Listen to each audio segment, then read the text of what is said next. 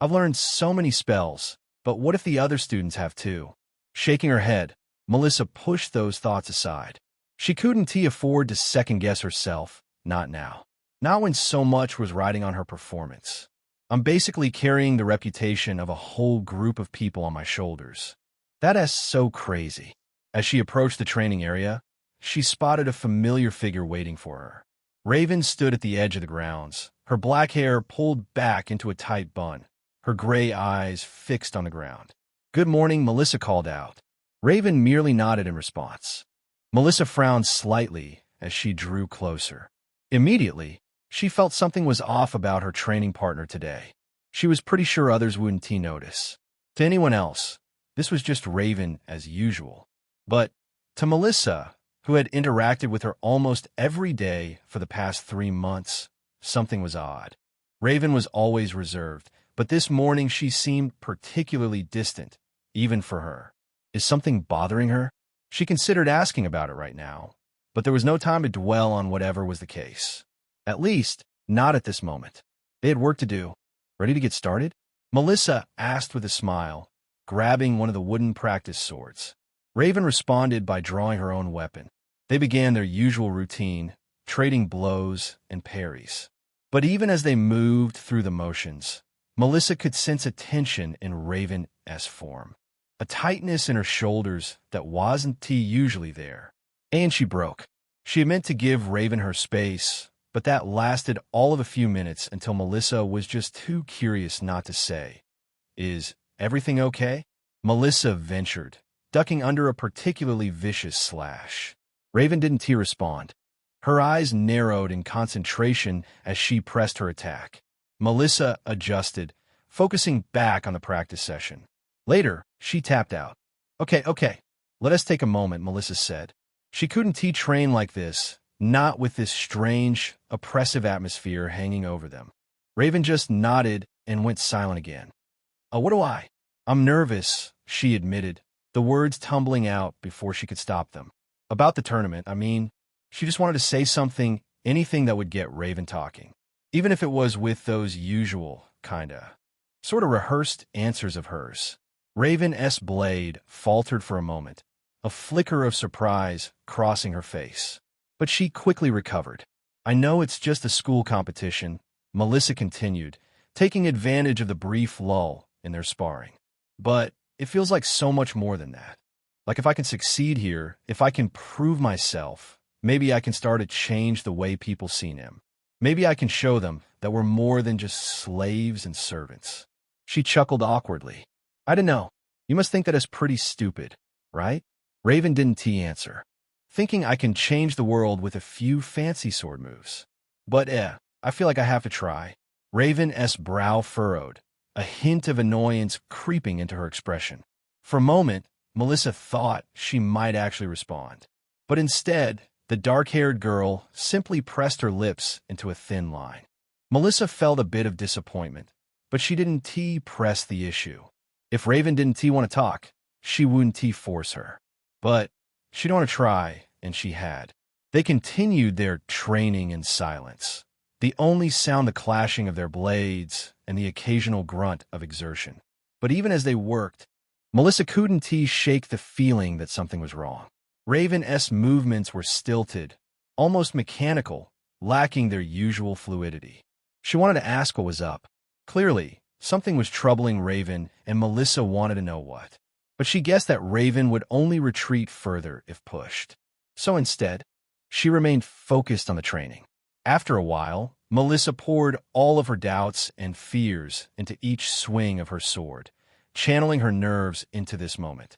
"I will succeed," she told herself, gritting her teeth as she parried a particularly brutal strike from Raven. "I have to." And as the sun climbed higher in the sky, as the sweat poured down her face and her muscles burned with exertion, Raven nodded. "We're done," Raven said, unceremoniously, and walked away. Okay," Melissa muttered, watching her go. "See you later, I guess." Melissa woke up the next day. Raven out again. Melissa thought as she looked over at her bed. Just like yesterday, it wasn't unusual for her roommate to rise early for her morning training. But after the tense, almost hostile energy that had hung between them during their last session. Melissa couldn't shake the feeling that something was amiss. She went through her morning routine in a daze, her thoughts constantly drifting to Raven. As she dressed, she found herself straining to hear the familiar sound of the door opening, of Raven returning from a run. But the only sound was the soft rustle of fabric and the pounding of her own heart. "Stop worrying." She shook her head. "She's just preparing for the tournament, just like you.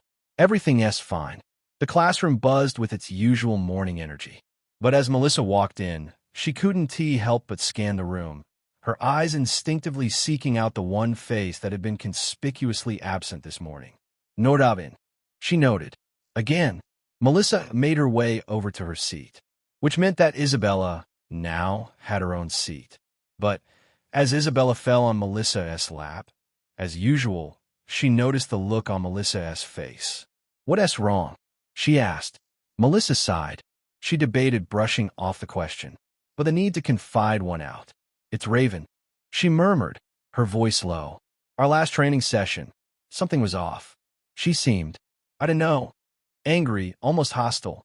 And now I haven't seen her all day." Isabella frowned, her tail swishing thoughtfully behind her. "It's probably just nerves," she said. "The tournament is tomorrow, after all, right?" Melissa replied with a nod, but the doubt still lingered.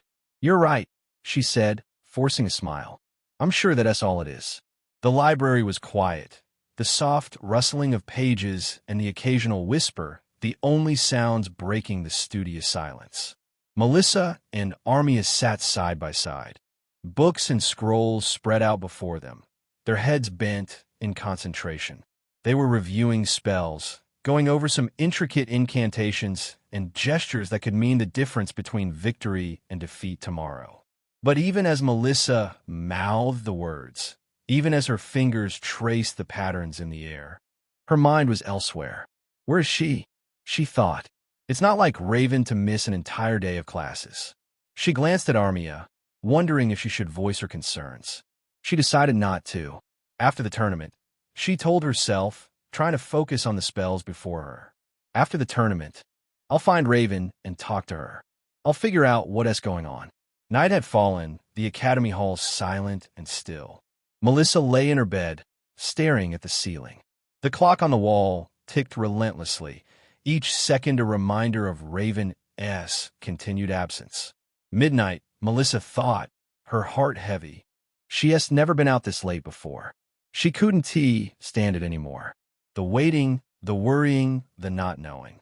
She had to do something, had to take action.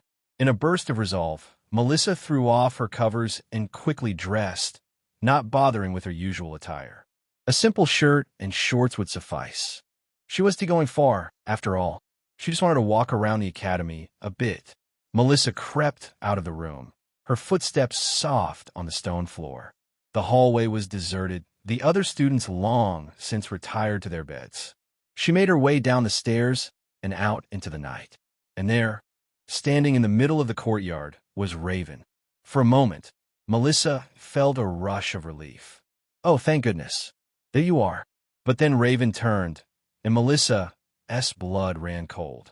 Those gray eyes now held a chilling emptiness. It was as if all the life, all the warmth had been drained from them. Raven? Are you?" Raven took a step forward. She pulled out a knife. Melissa's eyes widened. "What?" Melissa pulled back. "What the?" This would have been easier if you'd been asleep. And before Melissa could even begin to process those words, before she could ask what Raven meant, the dark-haired girl ran forward. Chapter 65. The Prodigious Nym. Part 34. Raven lunged toward Melissa. In the process, she forcibly pushed aside all the memories that threatened to surface. The early morning chats, the giggles Raven would often hold back. The late nights spent staring up at the ceiling as they chatted until 1. Usually Melissa would tap out. They had no place here, not anymore. They were just distractions, weaknesses Melissa could exploit. It was Melissa or her. The organization didn't accept failure. And Raven wasn't about to throw her own life away. Raven's focus narrowed to a single point, a deadly precision honed by years of training. Her target was clear: Melissa's purple throat, vulnerable and exposed. One quick strike, and it would all be over. But Melissa was not the helpless victim Raven had anticipated. Even as Raven closed in, the Nim girl's hands were moving, tracing a spell sign in the air with lightning speed. An incantation fell from her lips. Ventus Moros Carum. Huh? A gust of wind surged forth, slamming into Raven with the force of a battering ram. She stumbled back. Her feet were lifted off the ground for a couple of seconds. Her balance was momentarily broken. Soon, she got her balance back and slid to a stop, glaring at the disgusting Nim. She cast that so fast, Raven thought. I can't underestimate her. Raven, what are you doing? Melissa cried out. Why are you attacking me? But Raven had no answer for her. She didn't need to hear why. There was only the mission. That was all that mattered. She lunged again. This time, she tried to circle to attack from Melissa's flank. But once more, Melissa was ready. Radix Ligare Vinculum. Raven went to dodge to the side, anticipating another straight-on attack. Instead, the ground beneath Raven's feet erupted, thick vines bursting forth and coiling around her legs like serpents. Raven growled. She would not be denied, not by some plants. Her blade flashed in the moonlight as she hacked at the vines, severing them as quickly as she could. As soon as she had them removed, Raven raised her arms as if to block a punch. She'd been in a lot of fights. She knew that she'd given Melissa too much time to strike. Nothing happened. Raven looked ahead. Melissa was just standing there. Clearly, she was ready to cast more spells. But she was going on the offensive. She's not attacking me. It didn't matter. Free once more, she charged forward again. This time, she reached Melissa, her hand outstretched, ready to end this once and for all. But Melissa moved away. Her body, like water, almost twisted away from Raven's grasp. Her own hand coming up to shove at Raven's chest with surprising strength. Raven actually felt the wind get knocked out of her lungs, if only for a couple of seconds. I assumed if I got past her magic, I'd win automatically. Raven scolded herself. But Melissa has improved physically. I can't make that assumption again. Still, some frustration bubbled. Stop fighting, Raven snarled, her voice cold and commanding. Just give up. You can't win. Just tell me. Why are you doing this, Raven? Melissa asked again, tears in the corners of her eyes. We're friends. Why are you trying to hurt me? If she keeps yelling like that, she'll wake every single student up. But running away isn't an option. Raven narrowed her eyes. She needs to die before I even consider that. Raven launched herself at Melissa once more, her attacks coming faster and harder than before. She would break through the Nim girl's defenses, shatter her will to fight. She had to. Melissa's body moved on pure instinct, her years of study taking over. Spells flew from her lips, her hands weaving signs in the air as if of their own accord. She didn't have time to think, so her limbs and lips moved on their own. Raven was a blur, her attacks coming from every angle. Melissa only just barely managed to keep her away. She conjured walls of flame, blasts of icy wind, anything to slow Raven's advance. And yet, despite her best efforts, Raven was gaining ground. She was too fast, too skilled. It was a tiny misstep, a momentary lapse in concentration that happened as Melissa wondered what to do. But it was enough. Raven's knife sliced through the air, grazing Melissa's cheek. Melissa only just barely managed to push Raven away with another wind spell before Raven could turn that scratch into something more. It hurt, but the sting of the cut was nothing compared to the icy realization that flooded through Melissa's veins. She's seriously trying to kill me. The thought was like a bucket of cold water, shocking Melissa out of her reactive state. She couldn't just defend, couldn't just hope to outlast Raven's assault. She needed a plan, a way to end this before it was too late. But what could she do? How could she possibly hope to overpower this girl? As if in answer to her desperate thoughts, Raven suddenly changed tactics. Her blade stilled, held low and ready. But her other hand was moving, tracing a pattern in the air that Melissa had never seen before. Melissa's eyes widened as realization dawned. She knew some of those signs. Parts of them. She had studied them over the course of this first term. Life magic. But given that Raven was probably casting aggressively, Melissa thought, "Don't tell me. Varka scut." She conjured a barrier out of instinct. Blood poured out from Raven's palm. A mist that would have swept away Melissa's view of her vicinity, but the barrier actually kept the illusion away. Seeing that confirmed it. That was blood magic. And Raven was a shadow mage. Fear coursed through Melissa's body, cold and paralyzing. She'd seen them. Back at the village, how Javert had fought a few of them off. And now, one of them was standing before her. A girl Melissa mistakenly thought was a friend. "Now you understand?" Raven asked. "I will kill you. It's my duty." Melissa did understand. She understood what was happening all too well. But it didn't change much. No, it only gave Melissa a firm bit of direction. "I have to stop her. I must." Raven gritted her teeth, frustration boiling in her veins. Melissa was proving to be a far more formidable opponent than she had anticipated. Every spell Raven cast, every attempt to close the distance and end this fight was met with a counter. Barriers sprang up, shimmering walls of force that deflected Raven's attacks. Melissa dashed and dodged, her movements strangely quick for someone who only just started training in that realm.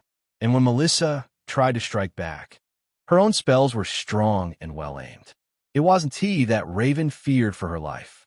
No, she knew that Melissa, for all her unexpected skill, was not strong enough to truly destroy her. But the Nim girl was like a cockroach, scurrying just out of reach, refusing to be squashed. And the longer this fight went on, the greater the risk of discovery. If they were found, if Raven was forced to flee before completing her mission, the consequences were too terrible to contemplate. "I have to end this."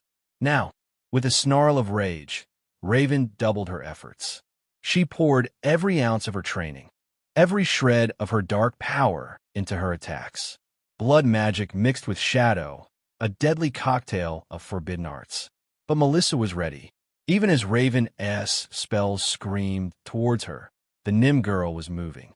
Her hands wove a complex pattern, her lips forming words of power. And then, to Raven's shock, Melissa attacked. "Illumi, Nerka, Bafal."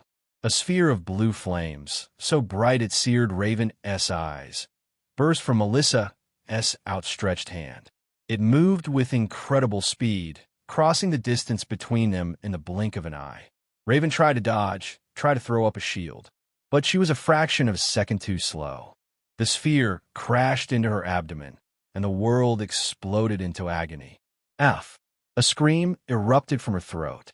Electricity followed the burning sensation, making her twitch.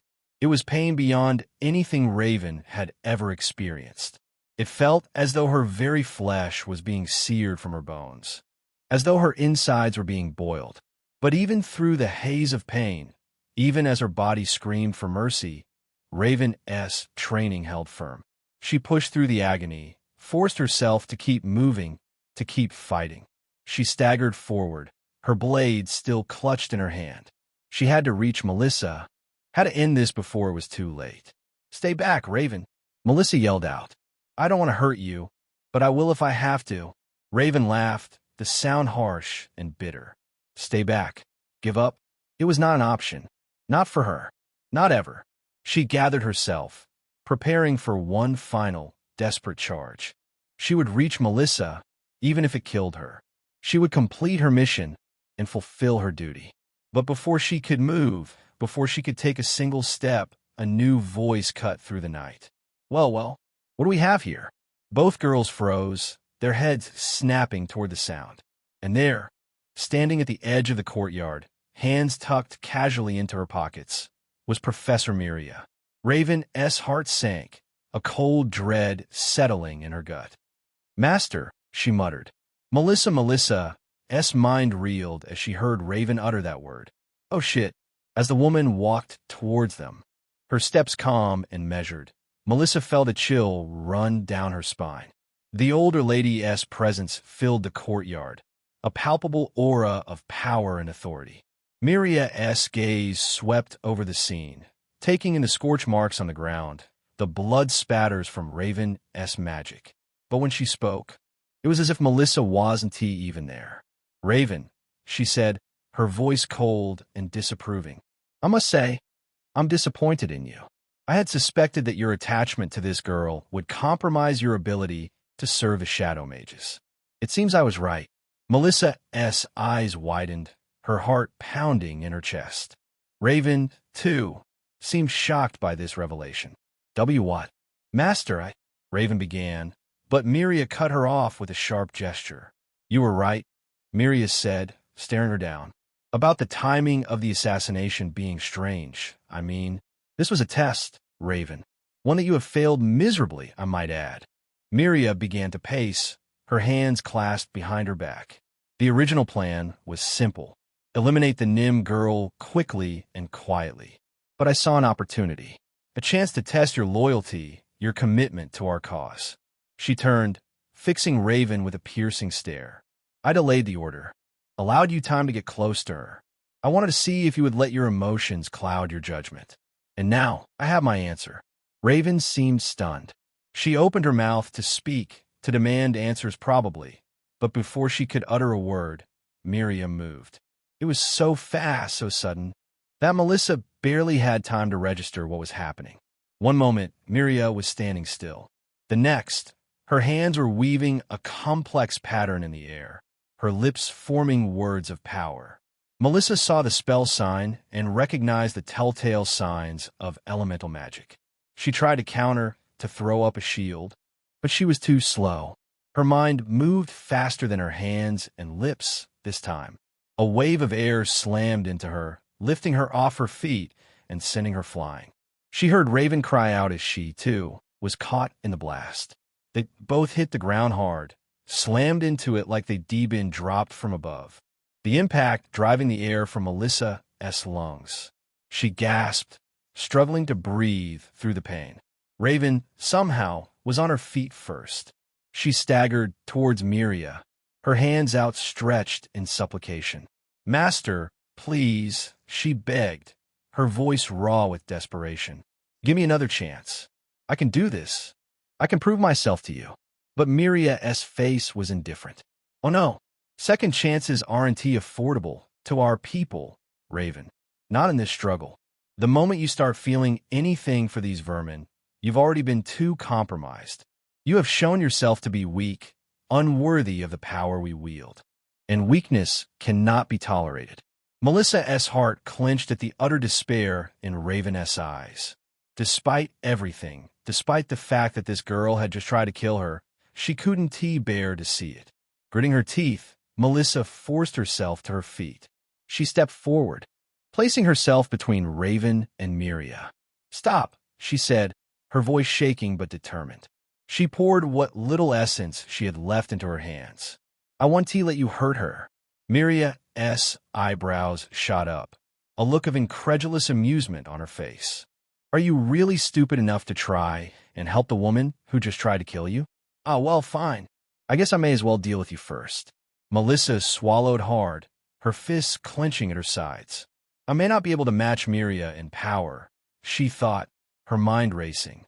"But maybe I can create an opening, give Raven and maybe even myself a chance to escape." The odds were low, of course. She knew that. But just as she was about to make her move, to launch a desperate attack, a new voice rang out across the courtyard. "Miria." Melissa's head snapped around, her eyes widening in shock. There, striding towards them with a look of heartbreak and determination on her face, was Javor. "Oh, shit," Miria hissed. Javor looked just as dejected, walking forward. "How?" Miria asked, plainly and simply. Javor took a moment. There was so much hurt in her eyes, and yet her voice held firm. "I saw Raven coming out of your office the other day," Javor said. Melissa could tell, after years of living with her, that Javor was barely holding it together. Something about it didn't feel right. "So I've been keeping an eye on her, trying to figure out what was going on." She came to a stop a few feet away. Her gaze locked on Miria. And now I know. Miria nodded. So you do. For a moment, they just stood there. Melissa could feel it. Years, many years, packed within the look they gave each other. Miria shook her head. But I'm afraid your discovery comes too late. This matter will be resolved, one way or another. Javert shook her head, her hand drifting to the hilt of her sword. I can't let you do that, Miria. Stand down, now, and we can end this peacefully. For a long, tense moment, the two women stared each other down, the air crackling with tension. And then, with a laugh that sent shivers down Melissa's spine, Miria spoke. Peacefully? Oh, Javert, you should know better than that. I will do what I have to. Javert swallowed, pulling her blade out. As will I. Chapter 66. The Prodigious Nym, Part 35. What followed was a display of magical combat unlike anything Melissa had witnessed yet. Spells flew back and forth, the air crackling with raw power. Fire and ice, lightning and shadow. Melissa watched as their lips and hands moved at a synchronized speed. Melissa felt she wasn't even close to matching. Not content with trading spells, Javert charged forward. She dashed in, her sword glinting in the moonlight. And Miria met her with a blade of her own that she'd been hiding. The clash of steel on steel rang out harshly. Melissa could barely keep up, her eyes straining to follow the intricate patterns of their movements, the spell signs they drew, and the incantations that fell out of their lips in a rush. But even to her half-trained eye, it seemed that Javert held the advantage. She was just a bit faster, a touch stronger, her attacks coming with a relentless fury that Miria struggled to match. Miria, please, Javert called out, her voice strained with emotion. It doesn't have to be this way. Stand down, and we can end this without any bloodshed. But Miria only laughed, a harsh, mocking sound that sent chills down Melissa's spine. You always were a fool, Javert, she spat, her eyes blazing with a fanatic light. There could be no peace. Humanity must keep its spot at the top. Melissa's heart raced, her mind whirling with desperate thoughts. She had to do something, had to find a way to help Javert. But what could she do? And then it came to her. I think I have enough essence for one more cast. Okay, I know what to do. A spell, one that Javert herself had taught her, what felt like a lifetime ago. One she'd used earlier in the same fight. Gathering the last dregs of her essence, Melissa traced the spell sign in the air, her lips forming the words of power. Radix ligere vinculum. Vines burst forth from the ground, thick and strong, wrapping around Miria's legs and arms. For a moment, the shadow mage was held fast, her movements restricted by the coiling plants. Miria's head snapped towards Melissa, her eyes narrowing with cold fury. You insolent little, she hissed, her free hand already moving in a counterspell. Blood magic, dark and vile, surged forth from Miria's palm. It sped towards Melissa. A crimson bolt of corruption manifested. Melissa's eyes widened, her heart seizing with the realization of her own helplessness. She had no essence left, no way to conjure a barrier or shield. Crap. But even as she braced herself for the end, motion caught her eye. A figure leaping in front of her, arms outstretched as if to embrace the oncoming spell. It was Raven. The blood magic struck her full in the chest, a sickening thud that echoed across the courtyard. Raven screamed, a sound of pure agony that tore at Melissa's soul. What? Melissa was frozen. Her eyes moved back and forth between Raven and Miria. Javert, seizing the moment of distraction, pressed her attack. Her sword flashed. Raven? You, Miria began to say, but it was over before she even finished that statement. Javert's blade found her heart, sinking into her chest and popping out from the other side. Miria gasped. Javert gritted her teeth. You stubborn fool, she muttered as she pulled out her sword, and Miria collapsed on top of her. The shadow mage's eyes widened.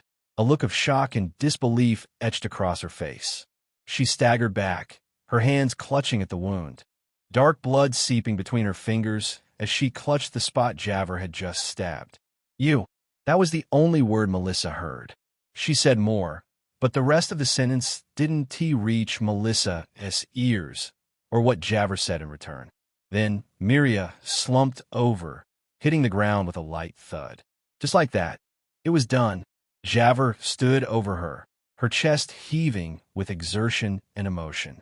Slowly, she turned to face Melissa. She jogged over to her position. She still had a bit of anguish on her face, but concern was quickly overshadowing it. "Are you all right, Mel?" she asked, her voice hoarse and heavy. Melissa nodded, too stunned to speak. Her gaze drifted to Raven's still form, lying crumpled on the ground. "Is she?" she whispered. Javert knelt beside the fallen girl, her fingers seeking a pulse. For a long, agonizing moment, there was only silence. And then, "Nah, she's alive," Javert breathed. "Barely, but alive." On the spot, Javert began drawing a healing spell. She's lucky. Blood magic attacks one's own life force directly. Just a couple of blood spells are enough to kill someone. Melissa nodded slowly as she glanced down at the girl. Raven, who had kicked all of this off by trying to kill Melissa, had just taken a potentially fatal spell for her. "Why? Come," Javert said, cutting the spell off once enough of her wound was treated enough so as to move the girl, gathering Raven's limp form into her arms. "Healing isn't my strong suit. Let us get her to a clinic." Melissa nodded. "And the professor?" Melissa asked, looking back at Miria's dead body. "What if someone— I'll be right back for her." "Don't worry about that." Javert cut her off. "Let us save your friend first, though." Raven, even in her sleep, Raven relived that fateful moment over and over again. The blood magic, dark and vicious, hurtling towards Melissa. The instinctive reaction, the desperate lunge to put herself between the Nim girl and certain death. If asked, Raven wouldn't be able to explain why she'd done it. Why, after all her training, all her conditioning to put the mission above all else, she had sacrificed everything to save the very girl she had been sent to kill. It defied logic, defied the very core of who she was supposed to be. And yet, in that split second, there had been no hesitation, no doubt. She saw the spell. She saw Melissa. She saw that the spell would hit Melissa, and she got between them. That was all. Raven stirred, the fog of sleep slowly lifting from her mind. Her eyes fluttered open, taking in the unfamiliar surroundings. She was in a bed, in a dimly lit room, covered in crisp, white sheets. The school infirmary, she realized, her thoughts still sluggish and disoriented. How did I get here? She tried to sit up, but found that she was handcuffed to the chair. I see. She turned her head, expecting to find herself alone. But there, slumped in a chair beside her bed, was a sight that made her heart skip a beat. Melissa, her head resting on the mattress, asleep. Her dark hair spilled across the sheets, a few errant strands falling across her face. Raven felt a strange sense of relief. She's all right. She and T doubted that Javert would be able to beat Miria. Even going back to that first dueling class and how Javert had tested Raven's skill, it became clear to Raven that Javert was a top-notch combatant. But she had wondered, just before she lost consciousness, if Miria would be able to steal a kill before Javert could stop her. Before she could stop herself, she reached out, gently brushing the hair away from Melissa's face. She's okay. But even as the mild joy of that realization washed over her, the harsh reality of her situation came crashing down. She was a traitor now, a rogue shadow mage who had turned her back on everything she had ever known. Raven sighed. They're not going to just let that go. And for what? For a girl she barely knew, a girl who had every reason to hate and fear her? Raven sighed, her fingers still lingering on Melissa's cheek. No point in thinking about it too much now, I guess. I made my choice. Melissa stirred, her eyes blinking open. She lifted her head, a sleepy smile spreading across her face as she caught sight of Raven. "Hey," she murmured, her voice soft and slightly hoarse. "Guess I fell asleep. Funny, even now, you're still waking up before me." Raven chuckled, the sound strange and unfamiliar to her own ears. What happened? She asked, her brow furrowing as she tried to piece together the fragmented memories. After I got hit? Javver finished off Miria, Melissa said quietly. And then we brought you to a clinic. They healed you up, and then you were brought here. The healers say you're going to be okay, but you need to rest and recover your strength. Raven nodded, a wave of exhaustion washing over her at the mere mention of rest. But there was one more thing she needed to know, one more question that burned in her mind. What's going to happen to me now? She asked, raising her handcuffed arm. Now that everyone knows what I am. Melissa reached out, taking Raven's hand in her own. Her touch was so warm, comforting. I don't know, she admitted, her voice gentle but firm. But whatever happens, I'll be right here with you. I'll vouch for you. I mean, there's a chance I wouldn't be here if you hadn't taken that spell for me. So yeah. Raven nodded slowly. Before long, she almost felt tears pricking at the corners of her eyes. I'm sorry, she whispered, the words tearing from her throat like shards of glass. I know it doesn't mean much, but I am. For everything. For lying to you, for trying to. She couldn't finish, couldn't bring herself to say the words. But Melissa squeezed her hand, a small smile on her face. I know, she said softly, and I've already forgiven you. You saved my life, Raven. Whatever else happened, that's what matters now. Raven nodded, a single tear slipping down her cheek. She fell back onto the bed, staring up at the ceiling. Well, what now? The sound of the door opening broke through her thoughts. She turned her head, her body tensing instinctively, old habits not quite ready to die. It was Javver who walked in. Melissa, still seated at Raven's bedside, looked up, a question in her eyes. How is the tournament going? She asked, a note of wistfulness in her voice. I guess I kind of missed it, huh? Javver nodded, a small smile tugging at the corner of her mouth. It's almost over, she said, her tone gentle, almost sympathetic. Sorry you couldn't make it. It's fine, Melissa responded. Probably wouldn't have made it too far anyway. Raven felt a pang of guilt, knowing how Melissa had been looking forward to it. I didn't take her life, but I did take that from her. Javver's gaze shifted to Raven, her eyes narrowing slightly. Melissa, could you give us a moment? She asked, her voice carefully neutral. I need to speak with Raven alone. Melissa hesitated, her hand tightening around Raven's for a brief moment. But then she nodded, rising from her chair with a last, reassuring squeeze of Raven's fingers. I'll be right outside, she said softly, and then she was gone, the door closing behind her with a soft click. Javver took her place in the chair, her posture stiff and formal. You understand the position we're in, she said, her voice low and serious. By all rights, I should have you in chains right now. Attempted murder, conspiracy, the use of forbidden magic, that list of charges against you alone is grave. Raven nodded. I know. That is all? Yes. Javver studied her for a long moment. Then, slowly, she leaned back in her chair, a contemplative look on her face. Melissa has spoken on your behalf, she said, her tone measured and even. She believes that you were a victim in all this, that you were manipulated and coerced by the shadow mages, forced to do their bidding against your will. Is that true? Raven shrugged. You're not making a great case for yourself. I guess. But what can I even say? Again, Javver remained silent for a time. Then, Javver said, I have a proposition for you. Raven blinked. What kind of proposition? She asked. Javver took a deep breath, her expression serious and intent. As the main witness to last night's events, aside from Melissa, who has already told me she wanted to do anything, and a few dorm residents who saw the end of the fight from their windows, I have the power to press charges against you, or to let you go free. Javver's lips curved into a small, almost mischievous smile. The gist of the deal is this. I'm your new master, she pointed to herself. From now on, you answer to me and you do what I say. Raven's brows shot up. To what end? What do you think? Javver raised a brow. To take down the shadow mages. Javver leaned back, crossing one leg over the other. You give me everything you know about them, and then you help me deal with them. And, in return, I want to have you thrown in jail. How is that sound? Raven's breath caught in her throat, the magnitude of what Javert was asking sinking in. To turn on the shadow mages.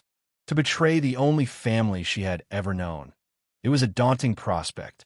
But as she thought about it, this felt like her only option. As things stood, Melissa was her only ally. The shadow mages would come for her, for abandoning her order. She needed help.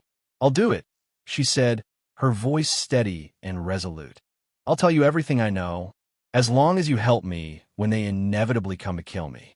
Javert nodded, a look of satisfaction on her face. Of course I will, she said, rising from her chair. I did say I was your new master, didn't I? Can't just let my apprentice be bullied like that. Get some rest, Raven.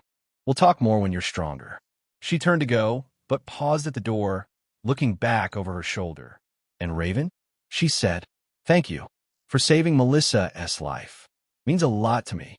Raven felt a lump form in her throat. And then Javert was gone, leaving Raven alone with her thoughts and the weight of the path that lay ahead. I guess that's it then. Chapter 67. The Prodigious Nym. Part 36. Melissa. The arena was buzzing with excitement as Melissa made her way through the crowd, the final rounds of the tournament already underway.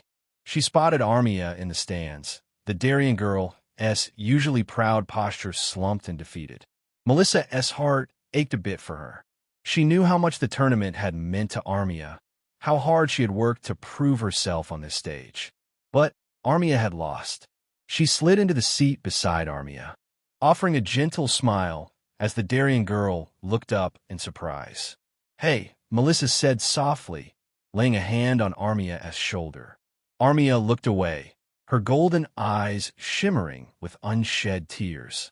I lost, she said, as if Melissa didn't know that, her voice rough and raw. I gave it everything I had, but magic alone wasn't enough. I failed. You still did so well, though. You made it all the way to the semifinals. That wasn't enough? Armia shook her head. I needed to win. Armia, she said firmly, squeezing the girl's shoulder. Don't be so hard on yourself. Let me ask you, 3 months ago, do you think you would have made it that far? Armia remained silent, her draconic tail curling in on itself a little. No, right? So, cheer up. You've improved so much. Armia looked up, a flicker of gratitude in her eyes. But the sadness remained, a heavy weight on her broad shoulders. Melissa glanced around, suddenly realizing that another familiar face was missing from the crowd. Where's Isabella? She asked, frowning. I thought she'd be here for the finals. Armia shook her head, a wry smile tugging at the corner of her mouth. She dropped out, she said. What? Armia shrugged. As soon as she heard you weren't going to be in the tournament, she withdrew. Like on the spot. Melissa felt a flush of warmth at her cousin's dramatic gesture. Oh, Isabella, what am I going to do with you? She made a mental note to find the Kitsune girl later and ask what exactly went through that impulsive, sex and magic-driven mind of hers. As the tournament concluded, the crowd erupting into cheers for the victors. Armia seemed to shrink even further into herself. Melissa couldn't stand it any longer. She pulled Armia into a tight, almost motherly hug. The Darien girl stiffened for a moment, caught off guard by the sudden display of affection. But then, slowly, she relaxed into the embrace, her strong arms coming up to encircle Melissa's waist. A strange purr, deeper, more guttural, befitting a dragon, in Melissa's mind, came out of Armia. It's going to be all right, Melissa murmured, her cheek pressed against Armia's shoulder. You'll get plenty of other chances to show off. Trust me. Armia pulled back slightly, her golden eyes searching Melissa's face with an intensity that made the Nym girl's heart skip a beat. For a long moment, Armia just stared at her. Melissa wasn't quite sure what to make of it. But then Armia blinked and looked away. Thank you, Melissa, she said, her voice soft and sincere. I think I need to go back home for a while. To rest and recharge. Melissa nodded. Take all the time you need, she said, giving Armia's hand a final, reassuring squeeze. Armia smiled, a real smile this time, warm and grateful. And then she was gone, her tall form disappearing into the dispersing crowd. Melissa watched her go, a bittersweet ache in her chest. But there was no time to dwell on it, not now. She had an errant kitsune to track down. Melissa found Isabella exactly where she expected, brooding on a balcony overlooking the arena. The kitsune girl turned as Melissa approached, her green eyes glinting as they found her. "Hey, you," Melissa said, coming to stand beside her cousin at the railing. "I heard you dropped out of the tournament. What's that about?" Isabella shrugged, a coy smile playing at the corners of her mouth. "It just didn't seem important anymore," she said, her voice light and airy. "Not with this new invention I'm working on. Fighting in the tournament would have been unnecessary." Melissa raised an eyebrow, intrigued by the hint of excitement in Isabella's tone. "Made any progress?" she asked, bumping her shoulder playfully against Isabella's. The kitsune girl grinned, her tail swishing behind her in a gesture of smug satisfaction. "A little. All in good time, my dear cousin," she purred, her eyes sparkling with secrets. "But first, tell me, how is your dear Raven doing? I heard she had quite the night." Melissa sobered slightly. "Right? Lots of students saw that fight. Thankfully, they were all half asleep, but still, rumors have already started spreading." "She's all right," she said, choosing her words carefully. "Recovering." Isabella nodded. Then, in a move that caught Melissa entirely off guard, she turned and pulled the Nim girl into a tight hug. "I'm glad you're safe," she whispered, her face buried in the crook of Melissa's neck. "When I heard what happened, I was rather irritated. I had half a mind to track down Raven myself. I'm glad you came out unscathed." She trailed off, her arms tightening around Melissa's waist. Melissa returned the embrace. "Yeah, me fine. I'm more worried about Raven than anything." Isabella pulled back, her eyes shining with something deeper. "We should still celebrate," she said, her voice low. "Even if neither of us fought in the tournament, we still have so much to be thankful for, no? So much to enjoy." Melissa felt a shiver run down her spine at the implication in Isabella's tone. She knew exactly what her cousin was suggesting. And God help her, she wanted it. Wanted it and needed it to help get her mind off everything that happened. "Plus, I'm all out of essence, too. What did you have in mind?" she asked, her own voice barely above a whisper. Isabella grinned, a wicked, promising thing. "Come home with me tonight," she said, her hand sliding down to rest on the curve of Melissa's hip. "Let me show you how much I appreciate you." Melissa swallowed hard, her heart pounding in her chest. This was it. All of it's led up to this, huh? She felt more nervous now than she ever did thinking about the tournament. And yet, she answered, "Okay," she breathed. "Whenever you're ready." Isabella grinned. "Meet me at the gates at night. It's far too early for what I have in mind." Chapter 68. The Prodigious Nim, Part 37, Author Note. You see that asterisk in the title. You know where the last chapter ended. You know what's set to happen. So, warning, explicit content ahead. Melissa waited nervously by the academy gates. She couldn't help it. Her heart was fluttering. The twin moons hung heavy in the midnight sky, casting a violet glow over the cobblestone streets of Syux. Melissa tried to calm down. "It's fine," she told herself. You're just stepping into something new tonight. That's all. Nothing to be afraid of." She swallowed. "Holy shit. I can't believe this is actually happening at last." Isabella appeared, sauntering towards Melissa with a mischievous glint in her emerald eyes. "Ready to go, cousin?" Isabella purred, linking her arm with Melissa's. Melissa nodded, a slight blush coloring her cheeks. "Igreja." Sneaking off in the middle of the night felt scandalous, but the thrill of being alone with Isabella at this hour overrode any hesitation. They made their way through the quiet city streets, giggling and whispering all the while.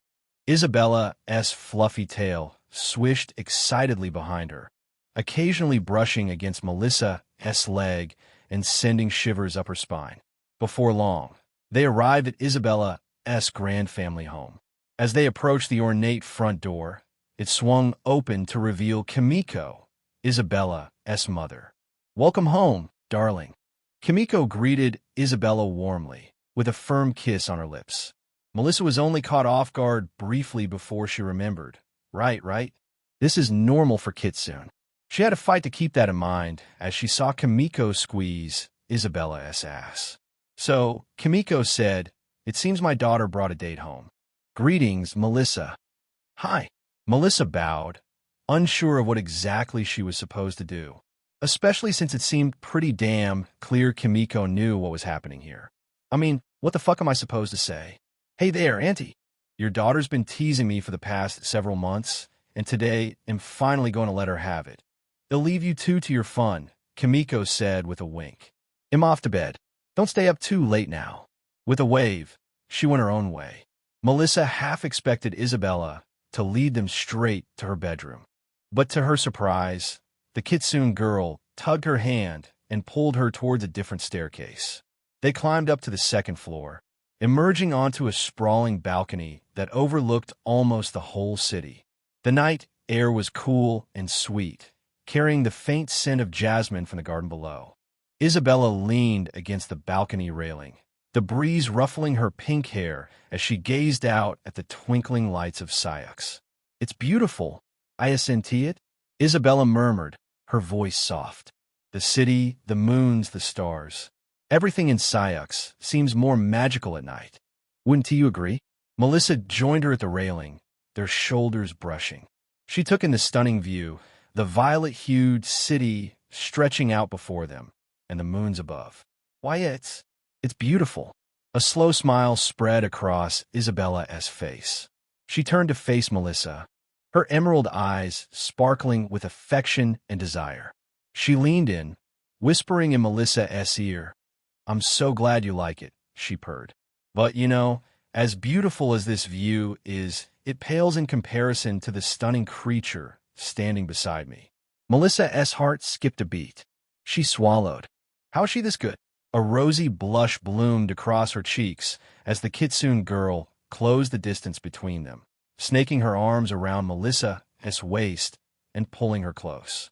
"Isabella," Melissa breathed, her skin tingling everywhere their bodies touched. Being this close, she could feel the heat radiating off of Isabella, could see the darker flecks of jade in her eyes. "Melissa," Isabella murmured back, her fluffy tail coming up to curl around Melissa's leg. "My beautiful, brilliant Melissa, I wanted this for a long, long time." Melissa swallowed hard, her mouth suddenly dry. She could feel something firm pressing against her abdomen, and she knew exactly what it was. It did nothing to deter her, but something else did. Wait before we... Melissa gestured between them. "Should we? Is protection a thing?" Isabella raised a brow. "Protection?" "Yeah," Melissa nodded. "What?" Isabella looked confused. "Why? To make sure nothing happens." Isabella paused. "Well, I wasn't quite planning to be that rough, but if you'd like to do this while dressed in armor, I'm sure I could. No, I mean protection for..." Melissa sighed. "To make sure I don't get pregnant." Isabella blinked. Then, Isabella laughed. "Oh, you don't know?" Melissa pulled back. "Don't know what?" Isabella smirked. Kitsune can choose whether to impregnate someone or not. Now Melissa was stunned. "What?" "Yeah," Isabella laughed softly. "Now look, I'm a mage. This is a different type of scholarly work to the kind I'm used to, so I couldn't tell you the details if I wanted to. But, yes, we can choose, subconsciously, whether we want to try to impregnate someone or not." She grinned. "There's a reason Mommy Dearest can stay with me night after night, and I still haven't changed a bit, Melissa's mind short-circuited, half because of the information she was just presented with, and half because of the mental image that had just been created for her. "Every night? Really?" After a long while, she said, "Noted. Now, are there any other concerns you have, or can we get to it?" Melissa took a moment. Then, she shook her head, and that was all the invitation Isabella needed. Surging forward, she captured Melissa's lips in a burning kiss. One full of pent-up longing. Melissa melted into the embrace, threading her fingers through Isabella's silky, pink hair. They lost themselves in each other in an instant, holding one another close. Melissa, in her purple, curdy form, and Isabella, in her thin, lithe frame, with a visible bulge standing at attention. Geez, it's happening. Melissa swallowed. Wow, Isabella, smiling widely, looked Melissa up and down. Please don't do that. That's so embarrassing. Your tits are massive. Isabella cackled, and Melissa walked over, putting a hand over her mouth. We're on the balcony. So? Isabella smirked, grinning back at her. If anyone's up, they'll be seeing us out here in just a moment. What's the issue? Ashu. Yes, Isabella leaned in a little closer. I want you all to myself. Right here, after all. Melissa blinked. She was so embarrassed she could melt. But she didn't protest. Now, Isabella said, take my hand. Melissa did. Isabella guided Melissa's hand closer. Her cheeks flushed. Melissa hesitated, unsure of what to expect. Does it feel okay? Isabella asked softly, her voice husky. Melissa nodded, her eyes fluttering closed as she held Isabella's hand in her own. Isabella let out a calm sigh, her eyes sliding closed as she leaned back against the railing. That feels nice, Melissa. Just like that. Encouraged by Isabella's response, Melissa continued, experimenting with different approaches. She wanted to make this moment special for Isabella, to make her feel as happy and cared for as she possibly could. Their lips met again, the kiss warm and affectionate as their tongues touched together. Isabella's hands roamed over Melissa's body, holding her close. Melissa leaned into the kiss, her knees feeling weak all of a sudden, breaking away from the kiss.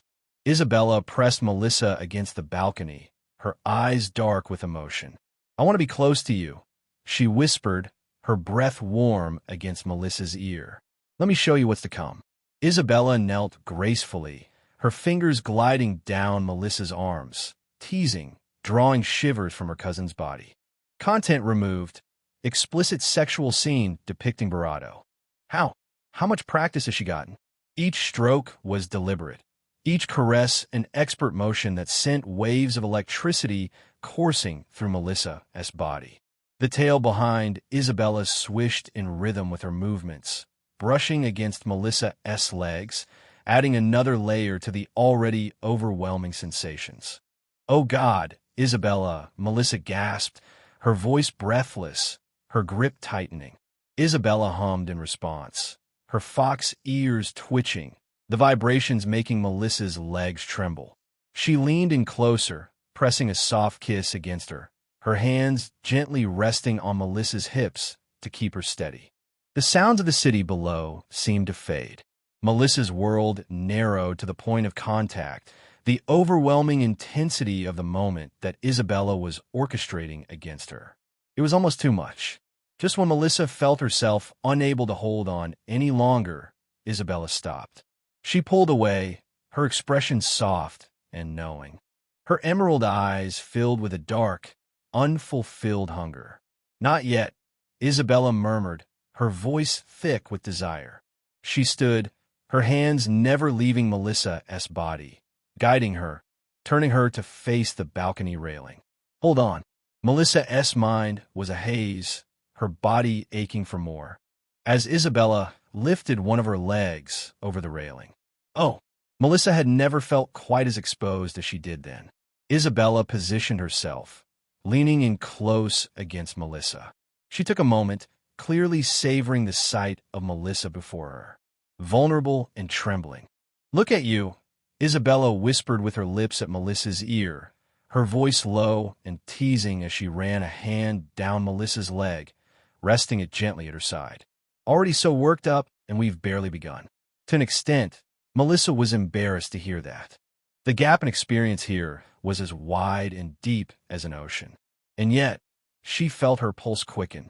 With a slow, deliberate motion, Isabella leaned in closer, the moments stretching as they came together.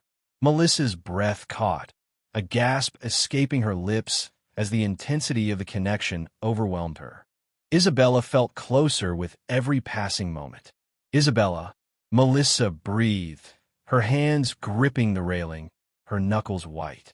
She pressed back gently toward Isabella, wanting more. Isabella didn't make her wait. She pulled Melissa close, holding her tightly. Melissa, back on Earth, had read that losing their virginity was something some girls said was painful. Others said they didn't feel any pain at all, though as far as she could see, those were in the minority.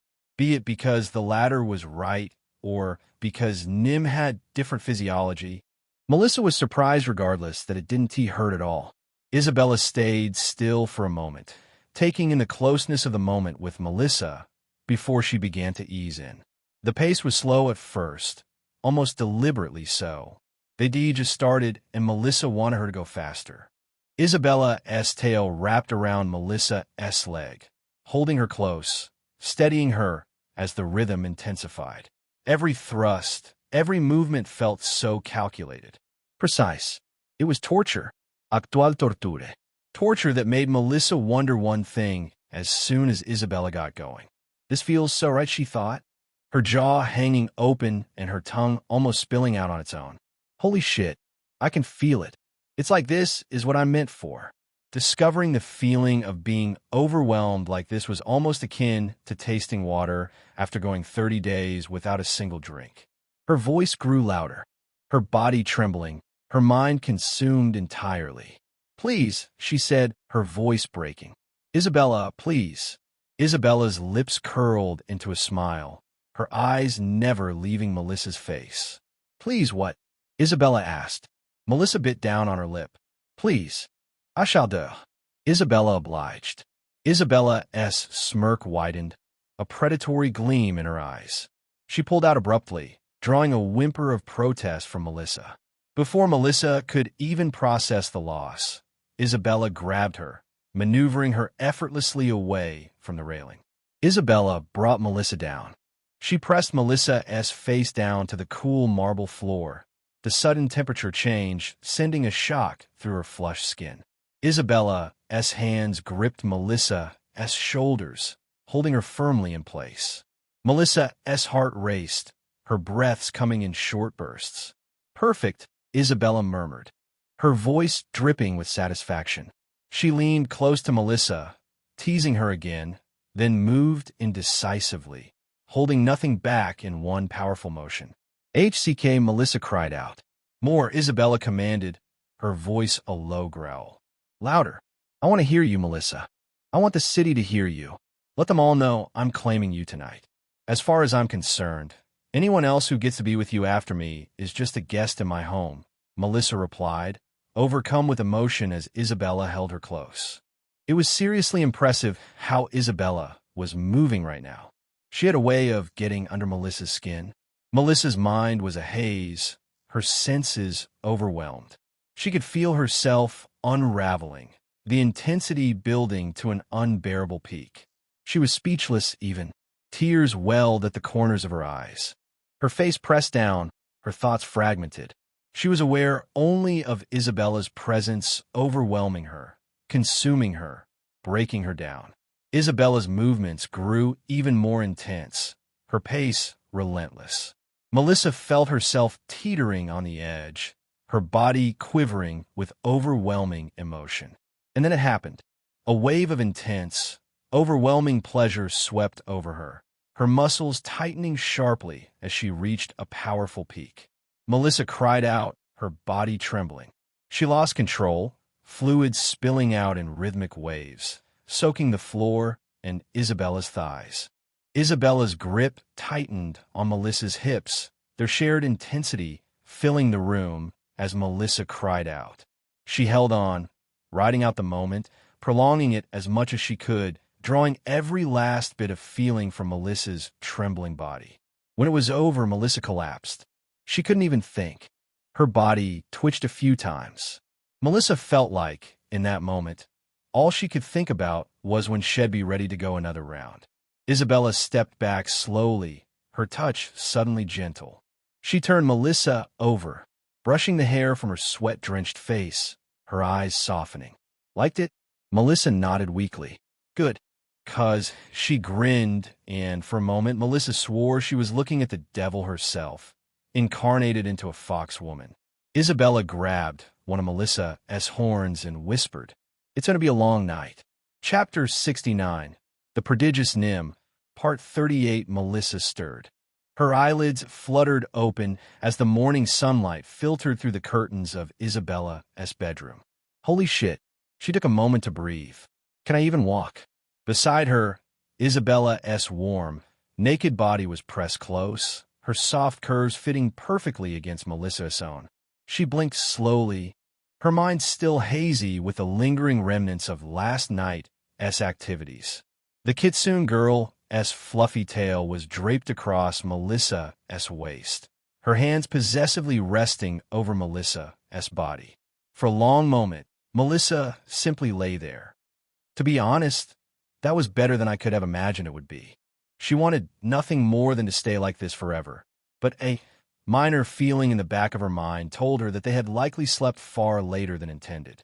As if sensing Melissa waking up, Isabella began to stir too, her ears twitching. Emerald eyes blinked open, hazy at first, then clearing as a slow smile spread across her face. "Good morning," Isabella murmured, her voice husky with sleep. She leaned in, brushing a tender kiss against Melissa's lips. "Did you sleep well?" "Better than ever," Melissa chuckled, snuggling closer. Holy fuck, such a way with words." Melissa rolled her eyes. Isabella giggled, her breath tickling Melissa's ear. "How about we skip the day?" Isabella asked.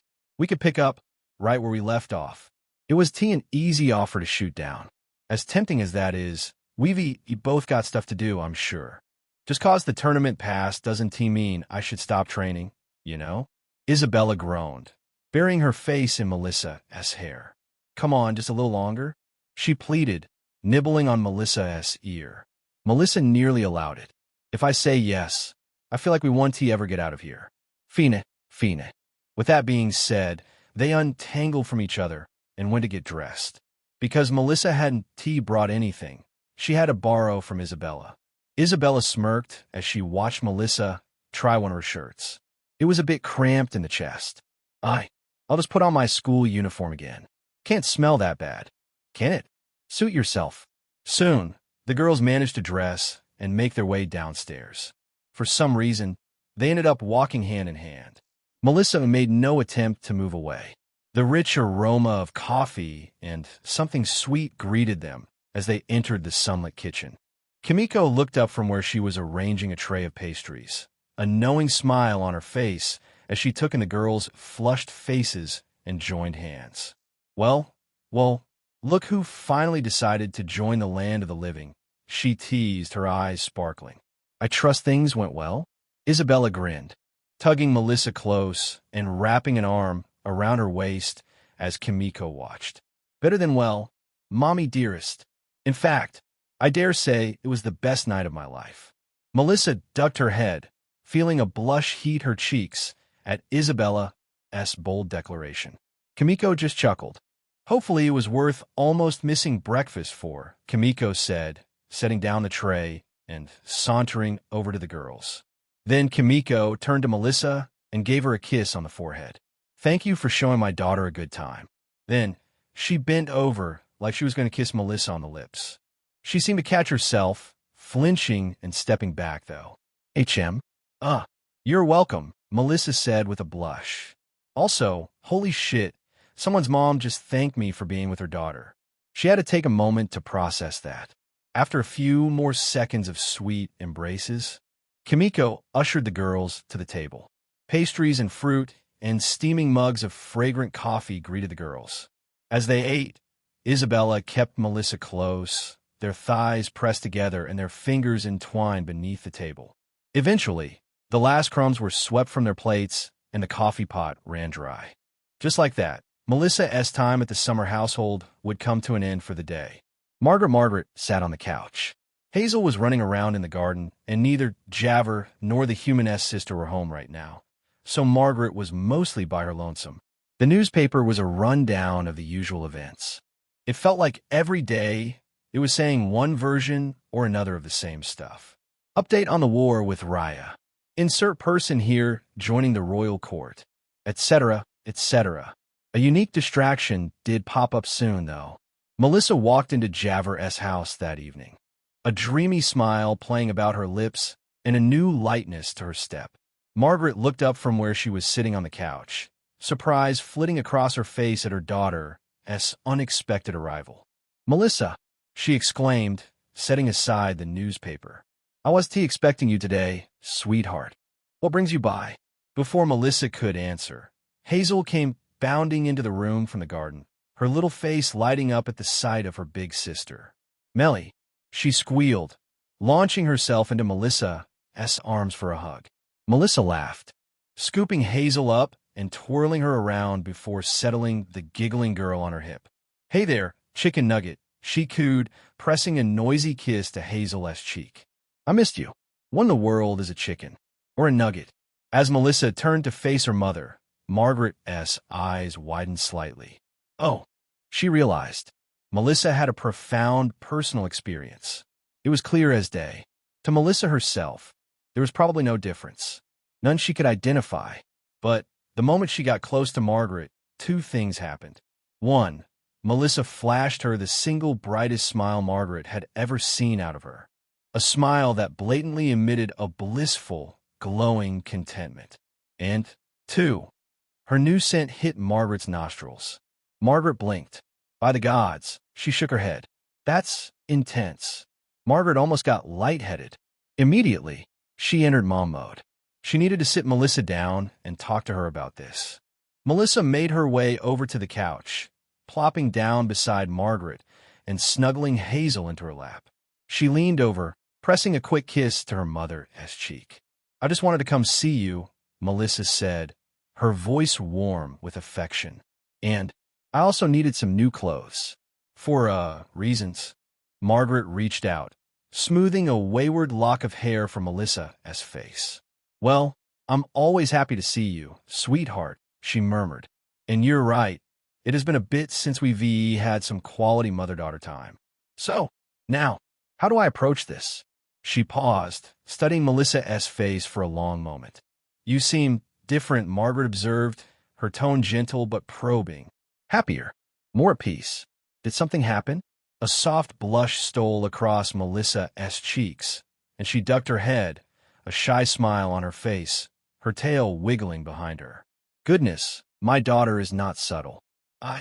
Well, yes," she admitted, absently stroking Hazel's hair as the little girl played with the buttons on her shirt. "Isabella and you did it," Margaret finished for her.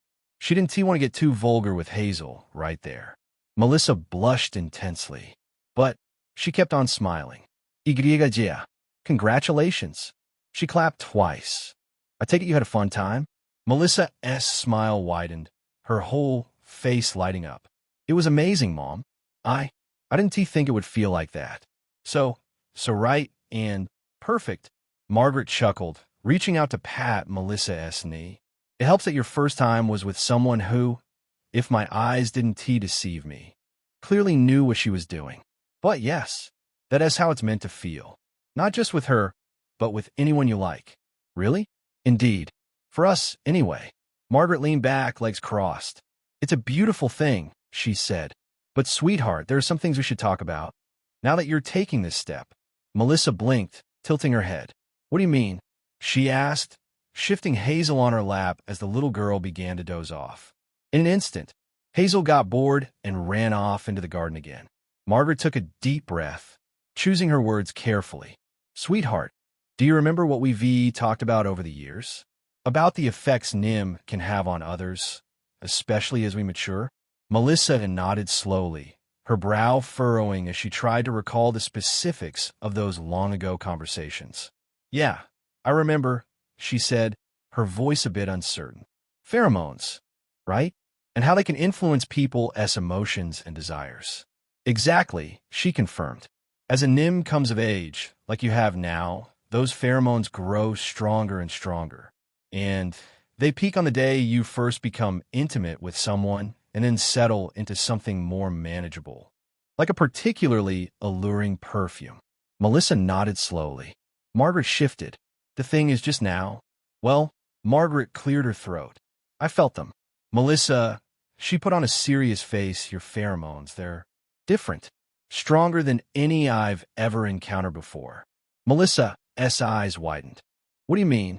she asked, Margaret took a deep breath, trying to steady herself against the heady scent still rolling off her daughter in waves. Well, there are two facts that normally would reduce the effect of your pheromones on me, Margaret began to explain. The fact that we are family and the fact that we are both NIM. NIM pheromones have a much smaller effect on family since we get used to each other's scents over time. But also, NIM pheromones just generally don't affect other NIM the same way. And yet, she said, a faint blush rising to her cheeks. I can feel yours. Quite heavily, Mel. Melissa's eyes widened. Margaret took a deep breath and kept going. The point being, if I'm feeling it this strongly, I can only imagine how overwhelming it must be for non-NIM. They'll be drawn to you like moths to a flame. Melissa looked shocked, but at the same time, Margaret caught a glimpse of something else in her eyes. Like her daughter was thinking that it's not so bad. Margaret held back a smile. Dangerous. She needed to choose her words carefully. She didn't want Melissa to become a sex addict the way some NIM did, but she didn't want to scare her too much. Margaret squeezed Melissa's knee, her touch reassuring and grounding. I'm just saying, be mindful of your effect on others. Try to stand a short distance away from people, give them space, and so on. Melissa took a shaky breath, nodding. Okay, she said softly. I think I can do that. Good, she murmured. You got a good heart, Melissa. Just make sure you understand that although in a moment we may not think about it, these things can have consequences. There is such a thing as seducing the wrong person. Believe me, a thought seemed to strike Melissa then, and she looked up at Margaret with a hesitant, almost embarrassed expression. So, does this mean I need to worry about? She trailed off, gesturing vaguely at her stomach. Babies? Margaret blinked. Melissa continued, I know Kitsune can choose whether to impregnate people or not, but in our case, Margaret couldn't help but chuckle. No, probably not, she assured her daughter, a wry smile tugging at her lips. NIMs are notoriously difficult to impregnate. Margaret shrugged. Our bodies just aren't built for frequent reproduction, it seems. She paused, a faint blush rising to her cheeks as she recalled the late nights she and Melistaire had shared, the ones Melissa had no doubt overheard through the thin walls of their family home. You know how, Margaret couldn't meet Melissa's eyes. Loving your father and I can get, right? And how often? I know, Melissa said, blushing just as intensely. Well, there's a reason Hazel is your only sibling, instead of us having a whole brood of little NIMs running around, Margaret pointed out gently. Or why, even though we NIM rely on sex to survive, we aren't outnumbering the other races 10 to 1. Even when a NIM is trying their hardest to conceive, whether it's a NIM woman or a NIM man, it can take years for a NIM to impregnate or be impregnated. Understanding dawned on Melissa's face, followed quickly by a look of chagrin as she no doubt replayed some of her parents' more enthusiastic bedroom antics in her mind. I guess I never really thought about it like that, she admitted sheepishly. I just assumed you and Dad were really lucky. Oh, we are, she cackled. In several ways. But that's beside the point. Anyway, the chances of you getting pregnant from one encounter, or even several, are slim to none. It's a biological quirk of our species. It would take many, many encounters for you to even begin to have to worry about that. Melissa nodded, looking relieved and slightly embarrassed all at once. Good to know, she mumbled, her cheeks flaming as red as her eyes. But that doesn't mean you shouldn't still be careful, she cautioned, her voice turning serious once more. With your heightened pheromones, you'll need to be extra vigilant about the effect you're having on people.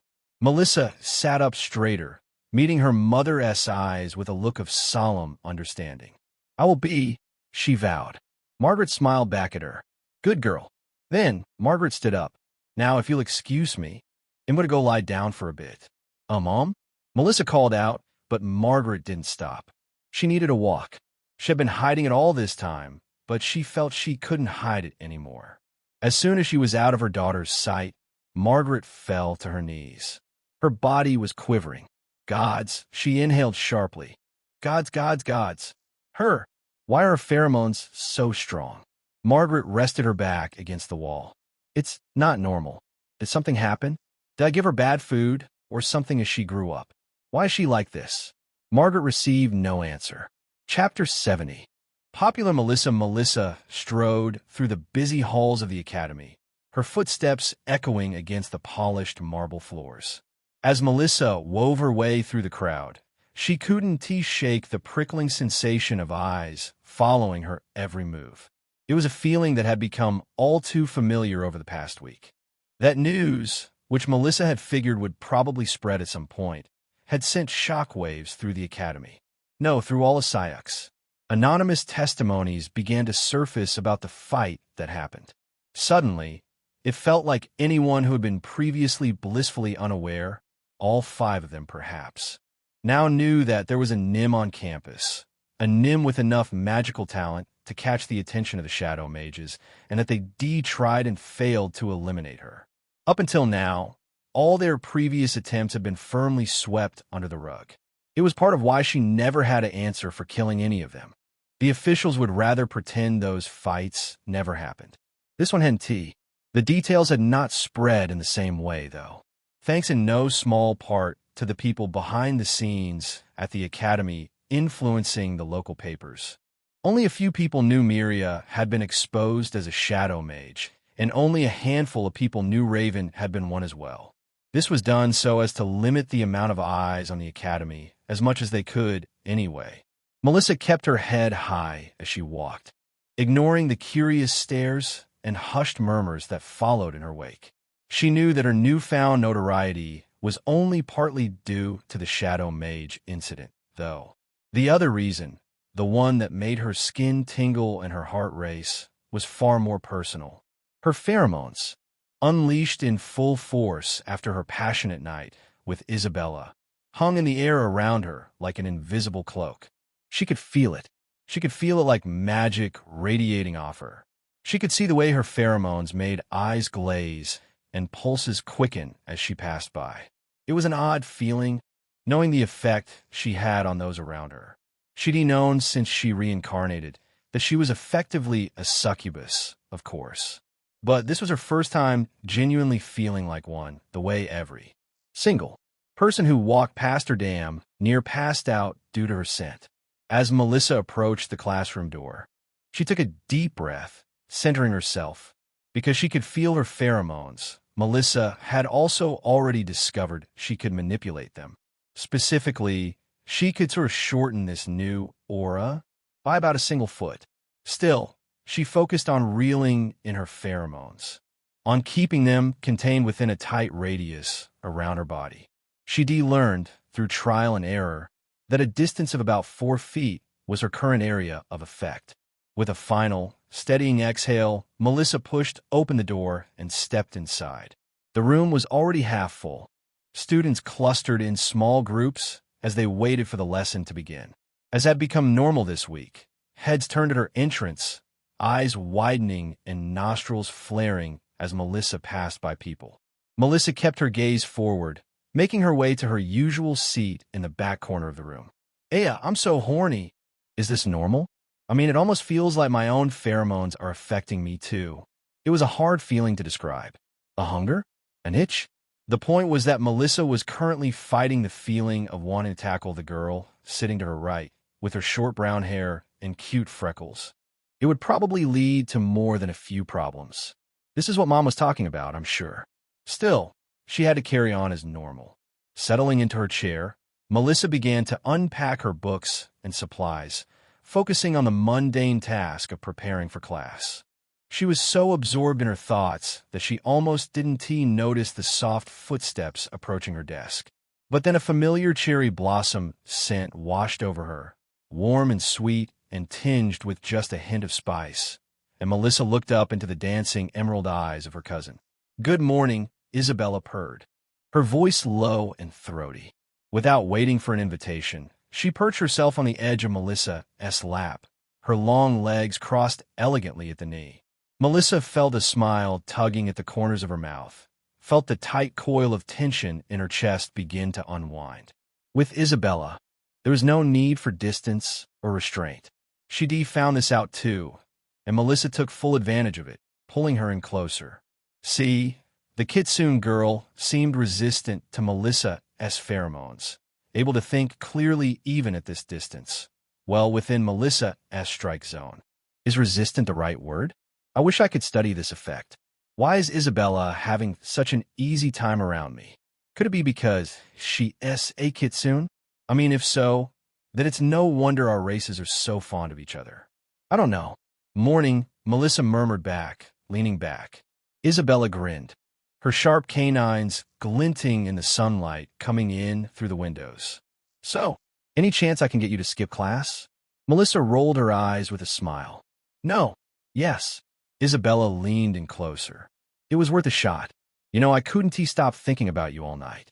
About the way you felt in my arms. What you said earlier. Melissa swatted at her, fighting back a blush even as a thrill of warmth raced down her spine. Izzy, we're in public. The girl just laughed. Soon, Melissa caught sight of her other friends. Armia strode in first, her golden scales glinting in the morning light, her draconic tail swishing behind her as she navigated the crowded room. Then, Raven followed close behind, her dark hair falling in a curtain around her pale face. She kept her head down, her gray eyes fixed on the floor as she made her way to her seat. Melissa felt some warmth bloom in her chest. As if sensing her gaze, Raven looked up, her eyes meeting Melissa's across the room. For a moment, they simply looked at each other, a wealth of unspoken emotions passing between them. Then, slowly, hesitantly, Raven's lips curved into a small, tentative smile as she waved. Melissa damn near had a heart attack. All the girl did was wave to her. And yet, that might have been the cutest thing she'd ever seen. Melissa grinned, waving back. Raven ducked her head, and that was that. The lessons, this one and the next two, passed in a blur of lecturing and note-taking. Melissa's mind only half focused on the material. When the bell finally rang, signaling the end of class, Melissa was on her feet in an instant. Isabella rose with her, their hands finding each other automatically as they made their way towards the door. Out in the hallway, Armia and Raven caught up to them, both girls looking slightly nervous as they approached. Hey, Armia said, her deep voice rumbling in her chest. Got a minute, Melissa? Isabella smirked. Yeah, what is up? Melissa answered, making sure to step back and keep that 4 feet space from them. The Darien girl shifted her weight, her tail twitching behind her. I was hoping we could work on some spells later. Isabella scoffed. Best excuse you could come up with? Shut it, Fox. Isabella flipped her off with a smirk. As Armia and Isabella started bickering, tails moving energetically behind them, Raven walked up. Melissa, she said, I was wondering if you wanted to grab lunch with me. There was a beat of silence as all 3 girls turned to stare at Raven. The dark-haired girl did not even glance at Isabella and Armia. If you want to, Raven added quietly. I'd love to, Melissa said automatically, reaching out to squeeze Raven's hand. The shadow mage startled at the contact, her eyes widening. But she didn't pull away. Melissa turned to the other 2 girls. In fact, she said, why don't we all go together? A little group bonding session, just the 4 of us. Armia and Isabella exchanged a glance. Melissa could practically see the gears turning in their heads as they weighed the pros and cons of spending an extended period of time in each other's company. I'd be fine with that, Raven said, keeping her eyes on Melissa. Armia shrugged. Sure, she said. I could eat. All right. Count me in, Isabella chimed, her tail waving lazily behind her. Melissa clapped her hands together. Perfect, she exclaimed. Let us go, then. I know just the spot. And that was it. The 4 of them walked down the halls, with Melissa being the happiest one there. The restaurant was a cozy little place. The 4 girls settled into a booth, an awkward silence descending over the table as they browsed their menus. Isabella, never one to let an opportunity pass her by, draped herself over Melissa. Almost an uncomfortable degree, to be honest. She even interlocked their fingers together, resting her head on the Nim girl's shoulder with a contented sigh. Melissa caught sight of Armia's annoyed expression out of the corner of her eye. The Darien girl's jaw was clenched as she locked eyes with Isabella. Raven, on the other hand, seemed utterly oblivious to the tension simmering around her. She kept her gaze fixed on her menu, her brow furrowed in concentration as she scanned the list of unfamiliar dishes. Their food soon arrived in short order, steaming plates of fragrant stew and crusty bread. As they began to eat, Melissa asked, "So, Raven, what have you been up to lately?" Raven looked up. "I've been trying to learn other forms of magic," she said quietly, her voice barely audible over the clink of cutlery. "Branching out, so to speak." Melissa leaned forward, intrigued. "Oh, like what?" Raven ducked her head a little, a faint blush staining her pale cheeks. "Healing," she mumbled, so softly that Melissa had to strain to hear her. "I spoke to some of the doctors at the clinic while I was there. I want to learn how to heal people." Armia looked up at that, her eyes widening with surprise. "Healing, huh?" she said. "You know, I picked up a few tricks in that department over the last couple of months. I could show you some basic spells, if you want." Isabella scoffed. "Please," she said, rolling her eyes. "If Miss Nightsong is going to learn healing magic, she needs a quality teacher. Someone with real experience and skill." Armia raised an eyebrow. "Someone like you, I suppose?" she asked, her voice dripping with sarcasm. Isabella tossed her hair, a smug smile playing at the corners of her mouth. "As a matter of fact, yes. Someone as skilled and talented as myself would be perfect. Would you like to teach me?" Raven asked casually. "No, I was not signing up for the job. I was just saying you could do better." "Oh, okay." Melissa bit back a laugh. "We, are not the closest group of friends, are we?" As they finished their meal, Melissa made a decision. She turned to Armia. "Hey, Armia," she said, "you still want to work on those spells?" The Darien girl blinked, surprise flitting across her face. She stammered for a moment, looking absolutely lost as to how best to respond without looking too desperate. But then a slow, pleased smile spread across her lips. "Yeah," she said, nodding eagerly. Melissa smiled brightly at her. "All right, how about we head to my house later, then? Outside of the academy, I mean. The dorm room is so cramped." I do like that." Armia respectfully cut her off. Isabella pouted, rolling those green eyes of hers. But before she could voice her objections, Melissa leaned in and pressed a quick, placating kiss to her lips. "I'll make it up to you later," she murmured. "I promise. I'll hold you to that." Chapter 71. Studying and relaxing, Melissa and Armia arrived at Javer's Manor. "Oh, sun's already setting. Might be well into the night by the time we're done working." As they approached the front door, Melissa could already hear some chatter pouring out from the windows. "All right, today is one of Dad's days off." Armia followed close behind. She seemed a little nervous. She usually did whenever she came around, her tail twitching restlessly. They walked in. "Mom? Dad? I'm home," Melissa called out, taking off her shoes by the door. "And I brought a friend." Almost immediately, Margaret appeared from the kitchen, wiping her hands on a dish towel. Her crimson eyes widened with surprise and delight as she caught sight of Armia hovering awkwardly behind Melissa. "Ah, Miss Duskscale," Margaret said warmly, coming forward to greet them. "It's so nice to see you again." Armia ducked her head, a faint blush coloring her cheeks. "The pleasure's mine, Mrs. Blackflame." Margaret waved a dismissive hand, her smile widening. "Oh, none of that Mrs. Blackflame nonsense," she said gently. "Please, call me Margaret." "Very well, Margaret." Melissa opened her mouth to say something, but was interrupted by the arrival of Melistaire, who emerged with a welcoming grin. "Ah, Arnya. Been a while," he said, striding forward to shake the Darien's hand. "You remember me, right?" "I do, sir." Armia straightened, returning Melistaire's handshake with a firm grip. "It's an honor to be here once more." Melissa watched the exchange with a warm sense of contentment. Honestly, it meant a lot seeing how well her family had taken Armia, even if she didn't come around too often. Or maybe they're just happy I'm not a complete in ET. "Armia and I are going to head up to my room to practice some spells," she said. "We'll be down in time for dinner, okay?"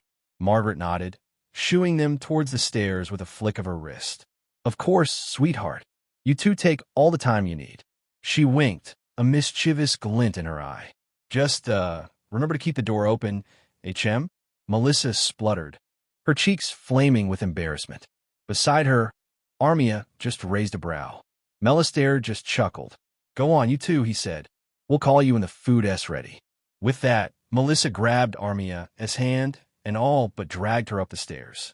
As they entered Melissa's bedroom, Armia let out a relieved sigh. Melissa cleared her throat. So, she said brightly, reaching for a nearby stack of books. Where do we leave off last time? Water and wind magic, right? Armia nodded. Yes, she said, leaning forward to peer at the tome Melissa had opened. For some reason, Armia looked strangely distracted. She shook her head, though, and seemed to focus up again. We were trying to create a spell that combined the two elements, something that could create what you called, a localized hurricane. Melissa hummed thoughtfully, her finger tracing over a complex diagram she'd drawn up. Right? I remember now. We were having trouble finding a powerful enough activator from the Wind School. Yes, indeed. Melissa and Armia settled side by side on the edge of Melissa's bed, the pages sitting in front of them. Melissa frowned, her brow furrowing as she scanned the intricate diagrams and arcane formulas scrawled across the yellowed pages. Unfortunately, wind magic isn't my strong suit, she admitted, her voice tinged with frustration. But I think if we combine the right spell signs, we can still create something powerful and effective. Armia made a non-committal noise, her golden eyes distant and unfocused again. HM? She looks spaced out. Melissa glanced up, surprised by her friend's uncharacteristic lack of enthusiasm.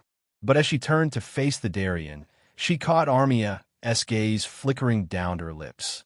Then the Darien looked lower, to the curve of her thighs beneath her uniform skirt. Melissa felt a blush heating her cheeks, a strange, fluttery sensation stirring in her belly. To be honest, she liked the attention. But then Melissa noticed something that made her swallow hard. Armia seemed unusually flustered. Holy! Her eyes almost bulged out of their sockets. Melissa realized, then, she'd forgotten to keep her distance. Even now, they were just a couple of feet apart, well within that 4-foot strike zone Melissa had determined before. Not just that, but Melissa had stopped keeping track of this a while ago. So, presumably, since before they'd even entered the manor, Armia had been breathing in those charged scents. Maybe that was why Armia seemed so tense, her posture sharp with restless energy. It was hidden, still, tucked beneath her clothing like something held carefully in reserve. And yet, Melissa could tell something was building. If she took everything off, how big would it be? She could almost see it in her mind's eye. I mean, if Isabella's was... Then, suddenly, Armia stood up. The Darien walked over to the door and closed it, making sure it was locked. When she turned and walked back over, Melissa swallowed as she got closer, as did Armia. Soon, Armia was standing right in front of her. Melissa, Armia said, with as deep and rumbling a voice as Melissa had ever heard from her. Yeah, Armia unfaded sharply. I really wanna... Unable to finish the words, she gestured between them. Melissa licked her lips. Really? Armia blinked. Yes. Armia nodded. Really? Melissa wasn't too sure what she could say. When Armia realized she was probably just going to remain silent, she decided to provide some proof of that statement. She lifted the edge of her clothing slightly. Oh God. She revealed what she meant. Armia pulled her panties down and took her skirt off. She stood there, taking a breath, as Melissa watched in stunned silence. So, Armia inhaled and exhaled, do you? She breathed in and out again. The words hung on the tip of her tongue like a drop of water clinging onto it for its life. Finally, through red cheeks and a tight throat, she squeezed them out. Do you want me to go further?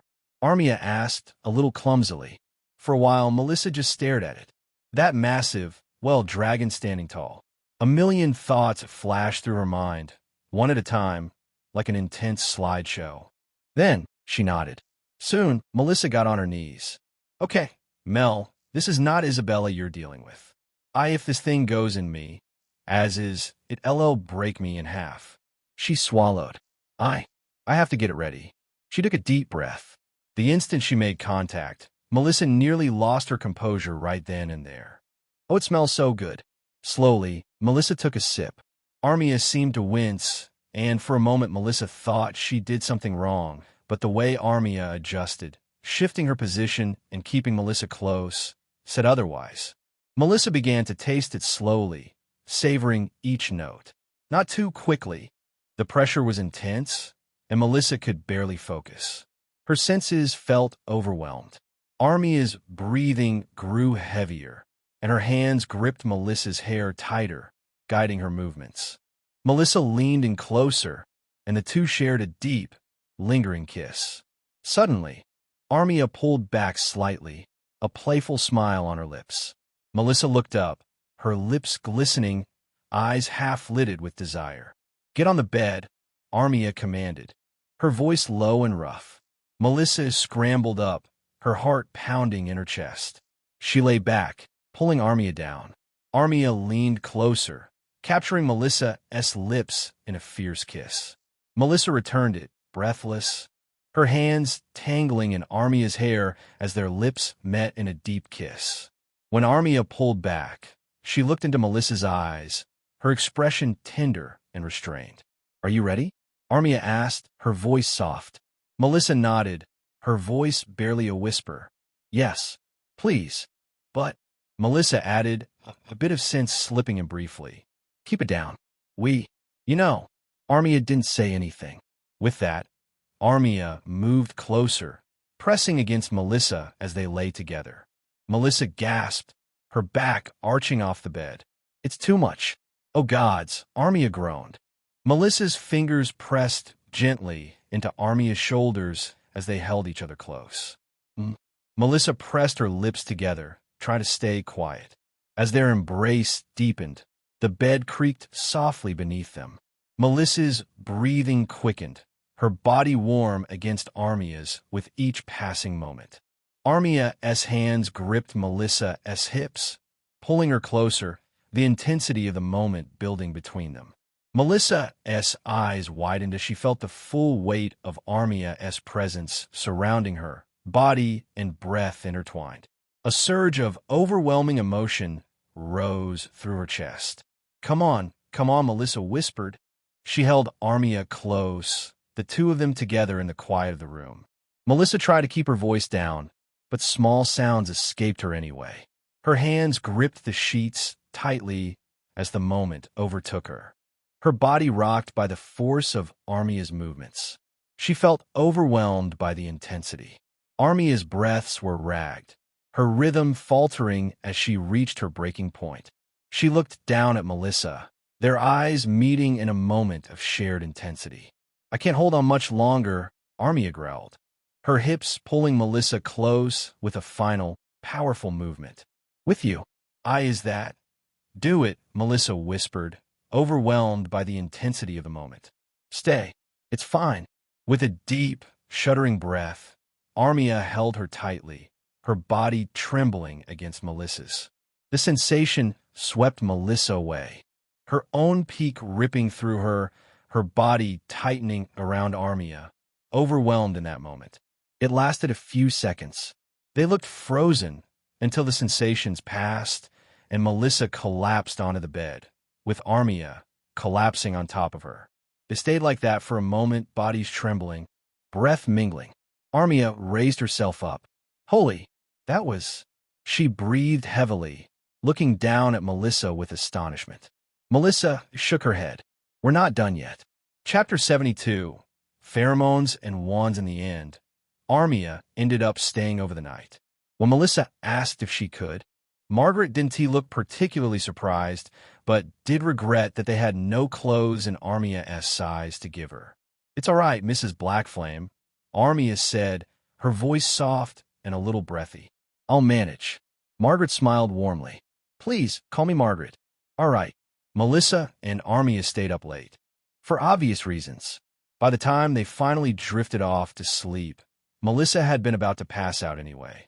And when she woke up, Melissa was so sore she stayed still for about half an hour. Soon, Armia woke up too, and, with some help from Armia, Melissa sat up on the edge of the bed. Armia looked worried. Do you think Isabella will be angry about this? So, it's that obvious what kind of relationship she and I have. I don't know. Melissa shrugged. I mean, I would hope not, given that she straight up told me she's usually with someone else every night. Her mom, no less. Does that make it better or worse? I'm not sure. Armia sighed, relief clearly washing over her. I see. Well, in any case, let me know. I don't want to cause any trouble. Melissa squeezed her hand. I will. They made their way downstairs, the enticing aroma of breakfast drawing them into the kitchen. Melistaire was already at the table. As soon as he saw them, he got a mischievous look in his eyes. A knowing grin spread across his face. Well, he said, barely holding back a laugh. Late night, huh? Melissa's cheeks flushed a deep crimson, and Armia looked away, her own face burning with embarrassment. Dad, Melissa groaned, shooting him a mortified glare. Margaret joined them at the table. Oh, Mel, leave them be, she said, even though she had the exact same grin. I made some pancakes. Here.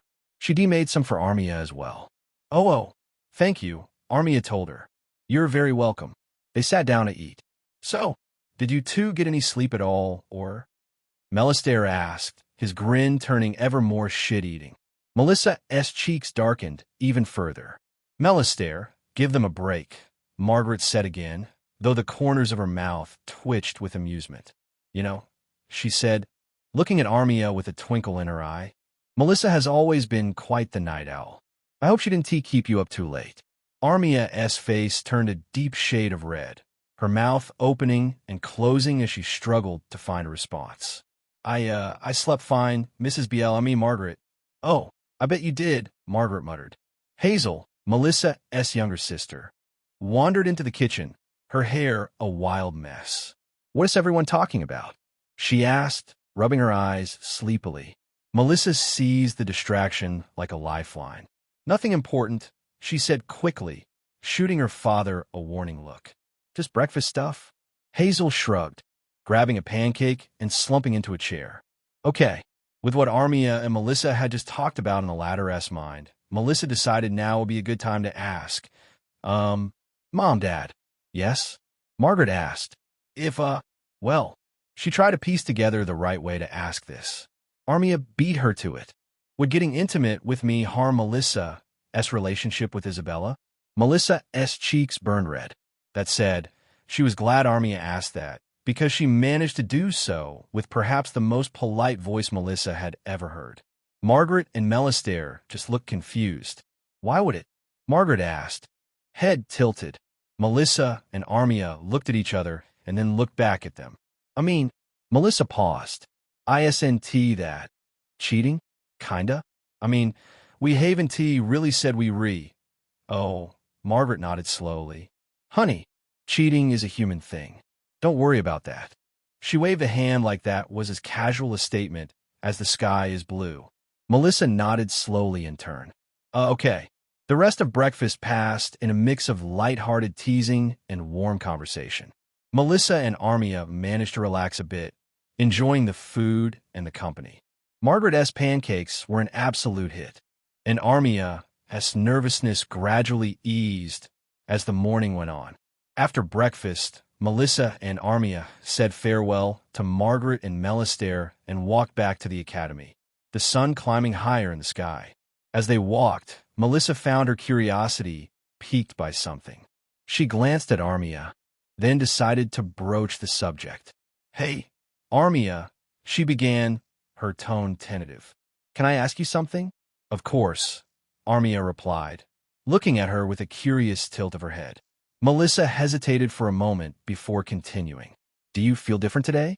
Compared to yesterday, Armia frowned slightly. Different how? Melissa took a deep breath. Well, it's about my pheromones. Nim, like me, exude these pheromones that make other races want to be with us. Be with? They. Embarrassing. They make people horny, Melissa stated a little more directly. Armia's eyes widened in surprise. Really? I had no idea. Seriously? Melissa found that rather surprising. No idea at all? Yeah, Melissa said, nodding. I was just wondering if you felt affected by them yesterday. Armia thought about it. Well, yesterday, standing next to you was absolutely unbearable. It was like, I couldn't think of anything else, but, it was overwhelming. Melissa nodded. It did put a lot of her behavior into perspective, Melissa felt. Armia had never been quite as direct as she had been yesterday. She was probably so lust-drunk she couldn't think straight. That is what I thought. And today, she took a step closer just to ensure that Armia was firmly within her pheromones' reach. Armia shook her head slowly. Today, I barely feel it. Not that I'm not attracted to you anymore, no. Armia stared at Melissa for a beat and then shook her head, looking away. But I don't feel the need to do anything crazy like I did yesterday, she muttered. Oh, okay. And that was it. That was all the information Melissa managed to squeeze out of her. It was intriguing stuff, though. Specifically, it made Melissa wonder about her theory before. Initially, she believed that maybe Isabella was immune to Melissa's pheromones, or at least resistant to them in some way, on account of her being a kitsune. Now, she wasn't so sure. I wish I knew how these pheromones work. In more detail, anyway. Isabella stood in the alchemist's tower. This project, this wand as Melissa called it. Yeah, I read about it. Yep, back in my village. I don't think anyone ever made one, but theoretically, hypothetically, if they did, it would probably be called a wand. Had consumed her thoughts for weeks. And now it looked like it would be finished soon. Isabella smiled, her eyes roaming the object's elegant length. It was about 10 inches long. The object wasn't done yet. It would need to be thicker at the bottom and thinner at the top, as Melissa had suggested, but it was well on its way. Gods, it looks great already. Isabella grinned as she twirled it in her hands. What an elegant item. But as she stood there, a different image came to mind. A different feeling. Melissa, close and warm against her. Just imagining the closeness was enough to make Isabella shiver. Isabella had experienced intimacy quite a bit at this point, as could be said for the overwhelming majority of outgoing kitsune like her. Not a single person out there, perhaps not even Kimiko, though perhaps this was recency bias talking, felt quite as good as Melissa had. I need to be with her again. I really need to. Isabella set the wand down with a frustrated sigh, unable to focus any longer. The memory of Melissa's body, the way she had moaned and writhed, was too distracting. She decided to call it a day, knowing she would finish the wand in a couple of days anyway. Thus, she walked out of the tower, the cool night air a welcome relief against her flushed skin. Isabella couldn't get Melissa out of her mind as she walked home, her thoughts alternating between the wand's impending completion and the passionate moments they had shared. Of course, finishing this thing is just the beginning. Then I have to perfect it. As she approached the house, Isabella spotted Kimiko in the backyard, going through her usual evening stretching routines. With a smile, Isabella made her way over, waiting until Kimiko finished her sequence before wrapping her in a warm hug from behind. Hey, she murmured, resting her chin on Kimiko's shoulder. Welcome home. How was your day? Isabella's grin widened. Incredible. The wand is almost finished. I think I'll be able to complete it soon. Kimiko turned in Isabella's arms, her eyes shining with pride. That's wonderful. I knew you could do it. Isabella ducked her head, blushing. Soon it'll all be done, and that wand will be the first mark I've left on the world of mages. The first of many, of course. Chapter 73. Rumors and politics. Melistaire, sunlight, peeked through the curtains. Melistaire stirred, his eyes fluttering open. Margaret was in his arms, still asleep. He leaned over, planting a tender kiss on her cheek. Margaret mumbled something incoherent, a small smile gracing her lips as she nestled deeper into the pillows. Melistaire chuckled, carefully extracting himself from the bed so as not to disturb her further. He stretched, his muscles flexing as he shook off the remnants of sleep. Time to start the day, he thought. getting ready, and later making his way to the kitchen. The rich aroma of freshly brewed coffee greeted him as he entered. Javert was already there, leaning against the counter with a steaming mug in her hands. Melistaire and Javert had developed a certain camaraderie over the last 8 years. Probably, at least in part, because they were both Margaret-esque lovers. So, yeah.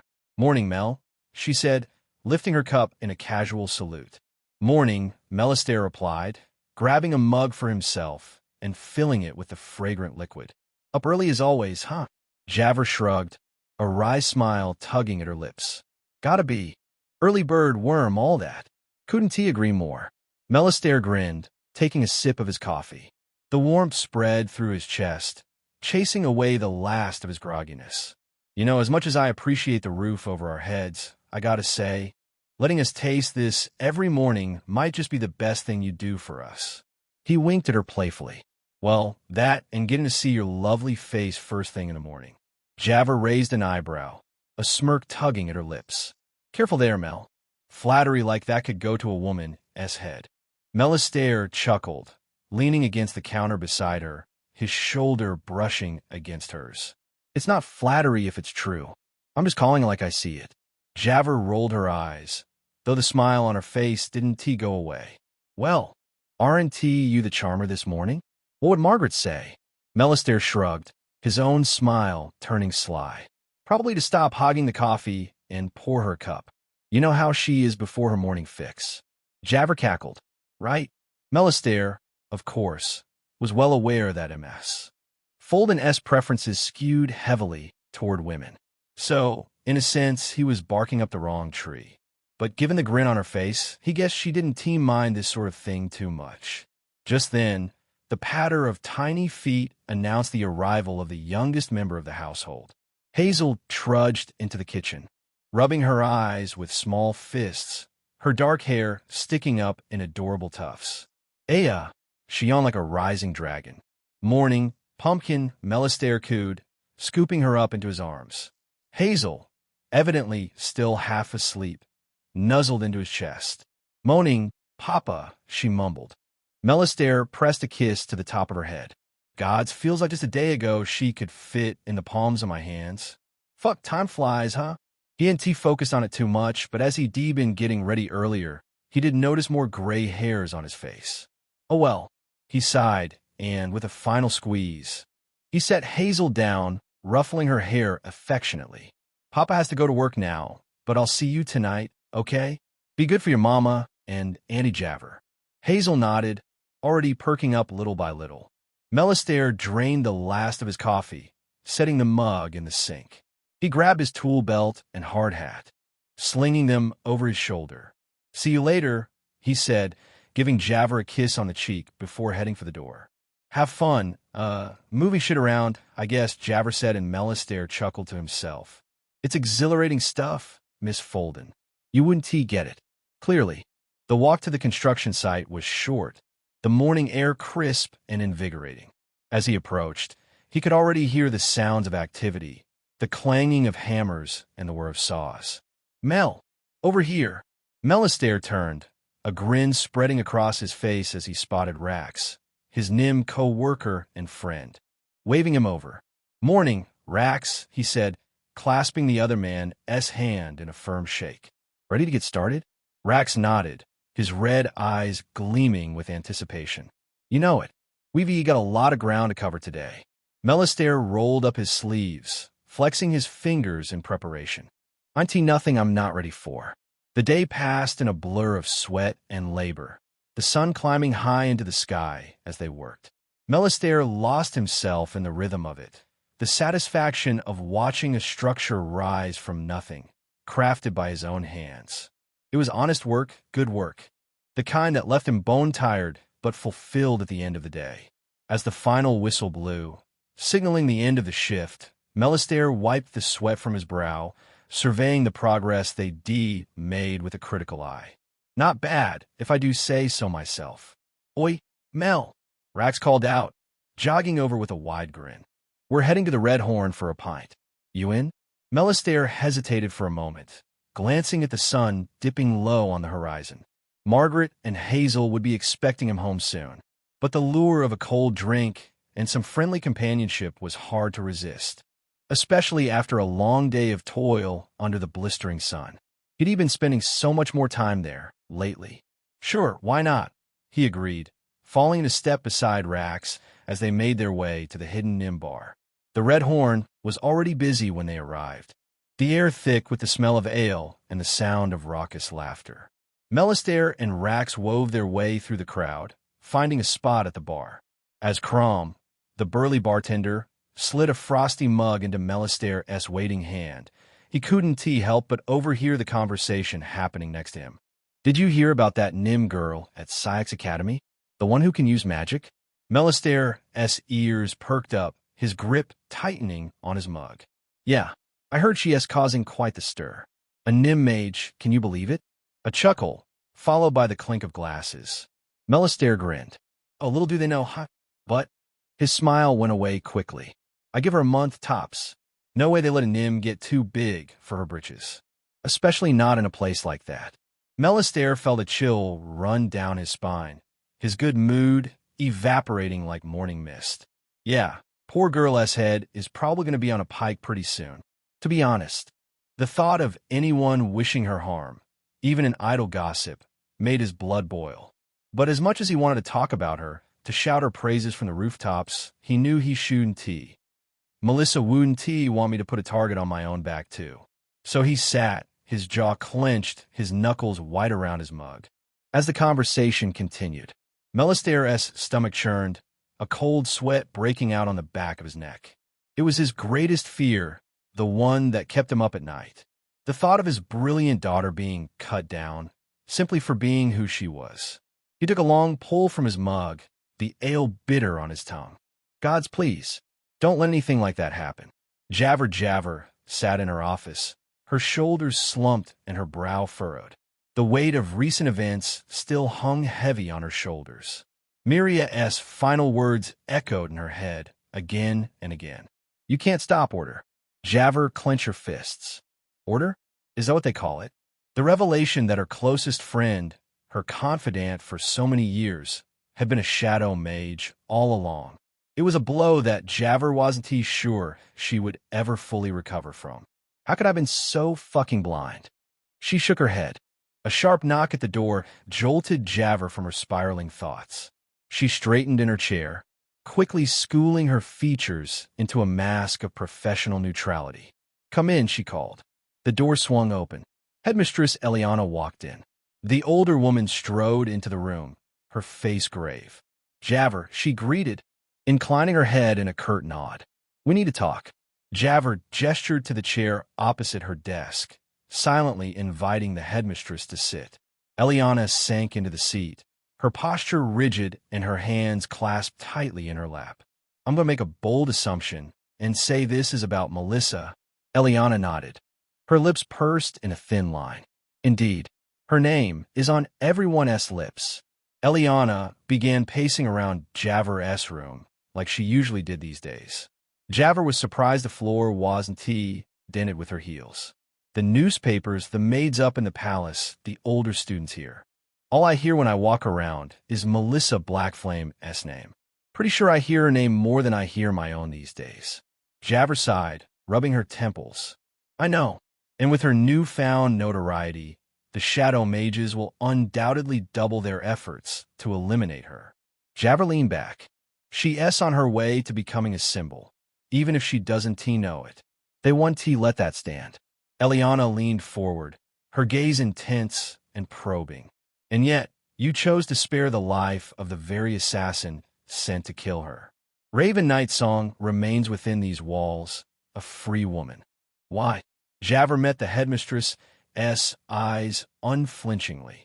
"Because handing Raven over to the authorities would be tantamount to signing her death warrant. The shadow mages have infiltrated every level of government, every branch of law enforcement.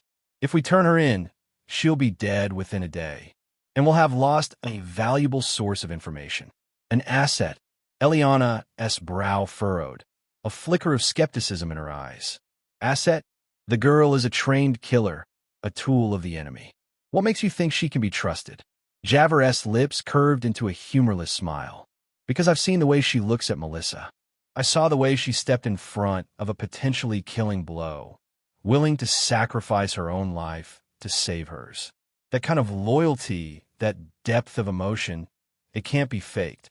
Raven may have been a shadow mage, but she's not anymore. She's one of us now, whether she realizes it yet or not. Eliana sat back, considering Javer's words with a thoughtful frown. And you think she'll be more valuable to the cause here, at Melissa's side, than locked away in a cell? Javer nodded, her conviction absolute. I do. Raven has skills, knowledge, and connections that could prove invaluable in the fights to come.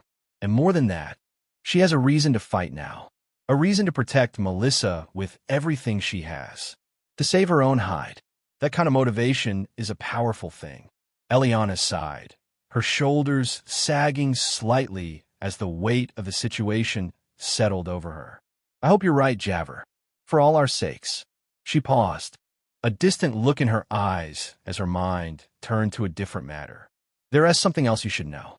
Whispers have begun to reach the royal court. Whispers of a Nim prodigy, the first Nim mage, a girl with the potential to change the very fabric of our society. It's only a matter of time before they start reaching for Melissa. Javer leaned back in her chair, a thoughtful expression on her face. Perhaps that's not such a bad thing, she mused, her mind already spinning with possibilities. If Melissa can capture the attention of the court, if she can win them over. Eliana's eyes all but popped out of their sockets. Win them over? Yeah, Javer smiled. You haven't interacted much with this girl, huh? Melissa is something else, Eliana. With her talent and her charm, she could open doors, create opportunities. Eliana raised an eyebrow, a hint of skepticism in her voice. You think they welcome a Nim with open arms? That they embrace the idea of a non-human wielding such power? Javer shook her head, a wry smile tugging at her lips. Not at first, no. But I've seen it myself. Melissa has a way of winning people over. That girl is too sweet for her own good. Could charm a lion wolf into licking her palm without wanting to bite her arm off. If anyone can change their minds, it's her. Finally, the headmistress nodded slowly. All right, Javer. I'll trust your judgment with regard to these matters. But I hope you know what you're doing. Javer met her gaze steadily, her voice firm and unwavering. I do, my friend. I do. Javer left her office, her mind still churning. The path to the Academy's training arena stretched before her. As she approached the arena, the rhythmic sound of steel cutting through air reached her ears. Javer paused at the entrance, her eyes narrowing as she took in the sight before her.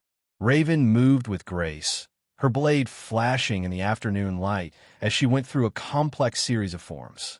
Her face was set in intense concentration, sweat beading on her brow as she pushed herself through the routine. Javer watched silently for a moment, assessing the young woman's technique with a critical eye. There was no denying Raven's skill. Her movements were precise, each strike calculated and controlled. But there was some room for improvement, a few areas where her form could be tightened. Her efficiency increased. Without a word, Javer stepped into the arena, drawing her own blade. As Raven went for a swing, Javer's sword flashed out, parrying the strike. Steel met steel with a resounding clang. Raven's eyes widened in surprise, her body instinctively shifting into a defensive stance. Slowly, she lowered her guard once she realized who was in front of her. Professor Folden, she greeted, her voice carefully neutral. I didn't expect to see you yet. Javer raised an eyebrow, a hint of amusement tugging at her lips. Clearly, your awareness of your surroundings could use some work. Night Song. An assassin being caught off guard? What would your previous master say? Raven's jaw tightened at the reminder of her former endeavors.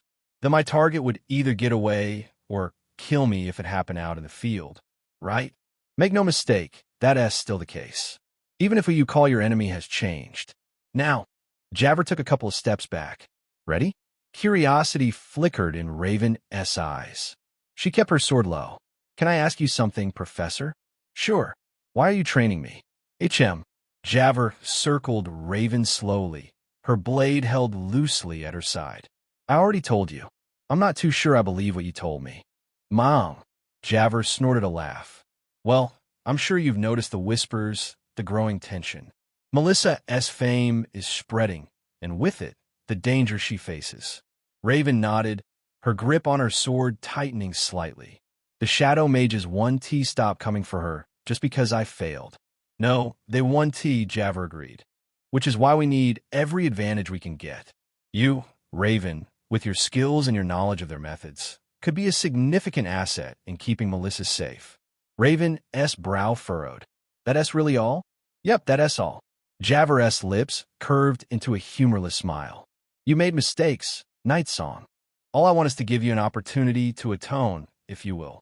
Miria's face flashed before Javver's eyes. For a moment, she imagined it was her standing in front of Javver, not Raven. She raised her blade, settling into a fighting stance. Now, show me what you can do. Let us see if we can't polish those skills of yours a little further. Raven hesitated for a moment, searching Javver's face for any sign of deception. Finding none, she nodded, bringing her own weapon up. Thank you, she said softly, her voice barely above a whisper. Javver's expression softened slightly. Oh, don't thank me yet, Night Song. By the time I'm done with you, you might hate my guts. Chapter 74. Foxes and Nym Isabella. The first rays of dawn were creeping through the windows of the alchemist's tower. Isabella sat at her workbench, having been here all night. Her eyes were bloodshot, her hair was a tangled mess, and her hands trembled with exhaustion. But none of that mattered, because there, clutched in her fingers, was the fruit of her labors. The culmination of countless hours of research, experimentation, and sheer, stubborn determination. The wand. Isabella held it up to the light like a divine relic, marveling at its sleek, polished black surface. It was a thing of beauty, elegant and refined, yet thrumming with untold potential. I did it, she thought, a giddy laugh bubbling up from her throat. I actually fucking did it. She ran her fingers along the length of the wand, doing that made her heart race and her skin tingle. Hi, I did it. Isabella's mind raced with the possibilities, the countless applications and innovations that her invention could bring about. But most of all, she thought of Melissa. She's going to be so proud of me. So impressed. Maybe I could convince her to try something new with me. Even, that was basically the one thing we didn't get to try. Isabella's tail rocked side to side, a flush rising to her cheeks as her thoughts took a decidedly less academic turn. Later, she told herself firmly, pushing those fantasies aside for the moment. First, I need to show her what I've created. Need to see the look on her face when she realizes just how brilliant her girlfriend is. And before her, Melissa hadn't officially made Isabella her girlfriend yet. Isabella had just sort of decided she was. First of many, of course. She hadn't forgotten Melissa had needs, as did she. With a final, reverent stroke of the wand, Isabella tucked it carefully into her bag and stood, her legs wobbling slightly from the hours of sitting still. She made her way out of the tower, blinking owlishly in the bright morning light. The campus was just beginning to stir, a few early risers making their way to the dining hall or the training grounds, while Isabella was making her way out. But Isabella paid them no mind, her feet carrying her swiftly towards the gates. A while later, she reached her front door, fumbling with the key in her excitement. She burst into the house, a wide grin splitting her face as she called out, Mom, wake up. You want to believe what I..." She stopped short. The living room was empty. The house was silent, save for the soft ticking of the clock on the mantel. Right? It's still early. She's probably still in bed. Isabella made her way upstairs, her footsteps muffled by the thick carpet. She pushed open the door to her mother's bedroom, her eyes adjusting to the dim light that filtered through the curtains. There, sprawled out on a massive bed, was Kimiko. Her silky hair fanned out across the pillows, her tail, a lot bigger and fluffier than Isabella's, curled around her body. Isabella sighed, with a little smile on her face. Unable to resist, Isabella crawled onto the bed, school uniform still on and all, curling herself around Kimiko's sleeping form. She nuzzled into the crook of her neck, breathing in the familiar scent of cherry blossoms and warm fur. Bella? Kimiko murmured, stirring slightly as Isabella began licking up her neck. What time is it? Early, Isabella whispered, pressing soft kisses to her mother's shoulder. Sorry to wake you up like this. I have something to show you. Kimiko rolled over, blinking up at her daughter with sleep-clouded eyes. Can it wait until morning, darling? She asked, a hint of a whine in her voice. Mommy needs her beauty rest, you know. Isabella giggled, gently pulling Kimiko's face in her direction. Trust me, Mom. You're beautiful enough already. She leaned down, capturing Kimiko's lips in a slow, tired kiss. The older Kitsune hummed in approval, her hand coming up to tangle in Isabella's hair briefly. You're very lucky you're so cute, Kimiko murmured when they broke apart. Or I might just have to punish you for interrupting my slumber. Please do, Kimiko laughed, swatting at Isabella's rear with a playful growl. Don't tempt me. Now, what is this thing you're so eager to show me? Isabella's excitement returned in a rush, her fatigue momentarily forgotten. Oh, Mom, you're not going to believe it. I finally did it. I created.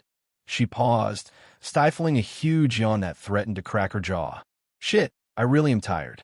She hadn't noticed until now. Kimiko chuckled, running a soothing hand through Isabella's hair. Created what? Sweetheart? Isabella shook her head, fighting to keep her eyes open.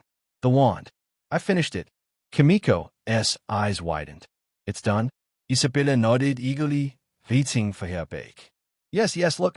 She fumbled with the clasp, her fingers clumsy with exhaustion. But before she could pull out her creation, Kimiko's hand closed over hers, stilling her movements. Isabella, my love, you're dead on your feet. Whatever this wand is, it can wait until you've had some rest. Isabella opened her mouth to protest, but another jaw-cracking yawn cut her off. Shit. Kimiko smiled fondly, tugging Isabella down to lay beside her. Sleep now, she cooed, wrapping her tail around her daughter's body like a fluffy blanket. You can show me your brilliant invention in the morning when you're not about to pass out from exhaustion. It's already morning. Don't be a smartass. Isabella giggled. Mom? She mumbled, her voice thick with impending sleep. Yes, darling. Can you invite Melissa over? I want to show her the wand as soon as possible. Kimiko pressed a tender kiss to Isabella's forehead, her voice soft. Of course, my little genius. I'll make sure she's here to bow down to you and all that. Lovely Melissa. Melissa's heart fluttered as Javer's spectral carriage slowed to a stop outside Isabella's grand manor. The ethereal horses pawed at the ground, their translucent hooves leaving no marks on the cobblestone path. Melissa stepped out, her cheeks already flushing as memories of her last visit flooded her mind. Pretty wild night, all things considered. This is the place, I think, Javer said, her voice oddly strained. Melissa turned to thank her mentor, but noticed the older woman leaning back in her seat, her eyes fixed on some distant point. Javer? Is everything all right? Melissa asked, taking a step closer. Javer's nostrils flared, and she leaned even further away. It's fine, Melissa. Just your pheromones. There, she swallowed. Pretty damn potent these days. Oh, Melissa gasped, quickly backing away. I'm so sorry, I forgot. I'll try to keep my distance. Javer nodded, a tight smile on her face. It's all right. Have a good time. Isabella, or her mom, can probably bring you back home themselves. With that, she left. As the carriage disappeared into the morning mist, Melissa took a deep breath and approached the imposing front door. She raised her hand to knock, hesitated for a moment, then rapped twice in quick succession. The door swung open almost immediately, revealing Kimiko Summer in all her glory. The older Kitsune woman stood there, her emerald eyes gleaming as they roamed over Melissa's form with completely undisguised appreciation. Melissa found her own gaze wandering, taking in Kimiko's generous curves, the way her silky robe clung to her body, leaving little to the imagination. It was like looking at a more blessed version of Isabella, and the sight was... Maybe she got her own pheromones. Holy fuck. Well, Kimiko purred, her voice rich and smooth as honey. If it isn't our little Melissa.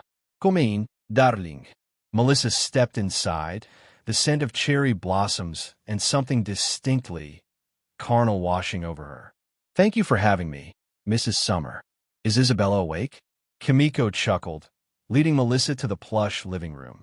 Please, call me Kimiko. And no, I'm afraid our little night owl is still fast asleep. Last I checked. She gestured for Melissa to sit. Can I get you something to eat while we wait? You must be famished after your journey. Melissa nodded gratefully, sinking into the soft cushions. That would be nice, thank you. As Kimiko busied herself in the kitchen, Melissa took a moment to gather her thoughts. This was the first time she'd been alone with Isabella's mother, and she found herself both nervous and intrigued. When Kimiko returned with a tray of pastries and tea, Melissa decided to seize the opportunity. So, Kimiko, she began, accepting a steaming cup. I was wondering if you could tell me a bit more about yourself. Mom has told me some things, but I'd love to hear it from you directly. Kimiko's eyes sparkled with amusement. That right? She grinned. And what exactly did my dear sister tell you about? Melissa swallowed. God, she has this intense energy to her. I feel like she's undressing me with her eyes. Just some stuff, here and there. At that, Kimiko giggled. Well, what would you like to know, little one? I'm an open book. Melissa hesitated for a moment, then decided to dive right in. Well, I know you and Mom were... Melissa recalled how she saw them making out and blushed. Clothes, growing up. How did you end up here in Sayux instead of back in the village? Kimiko lounged back, crossing her legs in a way that drew Melissa's eye to the expanse of smooth thigh revealed by her parting robe. Gulp. If she wasn't making a conscious effort to seduce Melissa right now, well, that only meant she was even more dangerous. Oh, Margaret and I were very close, indeed, she grinned. Then, however, her face turned more serious, her smile more nostalgic. We had grand plans, to settle down together and raise a family. I'd always had in the back of my mind that I'd at least have one child with Margaret. She winked. Good Lord. But life has a way of taking unexpected turns. She sipped her tea, her gaze turning distant. I met Isabella's other mother on a trading expedition. She was fierce, brilliant, and utterly captivating. Before I knew it, I was swept up in a whirlwind that took me far, far from our little village. Melissa leaned forward, entranced. What happened to her? Isabella's other mother, A shadow passed over Kimiko's face. For the first time since she answered the door, the lady stopped smiling. Just briefly, though. She left this world when Isabella was very young. All things considered, my time with that woman did not last even a fraction of the time I wish it had. Still, she did leave me with one beautiful gift before it happened. She gave me my daughter, after all. Just then, a noise from upstairs drew their attention. Footsteps padded down the hall, and moments later, Isabella appeared at the top of the stairs, her hair a tousled mess and her eyes still heavy with sleep. The moment she spotted Melissa, however, her face lit up like the sun breaking through clouds. Melissa, she yelled, practically flying down the stairs and launching herself into the Nim girl's arms. Melissa barely had time to set down her teacup before Isabella's lips were on hers, soft and insistent. The kiss was deep and hungry, Isabella's tongue sweeping into Melissa's mouth like it owned the place. When it finally broke apart, Melissa was breathless. Good morning to you too, Melissa laughed, her cheeks flushed. Isabella grinned, then turned to Kimiko. Morning, Mom, she said, leaning in to give her mother a kiss that was just as passionate. Melissa blinked as she watched Isabella lean close to Kimiko. She watched, still slightly stunned by the sudden intimacy. Well, perhaps sudden wasn't quite the right word. Melissa could, after all, very clearly see the smaller kitsune pressing against Kimiko in a way that made the whole scene unmistakably romantic. She turned away. I almost feel like I'm intruding on something. Sleep well, my little genius? Kimiko asked, stroking Isabella's hair fondly. There was still a strand of saliva connecting them. Uh-huh, Isabella nodded, then turned back to Melissa, her eyes sparkling with excitement. I'm so glad you're here, Mel. I have something amazing to show you. Melissa raised an eyebrow, intrigued. That quickly got Melissa's mind off the Southern anthems running through it. Oh, what is it? Isabella bounced on her toes, practically vibrating with anticipation. It's finished. The wand, I mean. I did it. She darted back to the halls, returning moments later with a slender, polished black object clutched reverently in her hands. Isabella held it up, her face glowing with pride. Watch this, she said, then spoke the incantation for illuminate and drew its spell sign, using the wand. The tip of the wand burst into brilliant light, far brighter and more focused than any illuminate spell Melissa had ever seen cast by hand. Her jaw dropped in awe. Isabella, that's incredible. She gasped, reaching out to touch the wand with tentative fingers. You've really done it. Isabella beamed at the praise, but then her expression turned more serious. There is something else, Mel. When I present this to the world, I want you to be right there beside me. I want to say it was our invention, yours and mine. Melissa blinked in surprise. Even Kimiko looked like she hadn't been expecting this. But I didn't really do anything. This was all you, Izzy. Isabella shook her head, taking Melissa's hands in her own. You inspire me, Mel. That's more than enough. And besides, her grin turned sly. If we're going to be the most powerful, most famous magical couple in all of Eldora, we need to start building our reputation now. Melissa's heart skipped a beat. Couple? Isabella nodded, grinning. Of course. You and me, Mel. You're welcome to have your concubines. She waved dismissively. I understand your needs. But when I make it to the top of the magic world, I want to feel you there, next to me. Melissa felt chills at that moment, looking into Isabella's eyes. There was a fire in them, like Isabella had been visualizing that outcome for years. This girl's a force of nature. A storm, Melissa understood in that moment. And a lot of people are going to get swept away, huh? Melissa pondered what the girl had suggested. To be honest, it didn't sound that bad. Besides, it was nice to have it be official and all. Okay, Melissa smiled back at her. Together, then, a couple. And Isabella tackled the girl. Kimiko rolled her eyes. At least let her have breakfast before you pounce on her, Bella. Isabella extracted her tongue from Melissa's mouth. Fine, I guess I should. Chapter 75. Dragons and Sword. Armia stood before her father's study, her heart pounding in her chest. Come on, don't turn around now. She took a deep breath, steeling herself, then knocked firmly on the ornate wooden door. Enter, came her father's gruff voice from within. Armia stepped inside, her golden scales glinting in the warm lamplight. Her father sat behind his massive desk, his own scales a deeper, burnished gold. He looked up, surprise flickering across his face at the sight of his daughter. Armia, what brings you here at this hour? She straightened her spine, meeting his gaze unflinchingly. Father, I've come to a decision. She swallowed. I want to resume my weapons training. Her father's eyebrows shot up, his tail twitching with interest. Oh, and what brought about this change of heart? I thought you were determined to prove yourself through magic alone. Armia hesitated, Melissa's words echoing in her mind. I realize now that I was foolish to ignore my natural abilities. I shouldn't let these gifts go to waste. Maybe Melissa was right, she thought. I've been so focused on what I thought a lady should be, I've been neglecting my own strengths.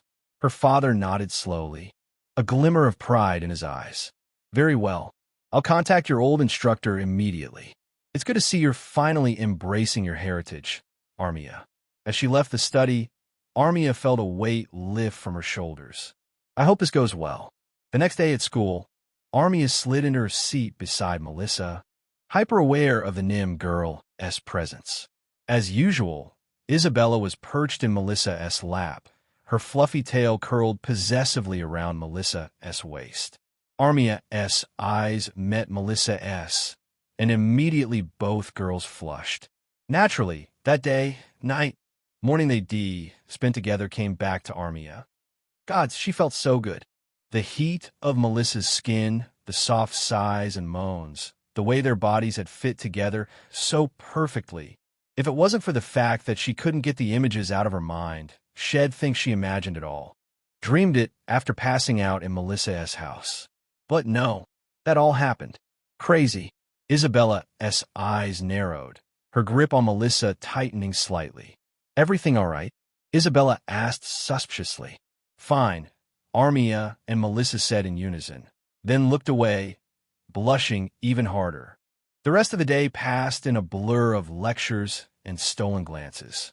As the final bell rang, Armia found herself swept up in the crowd, somehow ending up walking alongside Melissa, Isabella, and Raven. An awkward silence hung over the group as they made their way across the campus. Melissa, ever the glue holding this clique together, cleared her throat. So, Armia, do you want to get together later for some spellcrafting practice? Armia shook her head. I can't today. I'm actually starting weapons training again this afternoon. Melissa's eyes widened, a grin spreading across her face. Really? That's fantastic. Hey, do you think I could come watch? Armia blinked, taken aback. You want to watch me train? Why? She couldn't imagine that. Someone asking to see Armia at, undeniably, her least ladylike. Melissa's cheeks flushed slightly, but her eyes shone with excitement. Well, I've always been interested in swordsmanship. I've been looking for a teacher, actually. Maybe I could learn something just from observing. Isabella looked at Melissa in surprise. Since when are you into swords, cousin? Melissa shrugged, a hint of sheepishness in her smile. It's something I've been wanting to pursue for a while now. I just haven't had the opportunity. Armia felt a flutter in her chest at the thought of Melissa watching her train. She pushed the feeling aside, focusing on the practical aspects. I suppose there's no harm in you observing. My instructor might even have some insights for you. Before she knew it, Armia found herself leading not just Melissa, but Isabella and Raven as well, back to her family's estate. They didn't have anything better to do. Melissa soon. The girls were the Duscale family's private courtyard. Melissa, Isabella, and Raven sat on a stone bench at the edge of the training area, watching as Armia faced off against her instructor, a grizzled human man with scars crisscrossing his weathered face, almost like the ones Raven had. Melissa leaned forward, her crimson eyes wide with excitement. This was it, a chance to observe real swordsmanship up close. Her heart raced as she remembered her goals, two of the ones she'd come up with back in that tiny village 8 years ago. Become the world's most powerful mage and the world's best fighter, she thought. I'm all on my way with magic, but this could be my chance to start on the second part. Armia stutol. The instructor circled her slowly, his keen eyes assessing her stance. He began talking to her. Melissa and the girls couldn't hear what he was telling Armia. Armia nodded, shifting her weight and bringing her sword up in a fluid motion. Her tail swayed behind her, counterbalancing her movements as she began to swing.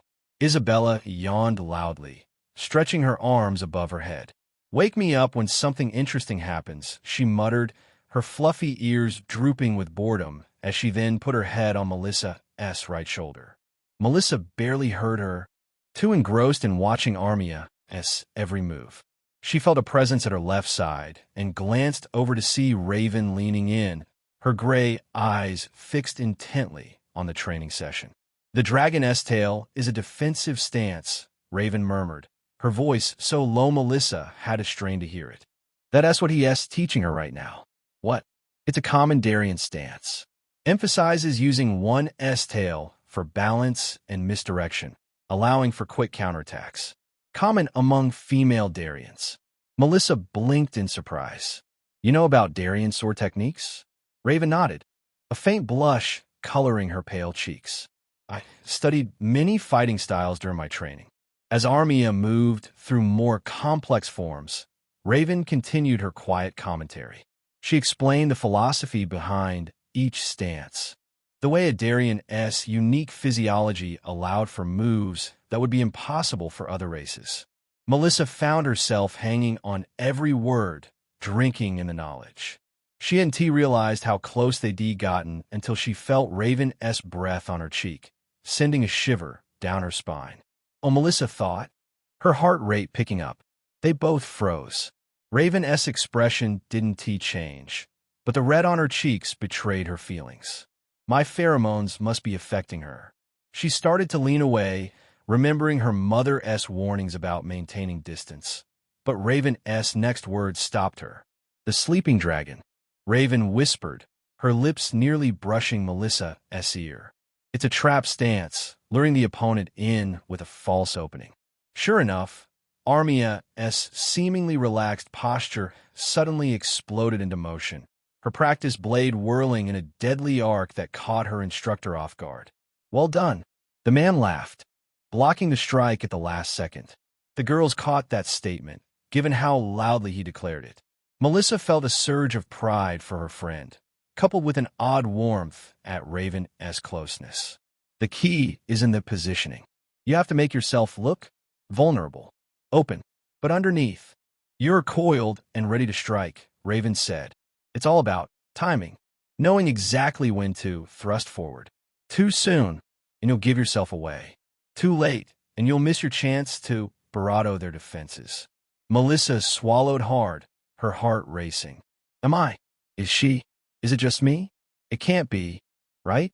She turned her head slightly, intending to thank Raven for the explanations, only to find their faces mere inches apart. Raven's eyes widened, a deeper blush spreading across her cheeks. For a moment, they just stared at each other, the sounds of clashing swords fading into the background. Raven started to say, but was cut off by Isabella's annoyed huff. Looks like the show's over, Isabella said. Melissa jerked back, looking up to see Armia approaching, sweat glistening on her scales and a satisfied smile on her face. That was incredible, Armia, Melissa exclaimed, jumping to her feet. You look so graceful out there. Armia ducked her head, looking pleased. Thank you. It felt good to hold a sword again. So, what are you going to do? Melissa asked as Isabella shifted beside her. Armia paused. I think I'll keep going, she said softly, shrugging. I mean, why not? Melissa was happy to hear that. And maybe I could put in a good word for you? Would you like that? She was even happier to hear that. Why, yes, please. All right, Armia smiled. I'll try. With that, Armia walked away. Isabella, who must only have been pretending to be asleep, suddenly perked up, her earlier boredom seemingly forgotten. She leaned in close to Melissa, a mischievous glint in her eye.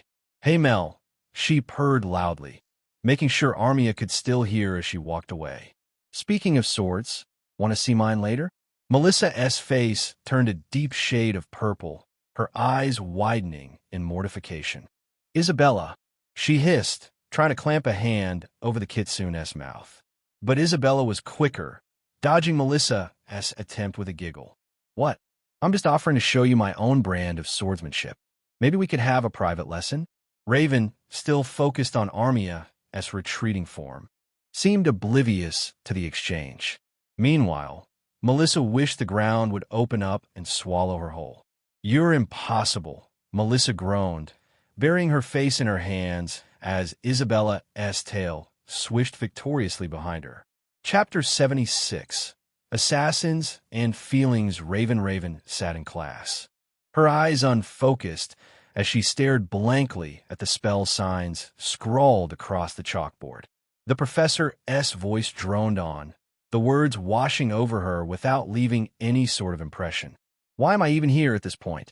She thought, sighing quietly. I don't care about the academy. The only reason I even signed up was for the mission.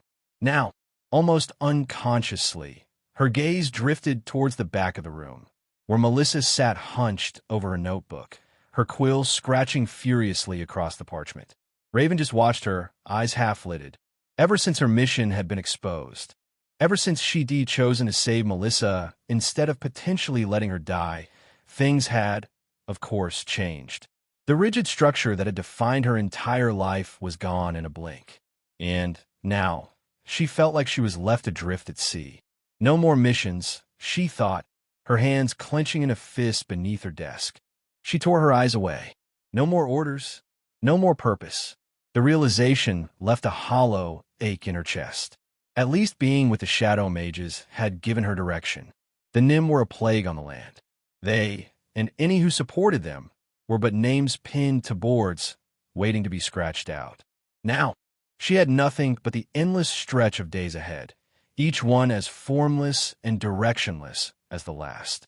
As the last class ended and students began filing out, Raven found herself moving on autopilot, her feet carrying her back to the dorm room she shared with Melissa.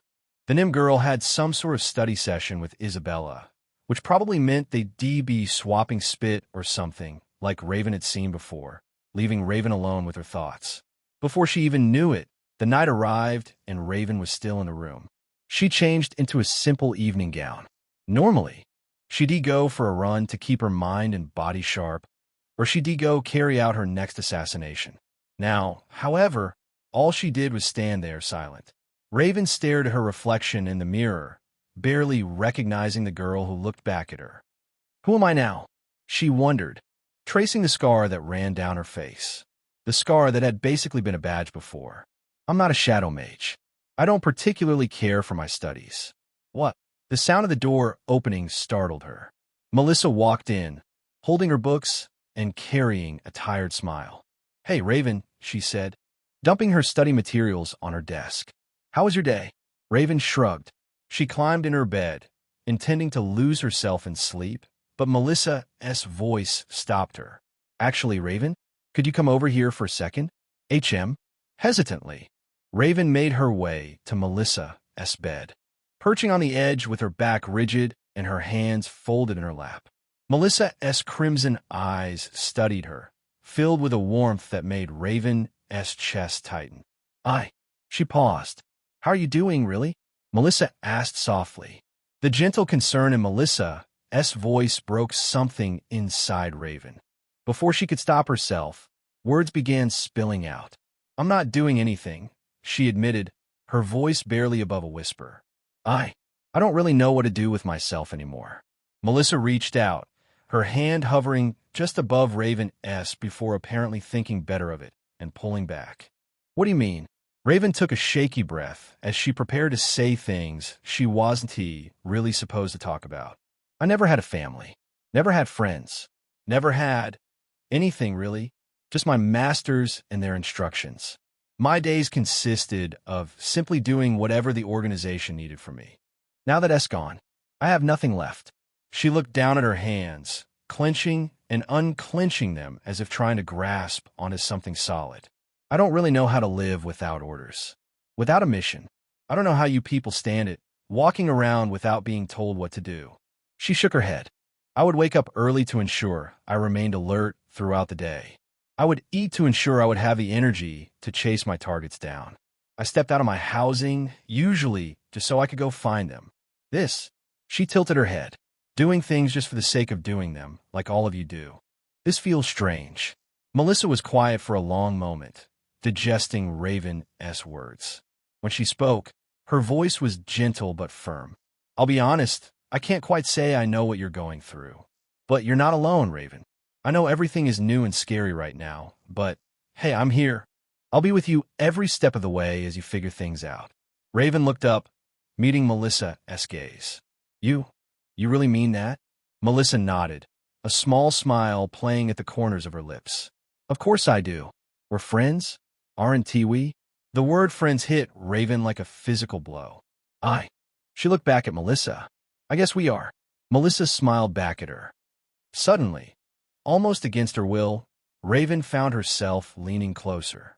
Melissa's scent enveloped her, a heady mix of flowers and something uniquely Melissa. She couldn't quite describe it, but she knew that she'd never caught a scent quite like it. Her eyes dropped to the Nim girl's lips. Soft, inviting. Raven could almost Melissa noticed, and Melissa began to move toward her. At the last second, Raven jerked back, her heart pounding in her chest. What am I doing? Raven thought. This is wrong. She saying him. The enemy. Melissa blinked, confusion and something else, disappointment, flashing across her face. Raven? She asked, her voice uncertain. I should go to bed, Raven mumbled, scrambling off Melissa's bed and practically diving in her own. She pulled the covers up over her head, her entire body trembling. As she lay there in the darkness, listening to Melissa's soft breathing from across the room, Raven's mind whirled with conflicting emotions. But, above all else, she wondered what Melissa's lips may have felt like if she let herself lean in further. Melissa stirred awake, her body thrumming with an intense, almost painful need. Raven wasn't there. Melissa groaned, pressing her thighs together as waves of desire washed over her. Oh fuck, oh fuck, oh fuck. What is happening to me? She thought, her skin feeling feverishly hot. Something was different today. Ever since her encounters with Isabella and Armia, something had obviously changed within her, but Melissa thought it was limited to just her pheromones, her effect on others. Today, she was different. She felt like if she walked out into the halls right now, she'd pull the first woman she found into her room and take out her frustration on her. Not good. But Melissa couldn't just stay in her room all day, right? What time is it? She shook her head. Class. So, she went to get ready. She dragged herself out of bed, her legs shaky. As she dressed for class, every brush of fabric against her sensitive skin sent shivers through her body. In class, Melissa could barely focus on the lecture. Her gaze kept drifting to the girls around her. Not just Isabella and Armia, but the strangers too. The curve of a neck here, the swell of a breast there. Why is everyone so fucking hot all of a sudden? She bit her lip, trying desperately to rein in her wayward thoughts. Melissa? Are you all right? Armia's concerned voice cut through the haze of desire. The Darien girl placed a hand on Melissa's shoulder, and Melissa had to stifle a moan at the contact. Fine. She managed, her voice strained. Just not feeling well. She tried to smile. She fled as soon as class ended, practically running back to her dorm room. Obviously, she thought of just asking Armia or Isabella to follow her to the nearest bathroom. But as she didn't think she'd make it that far if she stayed close to them. She felt overwhelmed and afraid she might break down in front of everyone. Once she was inside her room, she curled up on her bed, still shaking from the stress of it all. Okay, Mom said I could ease my pain, right? Holy. She tried to soothe herself. It barely helped. As night fell, the door opened. Raven entered, slipping into her evening gown. She paused, noticing Melissa's state. What's wrong? Raven asked, approaching cautiously. Melissa looked up, her crimson eyes dark with desire. Raven, come here, she said thoughtlessly. Raven paused. Then, she did as Melissa asked. Without thinking, she reached out, grabbing Raven's wrist and pulling her close. Their lips met in a quick but passionate kiss. Raven stiffened for a moment before melting into it.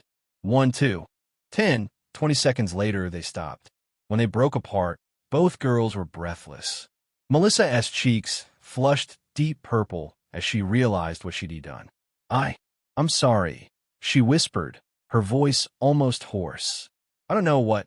Raven touched her lips, her gray eyes wide with wonder. Don't be, she murmured, leaning in for another kiss. Chapter 77. Trust and Connection. Melissa held Raven close as their kiss deepened. Melissa's mind was filled with warmth, focused on the moment they shared together.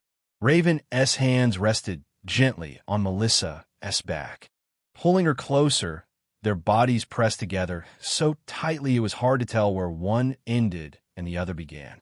Melissa flipped Raven onto her back, pinning her to the bed. Their lips never parted, the kiss growing more frantic, more demanding. Melissa's hands slid up Raven's sides, tracing the curves of her body. She broke the kiss, her mouth trailing down Raven's neck, savoring the taste of her skin. Raven arched beneath her, soft moans escaping her lips as Melissa's mouth moved lower, kissing and nipping her way down Raven's chest. She paused to tease Raven's nipples, her tongue circling them twice before she continued her journey south. The moment felt charged with anticipation, the air between them heavy with desire. Melissa's breath hitched as she drew closer, her fingers tracing gentle paths along Raven's skin as she leaned in, the intimacy between them deepening with every shared breath. She leaned in close, her breath warm against Raven's skin. Raven gasped, her hands clenching into fists in the sheets as Melissa's gentle mouth found her. Melissa moved slowly and carefully, determined to give Raven the same pleasure Isabella had given her, her lips soft and attentive. She focused on the most sensitive spot, pressing gently and drawing out a shuddering sigh from the woman beneath her. And Raven responded instinctively. Again, the entire time, no thoughts echoed within Melissa's head. Her eyes remained fixed on Raven, and that was all she needed to see. All she cared about at this moment. Melissa's hands held Raven close, moving with deliberate focus. She grew more and more attuned to Raven's responses. She could feel Raven's body growing tense. Melissa increased her pace, moving with focused energy. When Raven finally reached her peak, she cried out, her body arching off the bed. Melissa held Raven close, the intimate moment sending a shiver down her spine. As the intensity subsided, Melissa felt a flicker of clarity return to her mind, but nowhere near enough to get her to stop. She gently adjusted Raven's position. Raven looked up at her, exhausted. "Wait," Raven said. One moment." Melissa, however, wasn't listening. Instead, she pressed herself close against Raven, her desire building with every second that passed. "Oh shit. Melissa muttered as the tension between them grew. Still." Raven's body, toned from so much training, clenched as Melissa moved, and Melissa swore she could almost see each individual muscle in her legs and torso. Come on, Melissa could feel herself getting closer. Soon, Raven had gained some energy again and lifted herself up, pressing close against her partner. Soon, they were both breathless and tangled together in the moment. "Please," Raven said, her voice unusually deep. Melissa silenced her with a kiss. They held each other close, trembling together in a wave of raw emotion. They clung tightly in each other's arms. And it still wasn't over. By the time Melissa finally had enough clarity to pull away, Raven was basically a melted puddle. And still, Melissa was restless. That wasn't enough. Her body ached, almost in response. "I need help."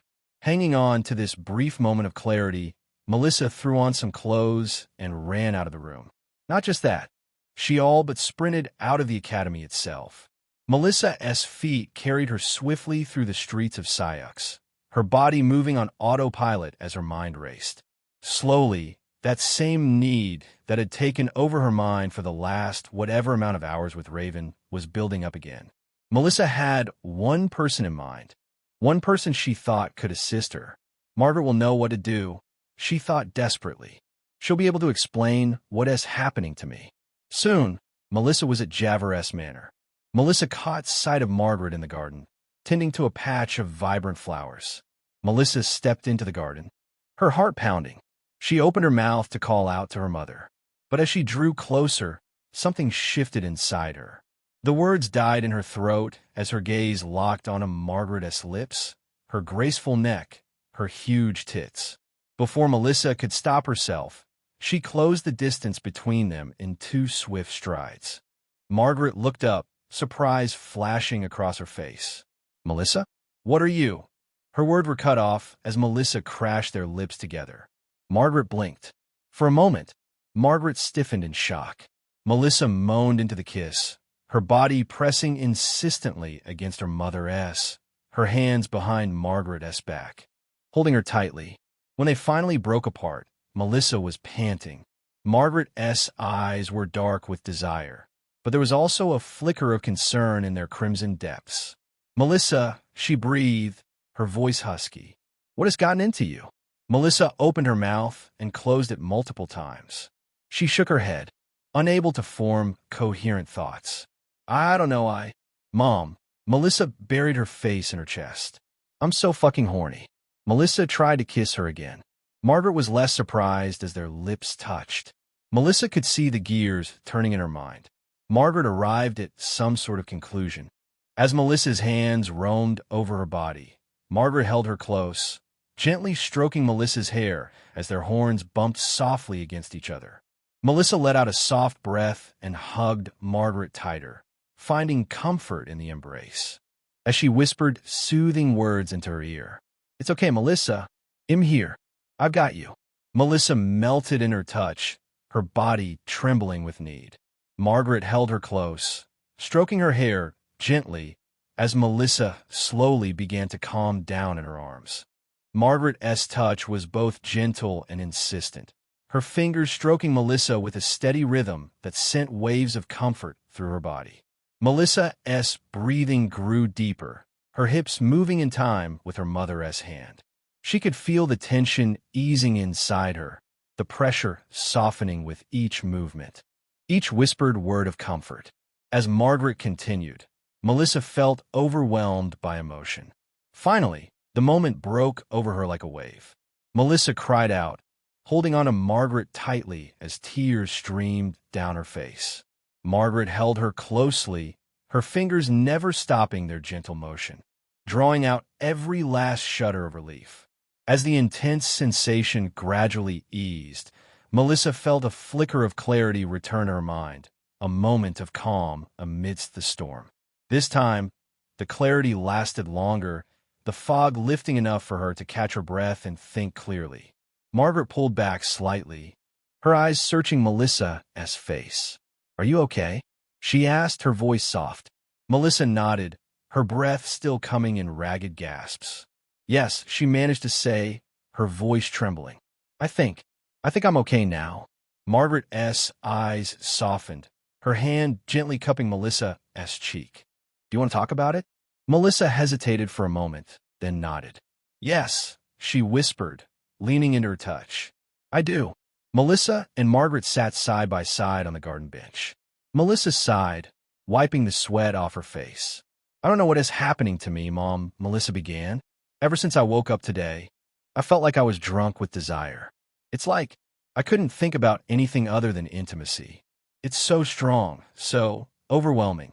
I swear, I just want to be close to everyone I see." Margaret nodded slowly. "Being passionate isn't outside of a NIM's nature, Melissa, but I've never experienced or heard of it being this intense. There must be something triggering this." Melissa's brow furrowed in thought. "But I don't know what could have caused it," she admitted. Margaret then suggested, "Well, let us see. Is there something that separates you from other NIM?" In an instant, Melissa had a possible answer. "Could it be my magic?" Margaret tilted her head. "I feel as though you may be right. But how?" Melissa took a deep breath, trying to organize her thoughts. "Certain substances have addictive properties, right? What if essence is the same? What if I've slowly gotten addicted to drawing essence from others, and today I woke up feeling some sort of withdrawal?" Margaret looked away, pondering that question. "I suppose it's possible," she said slowly. "I guess if you've been relying on essence heavily, maybe the lack of it had special effects on you that this sort of thing hasn't had on others. You are the world's first NIM mage, after all." Melissa looked away.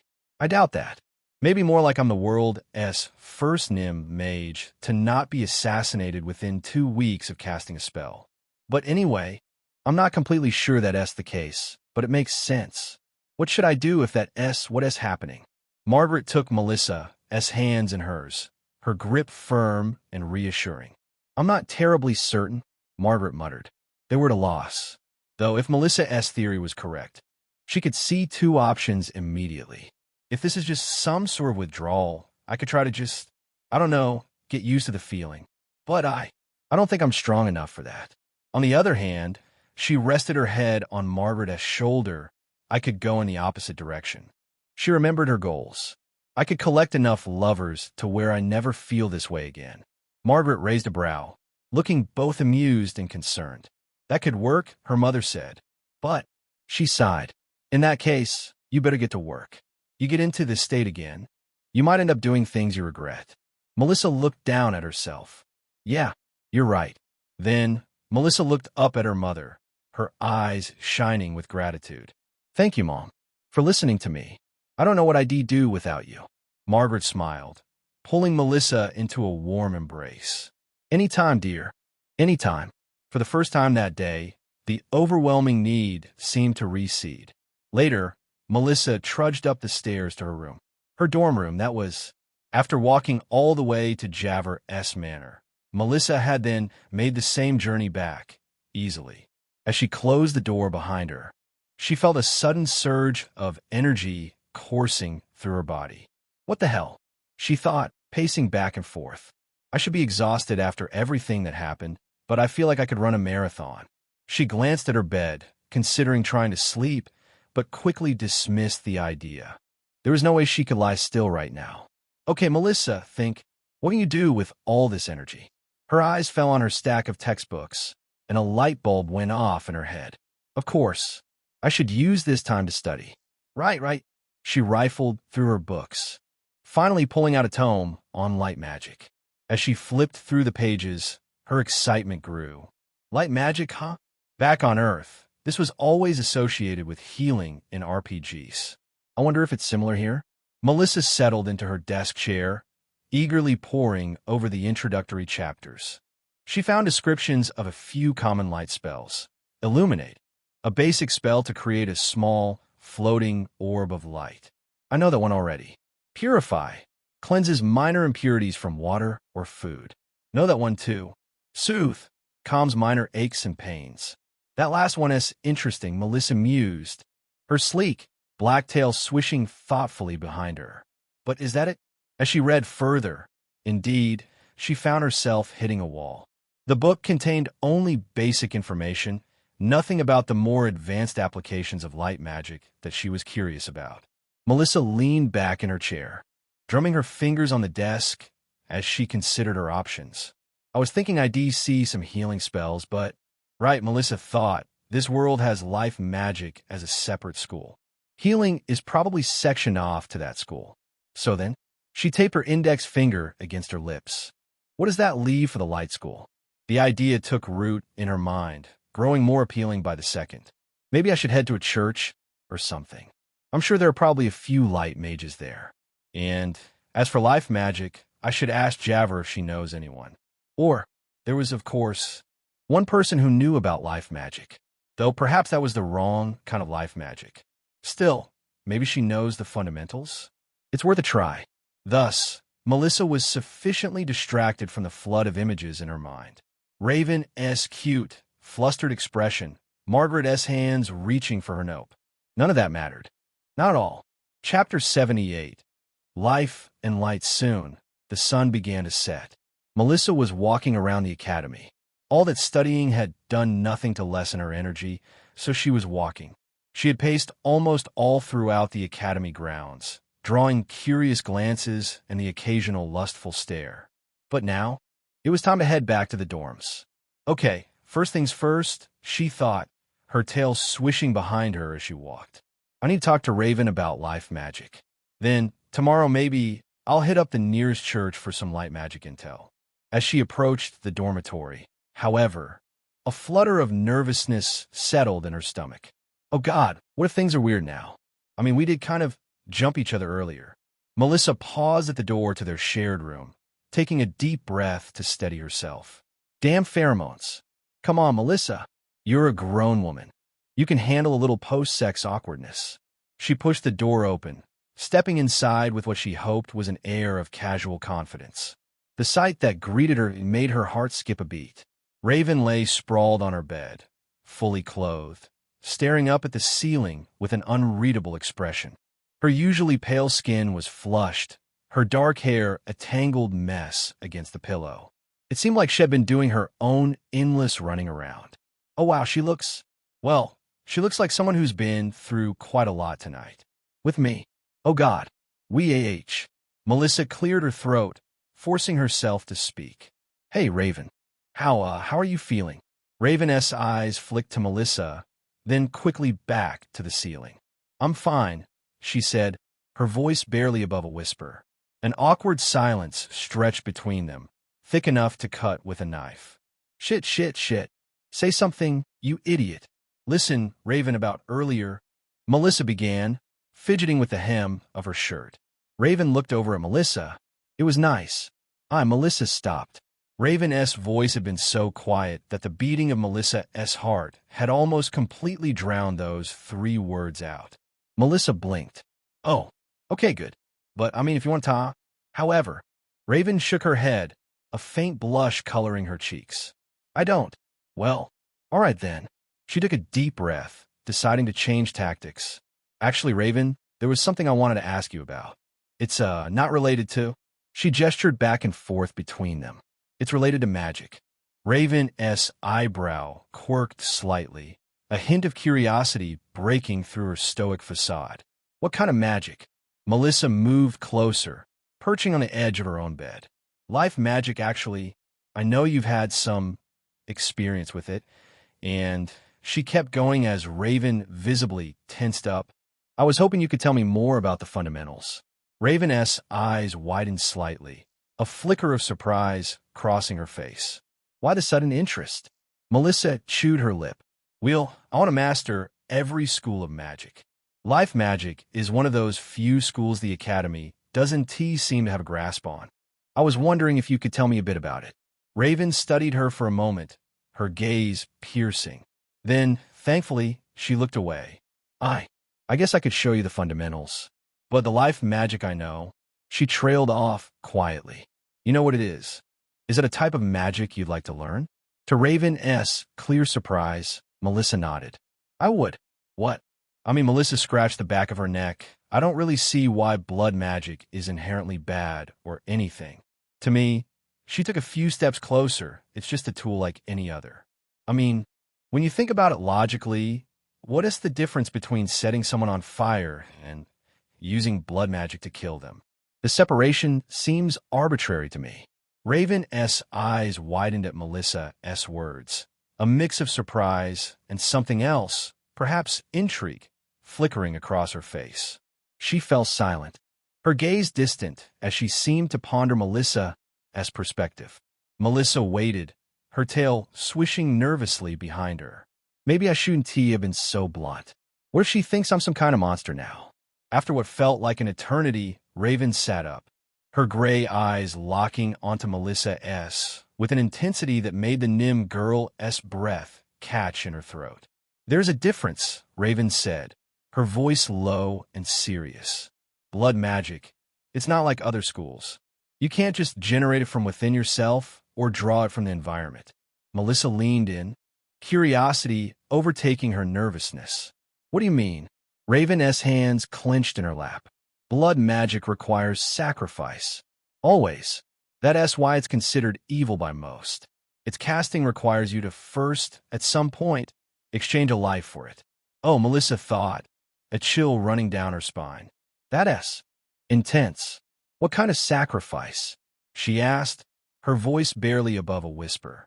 It can be small things at first, Raven explained, her tone clinical but with an undercurrent of something. Regret? Shame? Rats, insects, small animals. But the more powerful the spell, the greater the sacrifice needed. And nothing. She swallowed hard. Nothing amplifies blood magic like humanoid sacrifice. Melissa's mind raced, processing this information. Right, that's why it's taboo. It's not just about the method, it's about the cost. Raven studied Melissa's face, searching for a reaction. Do you still want to learn? Knowing this? Knowing what it truly means to wield blood magic. Melissa took a deep breath, considering her answer carefully. The logical part of her brain warred with her emotions, weighing the potential benefits against the moral implications. It's dangerous knowledge, she thought. But knowledge itself isn't evil. And if I understand it, maybe I can find ways to counter it, or use it in emergencies only. Finally, she met Raven's gaze, her crimson eyes filled with determination. Yes, Melissa said firmly. Like I said, I want to master every school, even if I don't plan on using it myself. I still want to know about blood magic, if anything, so I can learn its weaknesses. Raven looked back at her for a while. Then, she nodded. All right then. Come. She patted the spot next to her. Let us begin. Javer leaned back in her chair, stretching her arms above her head with a satisfied groan. The stack of paperwork on her desk had finally dwindled to a manageable size, and she could feel the tension of the day slowly seeping from her muscles. Finally, she thought, a small smile tugging at her lips. Maybe now I can actually relax for a bit. As she reached for her cup of tea, now lukewarm from neglect, her mind began to wander. Images of Margaret floated through her thoughts. The Nim woman's soft purple skin, her crimson eyes sparkling with mischief, the way her lips curved into that irresistible smile. Her giant divine rack. Javer felt a familiar warmth spreading through her body, her fingers tightening slightly around the teacup. She allowed herself to indulge in the fantasy for a moment, remembering the taste of Margaret's lips, the feel of her curves pressed against her own. Gods, it's been too long since we've had a proper moment alone, Javer mused, her free hand absently tracing patterns on her thigh. It hadn't been that long at all, of course, but even a single day without getting to taste her felt like an eternity. Suddenly, unbidden, another image flashed through her mind. Melistaire, fresh from work, his muscular frame glistening with sweat. That easy grin on his face as he ran a hand through his tousled hair. Javer blinked, startled by the direction her thoughts had taken. What the hell? She thought with a smirk, shaking her head as if to clear it. Since when do I think about Melistaire like that? It wasn't that Melistaire wasn't attractive. Objectively speaking, he was quite handsome. But Javer couldn't remember the last time she'd been interested in a man in that way. Must be all the stress getting to me, Javer rationalized with a chuckle. Before she could dwell on it further, a sharp knock at her office door jolted her back to reality. Come in, she called, grateful for the distraction. A young courier entered, looking slightly out of breath. A message for you, Professor Folden, he said, holding out a sealed envelope. Javer's eyebrows rose as she took the letter. One glance at the ornate seal was enough to make her heart skip a beat. The royal palace? What do they want at this hour? Thank you, she said to the courier, who bowed slightly before retreating from the room. Once alone, Javer turned the envelope over in her hands, a mix of curiosity and apprehension building in her chest. With a sigh, she broke the seal and unfolded the letter, her eyes quickly scanning its contents. As she read, her expression shifted from concern to surprise, and finally to a kind of wry amusement. Oh, she murmured, a hint of a smirk playing at the corners of her mouth. It's already time for that. Javer leaned back in her chair, the letter still clutched in her hand, her mind already racing with the implications of its contents. Well, she thought, her earlier confusion all but forgotten. Things are certainly about to get interesting for a few days. Oh well. Chapter 79. Spell Signs and Letters. Melissa settled onto the bed next to Raven, her heart racing with a mixture of excitement and nervousness. Focus, Melissa. You're here to learn, not to ogle your roommate. Raven cleared her throat, her voice taking on a more clinical tone as she began her explanation.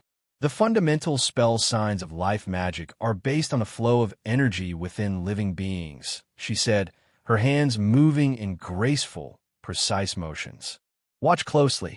Melissa leaned in, her crimson eyes fixed on Raven's pale fingers as they traced intricate patterns in the air. She could almost see the threads of magic gathering around them, responding to Raven's commands. This is the base sign for vitality, Raven continued, her fingers forming a complex spiral. Vini is the base word for a lot of life magic incantations. And this, her hands shifted, creating a diamond shape, is for regeneration. Melissa nodded eagerly, her own hands mimicking the movements.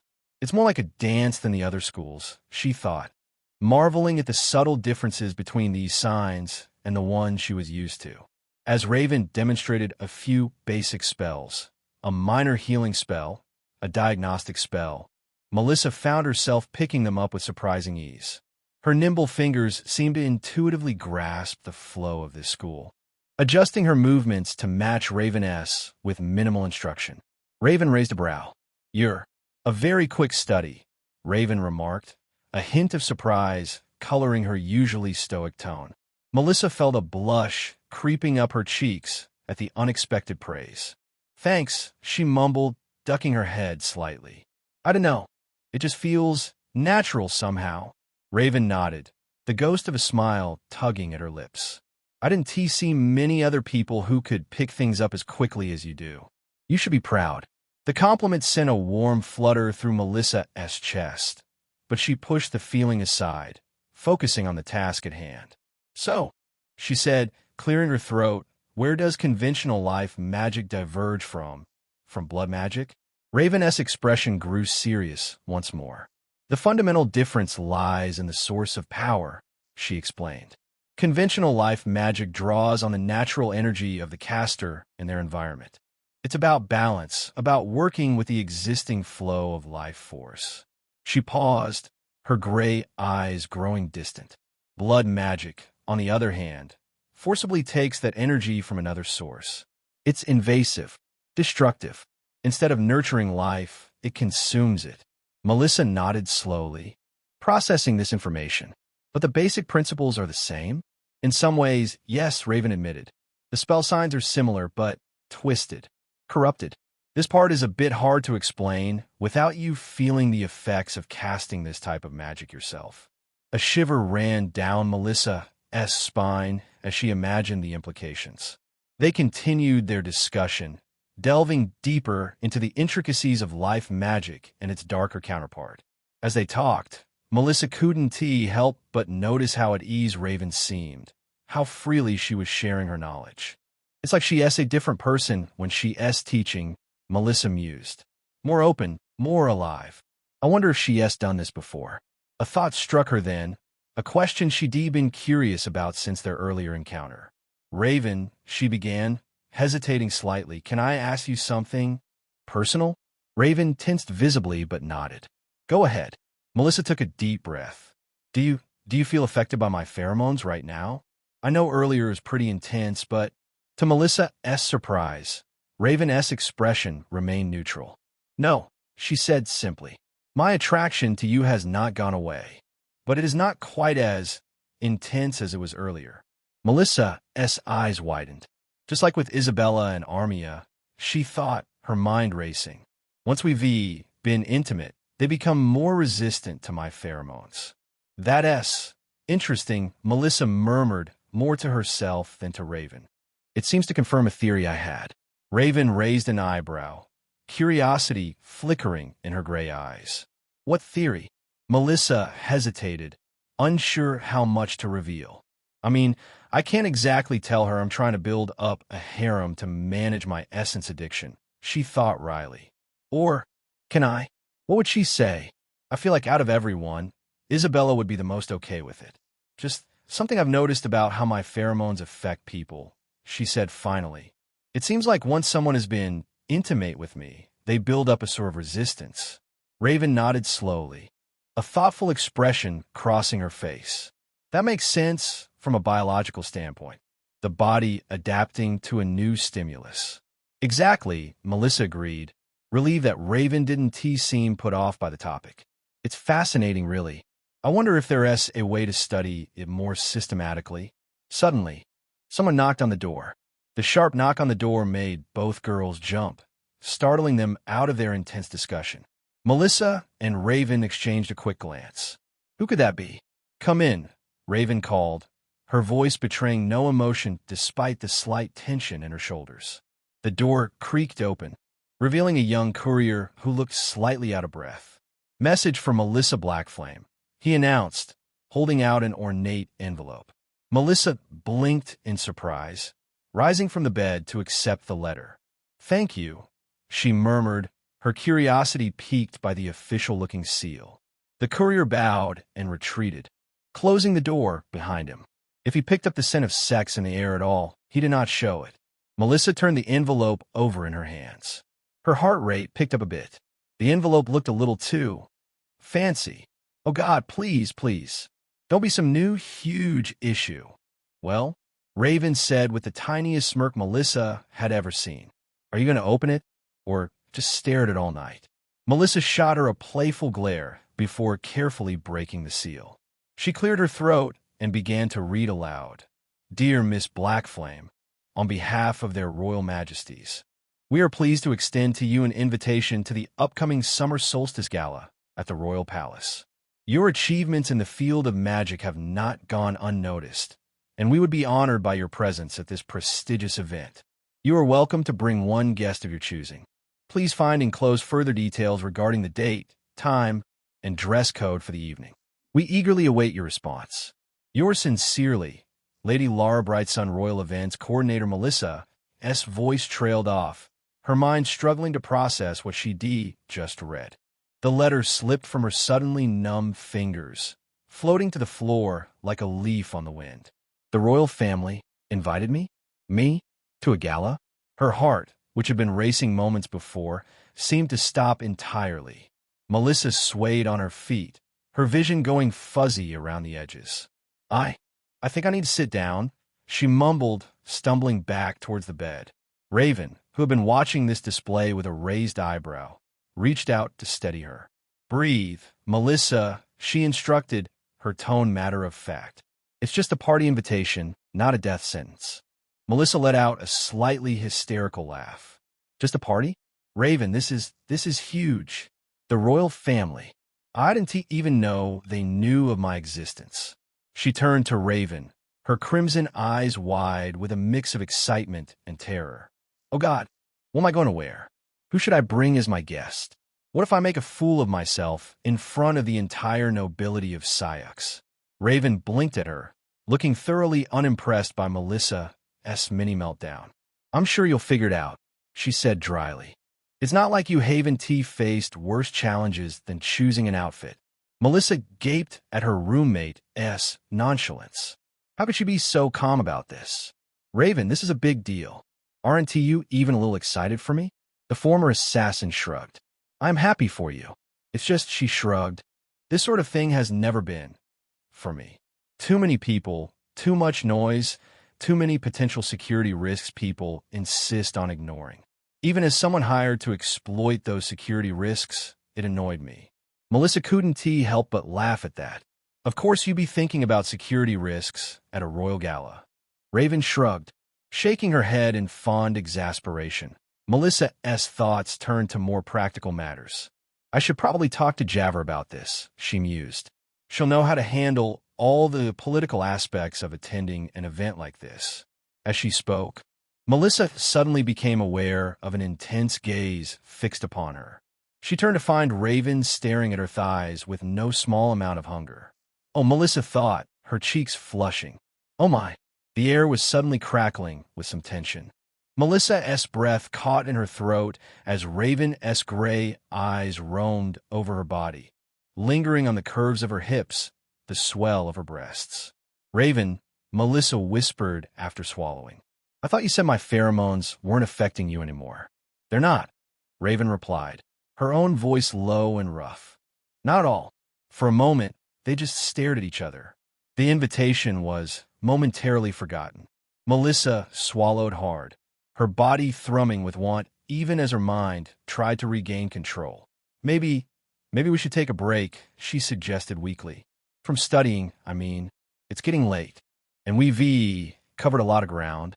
Raven's hand shot out, grasping Melissa's wrist with surprising gentleness.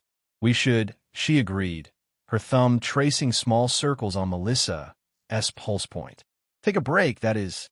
The implication in her words was clear, and Melissa felt a shiver of anticipation run down her spine. Well, she thought, a grin spreading across her face as she allowed Raven to pull her closer. I guess the gala can wait. I've got more pressing matters to attend to right now. And as their lips met in a heated kiss, all thoughts of royal invitations and magical theory flew from Melissa's mind. Chapter 80. Guests and hits later, Melissa found herself standing outside Javert's office just as the sun was going down, her heart pounding in her chest as she clutched the royal invitation. She took a deep breath, trying to calm her nerves before knocking on the heavy wooden door. "Come in," Javer's voice called from within. Melissa stepped into the office, her tail swishing behind her as she tried to contain her nervous energy. Javer looked up from her desk, a small smile playing on her lips as she saw who her visitor was. "Ah, Melissa, to what do I owe the pleasure?" Melissa opened her mouth to speak, then closed it again, suddenly unsure how to begin. Finally, she simply pulled out the invitation and handed it to Javer. I received this last night," she said, her voice barely above a whisper. Javer's eyebrows shot up as she read the contents of the letter. Her eyes widened, flicking between the invitation and Melissa's face. "Well," she said finally, leaning back in her chair, "this is unexpected." Melissa nodded vigorously. "I know. I couldn't believe it either. I mean, why would they invite me, of all people?" Javer leaned back in her chair, her expression thoughtful. "I suppose we shouldn't be too surprised when you think about it." She mused. "Word is spreading about you. You've caught the attention of some very influential people." Melissa felt a blush creep up her cheeks. "I guess with all the attacks and my grades and the fight and—" She sighed. "Of course, they didn't notice. Still," she mumbled, "it's a bit overwhelming. I have no idea what to expect at an event like this." Javer's smile turned sympathetic. "It can be a lot to take in," she agreed. "But you want to be alone." In fact, she reached into a drawer and pulled out an identical envelope, holding it up for Melissa to see. "You've been invited too?" Melissa gasped, her eyes wide. Javer nodded. "Indeed I have." Although Javer didn't look too happy about that fact, Melissa felt a wave of relief wash over her. Knowing that Javer would be there, a familiar face in a sea of strangers, made the prospect of attending the gala seem a little less daunting. "So, what can you tell me about this event?" Melissa asked, leaning forward eagerly. "I want to be as prepared as possible." Javer chuckled, shaking her head fondly. "Always the diligent student, aren't you? Well, the Summer Solstice Gala is one of the most prestigious events of the year. It's a celebration of the longest day, a time to honor the sun and the life it brings." "The sun, right?" Melissa nodded to herself. "People worship the sun in the human kingdom." Melissa hadn't interacted much with the religious side of society. Her parents, of course, didn't subscribe to the same beliefs as the humans, and Javer too was not exactly a normal individual. Plus, the Academy made no mention of religion at all. She was curious. Javer paused, her expression turning more serious. "But it's also a highly political affair. The guest list is a who's who of Sayuk's most powerful and influential figures. Attending is a sign of status and a chance to forge alliances and make deals behind closed doors." Melissa nodded. "So, it's not just a party, then?" Javer smiled. "Exactly. It's a game. And you, my dear, have been invited to play. This is a tremendous opportunity for you, Melissa. This could be your first true mark on society." Melissa felt a thrill of excitement run through her, tempered by a twinge of nervousness. "What should I expect? I mean, in terms of the actual event itself?" Javer leaned forward, her elbows resting on the desk. "There will be a formal dinner, of course, followed by dancing and entertainment. It'll all be a long night, though. Since it is the sun's arrival that is being celebrated, the event officially begins at midnight and then lasts all the way until dawn, ending when the sun comes up." "Oh, it's a marathon, then?" She fixed Melissa with a stern look. "You'll need to be on your toes at all times, throughout every minute of it. Every conversation, every interaction could have deeper consequences than you realize." Melissa swallowed hard, nodding. "And the dress code?" "Formal, of course," Javer said with a giggle at the sudden change in topic. "But don't worry too much about that. I'm sure we can find something suitable for you. Perhaps we can make a trip into the city this weekend to look for gowns." "That sounds great," Melissa said, trying to keep her voice steady. One more thing. The invitation says I can bring a guest. Who do you think I should ask?" Javer's eyes glinted with amusement. "Ah, that's the question. Isn't it? You have quite a few close friends to choose from, as I understand it." Melissa felt her cheeks heat up. "Did anyone pop up when you read the letter?" "Not really." Javer chuckled. "Well, You have some time to think about it. Just remember, whoever you choose will also be representing you at this event. Choose wisely. However, regardless of who you choose, we'll want to make sure everyone find a way to go. Why? Melissa tilted her head.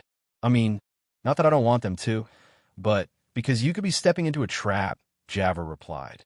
Melissa's eyes widened. Javert sighed, turning in her chair to look out the window. The king, Aldrich III, has been rather vague about where he stands with regard to Nim. I have no clue why he's inviting you personally like this. As such, she leaned back, crossing her arms. You'll want to have as much help as you can have, heading into this place. Melissa nodded slowly. I see. Well, Javert said, in any case, you should take a day off or two. Go back home. Sleep on it. Melissa raised a brow, smirking. Are you telling a student of the prestige class to skip school? Grinning, Javert stood up and walked over. She bent down a little, whispering, I'm merely suggesting that if you were to suddenly become sick with a cold or something, it would not be the worst thing that could happen. Melissa grinned back. All right, see you back home then. Atta girl. As Melissa made her way through the busy streets of Syux, the twin moons up, hovering over her head, her mind buzzed. The weight of the royal invitation in her pocket felt like a promise of things to come. A tangible reminder that her life could be changing in ways she couldn't have even imagined before. A royal gala, she thought, a giddy smile playing on her lips. Me and Nim invited to rub elbows with the most powerful people in the kingdom. Wow. Melissa turned down a narrow alley. A shortcut she often used on her way to Javert's manor. As she walked, her tail swishing behind her, she couldn't help but daydream about the upcoming event. I wonder what the palace looks like inside. Will there be magical displays? Oh, and the food. I bet at LLB. Her thoughts were abruptly cut short as a dark figure suddenly materialized in front of her, seemingly stepping out of the very shadows themselves. Melissa's heart skipped a beat. No words were exchanged between them. Both their bodies were already moving the instant they locked eyes. Shit. Here we go again, she thought, a wry smile replacing her earlier grin. The assassin, clad in the telltale dark robes of a shadow mage, lunged forward with a wicked-looking dagger. Melissa sidestepped the attack, her hand already tracing a familiar spell sign in the air. Ignis Cor, Plotef mine, she incanted, and a shimmering shield of flame burst into existence around her. The assassin hissed in frustration, his blade glancing off the magical, flaming barrier. Melissa used the momentary distraction to counterattack, her free hand weaving another spell. Illumi Nurka Vorfall. A bolt of blue flame shot from her fingertips, catching the shadow mage square in the chest. He stumbled backward, smoke rising from his robes. Ah! He screamed as a mix of flame and electricity coursed within him. This one spell had been responsible for pretty much every victory Melissa had experienced over the years. She was too sure what it was, but something about this spell tended to catch people off guard. Maybe she could ask Raven about it later, since she'd been on the receiving end of it. 8 years of this shit, Melissa thought as she pressed her advantage. You think they'd learn by now? The assassin recovered quickly, melting into the shadows once more. Melissa's eyes darted around the alley, her senses on high alert. She'd faced this tactic before, knew how dangerous it could be if she let her guard down for even a second. A flicker of movement to her left caught her attention. Melissa spun. Her tail lashed out with surprising speed and strength. It connected with something solid, and there was a satisfying oof as the invisible assassin was knocked off balance. Obviously, her tail wasn't terribly strong, but Melissa didn't need it to be. She just wanted to pinpoint the assassin's location. Seizing the opportunity, Melissa stepped back. Thanks to today's encounters, Melissa had tons of essence to spare. Illumi, Nerka, Varfal. The spell collided with the assassin again. The same scream, the same damage ensued. But the attacker was desperate. He ran up and managed to scratch Melissa's face with his dagger. Crap! Melissa leaned back, drops of blood slowly flying through the air before her. I thought I won already. so I let my guard down. Sure enough, the assassin fell down in front of her. This had been his last attempt, and, pushing out whatever sympathy Melissa may have had for this guy, she simply cast the same spell a third time, at point-blank range. In a moment, he was nothing but ashes. Melissa's chest rose and fell. Well, at least all the sex I've been having lately paid off. Heh. As the adrenaline began to fade, Melissa flinched, feeling a sting on her face. Guess this is a good chance to try that life magic spell Raven taught me. Vini, sanguine Mara, she said as she drew the spell sign. Her hand was enveloped in a subtle, white-yellow glow, and Melissa pressed it against her bleeding cheek. The wound began to repair itself very slowly. She stared down at the assassin's ashes. Life magic. Why does it come so naturally to me? With no answers, however, all she could do was push the moment out of her mind and keep walking. Having lost so many times, maybe the shadow mages would give her a chance to breathe, finally. I doubt it. Chapter 81. Coffee and assignments. The following morning, Melissa woke with a sense of purpose. Sleeping on it, like Javer had suggested, managed to make several ideas churn in her mind. She'd been up almost all night, piecing together a plan, and she liked what she came up with. I need to get the girls together to talk about this. And so, she made her way back to the academy. She spotted Isabella, Armia, and Raven all making their way to the second class of the day, none of them talking to one another, of course. As soon as she saw them, she waved them over. "Hey guys," Melissa called out as she approached. "How do you feel about skipping class today?" Isabella's eyes lit up with mischief, while Armia looked scandalized. Raven, as usual, remained impassive. "Skip class?" Armia asked with a raised brow, the golden scales running down her hands glinting in the sunlight. "What has gotten into you? What? Is it that odd that you've treated every word the professors say as if not writing them down would result in you being personally struck down by the gods," Isabella said with a smirk. "I have to agree with the dragon here. What is up?" Melissa rolled her eyes, pulling out the royal invitation. "Something big has come up. We need to talk, all of us. I was thinking we could head to Javer's place to discuss this." Melissa began, but Isabella cut her off. "My house is closer," the kitsune said, a sly smile playing on her lips. "And I'm sure Mom 1T- is dropping by. She loves having guests. Let us just head there." Melissa hesitated for a moment, remembering the last time she visited Isabella's home. Yeah, that was eventful, but practicality won out. "All right," she agreed. "Isabella's it is." Following that, they made their way through Sayuk's streets. Soon, they were standing before Isabella's fabulous home, and Isabella burst through the front door with her usual exuberance. "Mom, we're home," she called out. Kimiko appeared in the hallway, a warm smile on her face. "Bella? You're back, rather." Her words were cut off as Isabella launched herself in her mother's arms, planting a deep, passionate kiss on her lips. Kimiko responded with equal enthusiasm, and in an instant, it was like the girls didn't exist.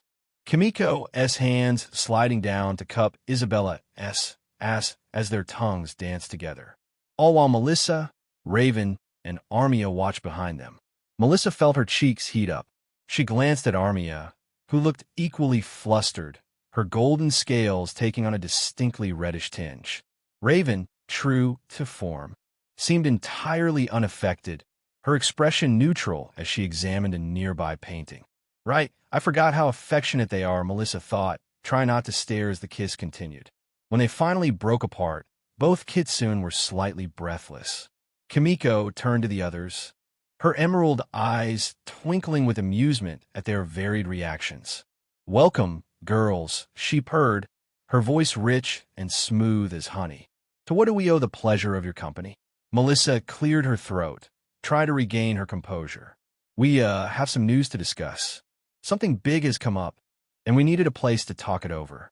Kimiko's eyebrow arched with interest. "Oh, well, don't keep me in suspense. Why don't you all make yourselves comfortable in the living room? I'll put on some coffee for everyone." "Sounds good, Mrs. Summer." "Thank you."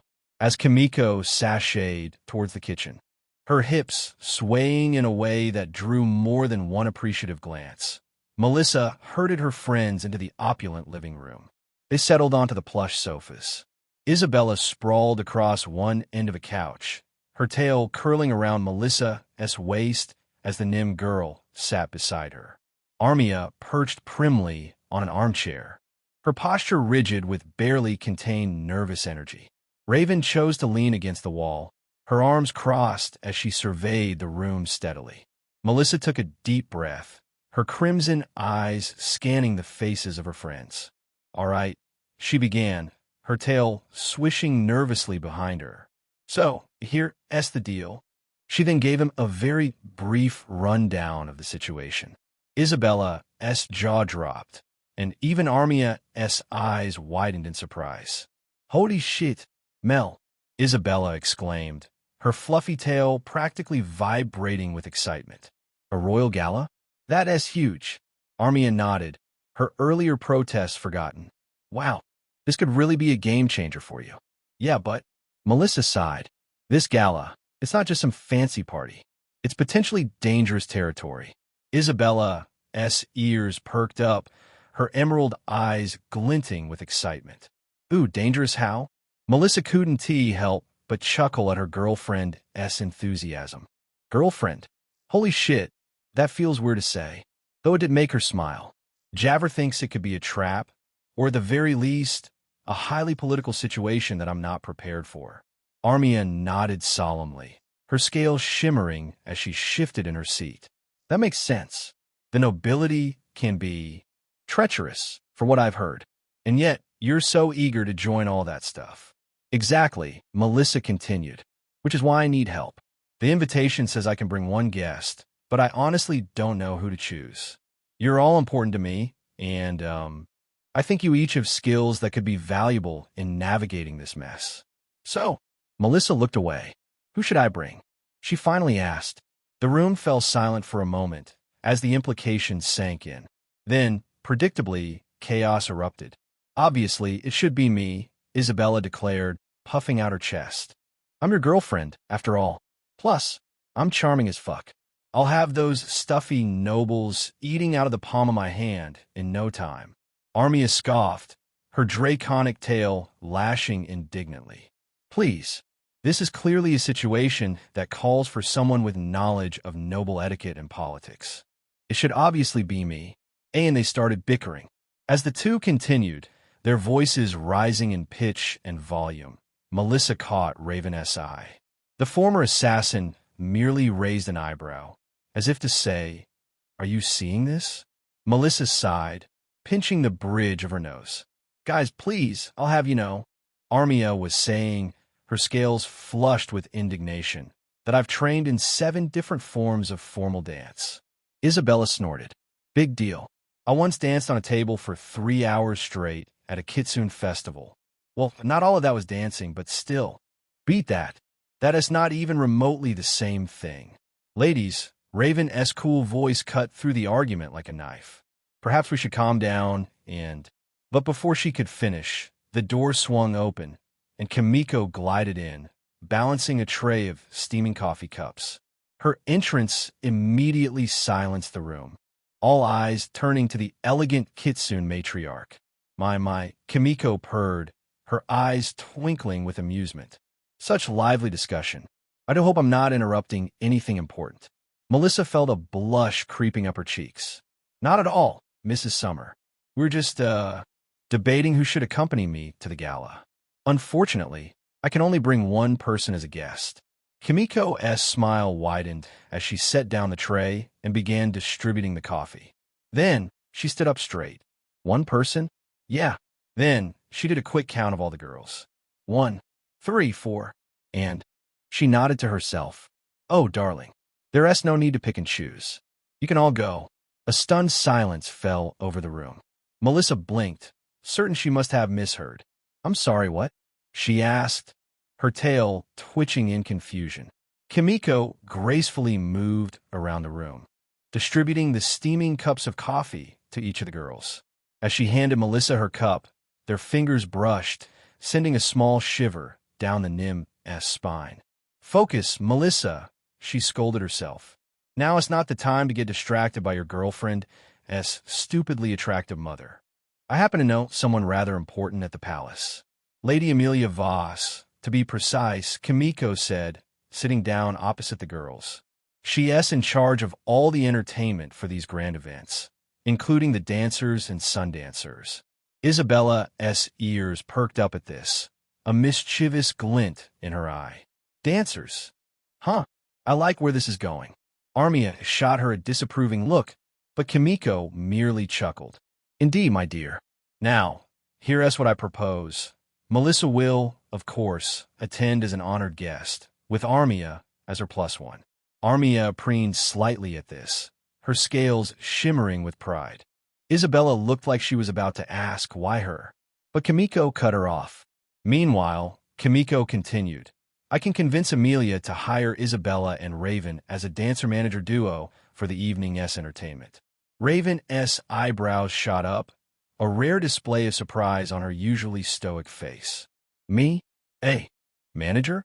Suddenly, it seemed like all thoughts of being Melissa's guest disappeared in an instant. Oh, Isabella giggled, nudging the former assassin with her tail. I kind of want to see that. You'd look hot in a suit. Melissa couldn't help but agree, her mind briefly wandering to the image of Raven in formal attire. Raven had no reaction. If all goes according to plan, Kimiko said, drawing their attention back, you'll all be able to attend the gala in various capacities. And, well, I might as well come along, too. It's been far too long since I've graced one of these events with my presence. The girls exchanged excited glances, the possibilities of the evening stretching out before them. But Isabella, ever observant when she wanted to be, tilted her head curiously at her mother. Wait a second, she said, her tail swishing thoughtfully. If you know one of the people involved in organizing the gala, why didn't you mention anything about it before? Kimiko's smile turned positively wicked. Well, to be frank, I didn't really want to unleash you upon the unsuspecting noble populace. Isabella's eyes widened in mock indignation. Mother, are you implying that I would be with half the city's nobility if given the chance? Kimiko finished for her, arching an elegant eyebrow. My dear, I'm not implying it. I'm stating it as fact. Isabella opened her mouth to protest, then closed it, a smirk spreading across her face instead. Fair enough, she conceded with a shrug. Melissa felt a blush creeping up her cheeks, knowing full well that Isabella would, indeed, probably try to seduce every attractive person at the gala if left to her own devices. Raven nodded to herself. This arrangement would give us more eyes on the situation, more angles to cover if anything goes wrong. Exactly, Kimiko agreed. Pretty. Kimiko grinned in a way that made Melissa feel like her clothes were being tugged at. It'll be far more fun this way, don't you think? Well, she couldn't really argue with that. Chapter 82. Sundancers in gowns. Raven stood at the ornate front door of the summer residence, her hand hovering over the knocker. She took a deep breath, steeling herself. I can't believe I agreed to this, she thought, shaking her head slightly. Me, pretending to be a dance manager. What am I getting myself into? Before she could second-guess herself further, the door swung open, revealing Kimiko in all her radiant glory. The older kitsune's eyes lit up at the sight of Raven, a sly smile playing on her lips. The kitsune matriarch was dressed in a simple but elegant kimono, the silk fabric clinging to her curves in all the right places. Her vibrant pink hair was pulled up into an intricate bun, held in place by ornate hairpins that glinted in the light. Raven. Right on time, Kimiko purred, stepping forward. Yes, Kimiko's lips were then on hers, soft and warm and tasting faintly of cherry blossoms. To her own surprise, Raven didn't flinch or pull away. All she felt was a small shiver down her spine. Well, Raven thought as Kimiko pulled back, that was unexpected, but not unpleasant. Come in, dear, Kimiko said, ushering Raven inside with a gentle hand on her lower back. Isabella's just warming up in the living room. As they entered the spacious living area, Raven's eyes widened at the sight before her. Isabella was there, all right, but warming up seemed like an understatement. Isabella stood in the middle of the living room, clad in an outfit that could barely be called clothing. Sheer, gauzy fabric clung to her curves, leaving very little to the imagination. She swayed and spun to an unheard rhythm, her movements fluid and sensual. Raven watched, equal parts fascinated and perplexed, as Isabella practiced what Kimiko had described as the essential moves for her role at the gala. The dance was unlike anything Raven had seen before, raw, primal, and undeniably erotic. "Ah, hey," Isabella called out, pausing mid-twirl to flash a dazzling smile. "Ray, that is not my name. What do you think? Think I'll catch some noble eyes in this little number?" Raven cleared her throat, trying to find a professional response. "It's certainly eye-catching," she managed. Kimiko chuckled, settling gracefully onto a nearby chaise lounge. "That's rather the point, dear. Now, Isabella, why don't you run through that last sequence again? Raven needs to see what she'll be managing." As Isabella launched into another series of fluid, hypnotic movements, a question nagged at the back of Raven's mind. "Mrs. Summer," she began, her voice low, "I was wondering, what exactly is the difference between a dancer and a sundancer at these events?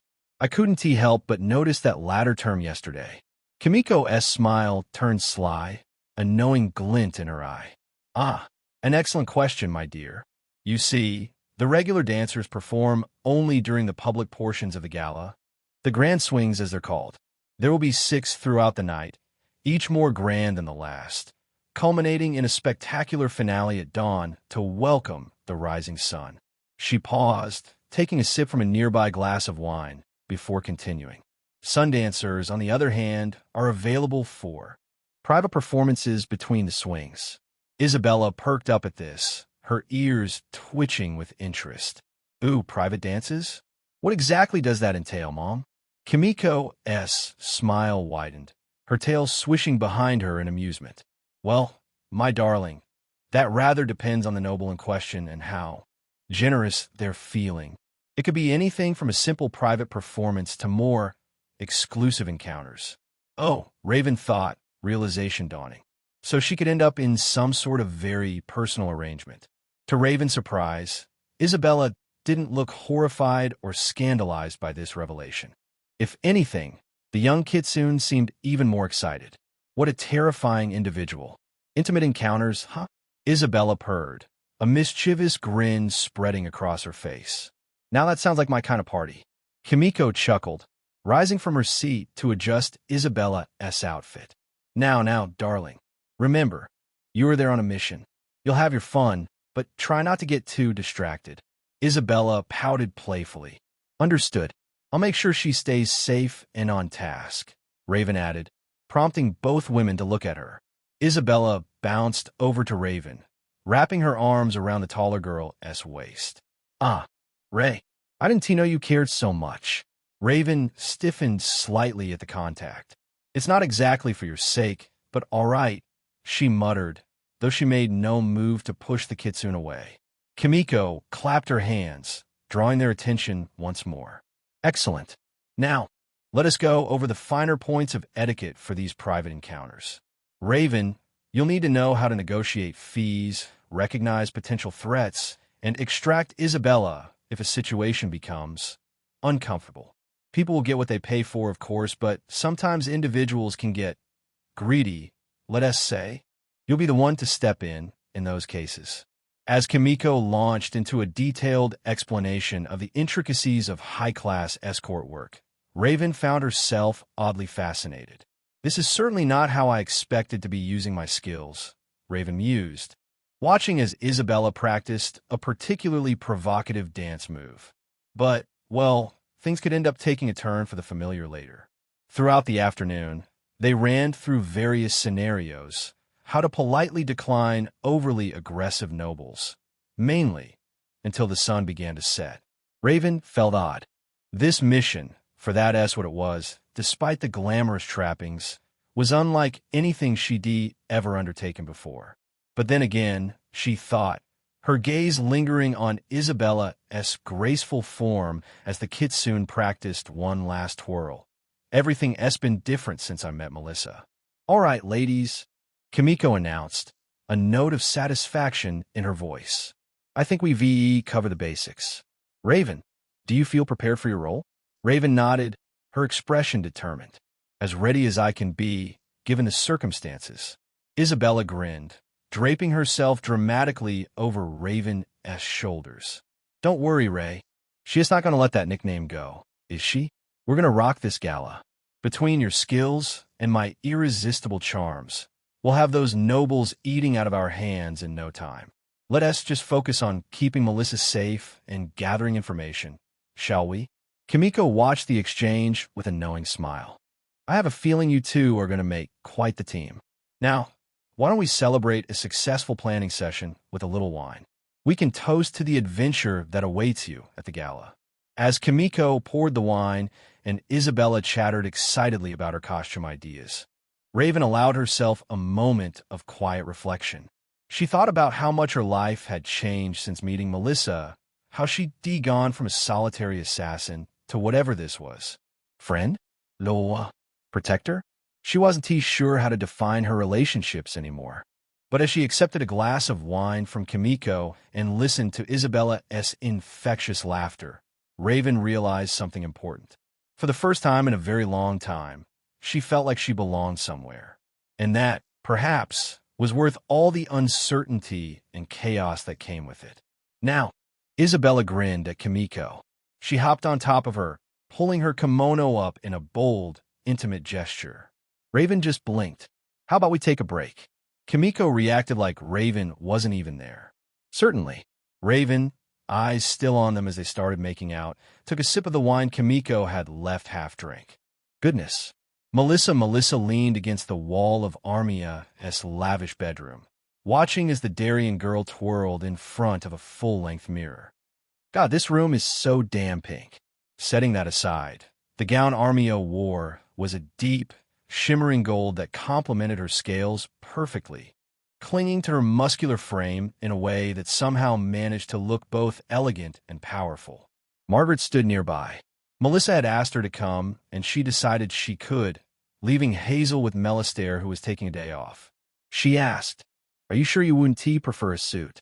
Dear, I think you'd look quite dashing in one." Armia shook her head, a soft smile on her face.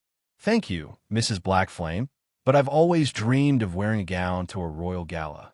This is what I want." Darien, Armia's younger brother, lounged on a nearby chair. His tail, slightly smaller than Armia's, swishing lazily. "I still don't see why you're making such a fuss, sis. It's just a party." Armia shot him a look that could have melted steel. "It's not just a party, Darien. It's a chance to—" She trailed off, her eyes meeting Melissa's in the mirror. The Nim girl gave her an encouraging nod, and Armia's shoulders straightened, her chin lifting proudly. Margaret, ever perceptive, cleared her throat. "Darien, dear, why don't we step outside for a moment? I believe I saw some interesting artifacts in the hallway that I'd love to get a closer look at." The younger Darien shrugged, following Margaret out of the room with a casual wave. As the door closed behind them, Melissa found herself alone with Armia. "You look beautiful, Armia," she said softly, reaching out to adjust a fold in the gown's fabric. "Really? Gorgeous." Armia's scales flushed a deeper gold, her tail curling shyly behind her. "Thank you, Melissa. I can't tell you how much this means to me." Melissa tilted her head. "The gala, you mean?" Armia nodded, turning to face Melissa fully. "Yes, but it's more than that. She gestured to herself, to the gown. "This is what I've always wanted. To be seen as a proper lady, to attend grand events, to be part of that world." Her voice grew softer, almost wistful. "I feel like I'm finally doing something befitting a noblewoman." Melissa felt a warmth blooming in her chest, touched by Armia's vulnerability. "Armia," Melissa said, taking the Darien's hands in her own, "you don't need to wear gowns to be elegant in my eyes." "Thank you. But—" She looked down at herself, feeling it. "This is different." Melissa nodded.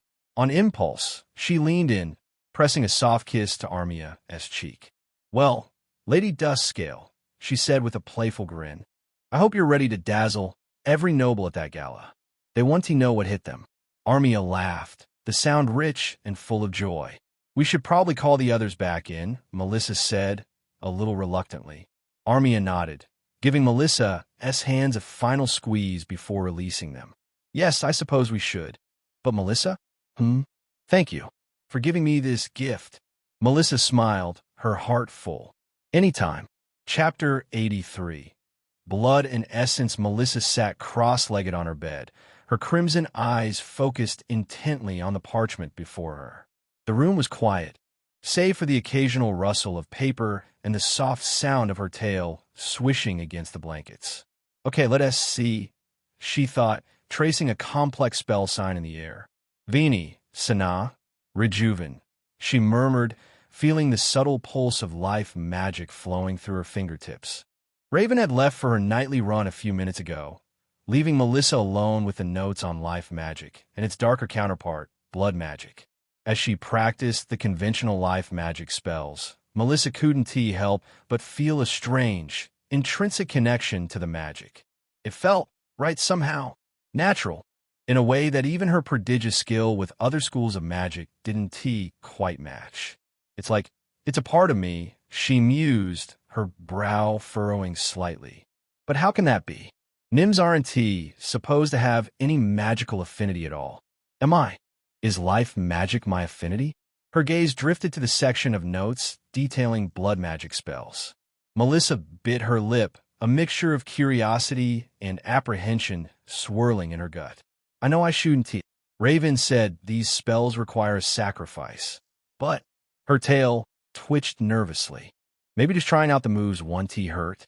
Before she could talk herself out of it, Melissa's fingers were tracing the intricate, twisted version of a healing spell, one belonging to the blood magic school that assassins would use at times to recover after a fight, usually using the corpse of the person they just killed. "Sanguine Vita Transfero," she whispered, half expecting nothing to happen. To her shock, she felt a surge of power coursing through her body. The air around her hand shimmered with a deep, crimson energy, unmistakably the manifestation of blood magic. "What the..." And Melissa's thought was cut short as a wave of dizziness washed over her. The room seemed to tilt and spin, and she found herself slumping back against her pillows. But how? She wondered, her mind racing even as her vision blurred. "I didn't sacrifice anything. How did I cast that spell?" As the dizziness intensified, Melissa closed her eyes, trying to steady her breathing. The implications of what had just happened whirled through her mind like leaves caught in a storm. There is definitely something going on here, she thought, her determination cutting through the fog of disorientation. Something about me, about my connection to life magic and blood magic. I need to get to the bottom of this. She managed to open her eyes, her gaze falling on the scattered notes around her.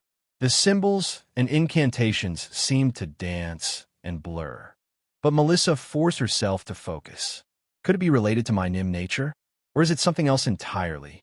Her tail curled around her waist, as if trying to anchor her against the waves of dizziness.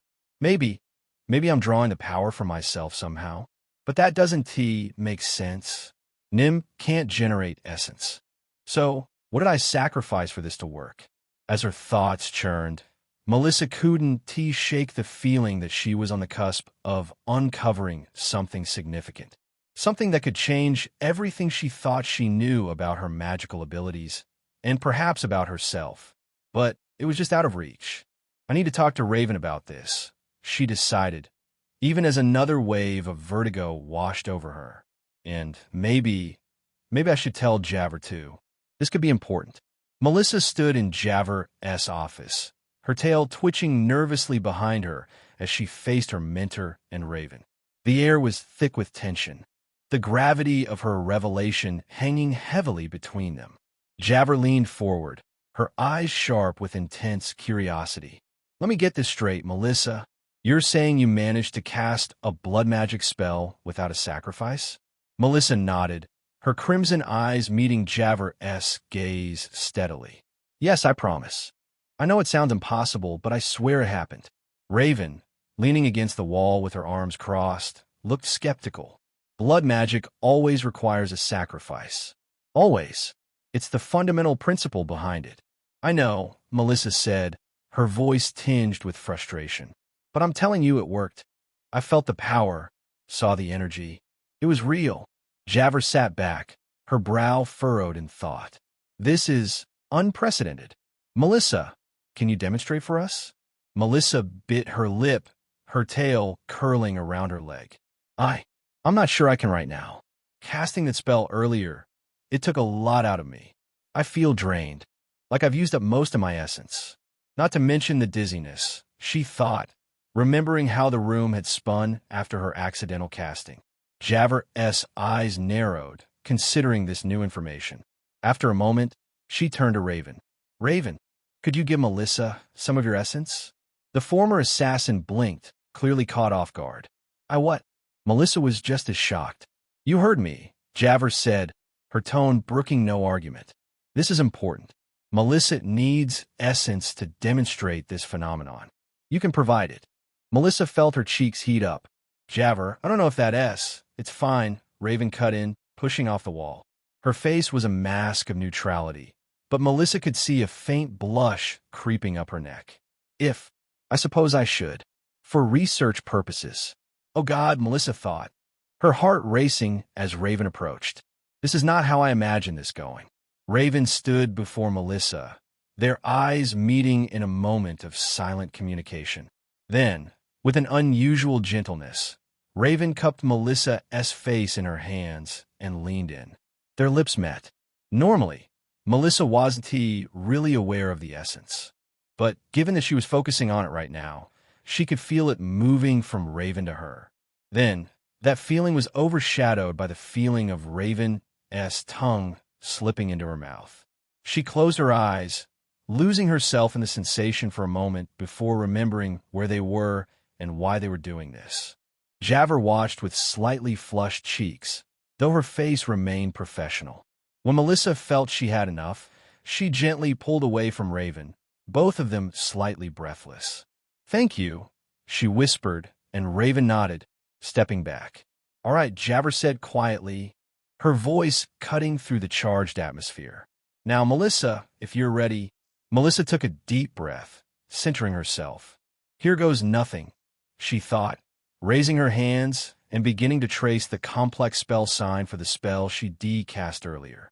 Sanguine, vita, transfero, she intoned, her voice steady despite her nerves. For a heartbeat, nothing happened. Then, suddenly, crimson energy began to swirl around Melissa's hands, coalescing into a pulsing orb of power. Javert's eyes widened, and even Raven took an involuntary step back. By the gods, Javert breathed, leaning forward to get a better look. It's true. You're actually doing it. Melissa maintained the spell for a few more seconds before letting it dissipate, the crimson energy fading away like mist in the morning sun. As soon as it was gone, she swayed on her feet, that familiar dizziness returning. Melissa! Raven was at her side in an instant, steadying her with a strong arm around her waist. I'm okay, Melissa assured her, though she leaned gratefully into the support. It's just, casting that spell takes a lot out of me. More than regular magic, even. Javert stood, her expression a mix of awe and concern. This is remarkable. Melissa, do you have any idea how you're able to do this? Melissa shook her head, her tail curling around Raven's leg unconsciously. No idea. It just happens. But, I don't know, I think I might have an affinity for life magic in general. We need to investigate this further, Javert said, her mind clearly racing with possibilities. For now, though, Raven, can you take her back to the dorms? On it. Melissa nodded, still leaning against Raven for support. She couldn't shake the feeling that she just opened a door to something much bigger than she anticipated. What is all this? Why? Raven's arm was a steady presence around Melissa's waist as they made their way back to their shared room. The Nim girl's steps were unsteady, her tail dragging listlessly behind her as they walked. I've never seen her this drained before, Raven thought, concern etching lines across her usually stoic face. What is this blood magic doing to her? As they reached their door, Raven fumbled with the key, unwilling to let go of Melissa even for a moment. Finally managing to unlock it, she all but carried her roommate inside, gently depositing her on the nearest bed. "Melissa," Raven said softly, kneeling beside the bed. "Are you feeling any better?" Melissa's crimson eyes fluttered open, a weak smile tugging at her lips. "Not really," she admitted, her voice barely above a whisper.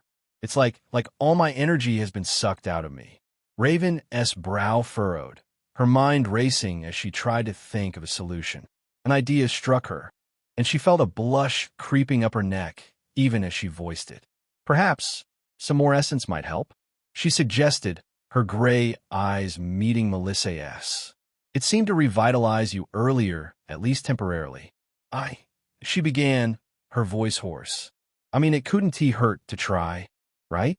Raven's gaze snapped back to hers, a flicker of heat sparking in those gray depths. "No," she agreed, her voice low and rough. "It couldn't hurt at all." And then she was leaning in, her lips capturing Melissa's in another breathtaking kiss. Melissa gasped, her body arching up off the bed as Raven's tongue swept into her mouth, claiming her with a boldness that sent shivers down Raven's own spine. Raven's hands were everywhere, skimming over Melissa's curves with a hunger that bordered on desperation. Melissa moaned, her own hands tangling in Raven's hair, pulling her closer as the kiss deepened. And then, just as suddenly as it had begun, it was over. Raven pulled away, her breathing ragged, her eyes glazed with a mix of desire on something softer, something almost tender. "Are you?" Raven panted. "Better?" Melissa nodded, unable to speak past the lump in her throat. Then, she pulled Raven back down, capturing her lips once more.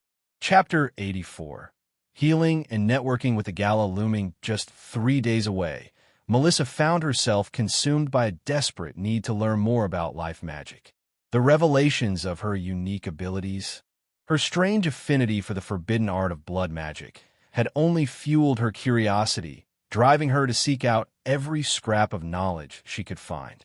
And so, with a determined set to her jaw and a fire burning in her crimson eyes, Melissa made her way to one of the Academy's local clinics, hoping to glean some insight from the healers who practiced there. As she stepped through the doors, the sterile scent of herbs and antiseptic washing over her, Melissa couldn't help but feel a flicker of unease. The healers, clad in their crisp white robes and armed with their years of training, eyed her with a mix of wariness and curiosity the instant she walked in. "Come on, Melissa. You've faced worse than a few skeptical healers." With a deep breath and a polite smile, Melissa approached the nearest healer, a middle-aged woman with sharp blue eyes and a no-nonsense air about her. "Excuse me," Melissa began, her voice soft but firm. "I was hoping you might be able to help me. I'm studying life magic, you see, and I was wondering if you could perhaps show me a bit of what you do here. Just a small demonstration, nothing too intrusive." The healer's eyebrows shot up, surprise flickering across her features before she schooled them into a more neutral expression. "Life magic? Why would you be interested in that?" Melissa felt a flicker of irritation at the implied, "Why would Nim care about magic?" But she pushed it down, maintaining her polite demeanor. "I'm a student at the Academy," she explained, gesturing to her uniform, as if it wasn't obvious. "I've been studying various schools of magic, and life magic fascinates me. I was hoping to learn more about its practical applications." The healer hesitated, her gaze flicking over Melissa's earnest expression, the determined set of her shoulders. For a long moment, it seemed as though she might refuse, her lips pursing in a thin line of disapproval. But then, to Melissa's surprise and relief, she sighed, shaking her head with a rueful smile. "All right," she said, her tone still slightly guarded but not unkind. "I suppose there's no harm in showing you a few basic techniques. But mind you keep your hands to yourself and follow my instructions to the letter, understood? Melissa nodded eagerly, her heart soaring with excitement. Of course, she promised, falling into step beside the healer as she led the way towards a nearby patient's bed. Thank you so much, truly. This means a great deal to me. The healer shot her a sidelong glance, a hint of amusement creeping into her expression. Thank me after you've seen what we're dealing with, she muttered, gesturing towards the figure lying prone on the bed. It was a young man, his face pale and drawn with pain. His leg was swathed in bandages, the fabric stained with the rusty hue of dry blood. Training accident, the healer explained, her voice brisk and businesslike. Shattered tibia, severe lacerations. We've set the bone and stopped the bleeding, but the risk of infection is high. That's where the life magic comes in. Melissa watched, fascinated, as the healer began to weave a complex series of spell signs over the wounded leg. Her hands glowed with a soft, pulsing light, the energy seeming to flow from her fingertips and into the patient's flesh. Vitalis, Sana, Regan, the healer chanted, her voice low and melodic. As she spoke, Melissa felt a tingling sensation wash over her, a prickling awareness of the magic at work. Maybe it was a residual effect of yesterday's activities with Raven, but she could sense the flow of energy in the air, the way it knitted torn muscle and shattered bone back together, the way it burned away the creeping tendrils of infection and decay. Melissa found herself leaning closer, her eyes wide and her breath coming faster as she drank in every detail of the spell. The incantation, the precise movements of the healer's hands, the way the patient's face smoothed out in relief as the magic did its work. She committed it all to memory, her mind whirling with the possibilities, with the knowledge that she, too, could wield this power, could use it to heal and to harm in equal measure. And then, as the healer finished her spell and stepped back, Melissa realized something else. The woman was looking at her differently now, her blue eyes slightly glazed and her cheeks flushed with more than just exertion. There was also some sweat on her brow that she quickly wiped away, and Melissa wasn't too sure that had appeared just because she was tired. Melissa could smell it on her, the faint scent of arousal. The way her pulse jumped in her throat as Melissa met her gaze. My pheromones, Melissa realized, holding back a wicked smile. They're affecting her. It was a heady feeling.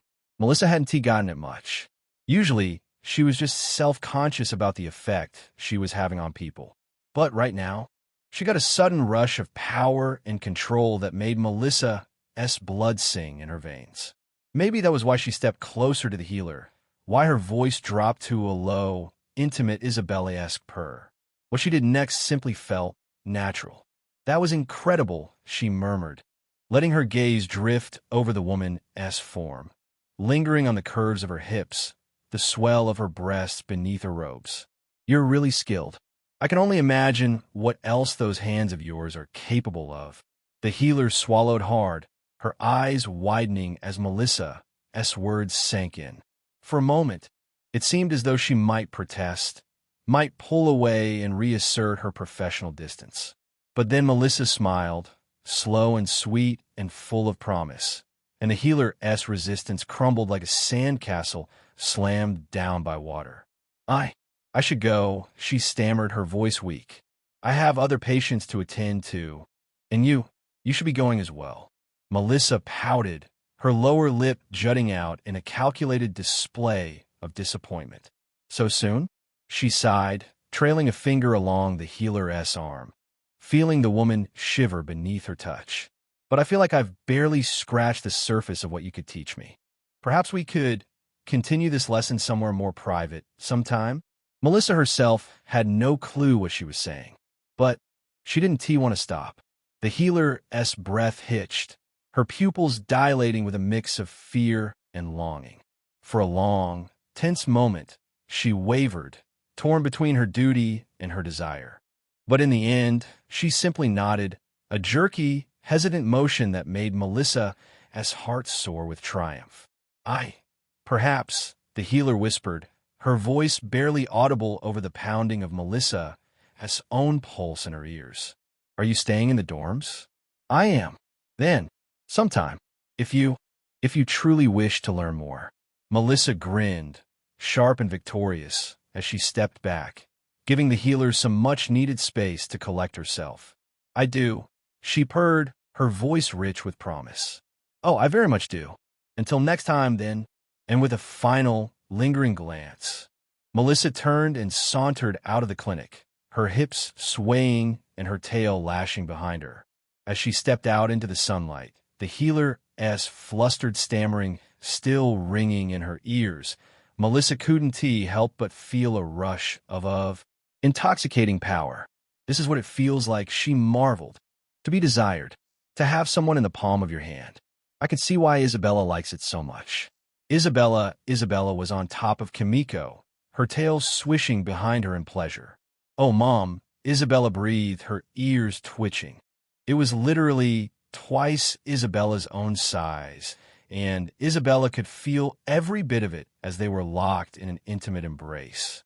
Kimiko's hands rested gently on Isabella's hips, guiding her movements. Her voice remained remarkably composed as she said, "Now, darling," Kimiko purred, her emerald eyes locked on her daughter's face. "We need to discuss your objectives for the gala." Isabella nodded. "All okay."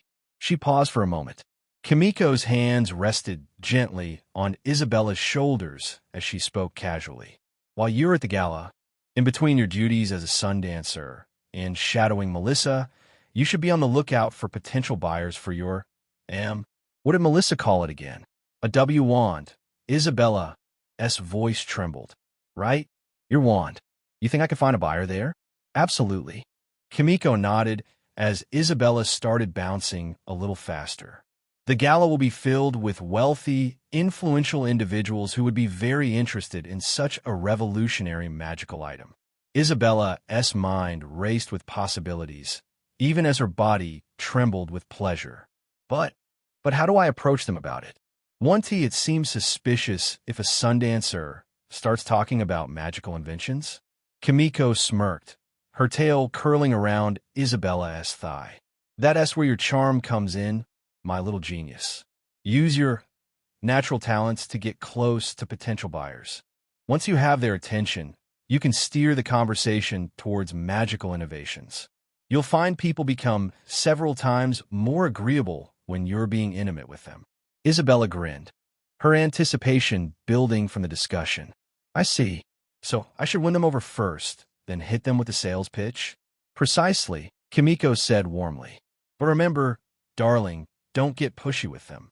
And, of course, protecting your friend is the priority. Isabella nodded, her breath coming in short gasps as she steadied herself. Got it. Seduce, sell, stay subtle. I'm almost there, Mom. Kimiko's hands gripped Isabella's hips tightly, pulling her close with increased urgency. That's my girl. Now, give me everything, Isabella. Show me how ready you are for your mission. With a cry of intensity, Isabella let go, her body shuddering as emotion washed over her. Kimiko followed soon after, holding her close as they rode out the moment together. As they lay tangled in the aftermath, both panting and satisfied, Isabella's mind was already whirring with plans for the gala. So, pitch the wand, keep Melissa safe, have some fun, she said, nuzzling into Kimiko's neck. Got it. Kimiko stroked Isabella's hair, a proud smile on her face. Good. Now, ready for round 2? Isabella grinned, biting Kimiko's neck as she gave a muffled, of course. Chapter 85. Software Development and Affinities. Melissa paced her room, her tail swishing nervously behind her. With the gala just 2 days away now, her schedule was packed with preparations and last-minute research. But there was one crucial task she needed to complete first. I need to be at full strength, she thought, remembering the draining effects of blood magic. And for that I need, as if summoned by her thoughts, there was a knock at the door. Isabella's cheerful voice called out, Mel, you in there? Melissa's heart raced as she opened the door, her eyes immediately drawn to Isabella mischievous grin. "Hey, Izzy. Thanks for coming." Isabella sauntered in, her fluffy tail brushing teasingly against Melissa's leg. "Anytime, babe. So, what's this urgent need you mentioned?" Melissa took a deep breath, steeling herself. "I need to recharge, and I was hoping you could help." Isabella's eyes lit up. She closed the gap and put her arms around Melissa's neck, leaning in to whisper, "Oh? Straight to the point. Huh? And how exactly did you want me to help?" Melissa's eyes narrowed. "You little." Without warning, Melissa surged forward, capturing Isabella's lips. The kitsune let out a surprised but pleased squeak, quickly melting into the embrace. As they broke apart, both slightly breathless, Melissa's crimson eyes blazed with determination. She was admittedly very fired up after recent events. The more she got used to these new, empowered pheromones of hers, the more she liked them. "I want to try something different today," she said, her voice low and husky. "If that's okay with you?" Isabella nodded eagerly, her tail swishing with anticipation. "Absolutely. What did you have in mind?" In response, Melissa gently guided Isabella towards the bed. "Sit," she said softly, and Isabella complied, her eyes wide with curiosity. Melissa knelt close to Isabella, her hands sliding up the kitsune's thighs. She could feel the heat radiating from Isabella's core. "This feels weird," Melissa thought, her confidence growing as she saw the effect she was having on Isabella. But not in a bad way. With deft fingers, Melissa lifted the hem of Isabella's skirt. She heard Isabella's sharp intake of breath, felt the kitsune's tail land and remain on her back. Before Isabella could say anything, Melissa leaned forward and pressed her lips gently to Isabella's. The kitsune gasped, her hands flying to tangle in Melissa's hair. Melissa began to move closer. She was wrapped up in a moment with Isabella, and the connection between them felt electric. The warmth between them deepened as Isabella softly spoke her name. "Mel," Isabella whispered, her voice full of emotion. "This feels incredible. Have you been thinking about this too?" "Wow." Encouraged by Isabella's praise, Melissa grew bolder. She moved closer to Isabella. One of the advantages of Isabella's modest size, compared to an absolute monster like Armia, was that it didn't take much trouble for Melissa to hold her closely. Her hands roamed Isabella's thighs, her tail, anywhere she could reach. Isabella was caught up in the heat of the moment, her usual chatter trailing off into sharp breaths. "Oh, come on," she managed, her grip on Melissa's hair tightening. Melissa pushed herself further. In her mind, she was hearing that cheesy 80s boxing movie hype music, which would usually play as the protagonist was about to face the evil heavyweight champion. Except she was just trying to share an intimate moment with her fox-eared girlfriend. Still, she could feel a warm excitement building, her body thrumming with the influx of essence, and the thrill of being close to her partner still feels odd. Saying that, damn, with a soft cry, Isabella let out a breath she had been holding. Melissa stayed close beside her, quietly present, not wanting to rush the moment. As Isabella settled, Melissa finally leaned back, licking her lips with a satisfied smile. She felt different. Energized, yes, but also more assertive, powerful. It was the same feeling as when she flirted with that healer yesterday. And it was addicting. Isabella slumped back on the bed, legs still spread, her chest heaving as she caught her breath. "Holy shit, Mel," she panted, her emerald eyes wide with awe. Where did that come from?" Melissa grinned, climbing onto the bed to straddle Isabella's hips. "I don't know," she admitted, pressing close against Isabella's still sensitive body. "But I'm not done yet. Think you can stay a while longer?" Isabella's eyes grew serious, her hands coming up to rest gently on Melissa's waist. "Mel, dear, you don't need to ask that." As the door closed behind Isabella, Melissa took a moment to catch her breath, her heart still racing from their charged conversation. She glanced around the room, noting the various evidence of their activities. "Right? Better clean up first," she thought, her tail swishing with determination as she set about tidying the room. Once everything was back in order, Melissa settled at her desk, pulling out parchment, quills, and her notes on life and blood magic. Her crimson eyes gleamed with excitement. Time to put that software dev brain to use, she mused, a small smile on her lips. Melissa began by breaking down the spells she learned into their component parts. The incantations, the spell signs, the flow of energy. She drew diagrams, mapping out the patterns and connections between different spell signs and incantations.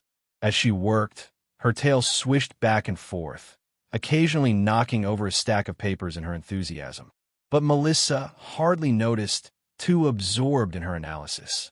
It's just coding, she reminded herself, her quill flying across the parchment. Each spell is like a function with inputs and outputs. If I can understand the underlying logic. Hours passed, the sun slowly sinking toward the horizon as Melissa delved deeper into her research. She barely noticed the growling of her stomach or the stiffness in her muscles, too engrossed in the puzzle before her. Finally, as the last rays of sunlight faded from her window, Melissa sat back, her mind buzzing with theories and possibilities. I think I'm onto something here, she thought, her eyes scanning the complex diagrams and notes spread across her desk. But how can I test these theories? The answer came to her in a flash of inspiration, causing her to bolt upright in her chair. Of course, if I want to understand how to heal, I need to understand how people can be hurt. Jabber sat at her desk, fingers drumming an impatient rhythm on the polished wood. Her eyes kept darting to the clock on the wall, counting down the minutes until her colleague was due to arrive with the documents she requested. Come on, Elodie, she thought, suppressing a sigh. You're usually so punctual. As if summoned by her thoughts, a sharp knock sounded at the door.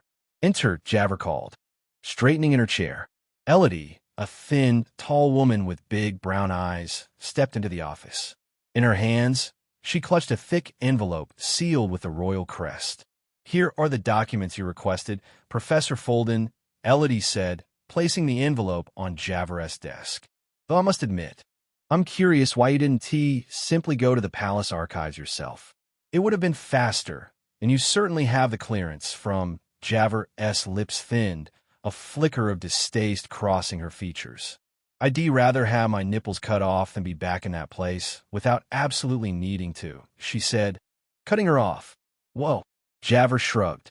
The less I have to deal with court politics and bureaucracy, the better. Elodie raised an eyebrow. Oh, I distinctly recall you cherishing those sorts of opportunities. Yeah, Jabber looked away. Back when I still thought I alone could change things. Out of her thoughts, Jabber snorted. Hardly. I'll leave the schmoozing and politicking to those who enjoy it. I have more important things to focus on. Her hand rested protectively on the envelope, her mind already racing with the possibilities its contents held. Inside were detailed accounts of life and blood magic practices, information that was typically kept under tight lock and key, information that could change everything for Melissa, Jabber thought, careful to keep her expression neutral. Elodie, ever observant, noticed Jabber's protective gesture. Must be some important research you're working on, she commented lightly. Anything you can share? Jabber shook her head, offering a tight smile. I'm afraid not, Elodie. This is a personal project. Nothing to do with the academy. It was entirely a lie. While the information would certainly benefit one of her students, Jabber's interest in Melissa's unique abilities went far beyond her role as a professor. If only they knew, Jabber mused, thinking of her colleagues and their narrow-minded views. Aloud, she said, "Thank you for bringing this to me, Elodie. I appreciate your discretion in this matter."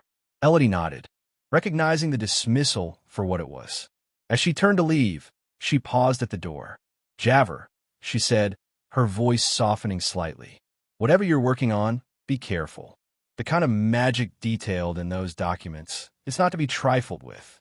Jabber met her colleague's concerned gaze steadily. "I'm always careful, Elodie. You know that." Once the door closed behind Elodie, Jabber let out a long breath. She stared at the envelope, feeling the weight of responsibility settling on her shoulders. Am I doing the right thing? She wondered, not for the first time, encouraging Melissa to delve deeper into these dangerous magics. But then she remembered the look in Melissa's eyes when she successfully cast that blood magic spell. The raw potential, the hunger for knowledge, the determination to push the boundaries of what was thought possible. Javert broke the seal on the envelope. She wanted to make the information here more palatable, though she didn't doubt Melissa would comprehend this stuff if given the time. As she began sifting through the documents, Javert's mind wandered to the upcoming event. The gala would be a pivotal moment, not just for Melissa, but for all of them.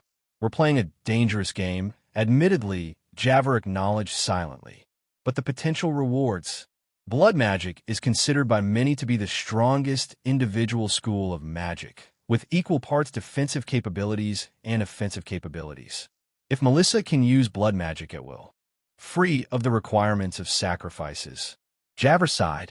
That girl is too much. Chapter 86. Hopes and healing Melissa. The morning sun streamed through the window, casting a warm glow across Melissa's room. She sat on her bed, tail twitching nervously as she reviewed yesterday's notes for the 100th time. All around her were sheets of paper Melissa had stockpiled, sheets containing damaging, combative spells, specifically. Continuing her journey toward understanding the varying properties of blood magic, Melissa had picked up a few spells at random and had gone to see why exactly they worked the way that they did. In other words, if she could create illuminating spheres with water magic, as she'd done before, or shield with fire magic, why couldn't a blood magic spell do more than just harm another? Why couldn't a blood magic spell function without a sacrifice? Alas, she got no answers. The sound of the door closing echoed through the quiet dorm as Raven left for her morning run. Melissa sighed, grateful for a moment of solitude to gather her thoughts. Suddenly, a sharp knock at the door startled her from a reverie. Did Raven forget something? Come in, Melissa called, hastily smoothing down her rumpled nightshirt. To her surprise, Javert strode into the room, an air of purpose about her. In her hand, she clutched a thick envelope. Good morning, Melissa, Javert said, her voice warm. I hope I'm not interrupting anything important.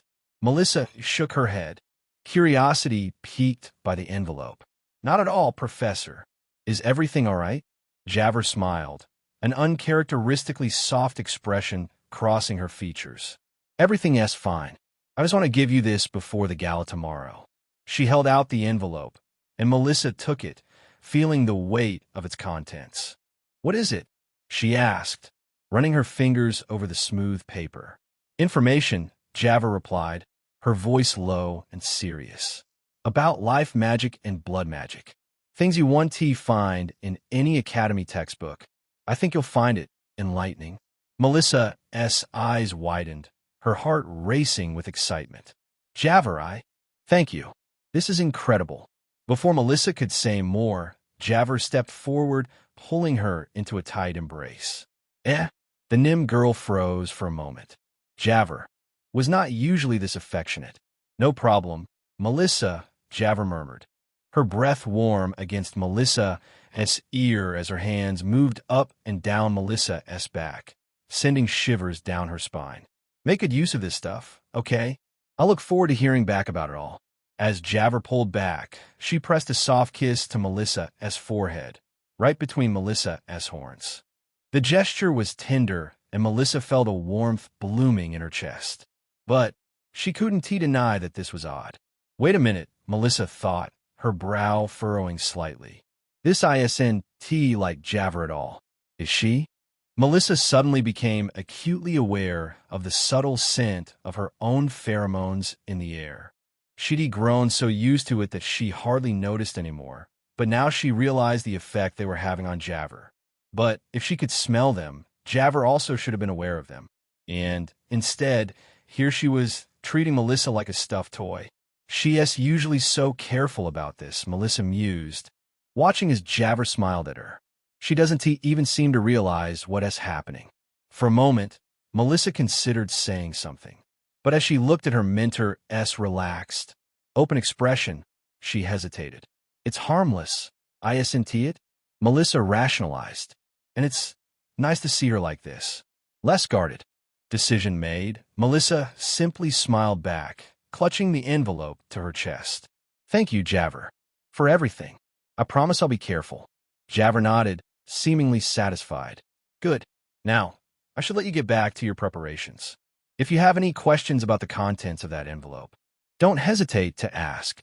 As Javer left, closing the door softly behind her, Melissa sank back on her bed.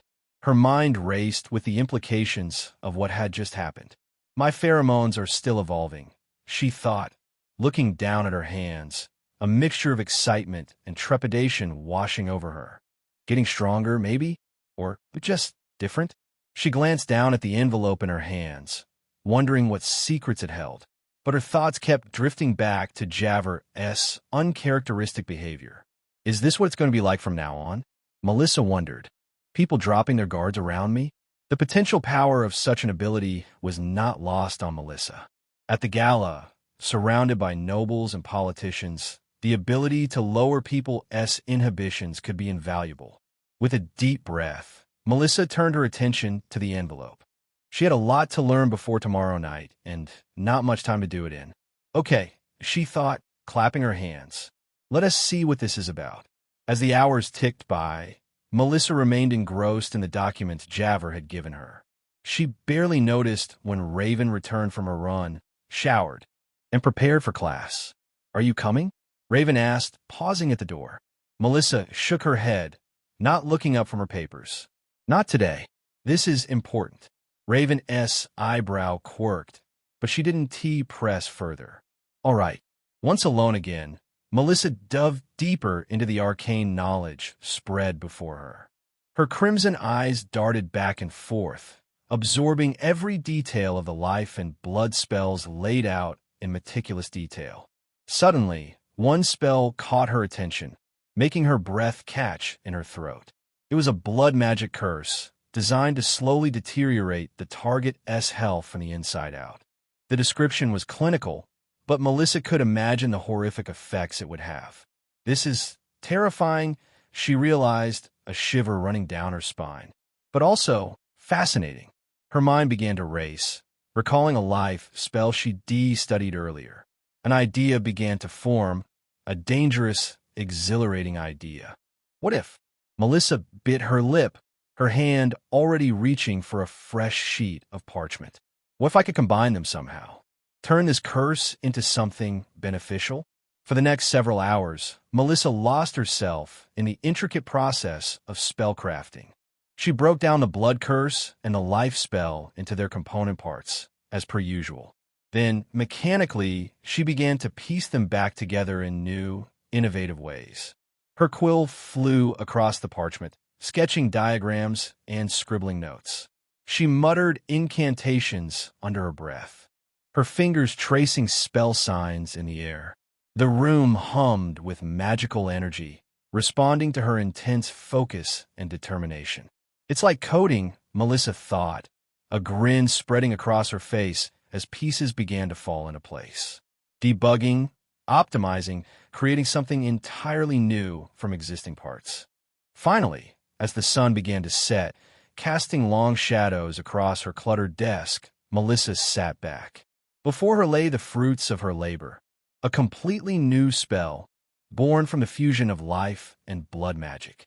I did it, she thought, a mixture of pride and trepidation washing over her. But what exactly have I just created? Melissa stared at the spell, her heart racing. She knew she should test it, but on whom? The effects could be unpredictable, potentially dangerous. I can't risk using it on someone else, she realized, her resolve hardening. There's only one option. Taking a deep breath, Melissa stood. She traced the new spell sign in the air, her voice steady as she spoke the incantation she decrafted.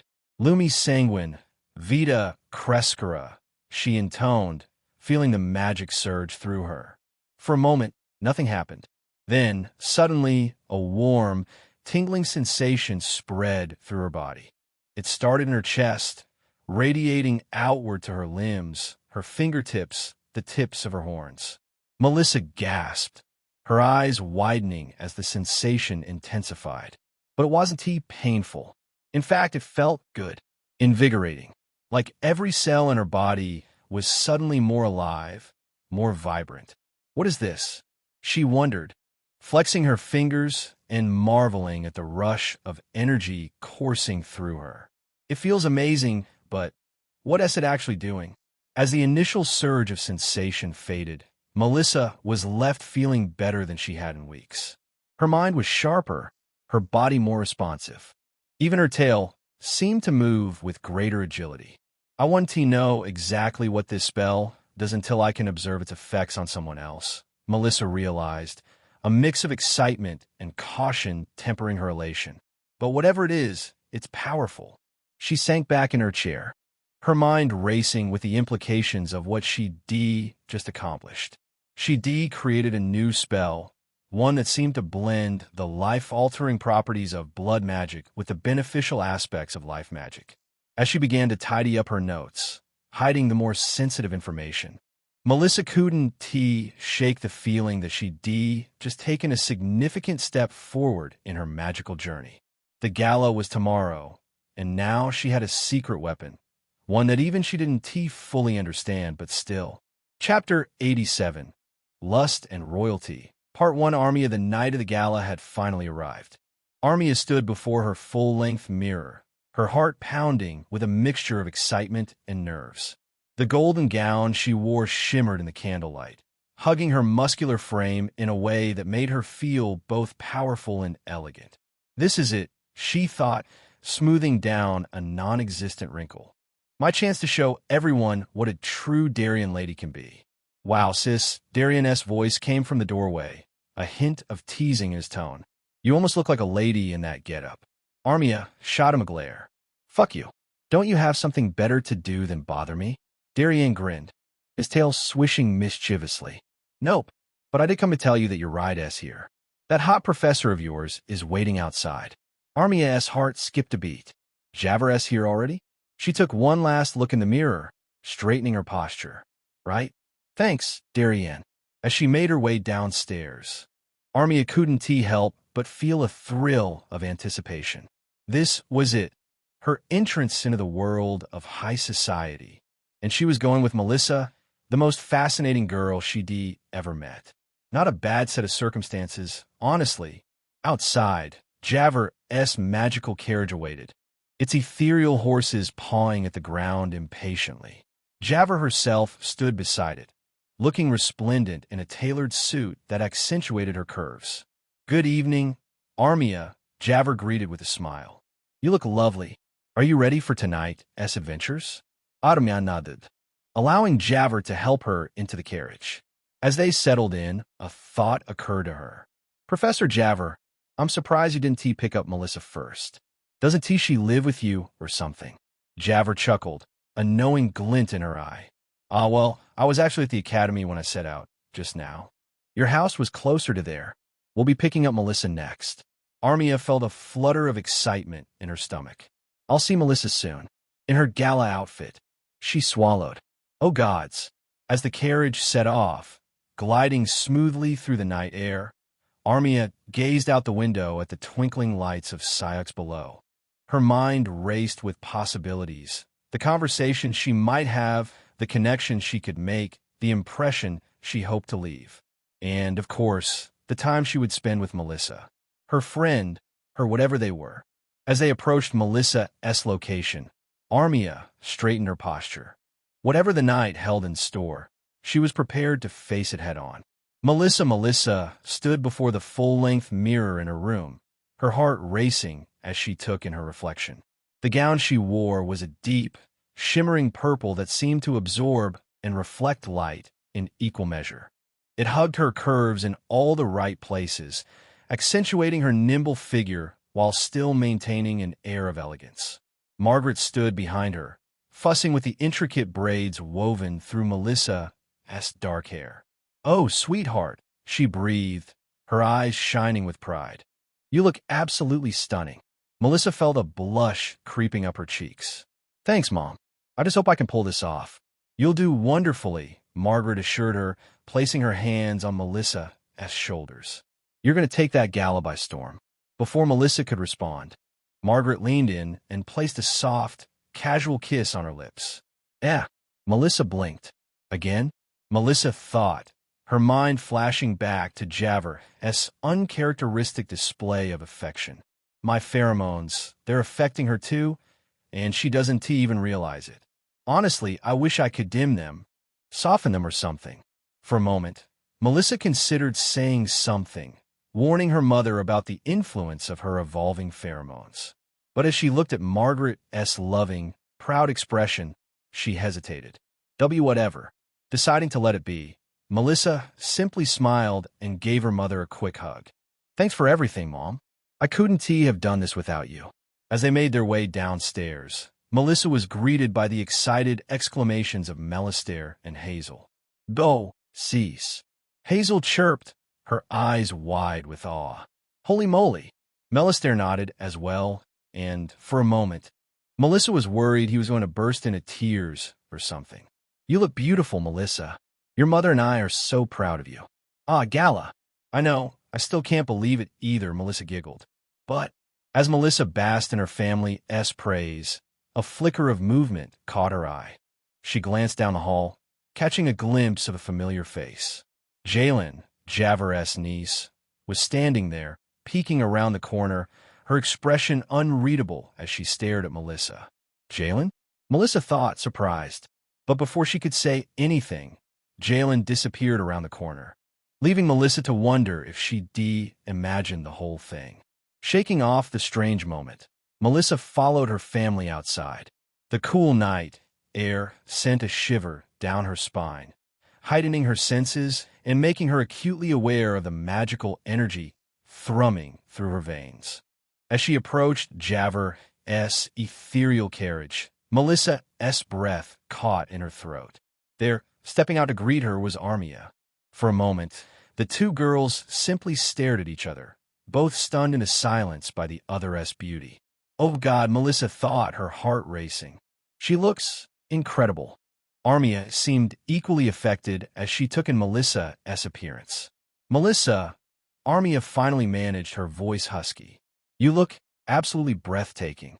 Melissa felt a warmth spreading through her chest, a mixture of pride and something deeper, more primal. So do you, Armia. That dress, it's perfect on you. As they continued to gaze at each other, the air between them crackling with unspoken tension, Melissa couldn't help but feel a thrill of excitement. Javer cleared her throat. All right, you two. Come on. We have a gala to get to. And, with that, the two of them hopped into Javer's carriage. Isabella twirled in front of the full-length mirror, her tail swishing excitedly behind her. The outfit she wore, if it could even be called that, was a masterpiece of sheer fabric and strategically placed embellishments. It left very little to the imagination, clinging to her curves like a second skin. Well? Isabella asked, striking a pose. What do you think, Mom? Will I turn some noble heads tonight? Kimiko leaned against the doorframe, her emerald eyes glinting with a mixture of pride and amusement. Oh, you'll turn heads all right. I can just about see everything. Isabella grinned. Perfect. Indeed. Just make sure you don't lose sight of the goals, all right? I know. As they embraced, Isabella could feel Kimiko's body responding to her closeness. She pressed herself closer, a mischievous glint in her eye. You know, Isabella purred, her hands sliding down Kimiko's back. We still have some time before we need to leave. Kimiko chuckled, gently disentangling herself from her daughter's embrace. Now, Bella. As tempting as that is, we shouldn't get too wrapped up. Raven will likely be here any minute now. Isabella pouted playfully, but her eyes sparkled with determination. In one sudden motion, she dropped down in front of Kimiko, looking up at her mother with an eager expression. Come on, Mom, she coaxed, her hands fidgeting with the edge of Kimiko's robe. Just a quick favor? For luck? Kimiko hesitated for a moment, her resolve visibly wavering as she looked down at her beautiful, eager daughter. Finally, with a sigh that was equal parts exasperation and anticipation, she relented. Fine, Kimiko said, her voice dropping to a low murmur. Just a moment. But we need to be ready when Raven arrives. Isabella's face lit up with triumph. Don't worry, she said, licking her lips as she stepped closer to Kimiko. I'll make it quick and memorable. Raven stood on the doorstep of the summer residence, her hand poised to knock for a third time. She could hear muffled sounds from inside, and her keen assassin's instincts told her exactly what was likely happening. Unbelievable, she thought, shaking her head. There, deciding against finishing that thought, Raven turned her gaze upward. The night sky stretched above her, vast and glittering with stars. The twin moons of Eldora hung low on the horizon, their pale light casting an ethereal glow over the city. They looked like eyes, Raven mused, a shiver running down her spine. Watching, judging. As she stood there, waiting, a familiar feeling of isolation crept over her. It was a sensation she'd grown accustomed to over the years, the knowledge that, at her core, she was alone. No family, no true friends, just a series of missions and targets. But then, unbidden, an image of Melissa flashed in her mind. The Nim girl's warm smile, her infectious enthusiasm. The way she looked at Raven like she was someone worth knowing, worth caring about. Maybe, Raven thought, a small smile tugging at the corners of her mouth. Maybe I'm not as alone as I thought. The sound of the door, finally opening, snapped Raven out of her reverie. She turned to see Isabella and Kimiko emerging, both looking slightly disheveled but undeniably radiant. Raven's eyebrow arched as she took in Isabella's outfit, if it could even be called that. The sheer fabric left little to the imagination, clinging to the kitsune's curves in a way that was sure to draw every eye in the room. Really? Raven said quietly. That's your uniform? Like what you see, Ray. Don't worry, I've got it all under control. Raven shook her head. We should go. We're already cutting it close. Kimiko nodded, her emerald eyes gleaming with excitement. Agreed. It's a short walk to the palace from here. Come on. As they set off, Raven fell in a step beside Isabella. Be careful tonight, Raven murmured, her voice low enough that only Isabella could hear. This ISNTA game. There are real dangers. Isabella cut her off with a playful bump of her hip. Ah, Ray, I didn't know you cared about me like this. I don't. Can you stop using that nickname? I hate it. Isabella rolled her eyes. Look, don't worry. I am well aware of our roles tonight. I'll do my job well. Just focus on doing yours. Chapter 88. Lust and Royalty. Part 2. The magical carriage glided to a stop before the grand entrance of the royal palace of Syux. As the ethereal horses dissipated into mist, Melissa, Armia, and Javert stepped out. Melissa and Armia's eyes widened as they looked around.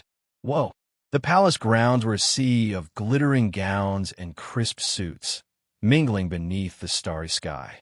Mostly humans with a few kitsune here and there, all chatting and laughing beneath multicolored spirit crystals lighting up the courtyard before they'd even gone into the palace itself. Melissa flinched as a hand landed on the small of her back. Javert, the owner of that gentle hand, whispered, Well, shall we make our grand entrance? Melissa nodded, trying to quell the butterflies in her stomach. She glanced at Armia, who looked equally nervous but determined. Melissa tried to inject some confidence into herself. Keep your head high, Melissa reminded herself. You were invited by the king himself. You belong here just as much as anyone else.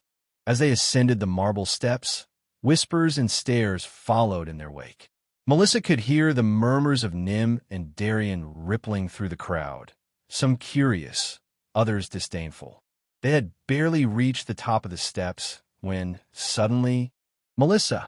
The three of them turned, and all three ladies' jaws dropped simultaneously. Isabella had arrived, alongside Kimiko and Raven, and her clothing, if it could even be called that, was... Scandalous was the understatement of the year. Holy! Melissa breathed, her eyes wide as saucers. She could feel her face heating up, and a familiar warmth pooling in her lower belly. Isabella! Holy shit! Isabella grinned, twirling to show off her barely there outfit. Like what you see, Mel?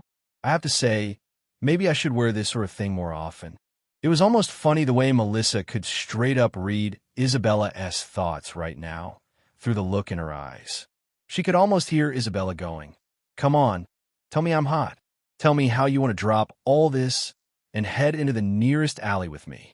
Tell me I'm drop-dead fucking gorgeous instead." Melissa, with a little smile, settled for, "You look great." Isabella clearly wanted more, but Melissa just looked away. Nothing wrong with making her work for it, right? Armia made a choking sound beside Melissa. Her face flushed a deep crimson. That is certainly an outfit," she managed to say before the kitsune could say anything else. Armia's eyes darting everywhere, but at Isabella. As Isabella continued to flaunt her assets, drawing scandalized gasps and appreciative looks from the surrounding nobles, Javert stepped forward to greet Kimiko. "Ah, you must be Isabella's mother," Javert said, extending a hand. "I'm Javert of House Folden, Melissa's mentor." Kimiko's emerald eyes sparkled with interest as she took Javert's hand, holding it perhaps a moment longer than strictly necessary. "A pleasure to meet you, Javert. I've heard so much about you from Isabella. All good things, I assure you." Javert raised an eyebrow, a small smile playing at the corners of her mouth. "Is that so? I hope I can live up to such high praise." In one particular way, Kimiko stated as she nonchalantly looked Javert up and down, "You already have." Javert grinned, tilting her head a little. Melissa blinked. Before the conversation could progress further, Javert cleared her throat and took a step back, addressing the group.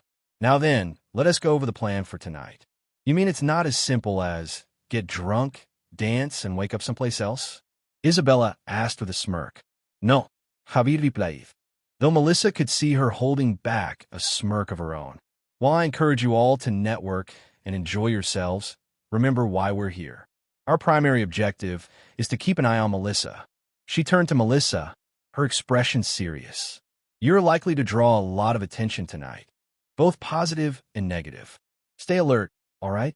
You never know what might happen." "Yeah," Melissa nodded. "I'll keep my guard up." "Excellent," Javert approved. "All right, everyone, have fun. Come along, you two," Kimiko told Isabella and Raven. "There's someone we need to see before we get started." And with that, the group split up. "Ready?" Armia quietly asked Melissa. "Yeah," Melissa smiled. "Let us do this." Isabella sauntered through the crowd, her outfit drawing gasps and hungry stares from all directions. She couldn't help but smirk, reveling in the attention. "If they think this is scandalous, just wait until the dancing starts," she thought, suppressing a giggle. Beside her, Raven looked like she wanted to melt into the shadows. The former assassin's eyes darted nervously around the room, her hand twitching as if reaching for a weapon that wasn't there. "Relax, Ray," Isabella whispered, bumping her hip playfully against Raven's. "You look like you're about to murder someone." The nickname had the desired effect immediately. "Don't call me that," Raven hissed back. "And maybe I am." Kimiko led the way, her emerald eyes scanning the crowd with predatory focus. Suddenly she stopped, a sly smile spreading across her face. "There she is," Kimiko murmured. "Ladies, allow me to introduce you to our benefactor." They approached a statuesque woman with silver-streaked black hair and piercing blue eyes. She exuded an aura of power and wealth that made even Isabella feel a bit intimidated. "Damn," Isabella thought, her tail swishing nervously behind her. "She looks like she eats girls like me for breakfast. I like her. Amelia, darling," Kimiko called out, her voice dripping with honey. "It's been far too long." The woman turned, her eyes lighting up at the sight of Kimiko. "Kimi, oh, how I've missed you. You naughty minx." The two women embraced, their hands lingering on each other perhaps a bit longer than strictly necessary. When they pulled apart, Amelia's gaze fell on Isabella, and the young kitsune felt a shiver run down her spine. Amelia's eyes raked over Isabella's body, lingering on every curve and barely covered bit of skin. Isabella felt a shiver of arousal run through her, and she had to bite her lip to keep herself in check right then and there. And this must be the talented young Sundancer you told me about. Amelia purred, her voice like silk. Isabella, was it? Isabella nodded, somehow managing to find her voice as she bowed. That is right, my lady. It's a pleasure to meet you. Oh, I assure you, the pleasure is all mine. Raven Nightsong. Raven Nightsong introduced herself in a deadpan tone. A pleasure as well. Amelia only gave her a cursory glance before. Well then, Amelia said, clapping her hands together. We should get you two prepared for the first swing. Follow me, ladies. As they followed Amelia through the crowd, Isabella's mind raced. She remembered Kimiko's briefing. 6 swings throughout the night, with a dinner break between the third and fourth. And of course, the private dances in between each one. Right, Isabella thought, a mix of excitement and nerves bubbling in her stomach. And in the middle of all that, Isabella's eyes drifted to the wand Kimiko had on her hip. I shill the fuck out of my invention. Isabella grinned. They reached a secluded alcove, hidden from a main ballroom by a shimmering magical curtain. Amelia turned to face them, her expression suddenly all business. Now then, she said, her voice low and intense. Let us discuss exactly what you'll be doing tonight. Melissa's heart pounded as they approached the palace entrance. 2 knights in gleaming armor stood at attention, their expressions stoic beneath their visors. Invitations, please, one of them said, his voice gruff and businesslike. Javver stepped forward first. She produced her envelope in the blink of an eye, like a magician slipping something down from her sleeve. Then, Javver handed over Melissa's envelope as well. The Darien is her +1. Javver made sure to inform them. I didn't bring a guest. The knight examined the invitations closely, his eyes narrowing as he looked from the letters to the odd trio before him. Melissa could practically see the gears turning in his head. After what felt like an eternity, he nodded curtly and handed the invitations back. You may enter, he said, though his tone suggested he'd rather be saying anything but. As they stepped into the grand foyer, Melissa's jaw dropped. The interior of the palace was even more breathtaking than she'd imagined. Crystal chandeliers floated in midair, their light reflecting off polished marble floors and gilded walls. Elaborate tapestries depicting scenes from Syux's history adorned the walls, and the air was thick with the scent of exotic perfumes and the low hum of conversation. But as stunning as the surroundings were, Melissa couldn't help but notice something else. Eyes. Lots of eyes. All on them. It felt like the entire room had fallen silent the moment they entered, though logically Melissa knew that couldn't be true. Still, she could feel the weight of countless stares boring into her from every direction. Well, shit, she thought, trying to keep her expression neutral. I knew we'd draw attention, but this is ridiculous. Beside her, Armia shifted uncomfortably, her tail almost looking like it was about to curl around one of her legs. Melissa reached out and squeezed one of her hands reassuringly. To Melissa's surprise, even Javver seemed to be earning her fair own share of strange looks. Whispers followed in their wake as they made their way deeper into the room. Is that a Nim? What S.A. Darien doing here? ISNT that Javver of House Folden? I thought she'd left the court years ago. Javver leaned in close, her lips barely moving as she whispered to Melissa and Armia. Remember, chins up, you have every right to be here. Melissa nodded, straightening her posture. She caught Armia's eye, and they shared a quick, nervous smile. After a moment, Javver's serious expression melted into a mischievous grin. Now then, she said, her voice taking on an exaggerated scholarly tone, shall we review the finer points of networking? Step 1. Identify a target. Step 2. Approach said target. Step 3. Engage in mind-numbingly dull small talk until you discover something useful or die of boredom. Whichever comes first. Melissa couldn't help but giggle, some of the tension easing from her shoulders. Even Armia cracked a smile, her scales regaining some of their luster. Any questions? Javver asked, raising an eyebrow. Just one, Melissa replied, playing along. What is the proper etiquette if I fall asleep mid-conversation? Uh, Excellent question, Javert nodded sagely. Unfortunately, I have yet to figure out the answer to that myself, so you're on your own there. Without further explanation, Javert straightened her jacket and strode off, leaving Melissa and Armia standing alone in the sea of staring nobles. Well, Armia said after a moment, her voice dry. This isn't awkward all. Melissa snorted. Nope, not at all. Just two outcasts, surrounded by hundreds of humans who probably think we're here to serve drinks or provide entertainment. Ah, but little do they know, Armia replied, a hint of her usual confidence returning.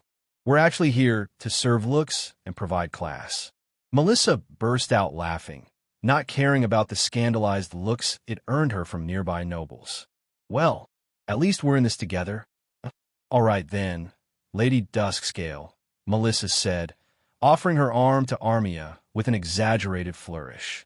Shall we go dazzle these stuffy nobles with our wit and charm? Armia took her arm, her grip firm and reassuring. Lead the way, Lady Blackflame. Time to make some waves, she thought, a determined smile spreading across her face as they walked forward. Let us see what kind of trouble we can stir up. Chapter 89. Lust and Royalty. Part 3. Raven strode ahead of Isabella and Kimiko, her silver eyes scanning their surroundings. Escape routes, entry points, potential assassins, likely collateral. She checked for all. Old habits die hard, I guess. Lady Amelia led them through a series of winding corridors, chattering excitedly about the night's entertainment. Raven's attention, however, was split between her surroundings and the nagging thoughts of Melissa that kept creeping into her mind. Already, she was slightly worried for her. Focus, she scolded herself. She won't be attacked yet. If the shadow mages do make a move, they'll wait for her to let her guard down first. That's when yours will have to be up. Here we are, Amelia announced, throwing open a pair of ornate doors. The performers' area. Raven stepped inside and froze, her eyes widening slightly. The room was filled with dancers, all in various states of undress. Some wore outfits even more revealing than Isabella's, if that was even possible. The room was a whirlwind of bare skin, minimally concealed tits, expensive fabrics, and provocative poses. In one corner, a tall brunette was being laced into a corset so tight, her breasts threatened to spill over the top with each breath. Nearby, two Kitsune girls giggled as they helped each other into what appeared to be nothing more than strategically placed strips of gauze. But it was the scene directly in front of her that really made Raven's cheeks burn. A voluptuous redhead was completely nude, being body-painted, the artist's brush gliding over her curves to create the illusion of clothing. The woman's eyes met Raven's, and she smiled slowly, arching her back just slightly. Raven looked away. Gods. Kimiko's voice cut through Raven's stunned silence. Not many Kitsune, are there? Lady Amelia nodded, a sly smile playing on her lips. Indeed, which means our dear Isabella will likely be in high demand. Kitsune sundancers are always the most popular attraction. Isabella's tail swung back and forth behind her as she grinned. Hear that, Ray? She purred. I'm going to be very popular tonight. Sure you don't want to join me? What? Raven pulled back. But, for a brief moment, Raven's mind replaced Isabella's image with Melissa's. Imagining the Nym there instead, warmth rose to her cheeks, and she quickly shook off the thought. It'll pass, thanks. She managed, her voice slightly hoarser than usual. Isabella pouted playfully, but her eyes were sparkling. Your loss. I don't like how this girl has been looking at me lately. Raven sighed, blushing slightly. I need to keep my distance. She might end up getting even more annoying later if I don't. Lady Amelia clapped her hands lightly, drawing their attention. Come along, Isabella dear. Let us get you ready. As Isabella sauntered off, Kimiko turned to Raven, an amused glint in her emerald eyes. It was clear where Isabella got her intense aura from. You're quite hard to crack, aren't you? The much taller woman asked, not affected at all by these exotic sights. Raven's expression remained neutral, her gaze steady, even as Kimiko took a step closer. Allowing myself to be distracted would make me ineffective at my real job, wouldn't it? Kimiko's tail swished thoughtfully, brushing against Raven's leg in a way that seemed far too deliberate to be accidental. But you don't allow yourself to enjoy the moment, at least on occasion? It can't be good for your heart, moving through life so stiffly. Being near you and Isabella isn't good for my heart. Actually, I'm always on guard. Raven said aloud. I have to be. I was raised to be. Kimiko nodded sagely. I'll be honest with you, Raven. That sounds exhausting and unnecessary. Before Raven could react, Kimiko leaned in and planted a soft kiss on her cheek. For a split second, Raven flinched. Her hand reached for a knife she wasn't carrying. If this had happened a month ago, Kimiko's neck would be squirting red right now. Her eyes widened in confusion, though. What the Kimiko pulled back, a triumphant smirk playing on her lips. Well, it seems that impenetrable guard of yours isn't quite perfect after all. Raven's cheeks burned, a mixture of embarrassment and something else moving through her. That was unexpected, she muttered, struggling to regain her composure. Life often is, my dear, Kimiko chuckled. Perhaps you should learn to embrace the unexpected. You might find you enjoy it. Raven's eyes narrowed. But before she could retort, a commotion near the dressing rooms caught her attention. Thank the gods for distractions, she thought, gladly turning away from Kimiko's knowing gaze and the confusing feelings swirling in her chest. I should check on that, Raven said, already moving toward the source of the noise. Of course, Kimiko called after her, amusement clear in her voice. But don't think our little chat is over, Raven. The night is young. After all, as Raven strode away, she couldn't shake the lingering warmth on her cheek. Melissa's eyes scanned the glittering crowd, her heart pounding with a mixture of excitement and nerves. Beside her, Armia stood tall and borderline regal to Melissa's eyes, though she was too sure the dragon would agree if Melissa told her. Look, Melissa whispered, nodding toward a group of nobles nearby. That Kitsune woman keeps glancing our way. Think we should go introduce ourselves? Armia hesitated for a moment. Then, she said, you should definitely go, Melissa. This is your chance to make an impression. Melissa's tail reached up and curled around Armia's wrist, giving it a gentle squeeze. You don't want to come with me? For a moment, Armia's eyes softened, and Melissa felt a flutter in her chest. But then the Darien shook her head, her expression regaining its practiced nobility. I need a moment, Armia said, her voice low as she smiled wryly. You go ahead. I'll join you once I've collected myself. Melissa hesitated herself. Are you sure? I don't mind waiting, go, Armia insisted, a small smile playing on her lips. Show them what a Nim can do. I'll be fine, I promise. With a nod and a final, lingering look at Armia, Melissa squared her shoulders and made her way towards the group of nobles. Here goes nothing, she thought, plastering on her most charming smile. Soon, Melissa found herself at the center of that small group of nobles. The Kitsune noblewoman with silver fur, who had introduced herself as Lady Shurora, seemed more intrigued than the rest. So Melissa, Shurora purred, her pink eyes gleaming. How does a Nim come to possess such unique abilities? Melissa grinned, allowing her tail to brush accidentally against Shurora's leg. I am very, very lucky. The nobles chuckled. As the conversation flowed, Melissa picked up snippets of gossip from nearby groups. Heard the princess won't be attending tonight. Again? That's the third event she's missed this month.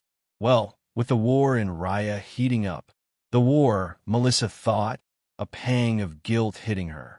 I've been so caught up in my own drama, I almost forgot about all that. She made a mental note to ask Javer for more details later. For now, she had an audience to impress. Lady Melissa, a portly human nobleman, spoke up. We've heard so much about your magical prowess.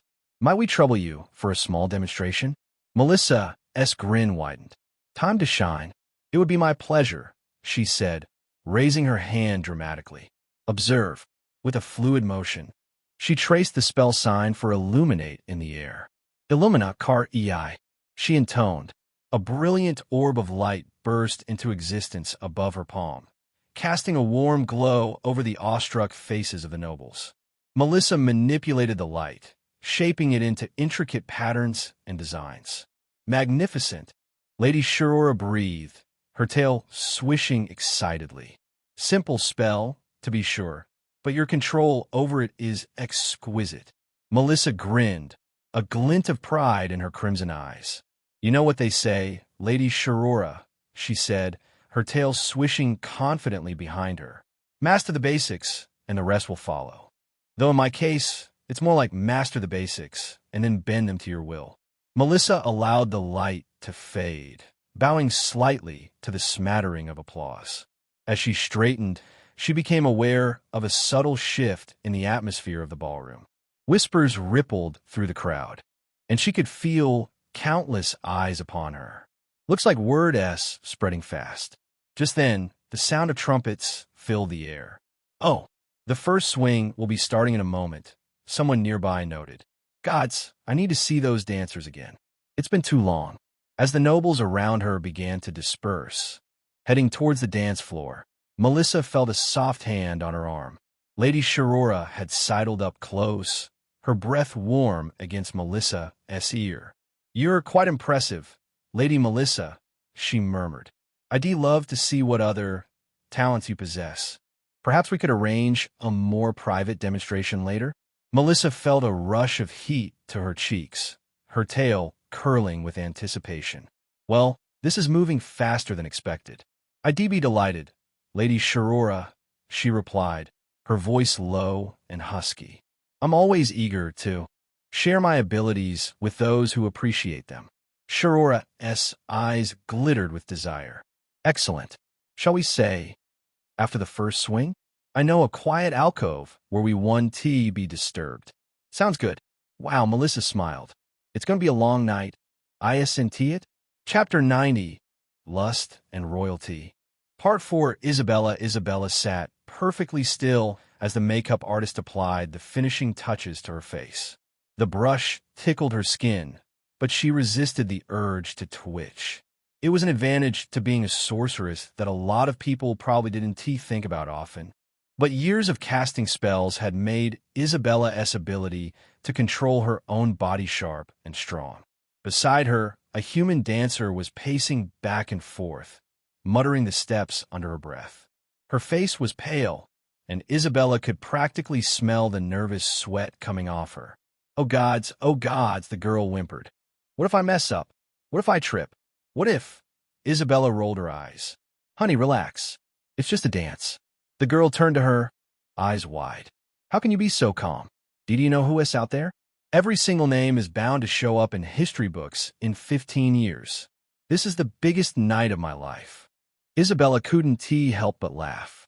Please, I'm aiming to be the strongest mage in the world, sweetheart. This is just a fun little detour as far as I'm concerned.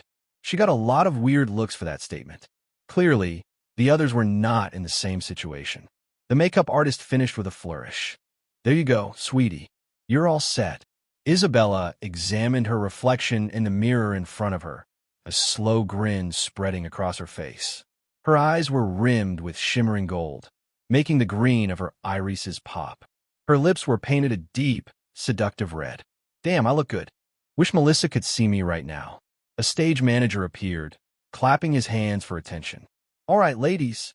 Places, please. The first swing begins in 2 minutes. Isabella stood, stretching languidly. She could feel the eyes of several dancers on her. There was some hostility. Confidence did have a tendency of making people jealous after all, but also a lot of admiration. As she took her place behind the curtain, Isabella ran through the choreography in her mind. She practiced relentlessly back home, often with Kimiko helping her perfect her moves. Those sessions had usually been pretty intense, but hey, practice was practice, right? Good thing I'm a damn genius the curtain began to rise, and Isabella felt a thrill of excitement run through her. The music started, a pulsing, sensual beat that she felt in her very bones. Showtime, she thought. stepping out onto the stage. The dance was a blur of movement and sensation. Isabella quickly lost herself in the rhythm, her body moving with fluid grace. She could feel the heat of the audience's gaze, hear their gasps and murmurs of appreciation. And then, here at the beginning of the routine, she saw her. Melissa stood near the front of the crowd, her crimson eyes wide with wonder. And as they reached the free-form part of the first swing where the dancers could do what they wanted for about half a minute before falling back into the choreography, Isabella locked eyes with Melissa. The rest of the world seemed to fade away as Isabella danced, every movement now dedicated to the beautiful Nim girl watching her. She swayed her hips, ran her hands along her body, and flicked her tail in ways she knew would drive Melissa wild. To anyone else, it might have looked like she was simply caught up in the performance. But Isabella knew that Melissa would understand the message behind every gesture. Hopefully, I can give you a closer look at these moves later. Mel, the dance ended all too soon. The final notes fading away as the dancers struck their finishing poses. The audience erupted into applause, but Isabella barely heard it. She was too busy patting herself on the back internally. As they filed off stage, Isabella as fellow dancers were a mess of giggles, excited chatter, and residual nerves. Isabella moved among them like a queen holding court. She spotted the nervous human girl from earlier, now flushed with the thrill of performance. With a predatory grin, Isabella slid up behind her, wrapping her arms around the girl's waist. See? Easy, right? Isabella purred into her ear, feeling the girl shiver against her. We were all absolutely mesmerizing out there. The other dancers crowded around, showering Isabella with compliments. That was incredible. How did you move like that? It was like you were floating. You have to teach us some of those moves. Isabella grinned, giving the human girl a friendly pat on the shoulder. Oh, I could show you all sorts of things, she said. Some nobles wandered into the backstage area. Raven, recognizing what was happening, stepped up. Anyone who wants to request a private dance with that kitsune over there. She pointed at Isabella. Come with me. And she walked off to the side. Literally every single one of the nobles went with her. Or not. Isabella kissed the girl's cheek. Looks like I'm going to be a bit busy, Armia. Armia sat at the edge of the ballroom, her golden scales running down her arms glimmering in the soft light. She watched as Melissa disappeared into a side corridor with a silver-furred kitsune noblewoman, their heads bent close together. Well, at least someone else having a good time, Armia thought, with a bit of envy in her chest. She glanced down at her own hands, clasped tightly in her lap. Despite the minutes that had passed, she hadn't managed to strike up a single conversation. Come on, Armia. You came here to be a lady, didn't you? Act like one. Taking a deep breath, Armia rose to her feet. She smoothed down her gown, adjusted her posture, and put on her most refined expression. You can do this. Just be graceful, elegant. Chin up, shoulders back, glide, don't stomp, she recited mentally, making her way towards a nearby table of chattering nobles. You've got this, Armia. You're a Darien, but you're also a lady. Show them what that means. Everything you've practiced. With measured steps, she approached a nearby table where a group of human nobles were engaged in animated discussion. As she drew near, their conversation died down, all eyes turning to her. Good evening, Armia said, her voice carefully modulated. I couldn't help but overhear your fascinating discussion. Might I join you? The nobles exchanged glances, their expressions a mix of surprise and discomfort. We're just leaving, actually, one woman said, not quite meeting Armia's eyes. The group hurriedly dispersed, leaving Armia standing alone, her cheeks burning with embarrassment. That went wonderfully, huh? Feeling the sting of rejection, Armia retreated to a nearby balcony. The cool night air was a welcome relief after the stuffy ballroom. She leaned against the railing, looking out over the glittering city below. Maybe I don't belong here after all, she thought, her tail drooping. Maybe I'm just kidding myself. Well, what do we have here? Armia whirled around, startled by the gruff voice. A human man stood in the doorway, his face weathered and scarred. Despite his formal attire, he carried himself with a distinctly military bearing. A Darien at a royal gala. The man continued, eyeing her curiously. Now that's not something you see every day. You would happen to be a spy, would you? Armia bristled, her scales flaring slightly. I most certainly am not. I was invited. Thank you very much. The man chuckled, holding up his hands in a placating gesture. Easy there, Scaleskin. I meant no offense. Though I'd wager you'd be having a better time if you were a spy. At least then you'd have something to do besides sulk on balconies. Armia looked away. Is it that obvious? Only to someone who has been there, the man replied, stepping out onto the balcony. He offered her a glass of wine. Name, S. Neil. General Neil Ironheart, to be precise. General? Armia accepted the glass gratefully. Armia Duskskade. It's a pleasure to meet you, General. Please, just Neil. I get enough General during the day. He leaned against the railing beside her. So, Armia Duskscale, what brings a young Darien lady to this nest of vipers? Armia sipped her wine, considering her answer. I was invited. By? My friend. Armia quickly replied. Melissa Blackflame, the Nim Mage. By the way his eyes widened, it was clear he knew of who Armia spoke. That said, he didn't ask about her at all. Neil just nodded thoughtfully. And, how has the night treated you? About as well as you'd expect, Armia sighed. I can't seem to get anyone to talk to me for more than 2 seconds. Oh well, that's just because you're going about it all wrong, Neil said, a twinkle in his eye. These nobles, they're not interested in refinement and culture. They want gossip, intrigue, a bit of danger. You want to fit in? Give them what they want. Armia frowned. I'm not terribly used to participating in that. Neil shrugged. How about we do a bit of practice, then? He asked. Armia shrugged back at him. Whatever. This isn't exactly what I had in mind, she thought, but I suppose it's better than sulking on my own. Barely. Chapter 91. Lust and Royalty. Part 5. Javver leaned against the balcony railing, her sharp, green eyes surveying the event below. Her head rested on her right palm, her left hand holding a glass of wine as a subtle pout tugged at her lips. The dance floor was a whirl of color and motion, the couples spinning and swaying to the swell of the music. The only indication that Javver gave to suggest she even heard the music was the tapping of her foot against the ground, because Javver's attention was focused elsewhere. Scanning one face after another, Javver cataloged every person she saw. Agendas, plots, schemes, all in hushed whispers and careful conversations. Javver sighed. It was exhausting just to look at. Some things never change, she thought wryly, taking a sip of her wine. The players may be different, but the game remains the same. I'm getting tired just watching it all. Well, look what the cat dragged in, a silky voice purred from behind her. Ah, sheet. Javver smiled a little. Javver Folden, in the flesh. I never thought I'd see the day again. Javver smirked, turning to face the newcomer with a raised eyebrow. Lady Morgana, she drawled, taking in the other woman's appearance. A thin, sleek figure wrapped in a form-fitting gown with artfully tousled sapphire hair and bright, purple eyes. What surprise.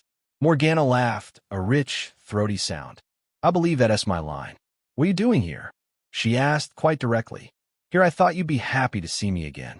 I am, Morgana quickly corrected her. It's just been quite a while since you came to one of these little events. I was beginning to think you'd fallen inside one of your books. Javver shrugged. What can I say? I was invited at the perfect time, bored out of my mind. Thought I'd come see what all the fuss was about for old time's sake. Morgana's eyes glittered as she moved closer, her perfume sweet. Boredom? With the life of a what was it? Respectable academy professor? I never thought I'd see the day. Don't tell me you're feeling nostalgic for your old job. The court has been dreadfully dull without you. Javver felt a familiar heat rising in her cheeks, memories of past encounters with Morgana flashing through her mind. She pushed them aside, focusing on the present. Mostly, wow, is that a blush? Morgana grinned like a tiger that just spotted a wounded gazelle. You've lost your, harshly. Javver pulled Morgana by her wrist, bringing her closer. The woman's eyes widened and her breath caught in her throat.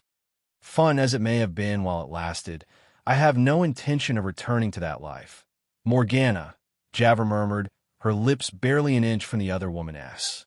I'm quite content with my current arrangement. Besides, I'm in my 30s now. I don't have the energy for that stuff anymore. Morgana's eyes flickered with a few different feelings. Disappointment? Desire? Then, she closed the distance between them, pressing a soft kiss to Javert's lips. Pity, she breathed as she pulled away, grinning. I missed you, you know. And, just like that, Morgana walked away. That was all she wanted to know. Javert watched as Morgana sashayed back into the crowd, her perfume lingering in the air. Javert let out a long sigh, turning back to the balcony. I don't miss this at all, she muttered to herself. I'd rather be grading 1,000 papers than playing these games again. But even as she said it, Javert couldn't quite shake the thrill that ran through her veins. The intrigue, the danger, the subtle power plays, it was all so familiar, so intoxicating. Focus, she chided herself. You're here for Melissa, not to relive your glory days. Speaking of Melissa, Javert noticed the young Nim had disappeared from view. A flicker of concern passed through her, quickly tamped down by rational thought. She's fine. She can handle herself. Still, Javert couldn't help but feel a sense of responsibility. Melissa was more than just a student now. All right, if Melissa's off having fun somewhere, then I may as well do a bit of mingling myself. As she descended the stairs back to the main floor, Javert steeled herself for the night ahead. The gala was in full swing now, the air thick with perfume, magic, and secrets being traded back and forth. Let the games begin. A moment ago, Melissa, as the final notes of the first swing faded away, and the band settled into a calmer, looping song, Melissa felt a warm breath on her ear. Lady Shaurora's voice was barely a whisper, but it sent shivers down Melissa's spine. I believe you owe me a private demonstration. Lady Melissa, Shaurora purred, her tail brushing teasingly against Melissa's leg. Before Melissa could respond, she found herself being all but dragged away from the crowd of nobles. Her heart raced as Shaurora led her through winding corridors, finally ducking into a secluded alcove hidden behind a shimmering magical curtain. As soon as they were alone, Shaurora pressed Melissa against the wall, their bodies flush against each other. Melissa's breath caught in her throat as she gazed into Shaurora's pink eyes, dark with desire. Now, then, Shaurora murmured, her lips mere inches from Melissa's. Show me what a Nim can really do. Their lips met in a passionate kiss, tongues dancing and exploring. Melissa moaned softly as Shaurora's hands roamed her body, tracing the curves hidden beneath her gown. She could feel the essence moving between them, a heady rush of power and pleasure that made her head spin. Shaurora broke the kiss, her breath coming in short pants. By the gods, she gasped. I've never felt anything like this before. Melissa grinned. That heady, mind-numbing feeling from before began to resurface. Oh, we're just getting started, my lady. With a swift motion, Melissa spun them around, pressing Shaurora gently against the wall. She held her close, speaking softly against the kitsune's ear, noticing the unsteady breaths that escaped her. Her hands reached for the clasp of Shaurora's cloak, loosening it. Please, Shaurora whispered, her tail flicking restlessly. I know exactly what you need. With that being said, Melissa sank to her knees. It was going to be a long night, to be sure, but that didn't mean it couldn't be a fun one. Chapter 92, Lust and Royalty. Part 6. Raven shuffled through the stack of papers on her makeshift desk, her brow furrowed in concentration. The names and requests of Isabella's potential clients stared back at her. So many eager and excited people who'd seen Isabella's dance and couldn't contain their enthusiasm. Lady Alara Moonglow, Lord Renick Whitecloak, Duchess Amara Shawns. So many. They really want to make use out of every single hour we have. Huh? Raven got a headache just thinking about all the paperwork she inadvertently agreed to take on. When she'd taken the role of Isabella's manager for the night, she and quite anticipated the sheer volume of lecherous nobility the kitsune would attract. Just as she was about to reach for another page, Raven felt a pair of slender arms snake around her waist from behind. A soft pair of breasts pressed against her back, and a silky, fluffy, pink tail brushed against her leg. Isabella's voice purred in her ear, hot breath tickling her skin. How is my manager doing? Not working too hard, I hope. Raven paused. Have you been drinking? She nonchalantly countered. Just a bit of wine. Anyway, what is up? Just going through your list of admirers. Isabella giggled, the sound sending vibrations through Raven's body. Oh, see anyone you know?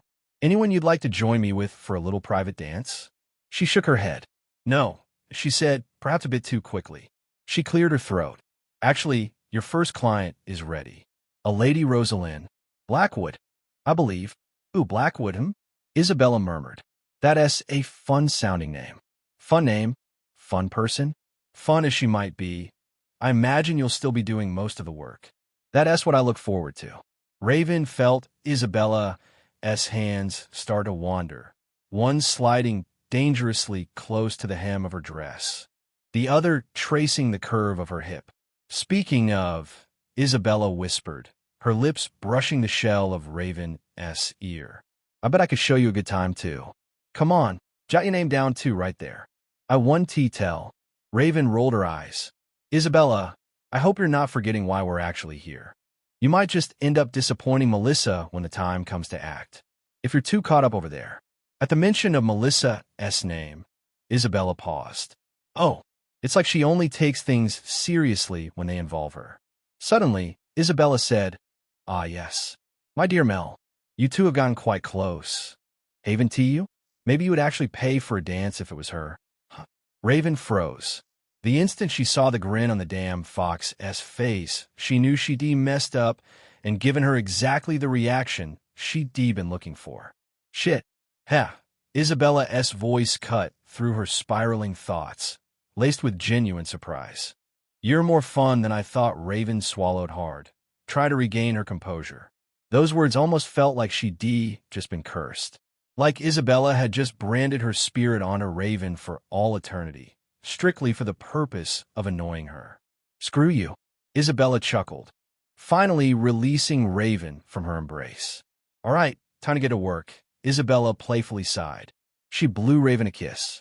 See you later with a wink and a flick of her tail. Isabella spun on her heel and sauntered away, leaving a stunned and flustered Raven in her wake. Raven watched her go, her mind reeling. What just happened? Isabella strutted down the hall, her hips swaying with each step. The click of her heels against the marble floor echoed in the empty corridor, almost matching the beating of her heart. Here it was, Isabella's actual reason for coming. Not that she didn't care about protecting Melissa. Keeping her girlfriend safe was one of her two biggest priorities. But this was the other. Ah, here we are. You know, if I go over my best talents, it would probably be charm and smooth talking. And now, I can put them both to work. Just as she reached for the door handle, a familiar voice called out from behind her. Isabella, hold on. Isabella turned to see Kimiko striding towards her. Mom? What? Kimiko reached into the folds of her gown and pulled out a slender, intricately carved wooden object. Almost forgot your wand? She asked with a smirk. Isabella felt a grin spreading across her face, her fingers curling around the smooth wood. Seems I did. Got a bit too excited there. Thanks, Mom. Isabella reached up on the tips of her toes and planted a firm kiss on Kimiko's lips. Now, I'm ready. Kimiko's expression softened. Be careful. Okay, don't push too hard. You say the wrong thing and your real intentions may shine through, and knowing you're basically playing the part of salesman would kill the mood. Mom, Isabella cut her off, rolling her eyes. It'll be fine. I know what I'm doing. Kimiko sighed, reaching up to tuck a stray lock of hair behind Isabella's ear and leaning down to plant a kiss of her own. I know you do, sweetheart. Isabella leaned into the touch for just a moment. Trust me, I've got this. Lady Rosalind wanted to know what hit her. With a final, reassuring grin, Isabella turned and pushed open the door, stepping into the dimly lit room beyond. Lady Rosalind Blackwood stood by the window, her silhouette framed by the moonlight. She turned as Isabella entered, her eyes widening slightly. "Ah, you must be Isabella, was it?" she said, her voice trembling ever so slightly. Isabella's eyes raked over the noblewoman's form, taking in the delicate blush on her cheeks, the way her hands fidgeted with the fabric of her gown. "Nervous, huh? That is kind of sweet." The one and only, Isabella purred, sauntering closer. "And you, my dear, must be Lady Rosalind. I've been looking forward to meeting you all night." Rosalind's blush deepened, and she glanced away. I must confess, I've never done anything like this before," she admitted, her voice barely above a whisper. "I'm not sure what I was thinking. She's embarrassed. That's adorable. Hey, it's okay." Isabella soothed, closing the distance between them. She reached out, gently tilting Rosalind's chin up to meet her gaze. "There's nothing to be ashamed of. We're all here to have a good time, right?" Rosalind swallowed hard, her eyes darting to Isabella's lips. I suppose so, yes." Isabella smiled, letting a hint of heat enter her gaze. "Good, because trust me, Lady Rosalind, I'm going to make sure you have the time of your life." With a flick of her wrist, Isabella drew her wand, the wood warm against her palm. She traced a quick, fluid pattern in the air, murmuring an incantation under her breath. "Etheros, Serenidum, Calmaris." A soft, shimmering mist began to fill the room, carrying with it a subtle, soothing fragrance. This spell was one Melissa had made during her many experiments with wind magic. Utterly useless, of course. Not every spell Melissa came up with was world-shattering in their efficiency. Literally, all it did was make some pretty-looking smoke, but that was exactly what Isabella needed right now. Rosalind's eyes widened as the mist curled around her, caressing her skin like gentle fingers. What is that?" she breathed, her voice already sounding more relaxed. Isabella grinned, twirling her wand between her fingers. Just a little something to help you unwind, my lady. After all, we can't have you feeling tense during our private dance now, can we?" Rosalind's gaze locked onto the wand, curiosity and a hint of awe replacing the nervousness in her eyes. "What is that thing? I've never seen someone draw a spell through an object like that." Isabella's grin widened, and she leaned in close, her lips brushing Rosalind's ear. "Well, my dear Lady Rosalind," she whispered, "allow me to tell you all about it." Chapter 93, Lust and Royalty. Part 7. Melissa emerged from the secluded alcove, a satisfied smirk on her lips. The scent of perfume clung to Melissa's skin. She licked her lips and wiped her chin.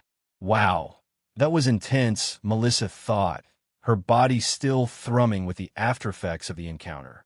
You know, if this was what networking was like back on Earth, maybe people wouldn't want to throw themselves off bridges after 1 year of office work. As she sauntered back into the main ballroom, Melissa couldn't help but notice the eyes that followed her every move.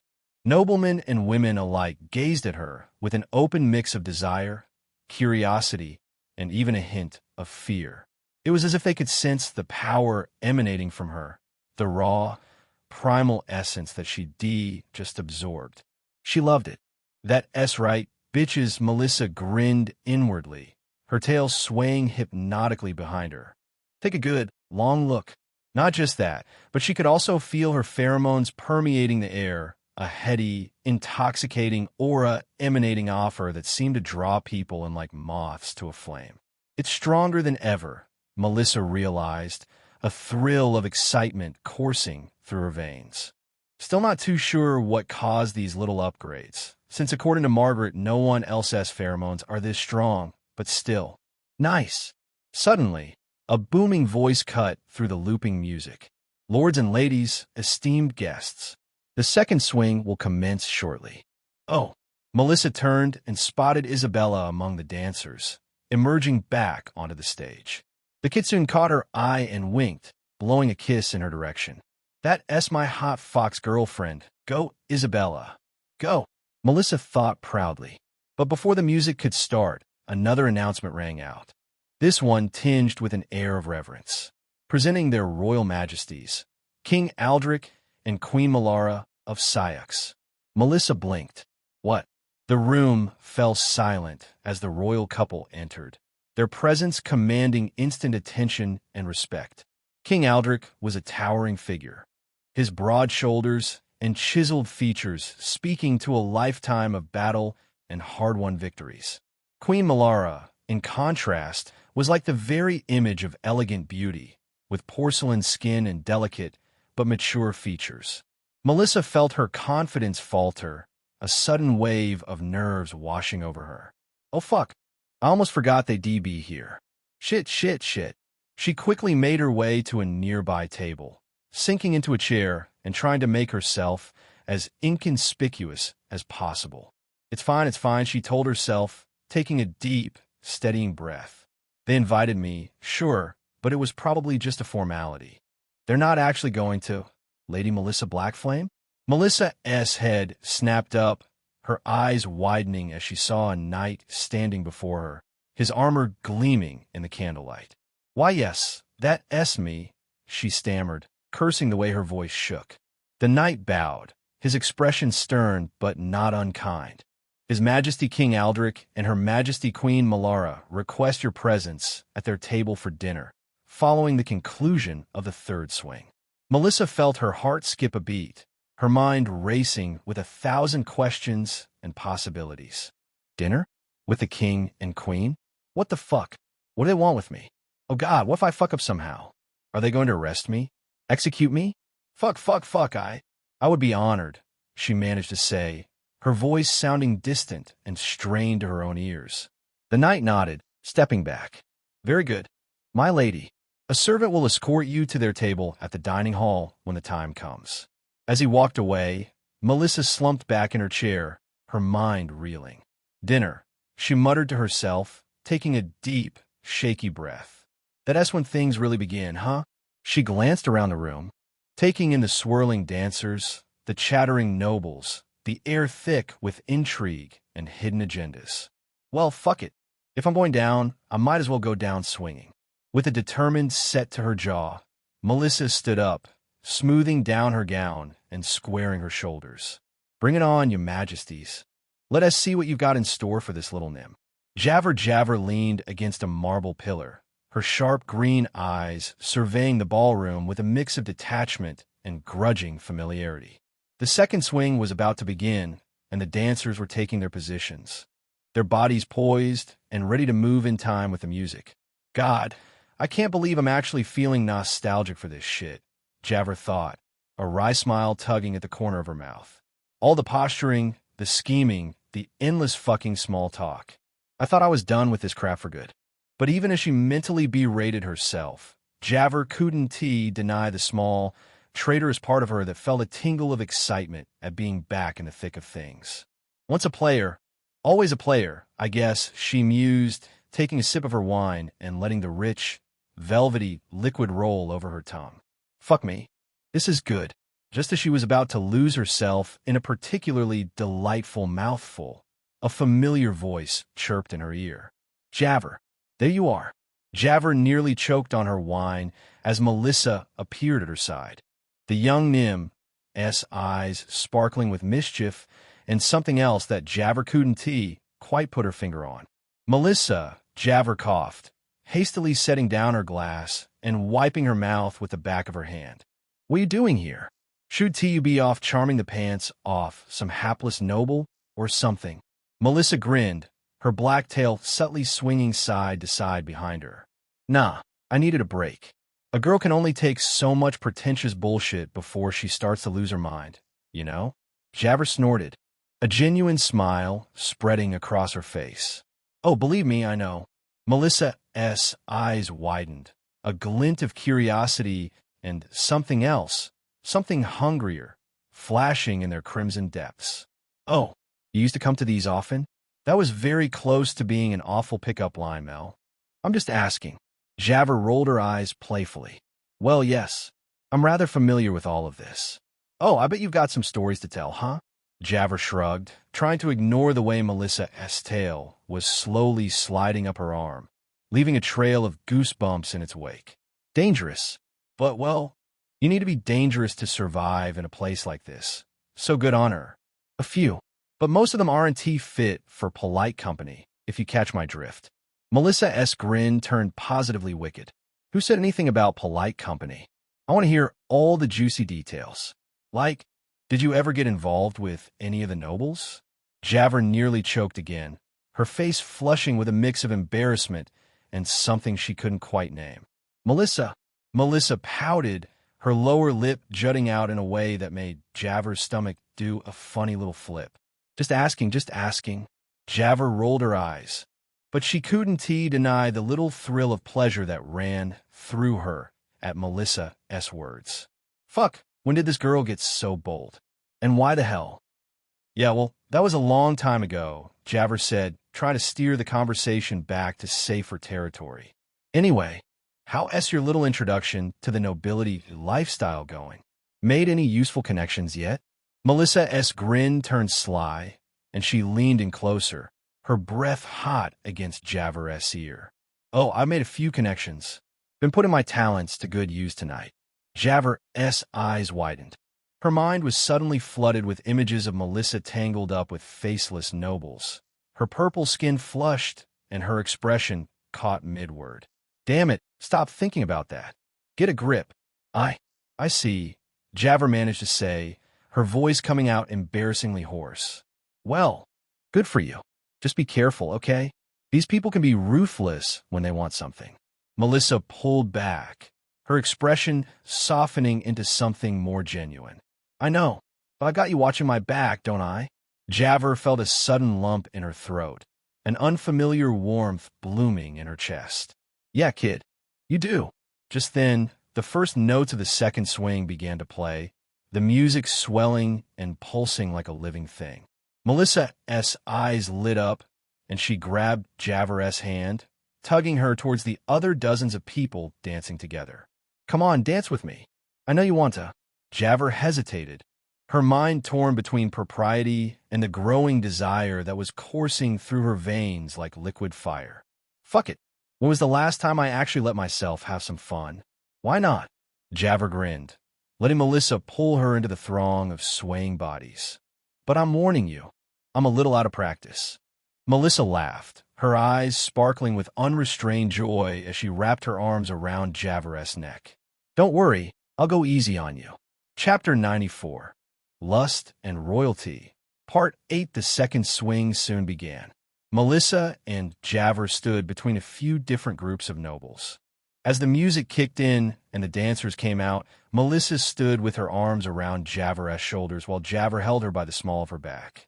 They were both all smiles as they moved back and forth. When was the last time we got to do anything like this? Never, if I remember correctly. Javert tilted her head to think. That's a damn crime. Melissa complained. To be fair, Mel, it isn't just a you thing. I simply do not enjoy dancing very much. Yeah, right, Melissa said, grinning and looking back at the older woman with narrowed eyes. Is that why you're holding back giggles right now?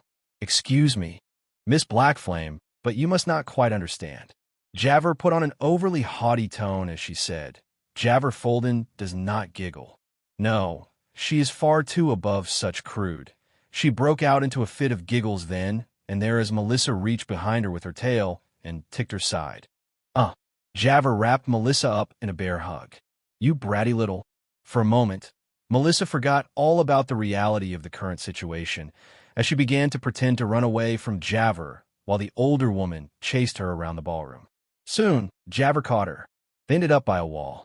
Javert took Melissa by her wrists and pinned her to it. Smirking victoriously, she asked, When did you get so fast, you damned mouse? Melissa arrogantly grinned up at her. She reached behind Javert with her tail and pulled her closer. Well, since you never wanted to train me properly, someone else has been. And guess what? Apparently, magic isn't the only thing I have a talent for. I've been getting faster and stronger every day. I guess I never needed you for that to begin with. Javert raised a brow at her. Please, Raven? She asked, and Melissa nodded. Skilled as she may be, she is still just an apprentice herself. I could do a far better job. Yeah? Yes. So, Melissa went and locked her arms around Javer's shoulders again like she had when they'd been dancing. Only, this time, they weren't moving at all, and Melissa was doing it mainly to keep Javer from running away. "Why don't you?" Melissa saw Javer's gaze drop. Her eyes seemed to hone in on Melissa's lips. Reaching up, she placed a gloved hand on Melissa's cheek gently. Perhaps. The air was heavy. For some reason, it became a bit tougher to speak for Melissa. "Just a lesson or two," Melissa proposed sweetly, her voice soft and quiet. She could always feel it. She could always tell that there'd been something there beneath the exterior, beneath the excuses Javer usually flung at her any time she'd asked the woman to teach her how to fight. She'd accepted the initial reason, that Javer didn't want to ruin Melissa's form somehow, and that she needed the right teacher. But two things had made that reasoning ring hollow now. For one, Melissa had seen Javer fight. The woman was not decent, as she said. Melissa didn't believe that. Unless, of course, the standard for swordsmanship in this world was far higher than Melissa had ever anticipated. And two, Melissa was a young adult now. How much longer was she meant to wait for the one to arrive? "Come on," Melissa said, taking one of Javer's hands. She pressed a light kiss to its back. Javer allowed it. Her eyes and Melissa's firmly connected now. "Just a bit. I have to learn how to fight from somewhere, right?" At this point, they were so close their chests were almost pressed against one another, with Melissa's tail wrapping around Javer in a full circle. Javer's eyes half closed. "Fine," she finally said, leaning in. "If something feels weird." Javer, both women flinched. Javer pulled back, clearing her throat. Melissa retrieved her tail, shaking her head. Standing behind Javer was Raven, whose gray eyes were scanning the ballroom. "Something feels weird." Javer ripped herself away from Melissa in an instant, like the heavens themselves had just slapped her. "What? I?" She shook her head.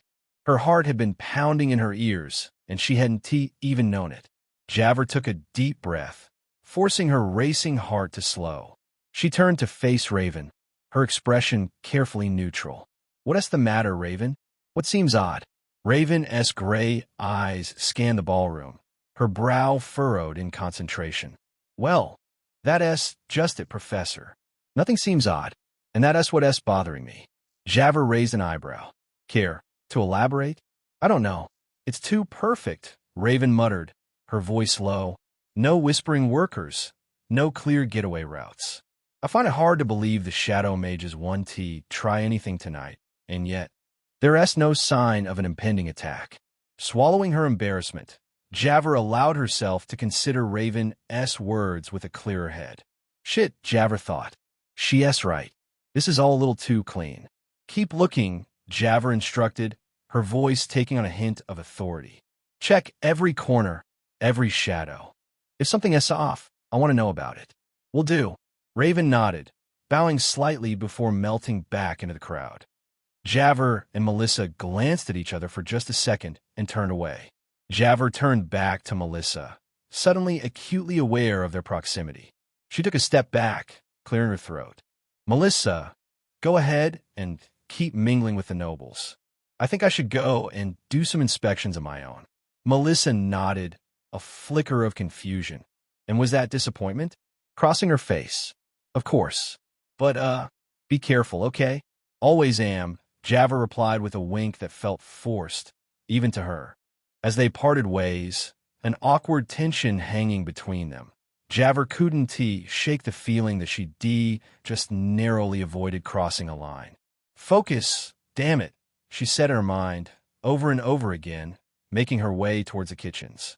"You're here to protect her, not." But as she walked, memories she'd long suppressed came flooding back. Almost a decade ago, just before Javer left Syux.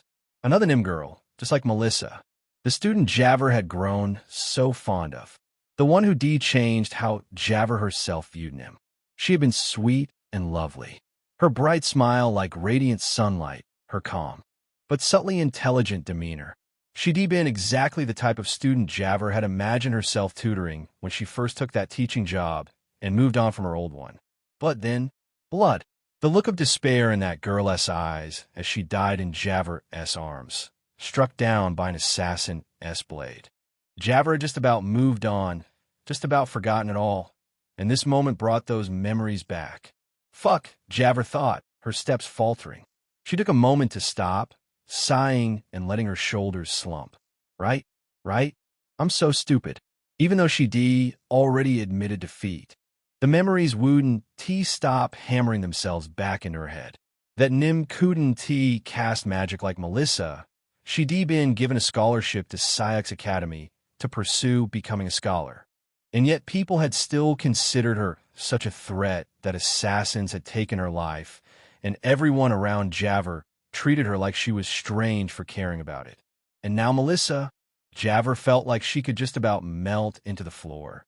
In truth, this had been why she refused to train the girl. The excuse she used initially had been true, to an extent. If Javer had started teaching a girl with no experience at all how to fight, Melissa wouldn't actually learn how to fight. She would have learned how to fight like Javer. There was a difference, but Javer couldn't deny that at some point. She should have just started anyway. Better to have some tricks up her sleeve than none at all. But she hadn't because she'd always been afraid that if she spent too much time with Melissa at the academy, the girl would begin heading down the same path that other Nim girl had. Not realizing, of course, that Melissa had been slowly chipping away at that wall Javer tried to keep between them with every year that passed. Now, it was basically nothing more than rubble on the floor. I need a fucking drink, she muttered, changing course for the bar. As she went to one of the tables nearby, displaying dozens of bottles of varying types of liquor like soldiers standing on a battlefield, Javer picked out the strongest liquor she could see and poured some of its contents into a cup. I don't want that to happen again, she thought, downing her drink in one gulp. But how close can I be to her? How close is too close? How do I keep a target from forming on her back just because I'm around? But even as she asked these questions, a small voice in the back of her mind whispered something. You fool. That target is already there, big and bold. Your presence obviously isn't going to do anything to make it brighter at this point. She sighed. That excuse probably stopped being valid years ago, Javer murmured into her alcohol. I should start training her in swordsmanship too. Chapter 95. Lust and Royalty. Part 9. Armia leaned against the balcony railing as she took another long sip of wine. The rich liquid warmed her from the inside out, dulling her anxiety, if only briefly, and the disappointment she felt. Well, this is going swimmingly, she thought wryly. Hours into the gala, and the only person I've managed to talk to is a grizzled old general. I mean, that is something, I guess, but still, so much for networking. And, yeah, Armia continued. The guy went down face first. Beside her, Neil chuckled just as Armia finished telling her story. So, let me get this straight, he said, his voice gruff but not unkind. You actually tripped your professor? On purpose? Armia smiled, remembering that day. She hadn't but she wished she had. I swear it was an accident, she insisted. But the way he went flying, gods, you should have seen his face when he got up. He was convinced I was some sort of Darien assassin, sent to infiltrate the academy. Neil threw his head back and laughed, a deep, booming sound that drew a few curious glances from nearby nobles. Armia found herself laughing along, the tension in her shoulders easing slightly. Did he ever forgive you for that? Armia snorted. Ugh, don't make such an unladylike sound. Armia, not here, as she sipped from her wine. Of course not. Right up until he transferred to some village, he was convinced I was out to get him. How terrible. As their laughter subsided, Neil fixed her with a curious look. I have to ask, though, he said, gesturing towards the dance floor with his glass. Why haven't you joined in? Surely a young lady like yourself would have no shortage of willing partners. Armia raised an eyebrow, glancing down at her muscular frame and golden scales. Do I look like the type to you, General? She asked dryly. As much as I practiced, I fear I'm more likely to step on someone's toes than sweep them off their feet. Neil shrugged. Dancing is not all about grace, you know. Sometimes it's about confidence, about owning who you are. He tilted his head, studying her. But if you're not here to dance, why come at all? Armia sighed, her tail curling around her leg self-consciously. I have goals, she said, her voice softer now. I plan to be a proper noble lady one day. And to do that, I need to attend these events, to learn the etiquette, the customs. A noble lady? Neil stroked his chin thoughtfully. And what is your plan for that? Family connections? Marriage? Bribery? Armia looked away. You make it sound so simple. It is. Neil leaned in, his voice lowering conspiratorially. You could marry into a noble family, though that comes with its own set of challenges. Or perhaps you could perform some great service for the kingdom, earn a title that way. Some even buy their way in, though that's frowned upon in polite society. Armia blushed a bit, sighing softly. I was hoping to become the court sorceress, she admitted, her voice barely above a whisper. I thought if I could prove myself, show them how skilled I am with magic. Neil's eyebrows shot up. Court sorceress? That is quite the ambition. How is that going for you? Armia's shoulders slumped, and she took another long drink of wine. Not as well as I'd hoped, she admitted. I've been struggling with my magic lately. It's like I've hit a wall, and I can't seem to break through. Neil nodded sagely, his one good eye looking up at the star-studded sky. You know, he said, his voice taking on a distant quality. I remember my first days as a soldier. I had all these grand ideas about what it would be like. Glory, honor, adventure. I thought I'd be a hero. Armia turned to face him fully, intrigued despite herself. And was it what you thought it would be? Neil chuckled, but there was a sadness in it that made Armia's chest tighten. Not even close. He said softly, it was hard, dirty work. More terror than glory, more pain than honor. I wanted to quit 100 times in those first few months. But you didn't Armia said, more statement than question. No, I didn't Neil agreed. Because I realized something important. The glory, the honor. They weren't the point. The point was doing what needed to be done, being there for my comrades. Protecting them. Armia frowned, her brow furrowing. I see. In any case, Neil shook his head. If you're that certain you want to be a noble lady, would it not be better to explore every single option? Armia nodded slowly. I guess so, she replied, though she wasn't too sure what that entailed. Melissa, as the third swing was about to begin, Melissa found herself at the center of attention at a table full of nobles. Their eyes gleamed with curiosity and, in some cases, barely concealed desire. Lady Blackflame, a portly nobleman with a monocle, leaned in, his breath heavy with the scent of expensive wine. Is it true that you can use all schools of magic? That's unheard of. Melissa smiled back, looking away from him and glancing at a human lady to the left. Well, my lord, I indeed can. It's a good thing, too. After all, I do enjoy experimenting. She winked, causing the woman to flush a deep red. God, this is too easy. As the conversation continued, Melissa's eyes scanned the ballroom. The dancers were preparing for the third swing, with Isabella blowing a kiss Melissa's way. Nobles were mingling, and servants weaved through the crowd with trays of drinks and hors d'oeuvres. Everything seemed normal. Too normal, Melissa thought, a frown creasing her brow. Raven was right. Should something have happened by now? I doubt the Shadow Mages wouldn't do anything tonight. For a brief, blissful moment, Melissa allowed herself to entertain the thought that maybe, just maybe, there wouldn't be an attack. That this night might actually go smoothly. Oh, fuck me, she mentally groaned, almost slapping herself for such naivety. Get together, Mel. Something bound to go tits up eventually. Just then, a flash of gold caught her eye. Armia had entered the ballroom, looking slightly flushed, and was that a smile on her face? Excuse me, ladies and gentlemen, Melissa said, rising from her seat with a graceful flourish. Duty calls. As she walked away, she heard one of the nobles mutter, what a fascinating creature. Melissa's grin widened. You have no idea, buddy. She intercepted Armia near the edge of the dance floor, wrapping her friend in a quick hug. Hey, you, where have you been hiding all night?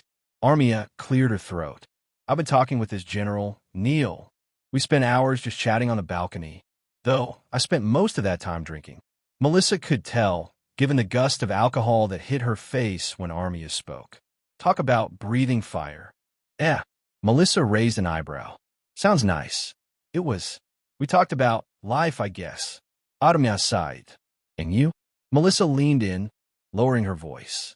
You'll never believe what happened. I've been invited to dine with the king and queen after this dance. Armia's eyes widened. The king and queen?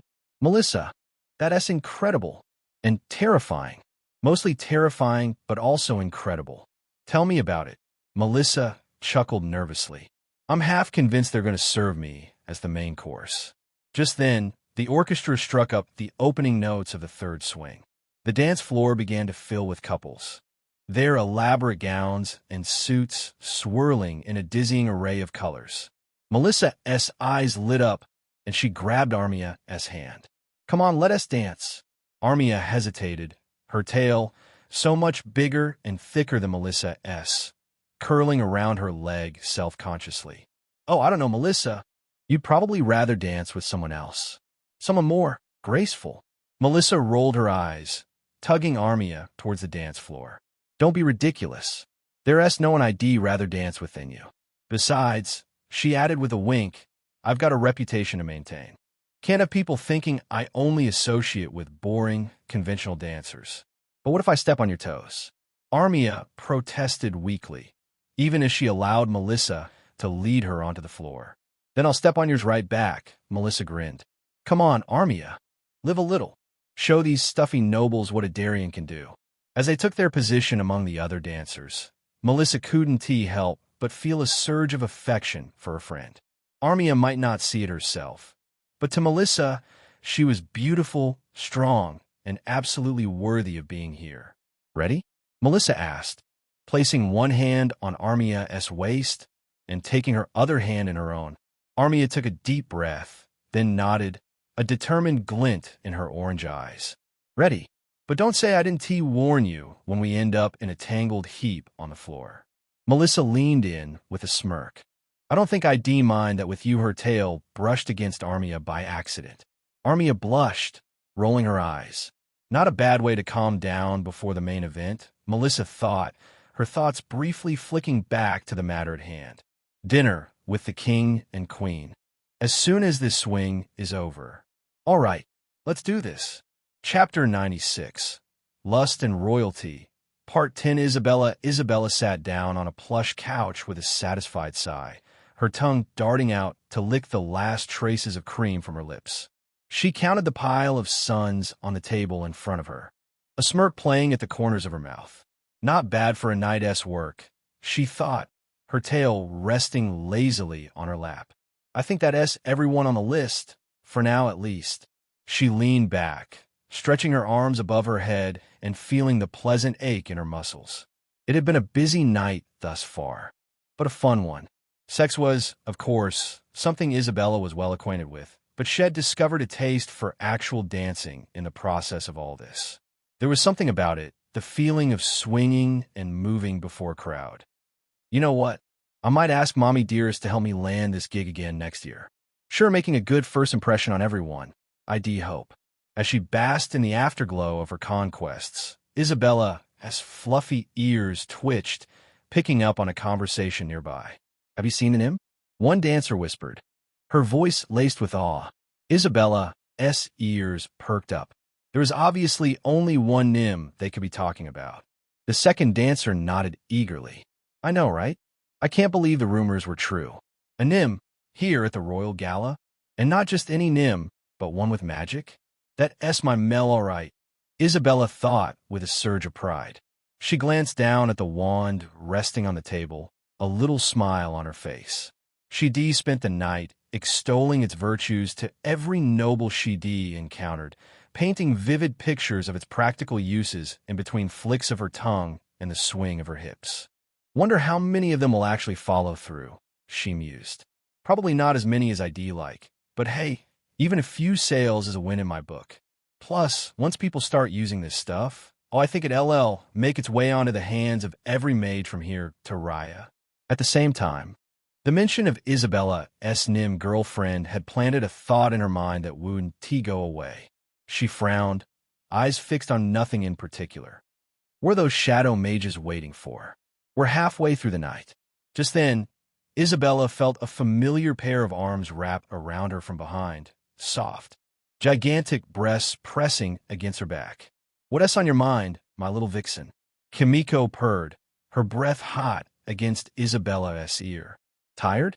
Isabella closed her eyes, leaning back into the embrace with a contented sigh. Just thinking about the wand, she murmured. And Melissa, what about her? Isabella frowned again. Shouldn't they have acted by now? The enemy, Kimiko hummed thoughtfully, her fingers tracing idle patterns on Isabella's collarbone. You think the shadow mages will make their move soon? They have to know? Isabella asked. The biggest break of the night is set to arrive now. And Melissa, if my eyes did not deceive me, has been allowed to dance and form relations all night. And she sighed. Unless we really are just all paranoid, why would they wait like this? Why would they allow Melissa to get her name out there? If they wanted to assassinate her, shouldn't they have gone for it before she had the chance? I see what you mean, Kimiko nodded. I've been keeping an eye out as well, and to be honest, I too am shocked nothing has happened yet. Isabella shook her head. I have this feeling something is going to happen soon. I want to be there for her when it does. She turned in Kimiko's arms, looking up at her mother with a determined glint in her green eyes. Can you let Lady Amelia know I'll be taking a break for the next 2 swings? From the private dances, I'll still do the group performances, but Kimiko raised an eyebrow. Are you sure? You've been making quite the pretty penny tonight. Is it really worth giving that up over a gut feeling? Isabella grinned. She turned and sat on her knees, grinning. You know me, Mom, she murmured against Kimiko's mouth. My gut feelings have never taken me anywhere I didn't like. Kimiko sighed, but there was a fond smile playing on her lips. All right, my little heartbreaker. I'll let Amelia know. But be careful, okay? I don't want to see that pretty face of yours getting marred by some shadow mage's blade. Isabella scoffed, pulling back with a cocky grin. Please, like they could even touch me. I'm Isabella Summer. I could eat shadow mages for breakfast if I wanted to.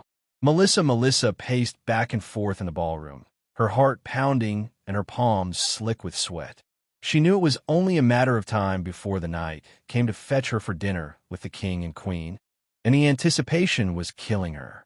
Oh gods, oh gods, oh gods, she thought, her mind racing with worst-case scenarios. What if I say something stupid? What if I accidentally insult them? What if I spill wine all over myself like a fucking idiot?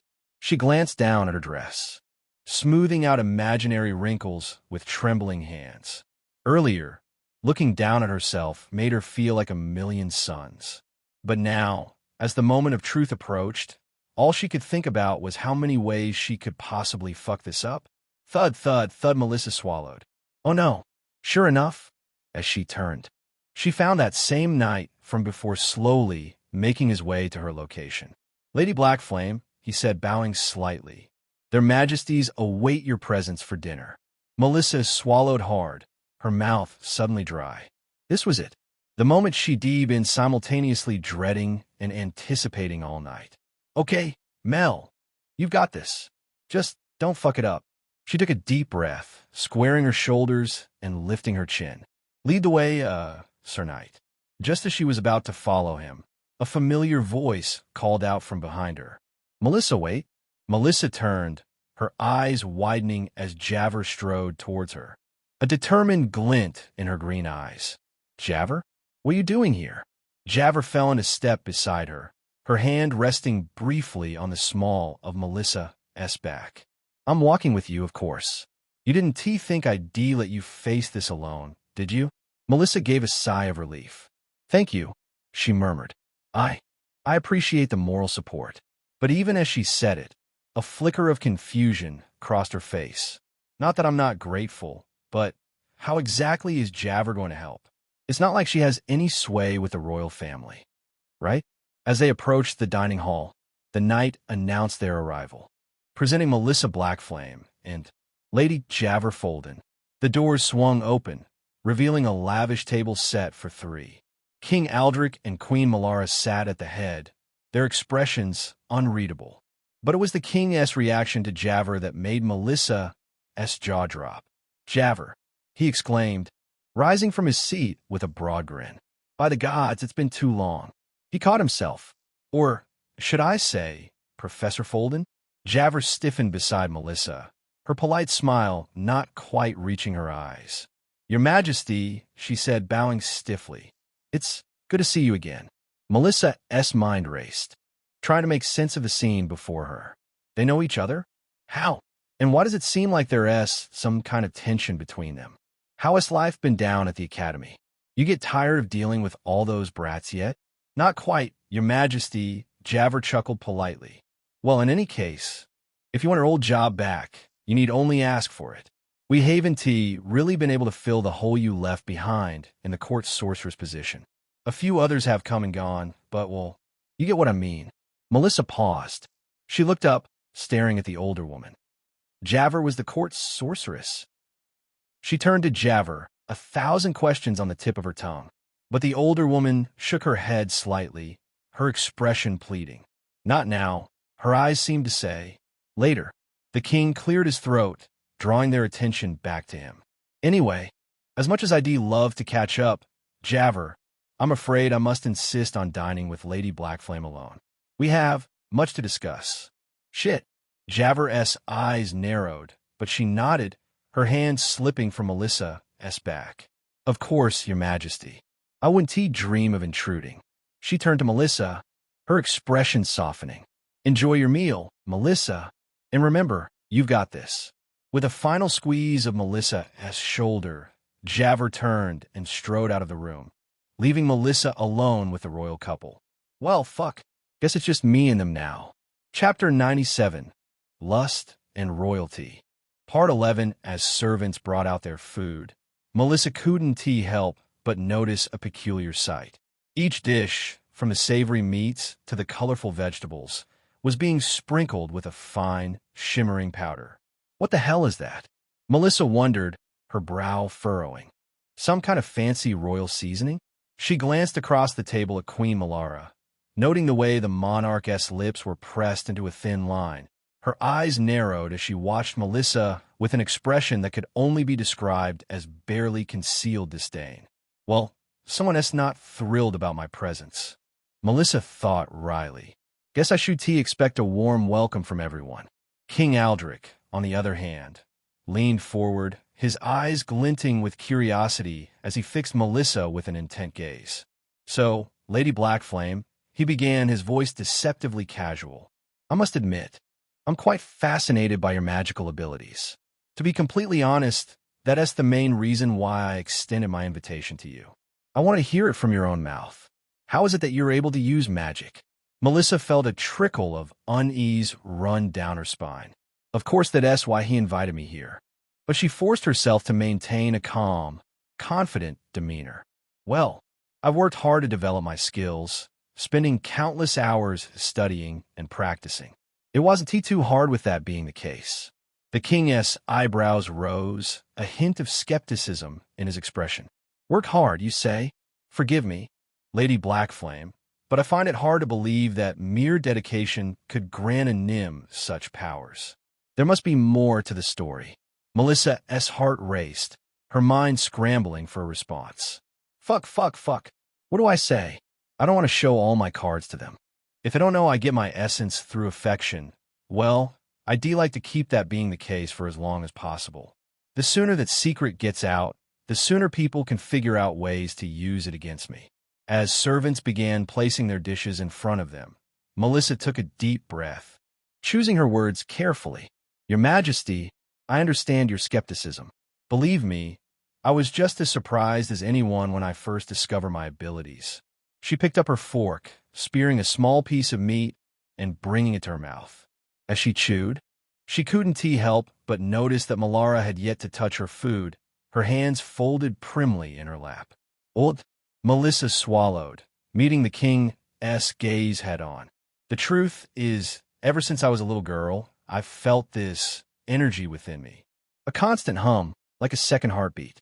At first, I didn't understand what it was, but as I grew older, I began to realize that it was magic."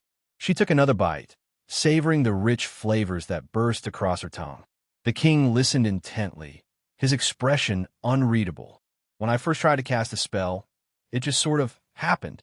The words came to me naturally. The spell signs were easy to memorize. The power flowed through me, as natural as breathing. Melissa shrugged. I can't explain it, Your Majesty.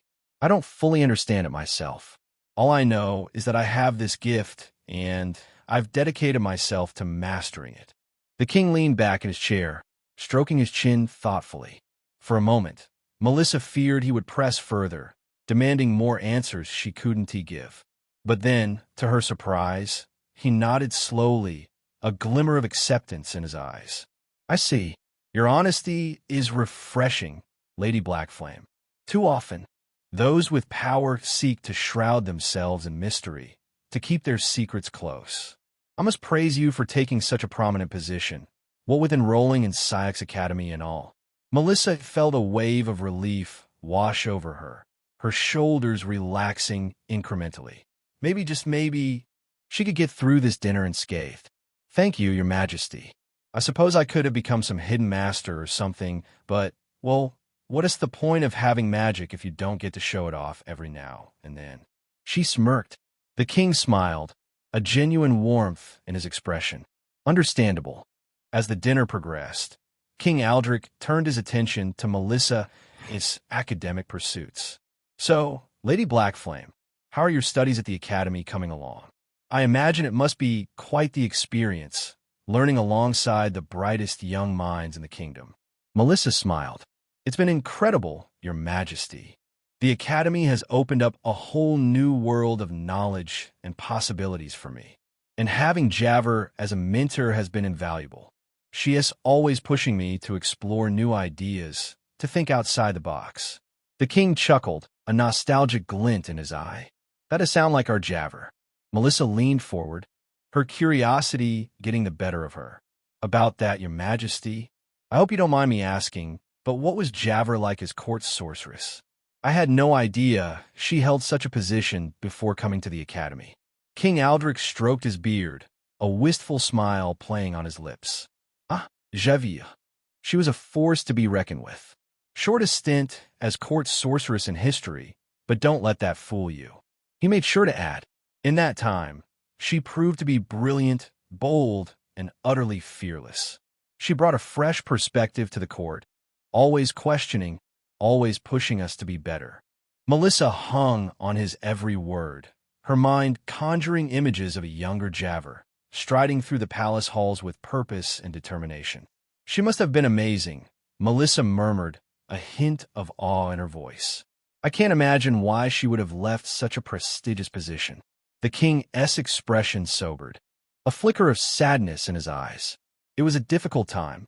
Her stint was so short because Javer willingly walked away from it, asking instead for a position at the Academy. Melissa could see nostalgia in his eyes. Javer faced challenges, both personal and political. But I believe, suddenly, the king's words were cut off by a choking sound. His face turned a sickly shade of pale, his eyes bulging as he clutched at his throat. Your Majesty, Melissa cried out, leaping to her feet. But it was too late. King Aldrich collapsed, his body convulsing as he gasped for air. Chaos erupted in the dining hall. Servants and guards rushing to the king's side. Queen Melara let out a piercing scream, her hands flying to her mouth in horror. Melissa stood frozen, her heart pounding in her chest. Poison, she realized, her mind racing. He has been poisoned. Chapter 98, Lust and Royalty. Part 12, as the king's body hit the floor, Queen Melara's eyes snapped to Melissa, her face contorting with rage. You, she screamed, her voice shrill and trembling. You did this. You poisoned him, you filthy nim. Melissa's heart pounded in her chest, her mind reeling. What? No, I didn't. I would never. But her words were drowned out by the clamor of swords being drawn, knights rushing forward with cold steel glinting in the candlelight. Fuck. She raised her hands like she had a gun aimed at her. Fuck, this can't be happening. Just as the blades were about to reach her, a figure burst through the crowd. pushing the knights back with a blast of wind magic. Now, hold on a second. Javert kept a hand raised. It's not what it seems like. Not what it seems like. The queen asked with a sneer. The king is dead. Yes, not dead yet. Healers, get over here already. Javert called out loudly, and a few people in white robes almost materialized out of thin air, the way they quickly sprinted next to the king. The knights hesitated, their eyes darting between Javert and the queen. The music died abruptly as all eyes in the ballroom turned towards the unfolding drama. Melissa's breath came in short, panicked gasps, her mind spinning with the suddenness of it all. How did this happen? How could the king be poisoned? How? Amidst the chaos, Armia came rushing forward. Melissa, she cried out, her voice laced with worry. What's going on? Are you all right? But before Melissa could respond, several knights moved to intercept Armia, their hands reaching for their swords. Seize the Darien, one of them shouted. She could be in on it too. Armia's eyes widened. But just as the situation seemed to be escalating toward violence, a gruff voice cut through the din hold. General Neil stepped forward, his scarred face set in a scowl. The Darien has been with me through most of the evening. She has nothing to do with this. The knights hesitated, glancing uncertainly between Neil and the queen. But Neil's reputation preceded him, apparently, and slowly, grudgingly, they lowered their weapons. Armia shot Neil a grateful look, her shoulders sagging with relief. Melissa's heart ached for her friend, hating that she'd been dragged into this nightmare. But there was no time for apologies, no time for anything but the gut-wrenching horror unfolding before them. Melissa's gaze was drawn back to the king, his body convulsing on the floor as he gasped for air. Healers rushed forward, their hands glowing with soothing light as they tried desperately to stabilize him, drawing spell signs in the air quickly and muttering incantations. How did this happen? Melissa thought, her mind racing. Okay, come on, the food. It had to be the food. But we all ate from the same dishes, didn't we? So why is he the only one affected? I should be on the floor too. She thought back to the shimmering powder she'd seen sprinkled on their plates, the way Melara had avoided touching her own food. No, it can't be. She couldn't have. But even as the thought formed, Melissa knew it was the only explanation that made sense. The queen had planned this, had set her up to take the fall. But why? What could she possibly gain from this? As she watched the healers work frantically over the king's prone form, Melissa felt a cold, creeping dread settle in the pit of her stomach. This is bad. This is really, really fucking bad. If the king dies, if they blame me. She didn't even want to think about the consequences, the horrors that awaited a Nym accused of regicide. Think, Mel, think. There has to be a way out of this, a way to prove your innocence. But as the chaos swirled around her, as accusations and recriminations flew like poisoned arrows, Melissa couldn't see a way forward. Raven's eyes narrowed as she watched the chaos unfold from the shadows. Her keen gaze had been trained on the royal table throughout the dinner, and she hadn't missed the suspicious behavior of one particular server. That powder he sprinkled on the plates. It has to be the poison. But why would he? Her thoughts were interrupted as the server in question began to make a hasty exit, slipping through the panicked crowd quickly. Oh, no, you don't. Raven moved to follow, her steps quick and silent. She weaved through the horde of nobles swiftly, trailing him. Suddenly, a flash of pink caught her eye. Isabella appeared at her side. HM? She gazed back at Raven. You saw it too, didn't you? The kitsune asked, smirking. The server, the powder. Raven nodded curtly, never taking her eyes off him. P.S. getting away. We need to. I'm coming with you, Isabella interrupted, her tone brooking no argument. I'll be damned if I'm going to let you be Melissa's only hero tonight. Raven sighed. Fine, but stay close and do exactly as I say. Isabella flashed a quick, humorless grin. You got it, boss. Lead the way. The two women slipped out of the ballroom, following the server's trail. Raven's mind raced as they navigated the twisting corridors of the palace. As they rounded a corner, Raven's sharp eyes caught a flicker of movement ahead. The server was hurrying towards a shadowed alcove, where two figures in black robes stood waiting. "Got you. Stop right there," Raven called out, her voice ringing with authority. "By order of the king, I command you to halt." Isabella raised a brow at her.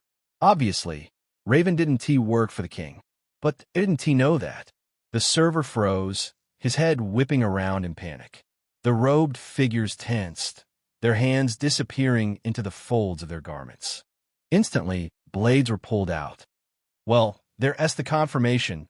Raven pulled out a knife she'd been keeping strapped to her calf.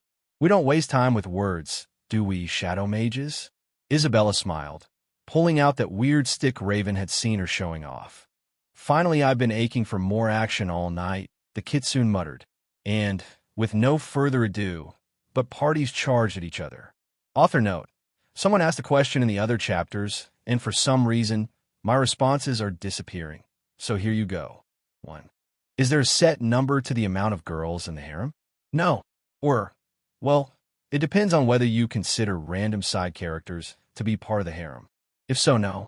In terms of prominent, important characters, I can say the number is going to be below double digits. 2. Will the girls who sleep around with others, like Isabella, be in a men too?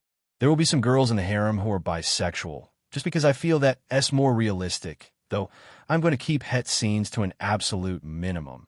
As the description says, this is a Yuri Fuda story first and foremost. That's not going to change. Chapter 99, Lust and Royalty. Part 13, the healers worked frantically over the king's prone form, their hands glowing with soothing light as they tried to stabilize him. But despite their best efforts, the king's condition continued to worsen, his breaths growing shallower and his face turning a sickly shade of blue. The entire time, all Melissa could think about was how she was probably going to be decapitated soon by some particularly annoyed knight. Crap, crap, crap, crap, crap, crap, crap, crap, crap. Melissa watched in horror as the situation deteriorated, the desperation in the room rising to a fever pitch.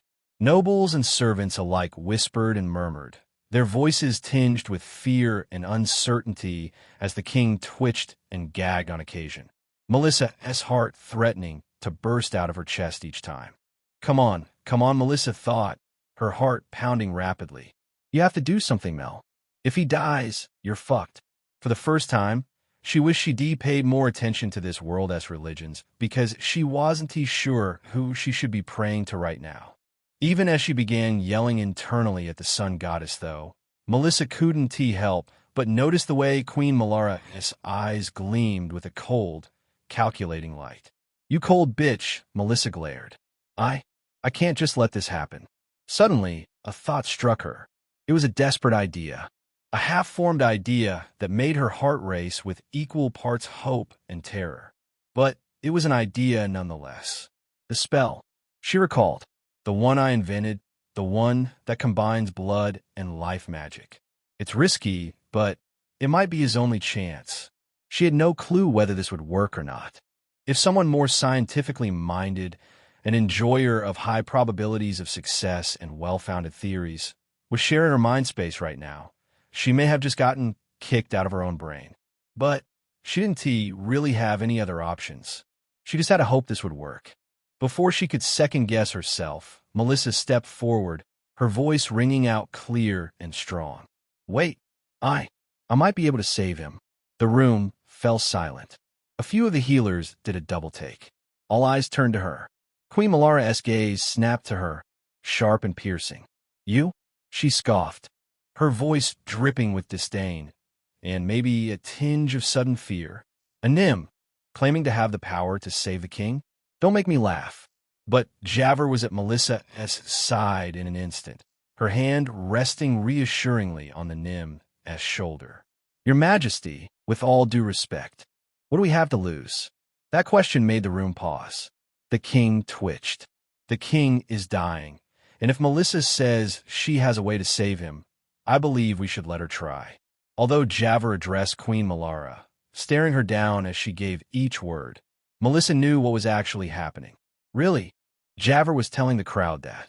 Or, very specifically, the knights who were one final breath away from drawing their swords.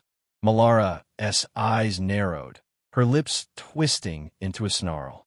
But before she could argue further, one of the knights stepped forward, his voice gruff and urgent. "She's right, your majesty. We're out of options. If the Nym can help, we'd be fools not to let her. And if she makes his condition worse..." He looked at Melissa. "We'll take her head off immediately." Gulp for a moment. The room held its breath, waiting for the Queen's response. Finally, with a curt nod, she waved her hand dismissively. "Fine. But if she fails, if the king dies, it's on her head," Melara conceded, though she made sure to remind the Nym of the stakes. And suddenly, Melissa had a chance. She swallowed hard, the weight of responsibility settling heavily on her shoulders.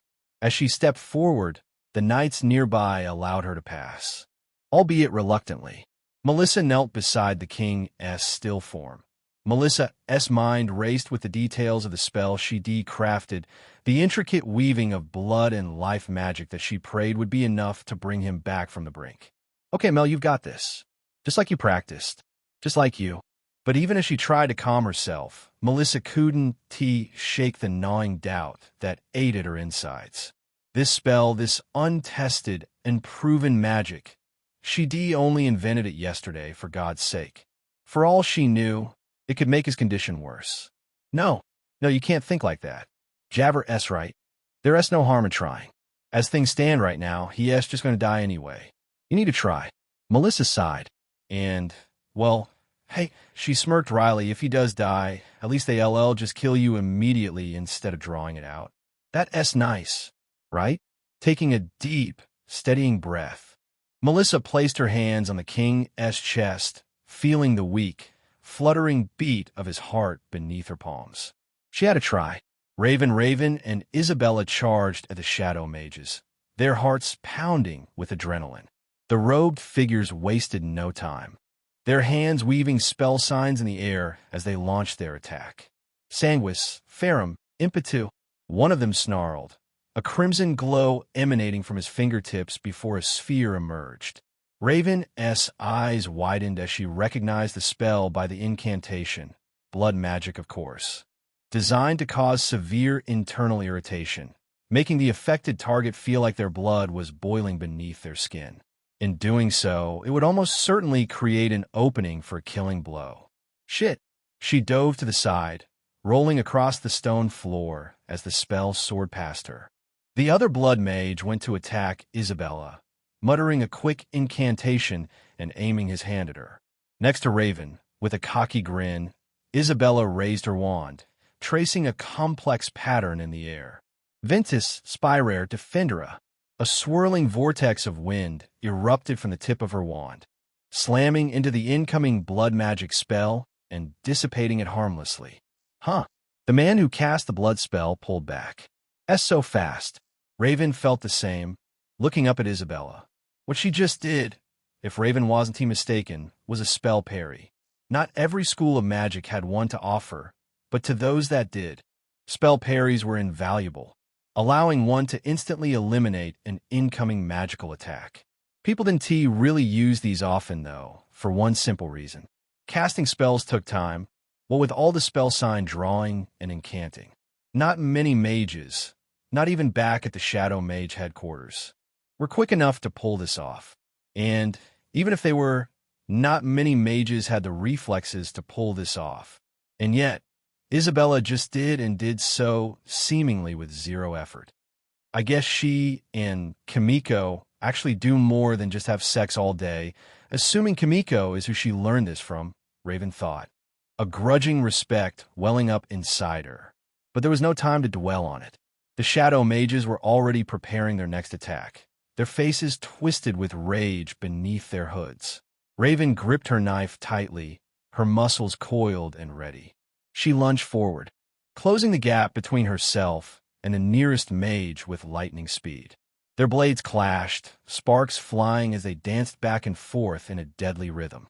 Raven could feel the mage's breath on her face, hot and rancid beneath his mask. Behind her, she heard Isabella cry out a warning. Raven, look out. Raven's head whipped around just in time to see the second mage launching a spell in her direction, a sickly green light emanating from his outstretched hand. Fuck, I can't dodge this one. But before the spell could reach her, a shimmering barrier sprang up around Raven, absorbing the magic with a crackle of energy. Light magic? Raven's brows shot up. Again, she was surprised. The cocky, smug show-off that was Isabella Summer actually took the time to learn how to shield others? She could hardly believe it. Don't worry, Isabella called out with that usual, infuriating smirk of hers. I've got your back. She winked. That is not my name. Up ahead, Raven could see the server they'd been chasing trying to slip away in the chaos, his eyes wide with panic. Isabella saw the same thing. Oh no, you don't. The fox snarled. With a few quick flicks of her wrist and a hushed incantation, she sent a gust of wind hurtling towards the fleeing man, yanking him off his feet and slamming him against the wall next to him. You just sit tight, sweetie, she purred, her eyes glinting with malice. We'll be with you in just a moment. Taking the opportunity to strike, Raven doubled her efforts, her blade flashing in a blur of silver as she pressed her advantage. She and a shadow mage in front of her traded more blows. The shadow mage was skilled, but Raven had been training for moments like this since she could remember. Quite literally, one of her very first memories was being handed a knife. She was more than ready. They clashed again. It seemed like Raven's opponent realized what Raven just came to understand, as, this time, both shadow mages up ahead glanced at each other and nodded. For order, the one Raven had been fighting muttered. Then, the man stabbed himself right in the heart. Shit, Raven glared. I didn't think they'd actually do it. She hadn't seen this technique in a while. Suddenly, the other mage used an earth spell to shift the ground beneath Raven, making it tremble. Her balance faltered and Raven hit the ground. The mage dashed toward her. Blood siphoned into him from the man who just ended his own life. A sacrifice, Raven pointed out with her teeth clenched. To make this guy's next spell stronger. Raven's knife skittered across the floor just out of reach. She scrambled to get up, but the mage was already on her, his blade gleaming in the dim light as he raised it high and cast a blood magic spell simultaneously. Shit, Raven thought, swallowing. I may have messed up. Chapter 100, Lust and Royalty. Part 14, the mage cast another blood magic spell. This one was rather straightforward. A projectile that resembled a flying glob of blood, boosted in damage and potency by the other shadow mage's sacrifice just a moment ago. She could hear Isabella yelling out her name, and could see the kitsune trying desperately to cast a spell out of the corner of her eye. Even as fast as she was, it didn't seem like she'd be able to do so in time. Raven closed her eyes, bracing herself for the agony of the blade piercing her flesh. But the pain never came. Instead, a gust of wind slammed into the mage, sending him flying up. He hit the wall above him with a sickening crunch, his blade clattering to the ground. Raven's eyes snapped open, her heart pounding in her chest. She looked up to see a familiar figure standing over her, her hand outstretched and her eyes blazing with calm fury. Kimiko? Isabella gasped, her voice laced with equal parts surprise and relief. What are you doing here? Kimiko glanced at her daughter, a wry smile tugging at the corner of her mouth.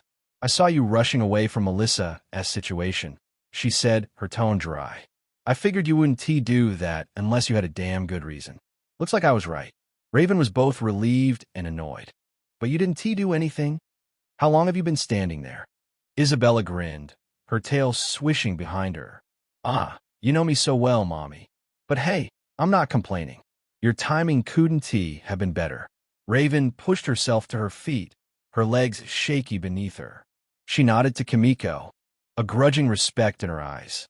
Thanks for the save, I guess, she said gruffly. I owe you one. Kimiko waved her hand dismissively. Don't mention it. We're all in this together, after all. But their moment of relief was short-lived. The blood mage was already struggling to his feet, his eyes wild with desperation and rage. You think you've won? He snarled, holding his head, his voice thick with pain. You think you can stop us? The king is dead. You. Shut up, Isabella snapped, aiming her wand at him. The mage's face twisted with fury, and he lunged forward, his hands weaving a complex spell sign in the air. But he never got the chance to cast it. Raven proceeded to watch as Kimiko and Isabella cast the same spell simultaneously if the black-haired human was reading their movements correctly. They moved as one, their magic combining in a dazzling display of wind aimed at the man. The mage was lifted off his feet, his head slamming into the ceiling once more, this time with bone-crushing force. Literally, Crack Raven blinked. Just like that, he fell to the ground, limp, and did not move again. The fight was over. For a while, Raven stared at the fallen mage, her heart still racing in her chest. Slowly, her heart rate began to get slower, and Raven got her nerves under control. Remind me never to piss you two off, she said quietly, sighing. Okay now. Raven got up and dusted herself off before she turned to face Isabella and Kimiko, ready to discuss their next move, only to be greeted by the sight of the two kitsune locked in a passionate embrace. They were making out, right there, right in front of Raven, just a short distance away from the shadow mage whose head was leaking out onto the floor. Raven blinked. That's my girl, Kimiko purred. You were so brave out there, fighting those nasty shadow mages. Isabella grinned, nipping at her mother's lower lip. Well, I learned from the best, didn't I? Raven rolled her eyes, turning away from the display with a shake of her head. Unbelievable. Setting that aside, Raven walked over to where the server was still cowering against the wall, his eyes wide with terror. As soon as he saw her coming, he scrambled to his feet, making a desperate break for the exit. But Raven was, of course, quite a bit faster. With a burst of speed, she caught up to him, slamming her foot into his back and sending him sprawling to the ground. Please, he whimpered, his voice cracking with fear. I wasn't. I was just following orders, I swear. Aren't we always? Raven crouched down beside him, her voice low and dangerous. Oh, I know you were. And trust me, we're going to have a long, long talk about those orders. About who gave them to you, and why they wanted the king dead. The man's face paled, his eyes darting around the room as if searching for an escape. I can't. They'll kill me. Please, you have to understand, I didn't have a choice. Raven's eyes narrowed, and she leaned in closer, her breath hot against his ear. Be that as it may, you have a choice right now. Right now, your choices are pretty simple. You can either come with me back to the dining hall and tell everyone what you know, or... She let her voice trail off, the implication clear. The man swallowed hard, his Adam's apple bobbing in his throat. Oh, okay, he whispered, his voice trembling. Okay. I'll come with you. I'll tell you everything, I promise. Just don't hurt me, please. Raven stood up, hauling the man to his feet with a rough grip on his arm. Don't worry, I won't do anything to you. But I can't make any promises about what the royal guards might do when they find out you tried to assassinate their king. The man looked like he might just faint on the spot, but picked himself up and followed behind Raven. Raven turned to look at Isabella and Kimiko, who were still wrapped around each other like vines. It was a miracle they still had their clothes on. Hey, if you're quite finished, we've got a prisoner to escort. Isabella pulled back from her mother with a sigh, her lips swollen and her hair mussed. Yeah, we're coming. Spoil sport. As they made their way back to the dining hall, the server stumbling along between them, Raven just hoped that Melissa was holding up okay. Hang on, Melissa.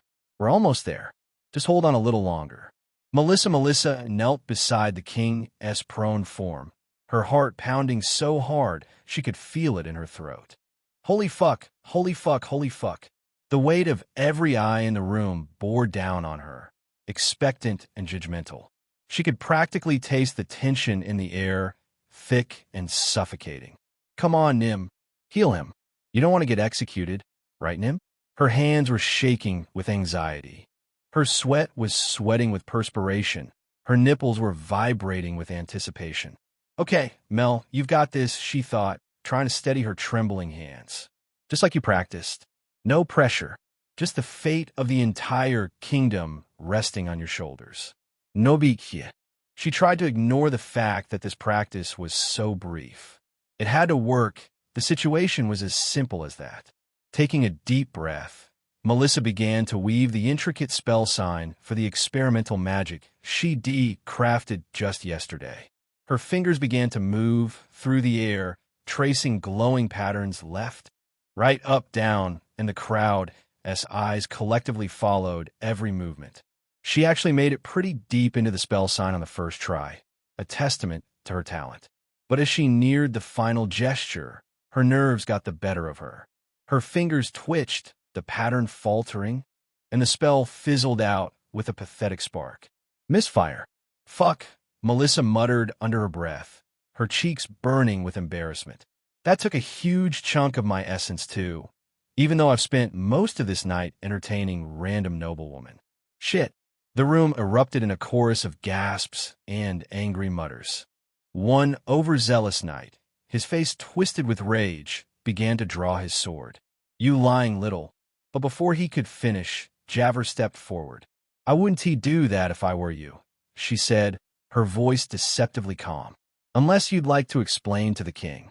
When he wakes up, if he wakes up, why you murdered the one person trying to save his life. The knight hesitated, his hand still on the hilt of his sword. For a moment, the tension in the room ratcheted up even further, balanced on a knife's edge. Then, slowly, grudgingly, he stepped back. Melissa swallowed hard, shooting Javer a grateful look. Her thoughts trailed off as she realized everyone was still staring at her, waiting. Queen Melara's eyes bored into her, cold and calculating. Well, the queen snapped. Are you going to try again? Or shall we just skip to the execution? It was very clear the queen was hoping for the latter. Chapter 101. Lust and Royalty. Part 15. Melissa took a deep breath, forcing herself to tune out the chaos around her. She closed her eyes, tried to imagine she was back in her room at the academy, practicing the spell in peace. You can do this, Mel. You've got this. Just breathe. And, with those words, she began to calm down. In her mind's eye, she saw herself tracing the spell sign perfectly, felt the surge of magic coursing through her veins. She could almost hear Javer's voice in her head, encouraging her, guiding her. She could almost hear one of the knights whispering as well, sword in your neck. She went through what little memory of the spell sign she had, given that she made it yesterday. But what she had was more than enough. She and T lied when she talked to the king earlier. This world's magic system came naturally to her. So much so that, Lumi Sanguine, Vita Crescara, Melissa spoke the incantation, her voice steady and clear as she finished the spell. For a moment, nothing happened. The room held its breath, the silence so complete you could have heard a pin drop. Then suddenly, a warm, golden light began to emanate from Melissa's hands. It spread over the king's body, pulsing in time with his weakening heartbeat. Melissa could feel the magic working, could sense the life force flowing from her into King Aldrich. It was an odd sensation, like a piece of herself was being slowly drained away. Come on, she thought, gritting her teeth against the strain. Work, damn you. Work. And then, miraculously, it did. Color began to return to the king's pale face. His breathing, which had been shallow and labored, evened out. His eyelids fluttered, and a collective gasp went up from the assembled crowd. Melissa sagged with relief, the last of her energy spent. She felt lightheaded, dizzy from the exertion of the spell. I think it worked, she managed to say, her voice barely above a whisper. Just like that, the crowd all but cheered, and the king sat up. As the king began to stir, Melissa felt a wave of relief wash over her, so intense that her knees went weak, and she had to resist the urge to collapse right there on the spot. Holy shit, it actually worked. I can't believe it fucking worked. But even as the relief flooded through her, Melissa knew the situation was far from over. Setting aside the fact that, as usual, using this magic completely spent her essence, There were still the accusatory glares from the nobles and the cold fury in Queen Malara's eyes. She was still very much on trial here. King Aldrich blinked, his eyes hazy and confused as he looked around the room. What? What happened? He asked, his voice hoarse. Queen Malara was at his side in an instant, her hand on his arm in a gesture that might have looked comforting if not for the steely glint in her eye. My love, she said, her voice dripping with false concern, you were poisoned. Someone put something in your food, something meant to kill you. The king's eyes widened, and he struggled to sit up straighter. Poisoned? But who would dare? It was her, Malara interrupted, her finger pointing straight at Melissa. The Nim girl. She had your food poisoned, using some vile concoction that her kind are immune to. That's why she was able to eat the same meal without any effect. Melissa's jaw dropped, her mind reeling. What the actual fuck? It was hard to grasp that already they were basically going into closing arguments. She literally just saved the man's life. But Melissa quickly got her bearings. That's insane, she blurted out, her voice high and strained. I had no idea I was even going to be invited to dinner with you until tonight. That part wasn't in the invitation. How could I possibly have planned this? She looked to the king, her eyes pleading. For a moment, the king looked uncertain, his gaze flickering between Melissa and his wife. She does have a point, my dear, he said slowly. The dinner invitation was my idea, and a rather last-minute one at that. How could she have known? Queen Malara's lips pressed into a thin line, her eyes flashing with barely contained rage. She's a Nim. She spat, as if that explained everything. They're devious creatures, not to be trusted. Who knows what kind of dark magic she used to orchestrate this? Melissa felt a surge of anger rising in her chest, hot and fierce. Devious creatures? Dark magic? Fuck you, you colossal bitch. I saved your husband's life. And this is the thanks I get? She opened her mouth to argue, to defend herself against the outrageous accusations. But before she could get a word out, the doors to the dining hall burst open.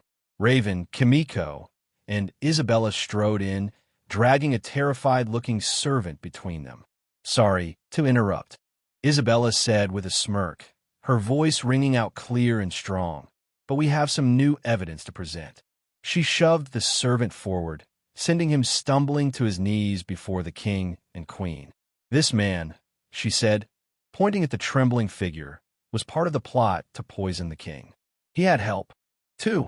Show them, Ray. Stop calling me that. Raven stepped forward, dragging something behind her. With a grunt, she heaved a limp, black-robed body onto the floor, the corpse landing with a sickening thud. Shadow mages, she said grimly. We caught them trying to escape after the deed was done. The room erupted into chaos, nobles shouting and guards rushing forward to secure the prisoner and the body. Melissa felt a surge of hope rising in her chest. Yes, this is it. Oh, thank goodness. But even as the thought crossed her mind, a flicker of movement caught her eye. One of the guards, his hand reaching for his sword, a strange blank look on his face. Look out! Melissa screamed. The guard's blade flashed, slicing through the air towards the king's unprotected back. At the same moment, more black-robed figures burst into the room, spells flying from their hands in a dizzying array of colors and lights. Melissa threw herself forward, desperate to intercept the deadly blow, but she knew she'd never make it in time, especially not exhausted like this. Not that getting away would do much good regardless, but she still tried. No. But just as the blade was about to find its mark, a blur of golden scales and rippling muscle slammed into the assassin, sending him flying across the room.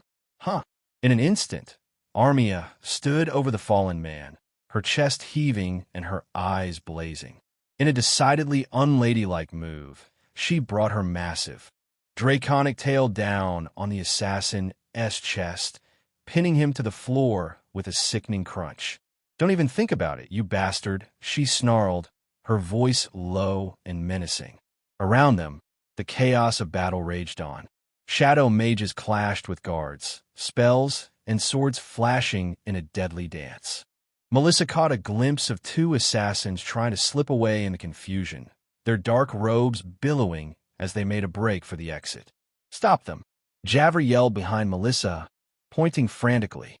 The guards were on them in an instant, their armor clanking as they gave chase. The assassins fought desperately, throwing spells over their shoulders as they ran, but it was no use. One by one, they were brought down, their bodies hitting the floor with dull thuds. And then, as suddenly as it had begun, it was over. The dining hall fell silent, save for the moans of the wounded and the ragged breathing of the survivors. Melissa looked around, her heart pounding and her mind reeling. "We did it. We actually did it. The king is safe, the assassins are down." She felt a hand on her shoulder and turned to see Javert, the older woman's face a tad grim but proud. "Well done, Melissa," she said softly. "You saved the king's life. Good job." "Understatement of the year." Melissa chuckled, letting herself fall back onto the floor. The girls gathered around her, their faces flushed with exertion and triumph. Armia, looking slightly abashed at her uncharacteristic display of brute force, smoothed down her gown and tried to regain some semblance of ladylike composure. Isabella, on the other hand, was grinning from ear to ear, her tail swishing excitedly behind her. "Did you see that? By the gods, we're such legends." Isabella flipped her hair over her shoulder. "Bet people are going to talk about this night for ages." Melissa groaned, her mind already racing ahead to the interrogations and investigations that would surely follow. But for now, in this moment, she allowed herself to bask in the glow of victory. The night had been won. Melissa had saved the king. And the queen, Her Majesty, looked like she was trying to burn a hole through Melissa's skull with pure willpower. "Fuck you." Melissa smirked at her. "I did it. You lost." She had done it. Of course, the question remained. How? When I healed the king, it sure as hell felt weird. But whatever, she pushed it out of her mind. I did what I had to. Chapter 102. Favor, in spite the rest of the night passed in a whirlwind of celebratory toasts, lively music, and battling tongues for Melissa. She went from group to group, her laughter ringing out above the chaos of the music. The wine flowed freely, the musicians played with renewed vigor, and the once tense atmosphere of the gala melted into a giddy, almost manic relief. The knights worked to make sure nothing else would happen tonight, but as far as the nobles were concerned, it was like nothing had happened to begin with. Fuck, what a night. She found herself on the dance floor, her body moving in perfect sync with the music. Nobles who had sneered at her mere hours ago now clamored for a chance to dance with her, their hands lingering a bit too long, their eyes roaming hungrily over her curves. Melissa reveled in it all, basking in the attention and adoration. She lost count of how many women she had been with by now, working tirelessly as she drew gasps and cries all night. Before she knew it, the first rays of dawn were peeking through the palace windows, heralding the arrival of the final swing. The king, his face still pale, but his eyes bright with gratitude, called for everyone to gather outside to watch the sunrise. Melissa made to follow the crowd, her steps only slightly unsteady, but a hand on her arm stopped her. She turned to see Javert, the older woman's expression unreadable in the dim light of the early morning. "Melissa, a word?" Melissa nodded, allowing Javert to lead her away from the horde of nobles. They found a quiet spot on a secluded balcony. When they were alone, Javert turned to face her, a smile on her face. "I just wanted to say, well done, Melissa. Truly, what you did tonight was extraordinary." Melissa felt a flush of pride, but she shrugged, trying to play it off. "I just did what I had to do, Javert. Anyone would have done what I did if they could." Javert shrugged. "And yet, they couldn't. Several healers tried, but you were the one who cured the king." She narrowed her eyes slightly. "How?" Melissa looked away a bit bashfully. You know those documents you gave me?" "MHM. Well, I wanted to see if I could combine some of what I saw in there with some standard healing life magic. I made a new spell last night." One of Javert's brows arched up high. Melissa continued. "What you saw there was that spell. To be honest, she laughed nervously. I'm not too sure myself what it does. But it worked. That's all that matters, right? Javer nodded. Indeed. She placed a hand on Melissa's shoulder, her grip firm and reassuring. I know that in a few weeks, the events of this night might feel like just another day in the life of Melissa Blackflame. But make no mistake, Mel. You made history tonight. Melissa swallowed hard. She is kinda right. ISNT she? Melissa looked up at the sky. So is it done? I mean, I asked to be an important person when I was reincarnating. Is this it? I saved the king. I can't imagine LLB easy topping that. Javer's expression turned slightly grave. Also, she said, her voice low and urgent, you need to understand that things are going to change from here on out. And not all of those changes will be pleasant. What do you mean? Javer sighed, leaning against the balcony railing. Think about it, Melissa. You're a Nim who just saved the king's life. You've exposed a plot involving shadow mages and corrupt guards. You've become a hero overnight. She fixed Melissa with a piercing stare. The target on your back is going to be bigger than ever. The queen is probably going to see no consequences for this at all, even though this whole plot was obviously her idea. Wait, what? Melissa pulled back. But the server, that guy will be lucky if he ends up living past the hour, Javer shrugged. Nothing of use will come out of him. Melissa blinked. Damn, those who opposed you before will now see you as an even greater threat. And when word of this gets out, and it will, believe me, you're likely to become a household name. Melissa's eyes widened. Shit, she thought, her stomach churning. Javer's expression softened slightly. So, be careful, she said. All right? Melissa nodded slowly. I understand, she said. Thank you for the warning. Javer. I'll be careful, I promise. Javer smiled, a hint of pride glinting in her eyes. I know you will. You're a smart girl, Melissa. Just remember, no matter what happens, you have people in your corner. Don't try to face everything alone. As they made their way back to join the others for the sunrise, Melissa's head was spinning with more than just alcohol. The future stretched out before her, filled with unknown challenges and opportunities. Anyway, Javer said, that's enough ominous warnings for now. Enjoy the rest of the evening. When you're done, go and find me and we'll head back home. All right. Thanks. Javer. Javer nodded and walked away. Soon, Melissa spotted a familiar golden figure in the distance. Armia was sitting alone on a bench, her tail curled around her legs, and a pensive look on her face as she stared down at her glass of wine. Melissa made her way over, a grin spreading across her face as she approached. Hey, Army, she called out, waving. Mind if I join you? Armia looked up, her expression brightening slightly at the sight of Melissa. Of course not, she said, shifting over to make room. Please sit. Melissa plopped down next to her, her tail automatically curling around Armia's leg. She hadn't meant to do that, but maybe the alcohol had done it for her. Armia didn't seem to mind. So, she said, nudging Armia with her shoulder. How you holding up? Armia sighed, her brow furrowing slightly. I'm not quite sure, to be honest, she admitted, though, some of the knights were congratulating me earlier for tackling that assassin during the fight. Melissa's eyebrows shot up. Really? That's awesome, Army. But Armia didn't look as thrilled as Melissa expected. I suppose, she said, her voice uncertain. I'm just not sure what to make of it. It wasn't very ladylike, was it? Throwing myself at a man like that. Using my strength so brutishly. Melissa felt a surge of affection for her friend. She reached out, taking Armia's hand in hers. Hey, she said, her voice soft but firm. I thought it was absolutely incredible. Sure, I might save the king from that poison. But that guy you slammed? He could killed the king right then and there if you and acted. Armia's eyes widened slightly. You really think so? Melissa nodded emphatically. Hell yeah, Idol. Far as I'm concerned, this night is as much your victory as it is mine.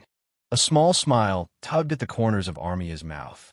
Thank you, Melissa, she said softly. That means a lot. Melissa grinned, a mischievous glint in her eye. Well, if you really want to thank me, she said, leaning in closer, I can't think of a few ways you could show your appreciation. Armia's breath hitched. And Melissa, she chuckled, glancing around nervously. We're in public. But Melissa was already standing, tugging Armia to her feet. Then let us find somewhere a little more private, shall we?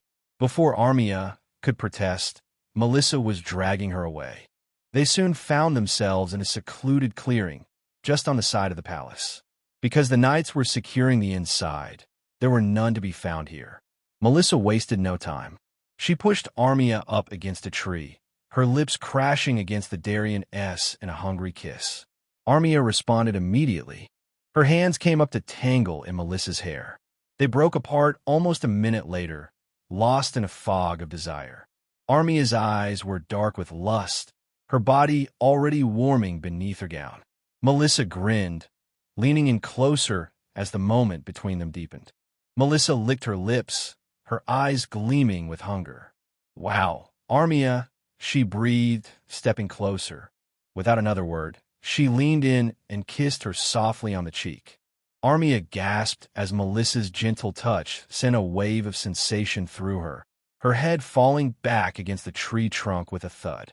"Oh gods, Melissa," she moaned, her hands coming to rest on Melissa's shoulders.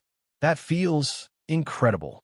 Encouraged, Melissa leaned in closer, holding Armia a little more tightly. The two women were locked in a fierce sparring match, trading blows with impressive intensity. Armia pressed forward, and Melissa struggled to keep her footing, overwhelmed by her opponent's relentless strength. Armia let out a sharp cry of exertion, her excitement building as the encounter grew more intense. "Didum," Armia panted, her tail thrashing behind her. "Melissa, I'm not going to last long if you keep this up." Melissa pulled back slightly, her expression determined. "Then don't hold back," she said, her voice husky. "I want all of you." With that, she leaned back in, and the moment dissolved into an intensity that words could no longer capture. Melissa held on to Armia tightly, drawing her as close as she could. Her lips moved gently against Armia's skin, her free hand resting on Armia's back. Armia's breathing grew heavier, her hips swaying gently in time with Melissa's movements. She could feel a deep, building intensity, a tight warmth spreading through her. "Melissa," she whispered, her fingers tightening in Melissa's hair. I'm going to..." Melissa hummed in encouragement, her eyes locked on Armia's face as the moment between them deepened. With a sharp, breathless cry, Armia reached her peak, her body trembling as a rush of heat washed over her. Melissa held her close through the wave, swallowing a shaky breath and steadying her against the intensity of it all. When Armia finally recovered, Melissa pulled back, wiping her mouth with the back of her hand. She grinned up at Armia, who was slumped against the tree, panting heavily. Damn, that was intense, she thought, a satisfied grin spreading across her face. I could get used to this hero treatment. Suddenly, the sound of approaching footsteps made both girls freeze. Melissa's head snapped up, her eyes widening as she saw Raven and Isabella rounding the corner. Raven stopped dead in her tracks, her usually impassive face showing a rare flash of surprise. Her gray eyes darted between Melissa and Armia, taking in their disheveled appearance and Armia's still exposed, half-limp state. Isabella, on the other hand, didn't miss a beat.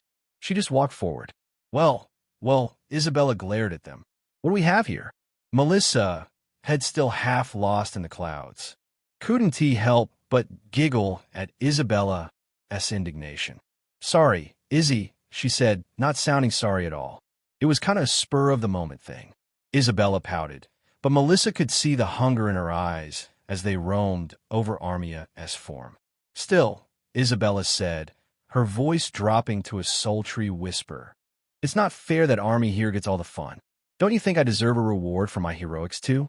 It was I and Raven, I suppose, who took down that server." Before anyone could respond, Isabella stood in front of Melissa and pulled away what little clothing she had on to expose herself. Melissa's eyes widened. "I, Isabella," Armia yelled out, but she couldn't look away. "No," Isabella crossed her arms with a pout.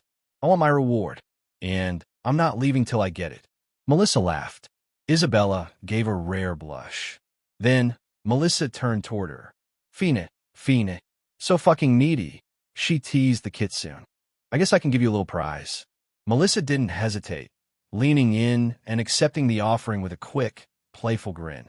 Well, Isabella said with a laugh, her eyes bright. That's the spirit, Mel. Show me how much you appreciate my heroics.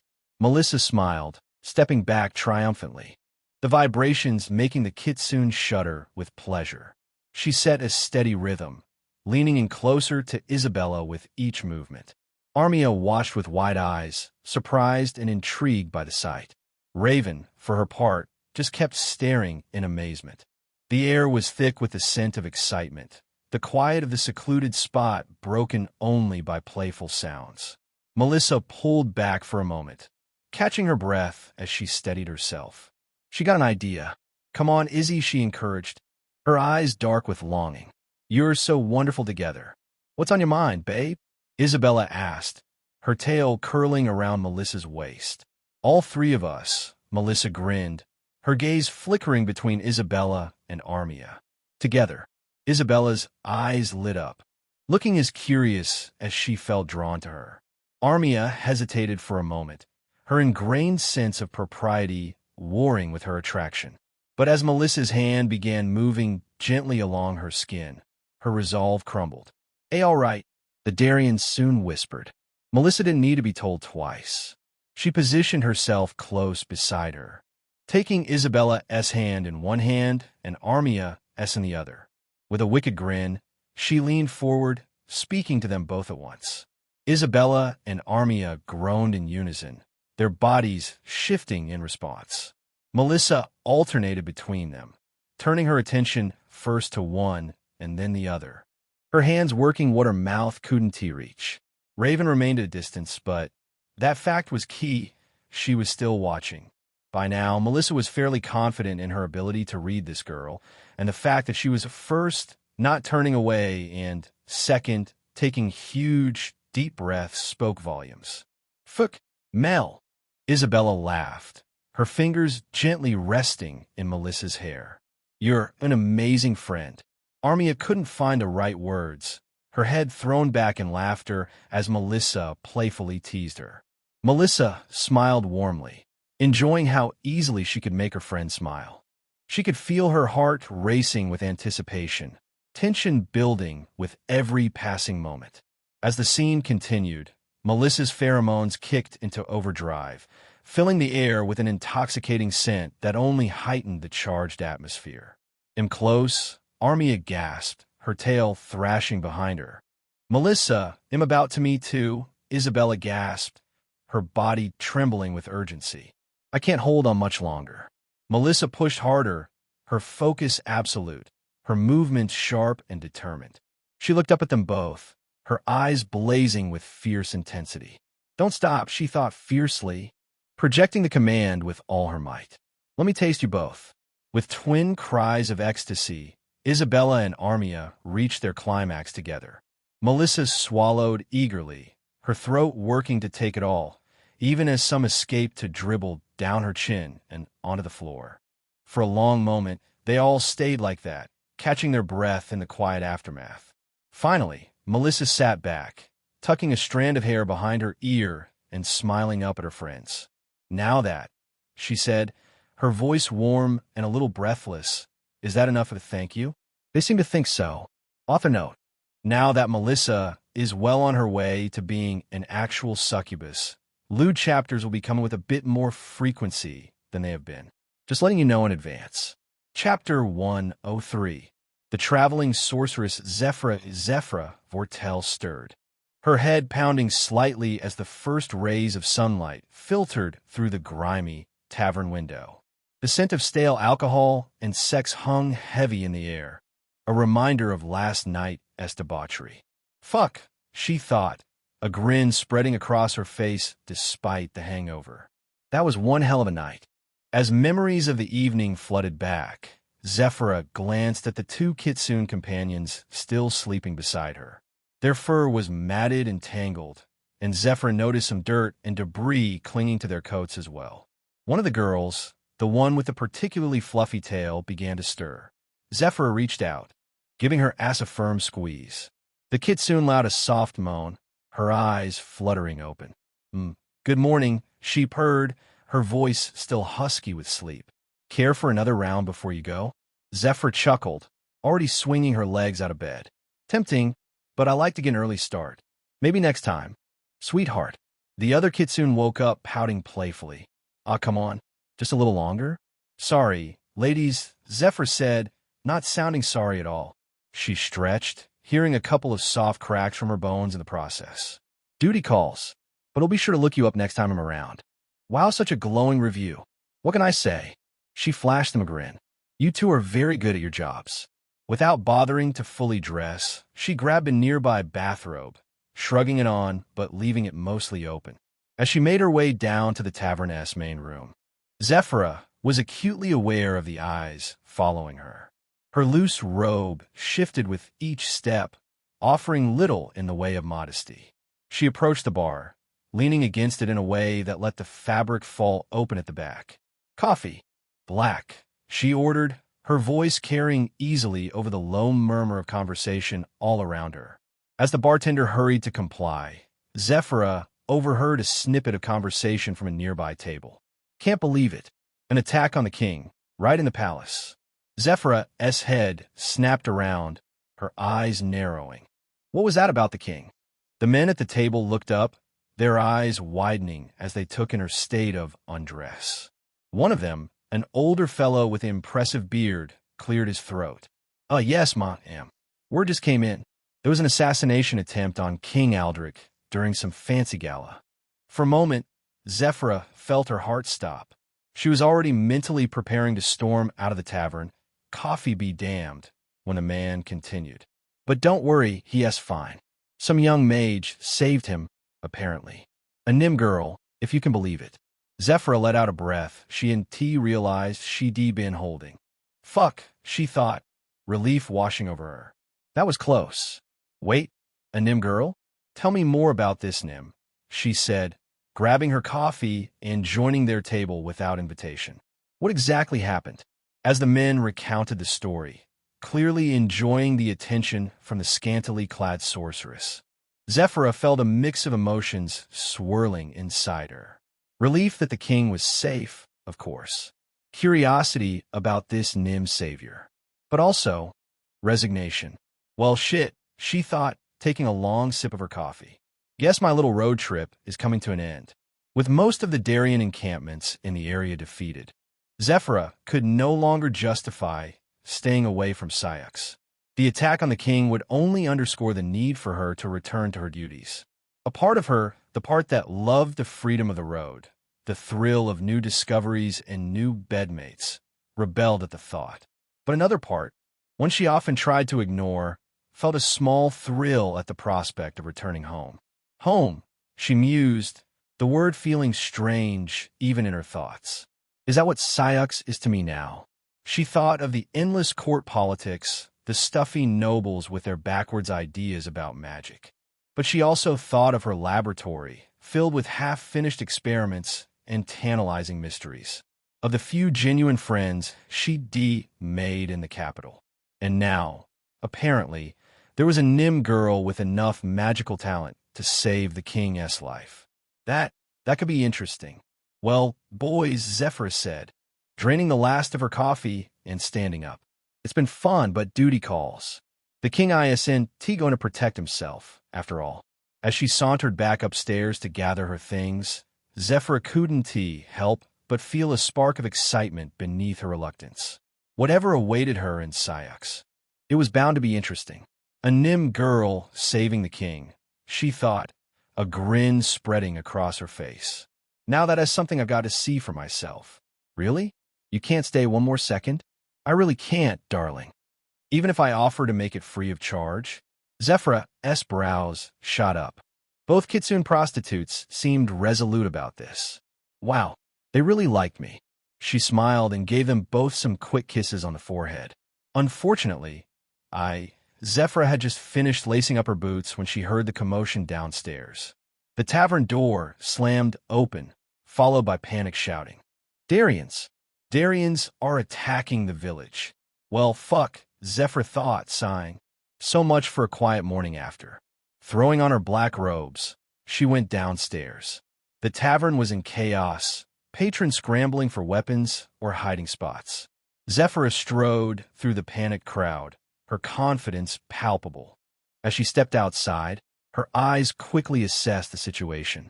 A group of Darians, maybe 24 strong, were charging down the main street, their scales glinting in the morning sun.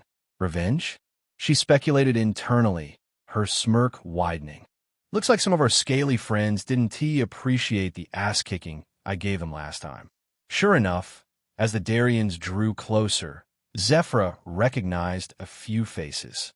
Warriors she left alive during her last battle, now back for round 2. Well, boys, she called out, her voice carrying over the chaos. Didn't get enough the first time?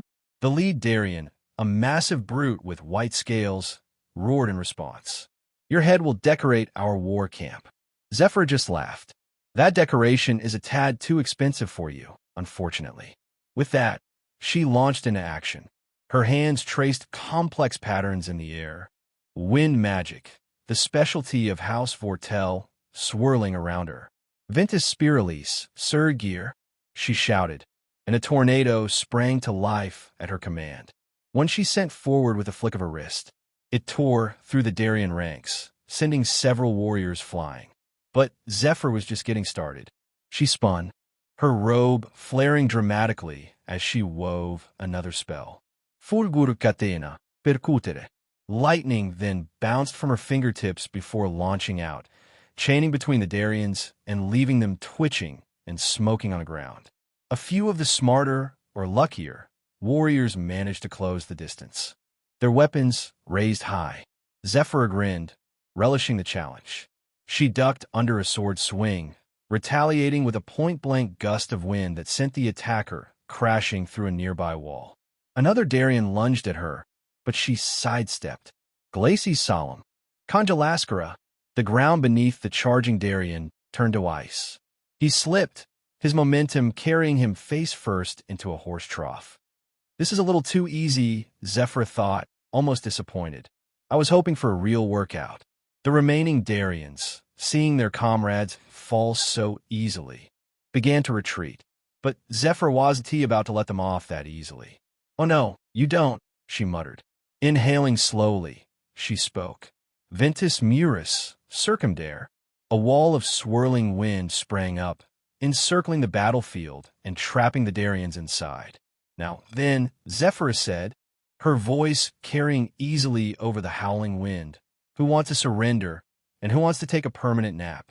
The Darians looked at each other, then back at Zephyr. Slowly, weapons began to clatter to the ground. Smart choice, Zephyr thought, allowing herself a satisfied smile. As the local militia began to round up the surrendering Darians, Zephyr let out a yawn. The villagers stared at her in awe, a few of the bolder ones cheering and whistling. Zephyr basked in the attention, giving a little bow. Not a bad way to start the morning, she mused, already heading back to the tavern. Meh, whatever. Maybe I can stay an hour longer. One more meal, one more drink, and then it'll go. As she pushed open the tavern door, Zephyr couldn't help but feel a twinge of excitement. Ladies, I'm back. And immediately, both Kitsune from before ran up and almost tackled her. Yeah. Sayax can wait a little while longer, surely. Her mind thought back to that Nim, momentarily. The Nim mage. HM. Her smile faded briefly. Now, there's a story you'll be looking forward to learning all about. But she picked on the girls up. For now, I guess I can push that into the back of my mind. I have a Kitsune to deal with. Chapter 104. Loki, Melissa, Javer, Isabella, Raven, Armia, and probably every single other noble who went to the gala spent the entire next day in bed. Melissa, in particular, felt like she was going to melt. The night's events had completely destroyed her will to be anything more than a vegetable. The assassination plot, the dancing, socializing with various noble women in different parts of the palace. Not to mention that it hadn't become known to Melissa just how drunk she'd been until she woke up with a hangover. It was a hell of a night. 2 days after the gala. However, Melissa stirred from her slumber, her eyes fluttering open as the first rays of sunlight filtered through the curtains. She stretched languidly, a contented sigh escaping her lips. Huh, that's weird, she thought, her brow furrowing slightly. I feel good. Really good, actually. It was a noticeable contrast to the first time she'd used blood magic, when the sheer exhaustion had hit her like a ton of bricks. But now, as she sat up in bed, Melissa felt a strange sense of energy thrumming through her veins. Am I getting used to it already? She mused, swinging her legs over the side of the bed. Or maybe that spell was different somehow. She shrugged. Either way, I'm not complaining. She padded barefoot across the room, humming softly to herself as she began to get ready for the day. In the process, Melissa spotted a small stack of letters on the counter and figured Raven must have accepted them while Melissa rested up. Melissa shook her head. What a fucking night, she thought, grinning to herself, unable to push the memories out. I still can't believe we actually pulled it off. Just then, the door to her room opened, and Raven walked in. Melissa instantly felt a sudden rush of heat. The girl was wearing a black sports bra and shorts of the same color. Drops of sweat rolled down her toned body in a way that made her muscles stand out more. Melissa swallowed. Well, if there's one thing I should thank the Shadow Mages for, it's that their training clearly didn't go to waste. Good God. At the same time, she smiled.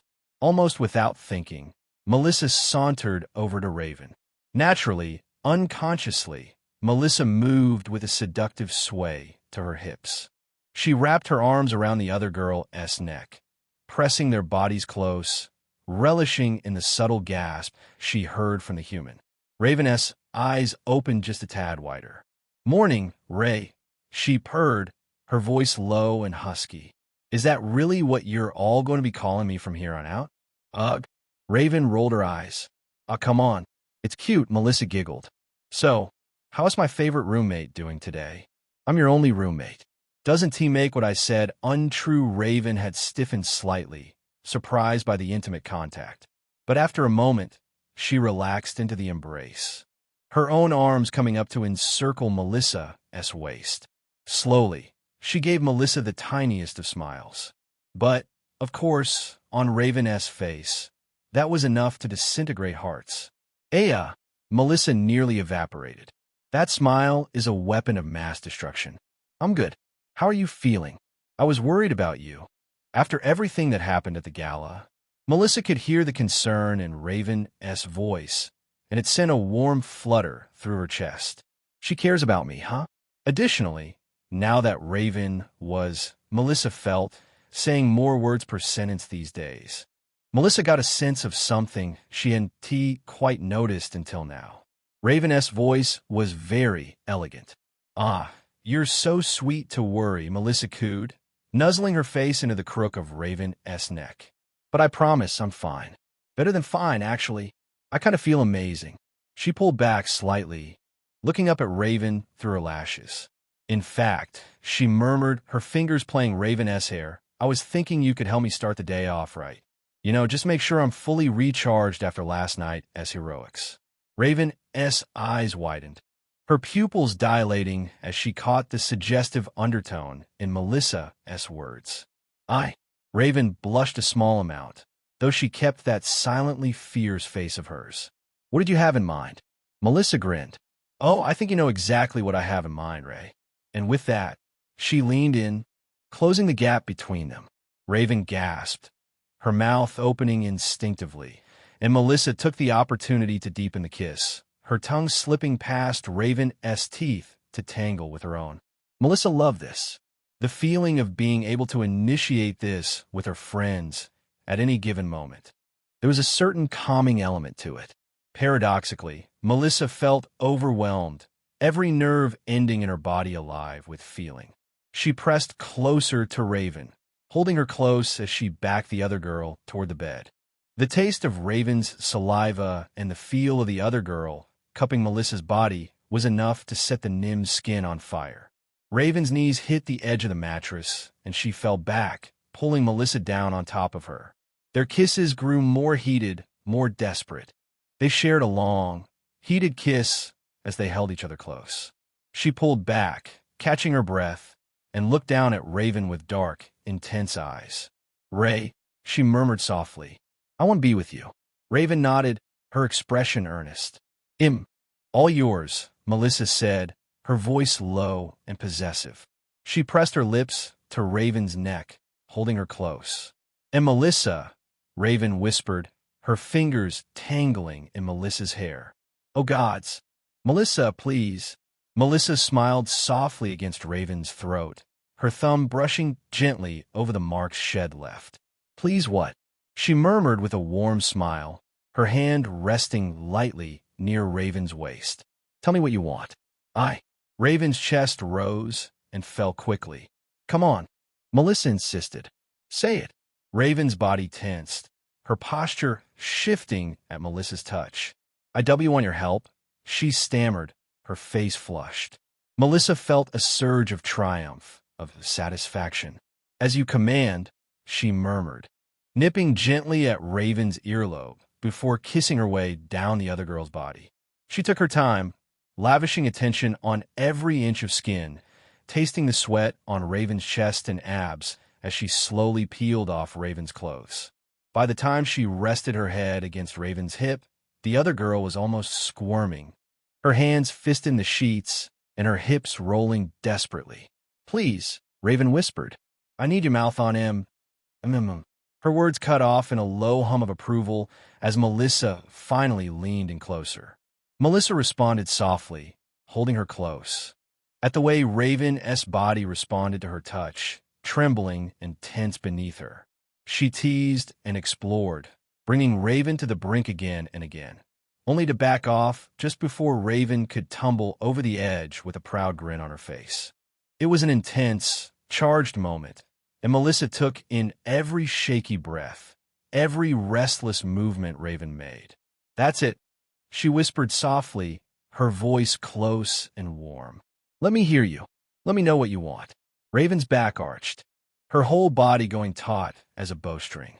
"I need it," she gasped, her voice ragged. "I need it so bad. Please, I'm so close, I'm going to..." And then Melissa pressed her lips to Raven and held firm, and Raven was overcome. Her body trembled with a wave of intense release, her muscles convulsing. Melissa held her close, her lips moving softly against Raven as Raven's hands gripped her head tightly. "Mine. Huh?" she thought fiercely, a surge of possessive pride swelling in her chest. "Yes, really all." Melissa grinned. Finally, after what felt like an eternity, Raven collapsed back against the mattress, her chest heaving and her eyes glazed and unfocused. Melissa crawled up her body, pressing soft, soothing kisses to her sweaty skin. "That's my favorite roommate," she murmured, nuzzling into Raven's neck. "You did so well for me, baby, so fucking well." "Your only roommate," Raven quickly pointed out.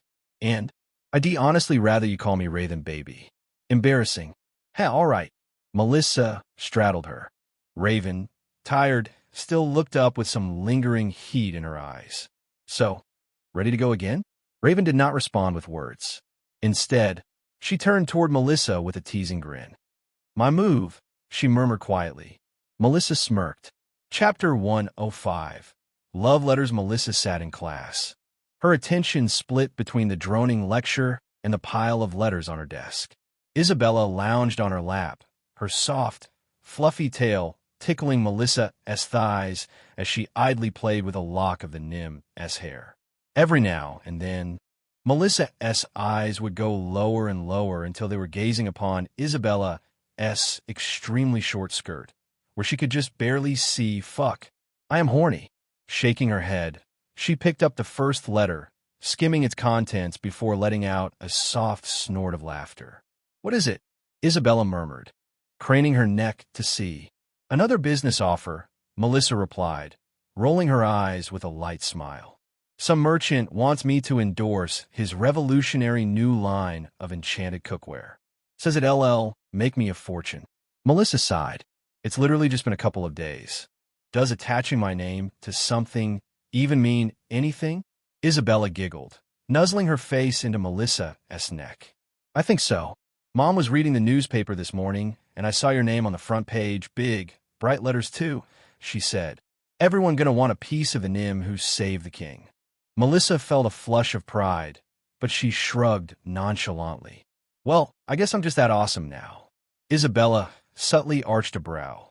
Melissa moved on to the next letter, both her brows rising as she read the first few lines. Ooh, wait, an anonymous love letter. To the most beautiful and brave Nym in all the land. Your crimson eyes haunt my dreams, and your luscious curves drive me to distraction. Isabella snatched the letter out of Melissa's hand, her own eyes narrowing as she scanned the rest of the flowery prose. Oh, how little they know.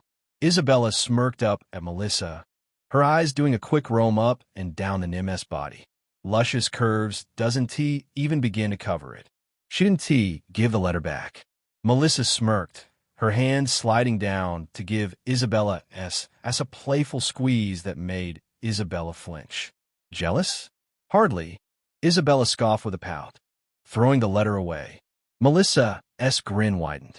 As they continued to sort through the letters, Melissa became increasingly aware of a strange sensation building inside her. It was like a low, simmering heat, like a pulsing energy that seemed to radiate out from her very core. My pheromones, she pointed out, her eyes widening slightly. They're stronger than ever. I can feel them like a bedsheet weighing down on me, or like a dress I'm wearing. She glanced around the classroom, taking in the way her classmates seemed to be shifting restlessly in their seats, their eyes continually darting toward her. Shit. Melissa looked down. It used to be I could only affect people within about 4 feet of me. But now it feels like my radius has doubled, at least. The thought sent a heady rush of power through her, a dark thrill at the idea of her influence spreading even further. I wonder how far I could push it. She mused, her mind racing with possibilities. How many people I could bring to their knees with just a look, just a touch. She smiled a bit. I need to learn how to reduce it too, though. This could absolutely get annoying. Melissa was taken out of her thoughts by Isabella, dragging her tongue up the side of Melissa's face. Before, Melissa would have bashfully looked away. This time, she had to physically hold herself back from pulling Isabella in for a makeout session. Isabella was holding up a letter, an amused smirk on her face. Check it out, babe, the big man himself wants a word. Melissa took the letter, her heart skipping a beat as she recognized the royal seal. She broke it open with trembling fingers, her eyes scanning the elegantly penned words. To Lady Melissa Blackflame, she read aloud, her voice hushed with excitement. I hope this letter finds you well. I wanted to assure you that I have not forgotten my promise of a suitable reward for your incredible heroism at the gala.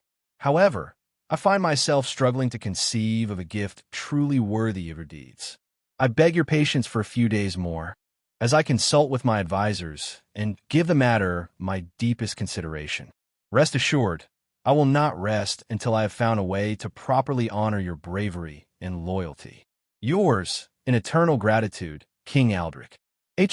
Melissa narrowed her eyes. That kind of sounds like, I want to throw the bank at you, but my advisors are against it. Isabella let out a low whistle, her tail swishing quicker behind her. Mel, the King-S really pulling out all the stops for you. I wonder what he is going to come up with? Melissa shrugged. I have no idea, but I can't wait to find out. The rest of the class seemed to drag on forever, but finally, the bell rang, signaling the end of the day. Melissa and Isabella gathered their things, falling into step behind Raven and Armia as they made their way out of the classroom. The two girls were engaged in a slightly awkward conversation. Armia's usually refined demeanor was somewhat subdued as she tried to find common ground with the more taciturn girl. But Armia, at least, was trying.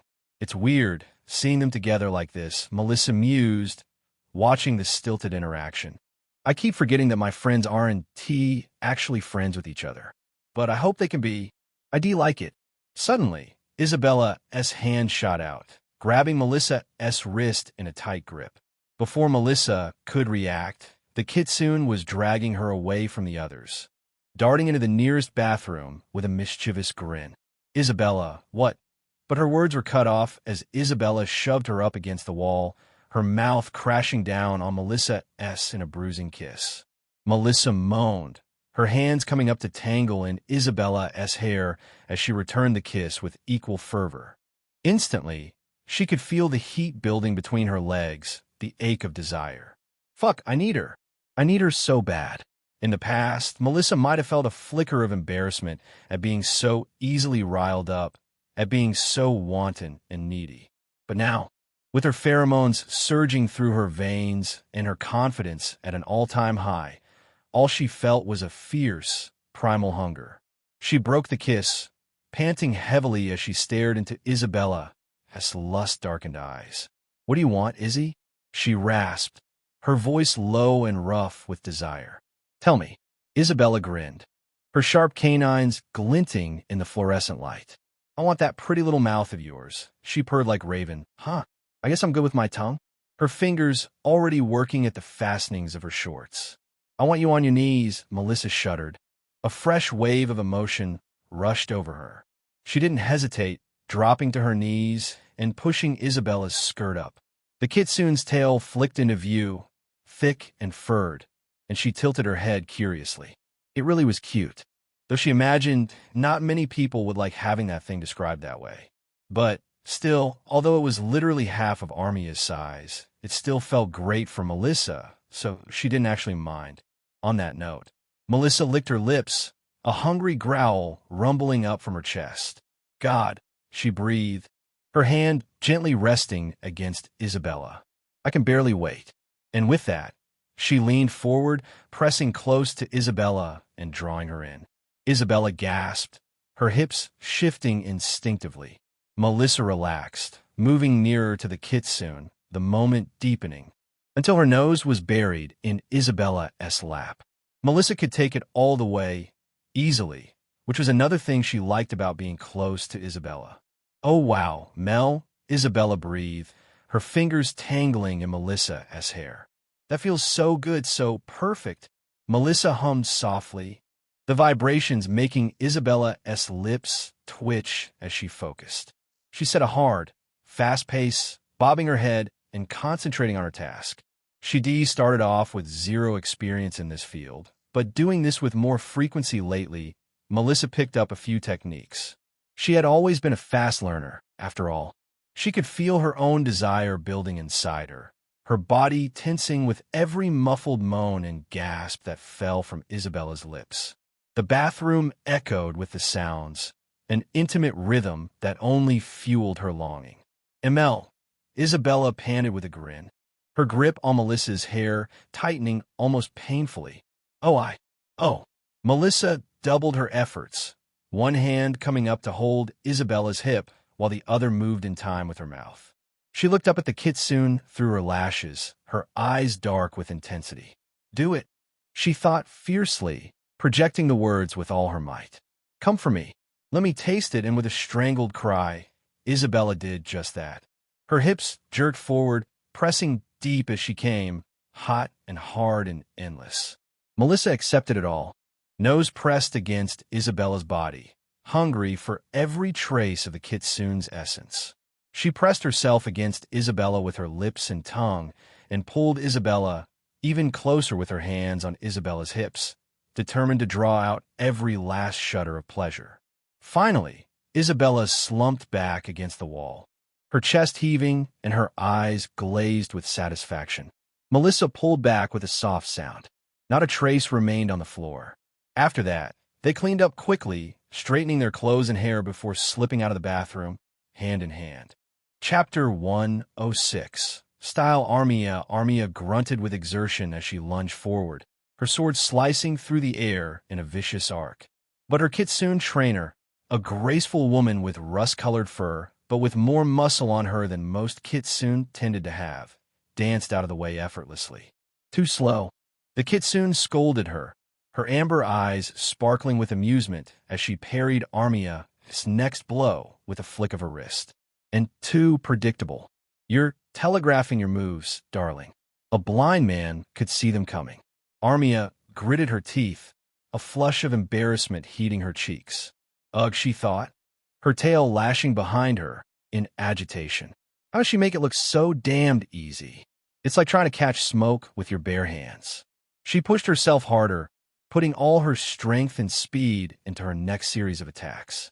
But the kitsune just laughed, her blade flashing in the sunlight as she deflected each blow with infuriating nonchalance. "Come now, Lady Duskscale," she purred, her voice rich with amusement. "Surely you can do better than that." Armia's eyes flashed. With a fierce battle cry, she lunged forward, her sword aimed straight for the kitsune's heart. But at the last second, the woman spun out of the way, her blade flicking out to tap Armia lightly on the back of the neck. "Dead," she said softly, her voice suddenly serious. "If this were a real battle, you'd be bleeding out on the ground right now."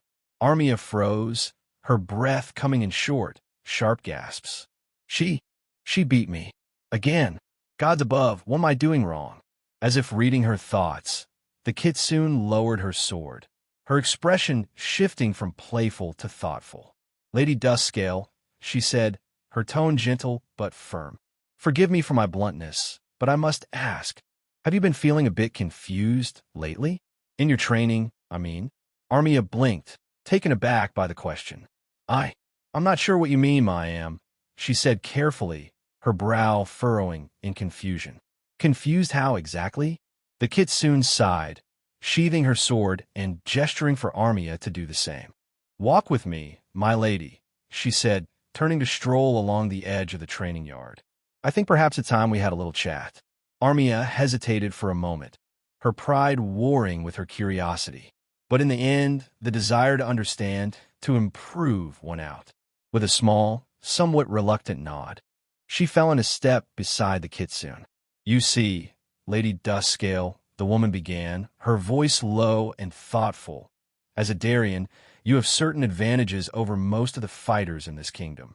Trust me, I say this with no sort of hostility, but I've cut down more of your kind than I care to count. I do like to think I know what I'm talking about." Armia briefly raised a brow, but waited for her to continue. "Your strength, for one. That is a gift many fighters like myself would kill to have. And yet," she stopped, "you barely use it." Armia nodded slowly, her tail curling around her leg self-consciously. I know that, Ma'am," she said, her voice barely above a whisper. "But I don't. I try not to rely on it too heavily. It feels like cheating somehow." The kitsune chuckled softly, shaking her head. "Cheating? My dear, there is no such thing in battle. You use every advantage you have, every tool at your disposal. To do otherwise is foolishness of the highest order." She paused, her eyes raking over Armia's form with a critical, appraising gaze. "But that is not the only thing holding you back, I think. You see, while you may be a Darien, you're also a woman, and a rather petite one at that. For a Darien, anyway. I am petite." Armia had to hold back a smile, but she did tilt her head. "What are you talking about?" The kitsune held up a placating hand, a small smile tugging at the corners of her mouth. "I'll get to that. But, see, to me, you also have the potential for something else. Something that could be even more deadly if honed properly." Armia's eyes narrowed, her curiosity piqued despite herself. "And what might that be?" The kitsune's smile widened, a glint of excitement sparking in her amber eyes. "Speed, my lady. Agility. You are small for a Darien, not as someone who isn't like me. However," she clarified, "I can see that. The average fighter you go up against probably 1T. You could surprise them, move a lot faster than you look." She stepped forward. "But to do that, you would need to embrace what makes you unique. To stop trying to be something you're not, and start playing to your own strengths." Armia swallowed hard, a flicker of understanding dawning in her eyes. I think I see what you mean," she said slowly. "But how do I?" The kitsune chuckled, giving Armia's shoulder a gentle squeeze. "How do you do that?"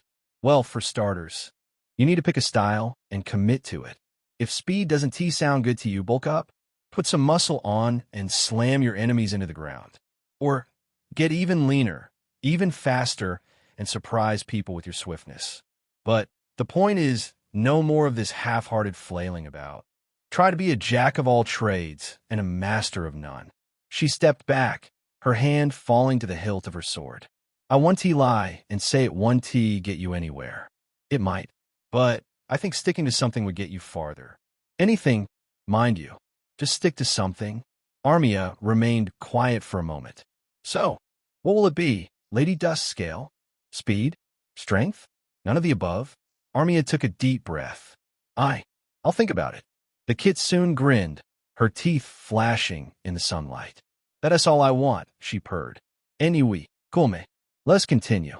Armia sat primly at a corner table in the restaurant Melissa had told her to go to. She smoothed down her brown skirt, consciously maintaining her perfect posture as she waited for Melissa to arrive. In a moment, the restaurant's door swung open, and Melissa swept in like a purple whirlwind. Armia's breath caught in her throat. Melissa was in a form-fitting midnight blue dress that made her curves, which were impressive on their own, pop out. Her crimson eyes sparkled as she approached the table. Arnya, Melissa called out, her face lighting up as she spotted her friend. I'm so sorry I'm late. You wouldn't believe the day I've had. Armia rose to greet her, embracing Melissa warmly before they both took their seats. No need for apologies, Armia said. I'm just glad you could make it. You look stunning, by the way. Melissa grinned, a hint of a blush coloring her purple cheeks. Thanks, Armia. You're looking pretty good yourself. So Melissa sighed with a smile. What did you do today? As they settled into conversation, Armia couldn't help but notice the way Melissa's pheromones seemed to fill the air around them, making her skin tingle and her heart race. Weren't they supposed to be less effective on me, since she and I? She shifted slightly in her seat, trying to ignore the growing warmth in her core. Focus, Armia, she scolded herself. You're a lady. Act like one. As they kept talking, Melissa groaned dramatically, her head falling back against the chair. Oh God, don't remind me. The letters, Armia. So many letters. I swear, if I have to read one more flowery declaration of undying love from some random noble I don't even remember, I might just set the whole pile on fire. Armia chuckled, her eyes sparkling with amusement. Come on, it can't be all bad.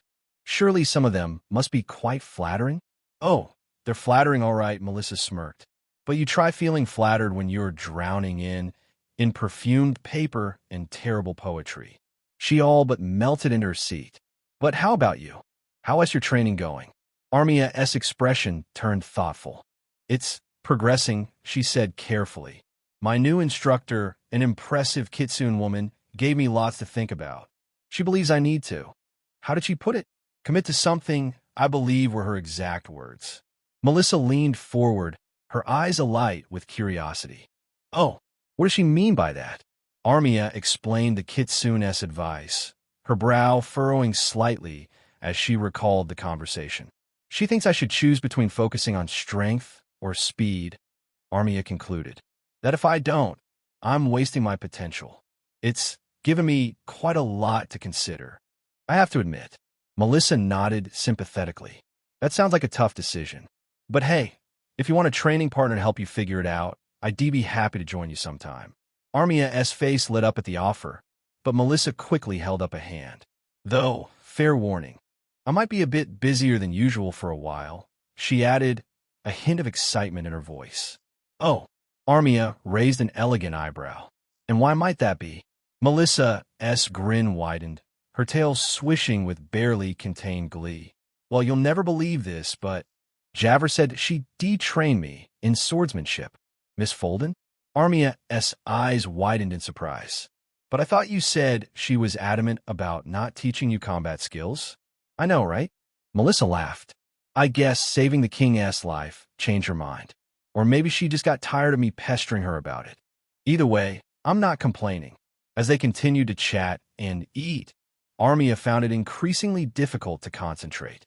Melissa's pheromones seemed to grow stronger with each passing moment, filling the air with an intoxicating scent that made Armia's head spin.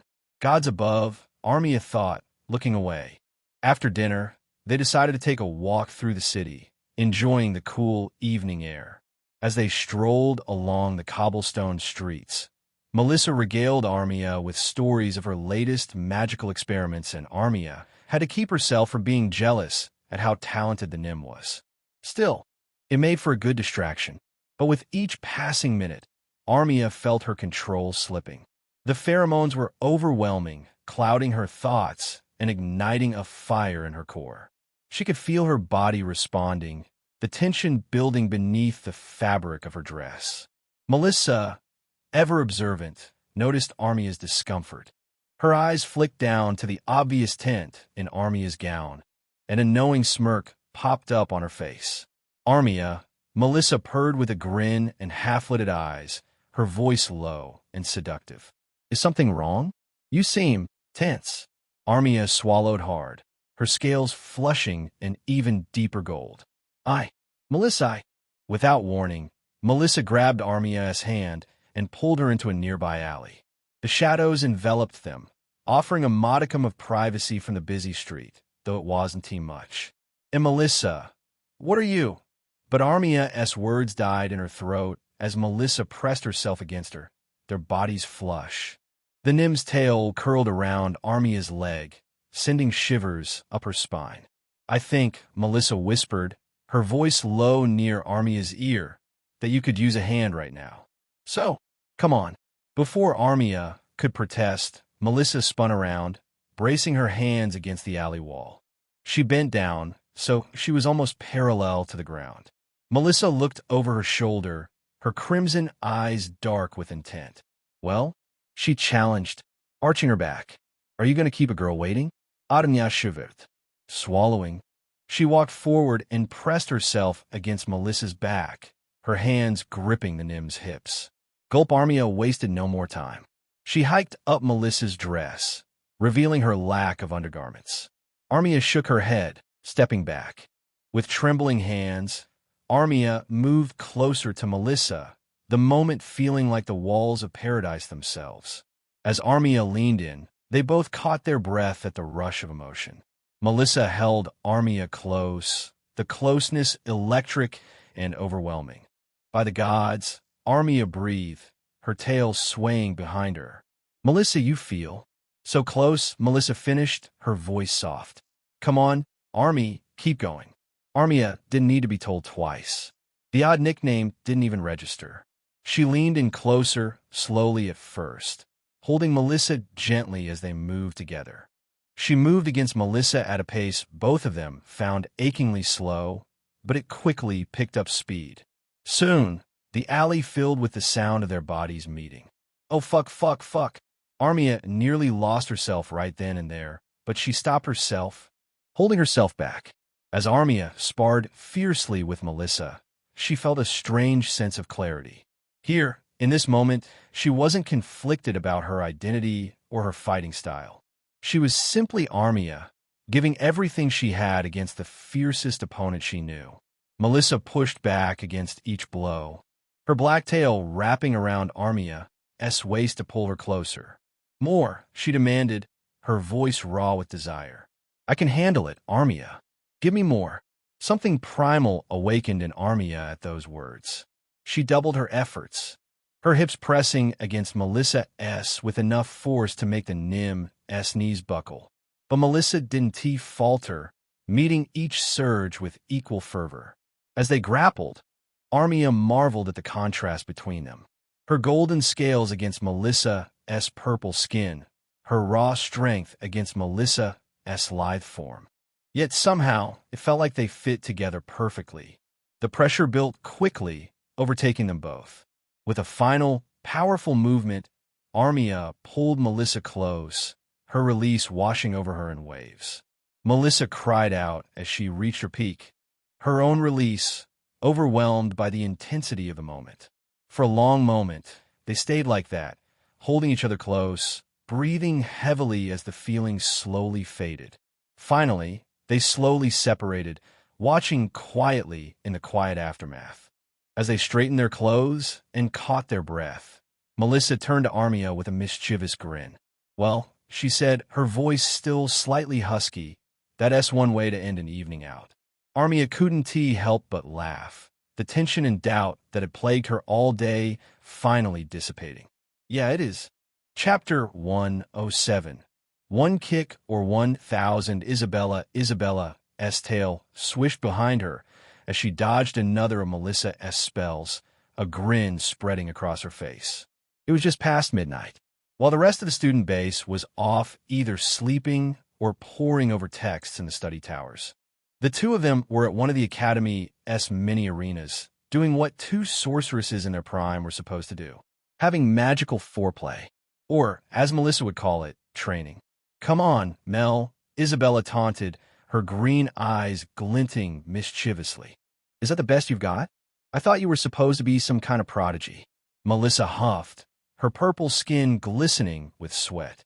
Oh, you haven't seen anything yet. Melissa's hands moved in a complex pattern, her crimson eyes narrowing in concentration. Ignis, vora, kotol, she shouted, and a wall of blue flame erupted between them. Isabella whistled. Her speed's not bad. Obviously, that's not where her real strengths lie, but still. Good to know she's not slacking. Fancy, she quipped, before quickly tracing her own spell sign. But how about this? Ventus Spirare. Envier. A whirlwind burst from Isabella's fingertips, snuffing out Melissa's flames and sending the Nim girl stumbling backward. Ack. Oops, Isabella giggled. Did I blow too hard for you, babe? Melissa rolled her eyes, but Isabella could see the hint of a smile tugging at her lips. You're impossible. You know that. Impossibly sexy. You mean? Isabella winked, sidestepping an attack Melissa probably thought would catch her off guard. They continued like this for several more minutes, trading spells and casual verbal barbs in equal measure. But Isabella could see Melissa starting to tire, her movements becoming slower, less precise. She smiled. Time to end this, Isabella thought, her competitive nature kicking in. With a burst of speed that almost surprised even herself, Isabella closed the distance between them. Melissa tried to cast a spell to push Isabella back, but she was too slow. She tackled Melissa to the ground, pinning the Nim's hands above her head. Gotcha, Isabella purred, her face inches from Melissa's. Melissa blinked, confusion evident in her eyes. What? She gasped. How did you?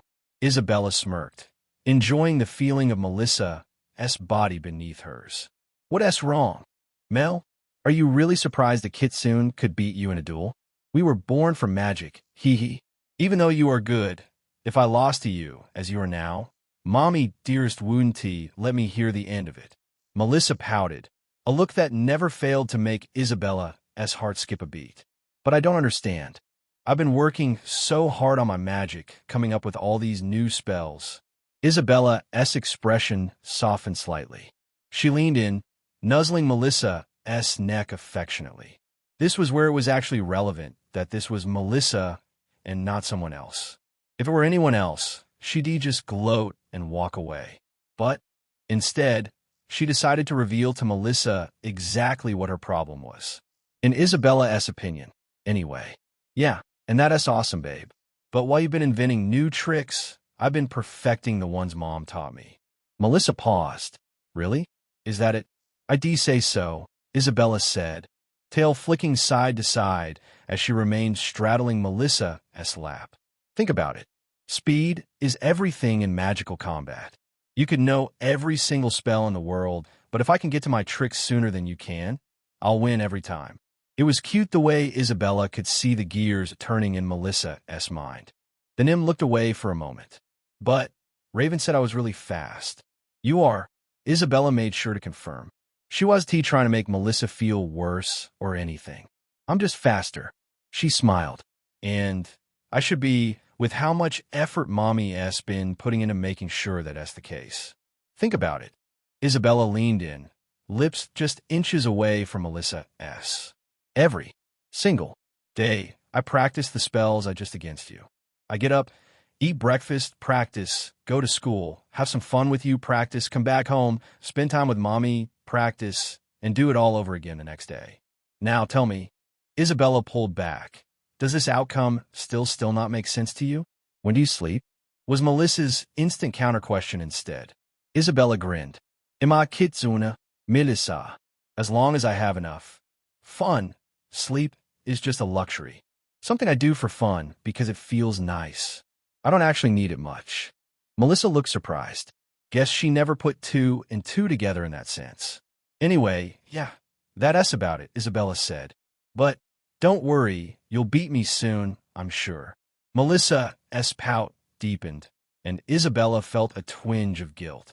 Hey, Isabella said softly, releasing Melissa's hands to cup her face. Don't be like that. You're still one of the most talented mages I know. And definitely one of the sexiest, she added, pressing close to Melissa in a way that all but screamed, Gods, I want you. Melissa's breath hitched. Her tail curled around Isabella's leg. Is that so? Hum. Isabella hummed. You know I don't give compliments lightly, babe. You're very, very special. Melissa considered that for a moment. Okay. She looked back at Isabella with lust-ridden eyes. Show me, then. Then, she pulled Isabella down for a hard kiss. Instantly, Isabella could feel her body responding, her breath quickening as the kiss deepened. Pressing insistently against Melissa's thigh, Melissa murmured into the kiss, her hands sliding down to rest on Isabella's back. Come on. Melissa shifted beneath Isabella. Prove it, she challenged when they finally broke apart for air. Isabella didn't need to be told twice. With a grin, she sat up, sitting across from Melissa as she took off her jacket. Like the new look? Isabella asked, smiling at the way Melissa's eyes moved over her. You know I do, Melissa said warmly, reaching out to adjust the collar of Isabella's shirt. Isabella gasped at the touch, her hips shifting slightly. Mel, she breathed, the things you do to me. She made quick work of Melissa's clothes, and they sat together on the training room floor, caught up in the charged moment. Melissa's eyes met hers. Her tongue darted out to wet her lips. Is that for me? She purred, reaching out to take Isabella's hand. All for you, babe, Isabella whispered, moving closer to Melissa. All for you. Unable to wait any longer, Isabella pulled Melissa close. She could feel the heat radiating from Melissa's core, smell the intoxicating scent between them. Gods, everything about Mel just makes my body ache so much it hurts. Ready? Isabella asked, her voice low. Melissa nodded, her crimson eyes dark with longing. With a low sound, Isabella leaned in closer. Isabella pressed closer to Melissa, and they both gasped at the sensation, their bodies fitting together perfectly. Fuck, Mel, Isabella panted, struggling to hold still and let Melissa adjust. You feel so good. Melissa wrapped her legs around Isabella's waist, pulling her in closer. Move, she demanded. Come on. Yes, Izzy. Something primal awakened in Isabella at those words. She began to move, slowly at first, but quickly picking up speed. Soon, the sound of bodies moving together filled the arena, punctuated by their moans and gasps. God, why does this feel so good? I mean, Isabella had been with many people before, but with Melissa, everything felt different. She leaned down, pressing a tender kiss to Melissa's neck as she held her close, their bodies intertwined. Melissa arched into the embrace, her fingers tracing down Isabella's back. Don't stop, Melissa whispered, her voice full of emotion. Please. Itzy, I'm so close. Isabella could feel the tension building, a tight coil of heat in her lower belly. Come for me, Mel, Isabella growled, her hips moving forward with renewed energy. Let me feel you let go. That was all it took. Melissa cried out, her body tensing as the wave of pleasure washed over her. The intensity of the moment overwhelmed Isabella, and she reached her peak with a breathless cry, holding Melissa close. For a long moment, they lay there, hearts racing and trembling in the aftermath. Isabella peppered Melissa's face with soft kisses. Ugh, gods, I wish we could stay like this forever. I'd stay with you till you couldn't move anymore, Isabella whispered. I kind of wish I had one too. All of a sudden, Melissa giggled. Not something I ever thought I'd say, but she looked down at Isabella's hips. You must feel amazing. Oh, I have it on good authority I do, Isabella smirked. Melissa rolled her eyes with a smile. Soon, they got up and cleaned themselves up. As they left the arena, Melissa looked a bit distracted.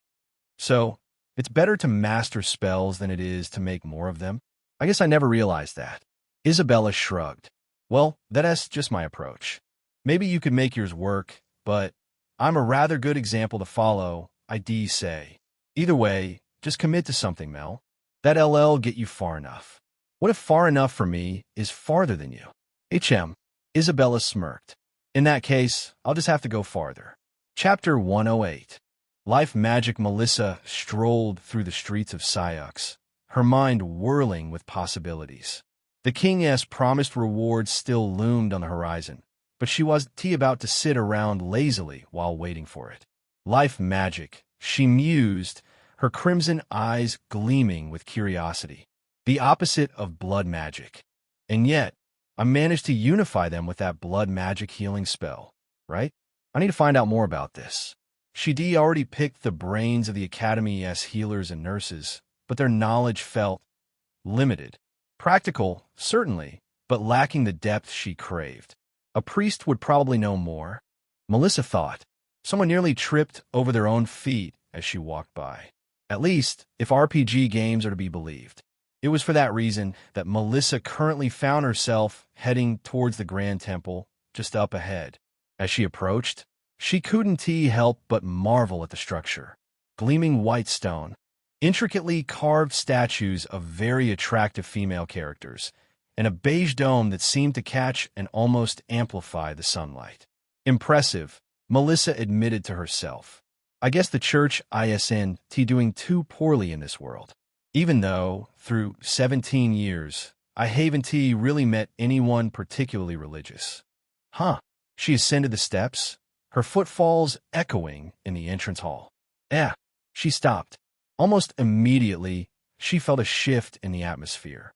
The air grew thick with tension, and she could feel eyes on her from every direction. She caught snippets of hushed conversations as she passed. Anyim, in our sacred temple. Probably here to cause trouble. Shouldn't he be allowed? Melissa frowned, her brow furrowing in confusion. This is weird. I would have guessed Nim would show up to these sorts of places often. Melissa pouted a bit. I'm no fan of religion, but even back on Earth, poor people, whores, criminals, outcasts were supposedly always welcome. But even as the thought crossed her mind, she noticed a subtle shift. The hostility remained, but it was tempered now by something else. My pheromones, Melissa realized, a small smirk tugging at the corners of her mouth. Guess they're going to be working overtime today, huh? She could see it in the way the priests and acolytes looked at her. Their eyes still held suspicion, but there was a hint of desire there too, a grudging attraction they couldn't quite suppress, showing in the way their eyes swept up and down Melissa's form.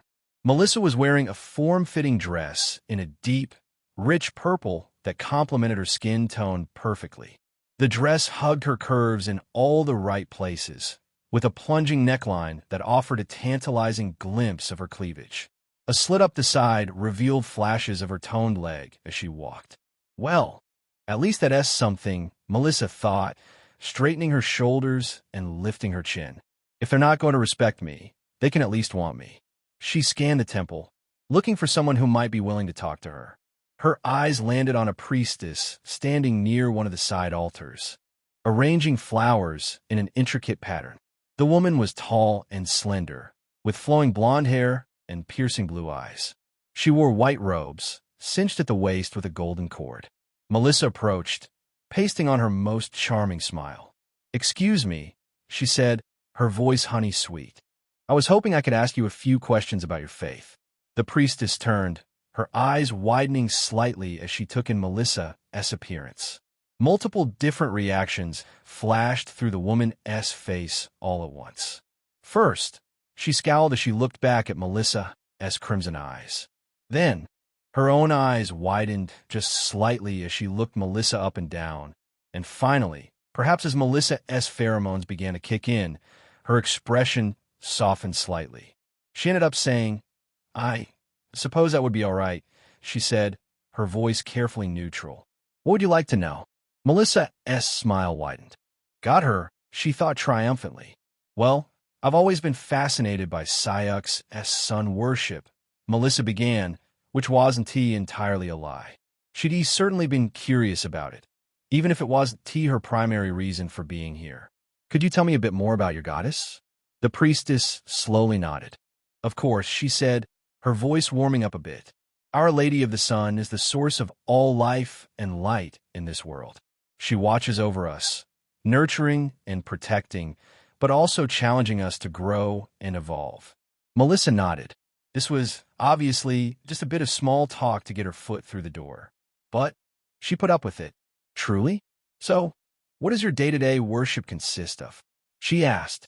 The priestess launched into an explanation of their rituals and practices, from the daily sunrise prayers to the grand festivals held throughout the year, all of which must have happened while Melissa had her head in her books. Melissa listened, though fascinated despite herself. "So when you say the goddess challenges you to grow," Melissa interjected, "do you mean spiritually or—" The priestess actually smiled, hearing that question. "Both spiritually and magically," she explained. "Our Lady of the Sun is the source of our power. After all, as we grow in our faith, we also grow in our ability to channel her power." Melissa nodded, holding back a grin. Now we're getting somewhere, she thought excitedly. "That's fascinating," she said, leaning in closer. "So, does that mean your priests and priestesses are all skilled in magic?" The priestess nodded, a hint of pride in her voice. "Many of us are, yes. Particularly in the realm of life magic, which is closely tied to Our Lady's domain." "Bingo. Life magic," she repeated as if testing the words. "That must be incredibly powerful. I've always been curious about it myself." The priestess's expression grew guarded once more, a flicker of suspicion returning to her eyes. "It is indeed powerful," she said carefully, "but also sacred, not something to be trifled with or used lightly." Melissa tried to nod as solemnly as she could. Of course," she said quickly. "I completely understand. I was just wondering, hypothetically of course, what kind of things can life magic do? Is healing all? Or—" The priestess hesitated. "Well," she began slowly in its purest form, "life magic can manipulate the very essence of living things. It can accelerate growth, slow aging, even transfer some small amounts of life force from one being to another." Melissa's heart raced, her excitement barely contained. "Holy shit," she thought. "That's incredible. If I could learn to do that." "But," the priestess continued, her voice growing stern, "such capabilities are rare, and those who have them practice life magic in very regulated ways. Many of the more extreme applications are outright forbidden. The consequences of misusing life magic can be catastrophic, as can be seen with blood magic." Melissa nodded, trying to look appropriately chastened. "Ah, so they understand the connection there too." "Of course," she said. "I can only imagine. Thank you so much for explaining all this to me. It's truly fascinating." Slowly, the priestess smiled, though there was still a hint of wariness in her eyes.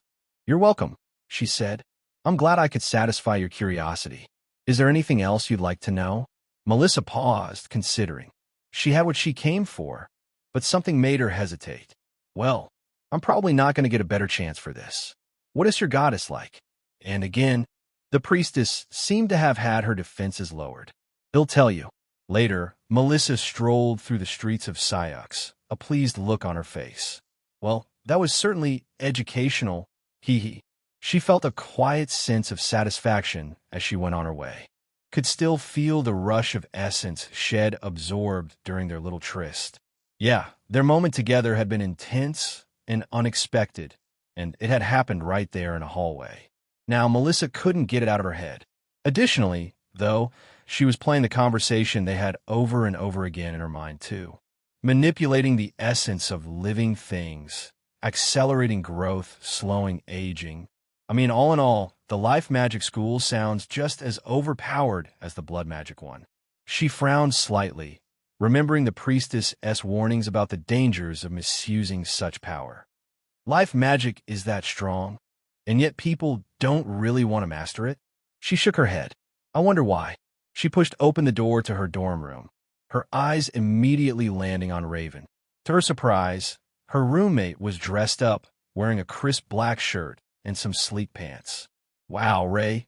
Melissa whistled appreciatively. Looking good. What's the occasion? Raven glanced up emotionlessly. Javer wants to see me, she said simply, adjusting her collar. Melissa's eyebrows shot up. Javer? At this hour? What for? Raven shrugged. She didn't say, just that it was important. Interesting, Melissa thought. Her curiosity piqued. Wonder what that's about. She sauntered over to Raven, a mischievous glint in her eye. Well, you still got some time before you need to go, right? Melissa purred, running a finger down Raven's arm. Maybe I could help you. Relax a little first? Raven's breath hitched, her gray eyes darkening with desire.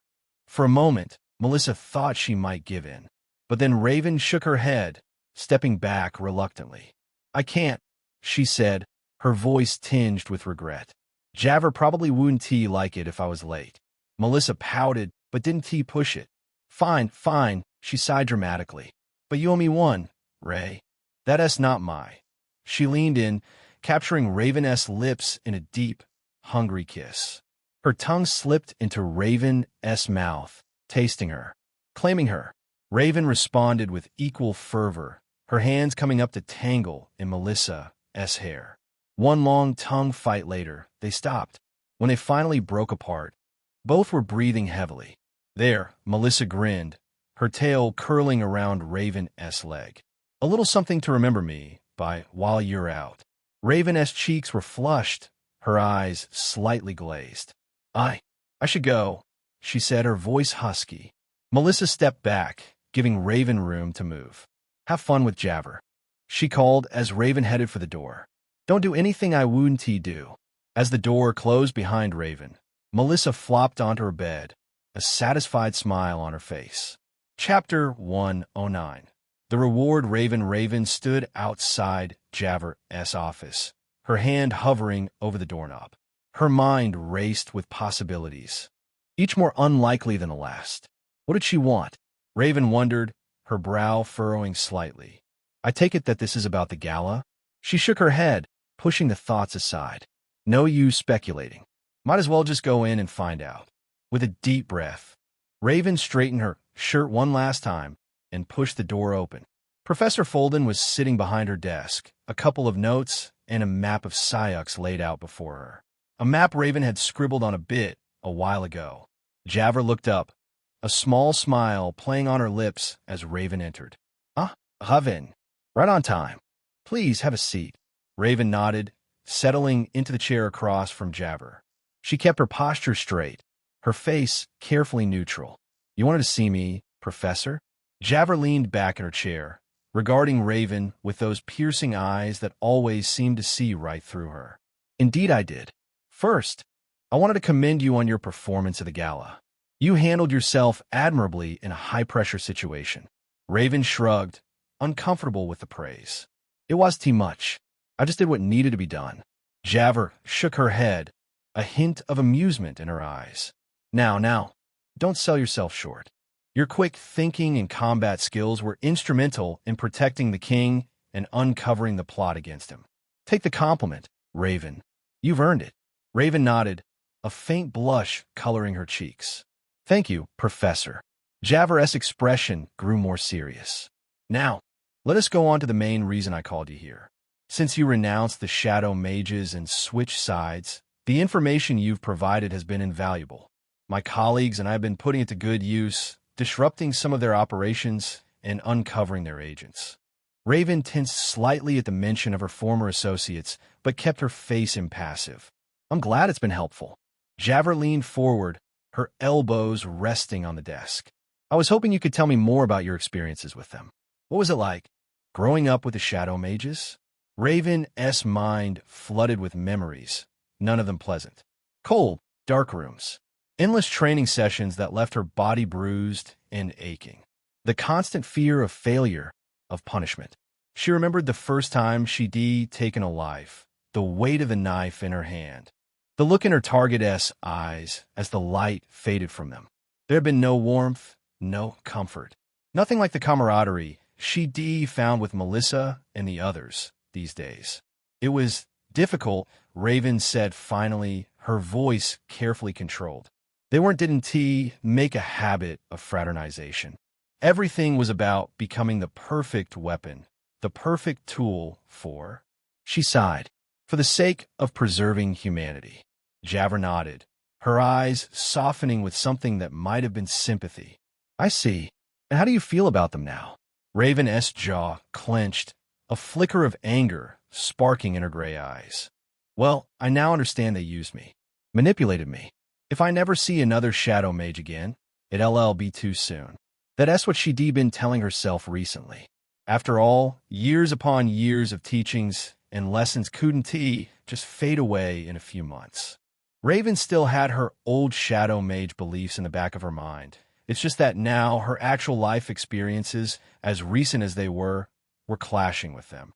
A small smile curved Javert's lips. I was hoping you'd say that. Because I have an offer for you, Raven. An opportunity, if you will. Raven leaned forward slightly, her interest piqued despite herself. What kind of opportunity?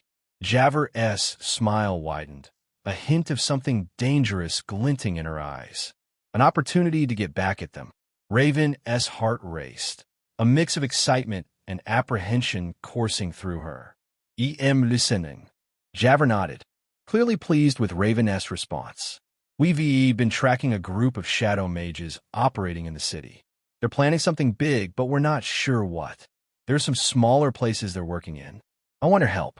Raven's mind whirled with the implications. You want me to? Fight them. Javert finished for her. Alongside me. That's all. I want to lie to you. Your nights are about to get very busy if you choose to help. But, Javert continued, if we take down enough places, we could cripple their operations. Raven sat back, considering. Why me? You have training in something I and all my friends. Do not, Javert replied.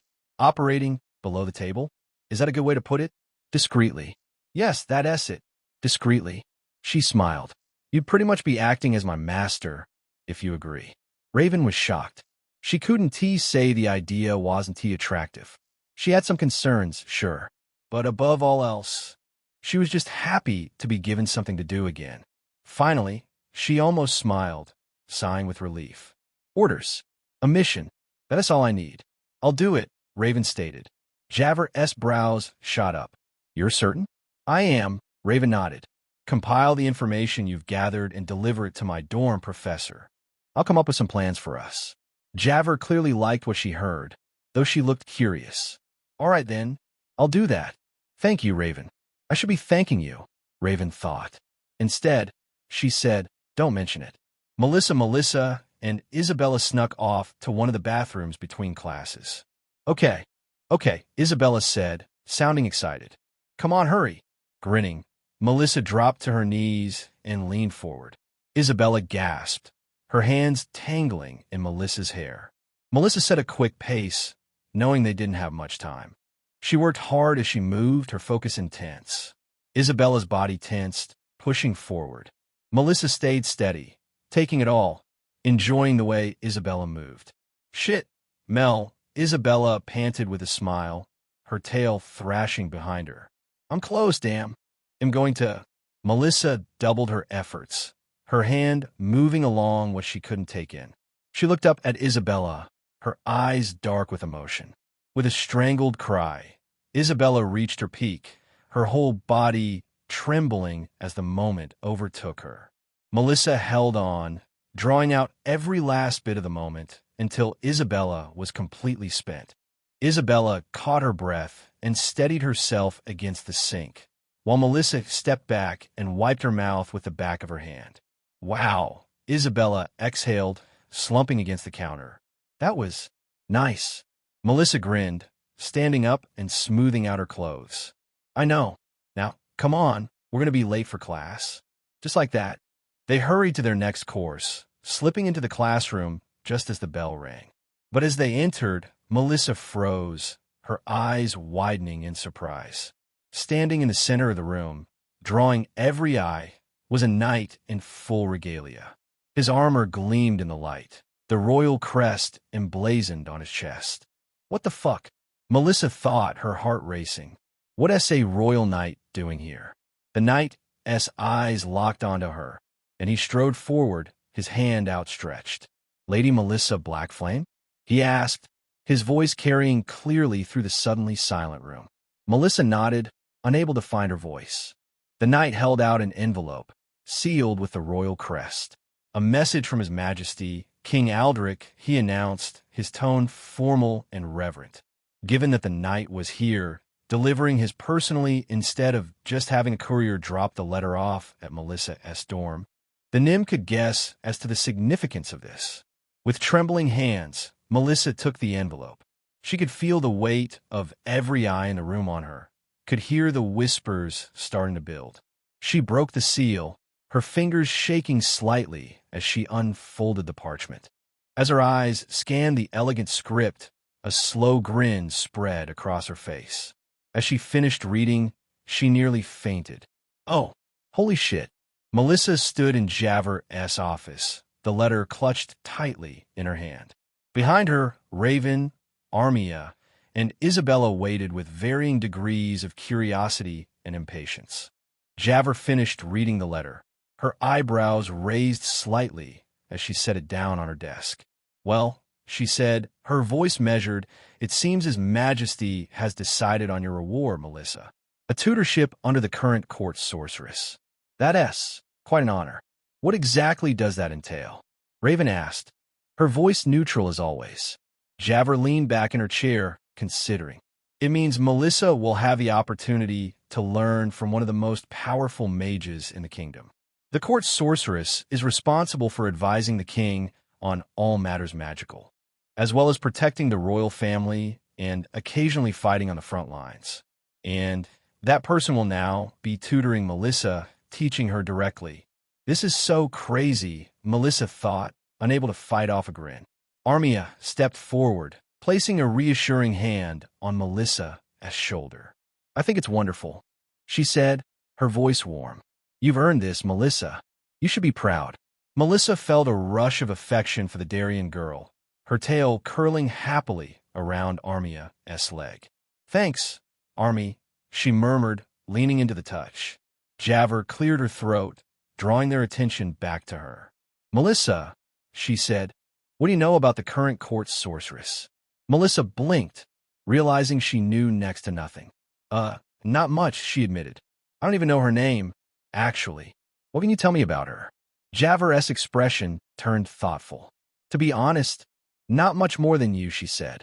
The current court sorceress spends most of her time outside of Syux these days. She wasn't around back when I was working at the palace. Melissa's eyebrows shot up in surprise. Really? But I thought the court sorceress was supposed to be, at court. Javer shrugged. This one's different. From what I understand, she travels extensively, researching new forms of magic and investigating potential threats to the kingdom. What with the war and all, I've only exchanged glances with her a handful of times. Nothing more. Huh, Melissa thought, her mind racing with possibilities. A mysterious, powerful sorceress who spends her time exploring the world and uncovering magical secrets? Fuck yeah, sign me up. So what should I expect? Melissa asked, leaning forward eagerly. Javer smiled, a hint of pride in her eyes. Expect to receive the kind of education most could only dream of, she said. This is a tremendous opportunity, Melissa. The court sorceress will have access to knowledge and resources far beyond what we can offer here at the Academy. You should take full advantage of it. Melissa nodded, filled with determination. I will, she promised. As they left the office, Melissa's mind was whirling with excitement and nerves. She barely noticed where she was going until she felt a warm hand on her arm. You okay? Armia asked, her golden eyes filled with concern.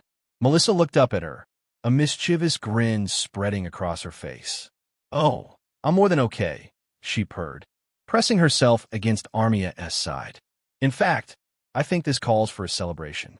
What do you say, Army? Want to help me work off some of this excess energy? Armia's scales flushed a deeper gold, but she didn't pull away. I what here now? She stammered, glancing around the crowded hallway. Melissa's grin widened as she felt Armia shift closer against her tail. Why not? She murmured, her voice low and inviting. Don't you want to congratulate your favorite nymph? Behind them, Isabella made a noise of disgust. Oh, come on, she groaned. Do you two have to do this right here? Raven just rolled her eyes, looking thoroughly unimpressed with the whole situation.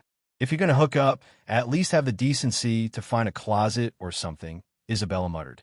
Melissa laughed, the sound bright and carefree.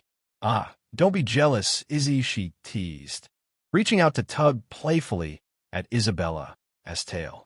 You know you're still my girl. Isabella was now visibly fighting off a smile. Whatever, Isabella muttered, turning away as she cracked. Well, Melissa sighed as she walked forward.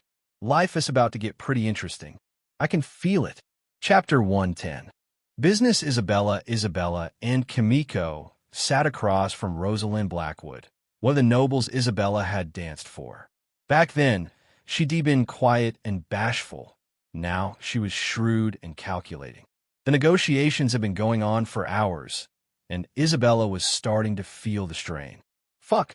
Who knew selling a revolutionary magical item could be so fucking tedious? She thought, suppressing a yawn. Kimiko, on the other hand, seemed to be in her element, to the point where the conversation had mostly become between her and Rosalind. So Rosalind said, leaning back in her plush chair, we've agreed on the initial production run and profit sharing, but I still have concerns about market barato. Isabella perked up at that, a wicked grin spreading across her face. Oh, I'm absolutely on board. Kimiko shot her a warning look, but Isabella could her holding back a smile. Rosalind cleared her throat, a faint blush coloring her cheeks. No doubt some of the night's memories were flashing before her eyes. Yes, well, she continued, regaining her composure, I was thinking perhaps you could help promote the wand, Isabella. Drive up sales, as it were. Isabella's eyebrows shot up in surprise. How? Rosalind's lips curled into a small smile. Well, you certainly made quite an impression at the gala with your performance. I'm sure more public demonstrations of the wand's capabilities would generate significant interest. All right, Isabella thought, her mind already racing with possibilities. I mean, I meant to do that anyway, but I guess I should sort of speed things along in that sense. We'll consider it. Kimiko interjected smoothly, standing to shake Rosalind's hand. Thank you for your time, Lady Blackwood. We'll be in touch with the final details. As they left Rosalind's opulent office, Isabella stretched, her fluffy tail curling in satisfaction. Well, that was fun, she said, grinning at her mother. Think we got a good deal? Kimiko nodded, a proud smile playing on her lips. Better than good, darling. Lady Blackwood drives a hard bargain, but I think we came out on top. They stepped out into the bustling streets of Syux, the afternoon sun warm on their fur. So Kimiko said, her voice low, what do you think about her suggestion? Isabella's grin widened, her eyes sparkling with excitement. Oh, I'm all for it, she said, but I'm gonna need some help to really make it pop, you know? She paused, her mind whirling with possibilities. Actually, she mused, I think I know just the people to ask. Kimiko raised an eyebrow, curiosity evident in her expression. Oh, do tell. Isabella's tail swished mischievously. Well, Mel, obviously, she said. With her new status as the king's savior, having her endorse the wand would be huge. Kimiko nodded in agreement. A wise choice, she said. And the other? Isabella's grin turned downright wicked, a plan already forming in her mind. The other, she said, her voice trailing off as she imagined the possibilities. I guess she could help. Maybe. The next day, Isabella shifted in Melissa's lap, trying to find a comfortable position that wouldn't block her view of the chalkboard. Not that she was particularly interested in the day's lesson, but she figured she should at least pretend to pay attention. Okay, how much longer is this class? She thought, stifling a yawn. I have stuff to talk to Mel about. As she fidgeted, she suddenly realized something was off. Melissa's usual intoxicating scent, the one that could drive Isabella wild with just a whiff, was barely noticeable this morning. Huh, that's weird, Isabella mused, glancing back at her friend.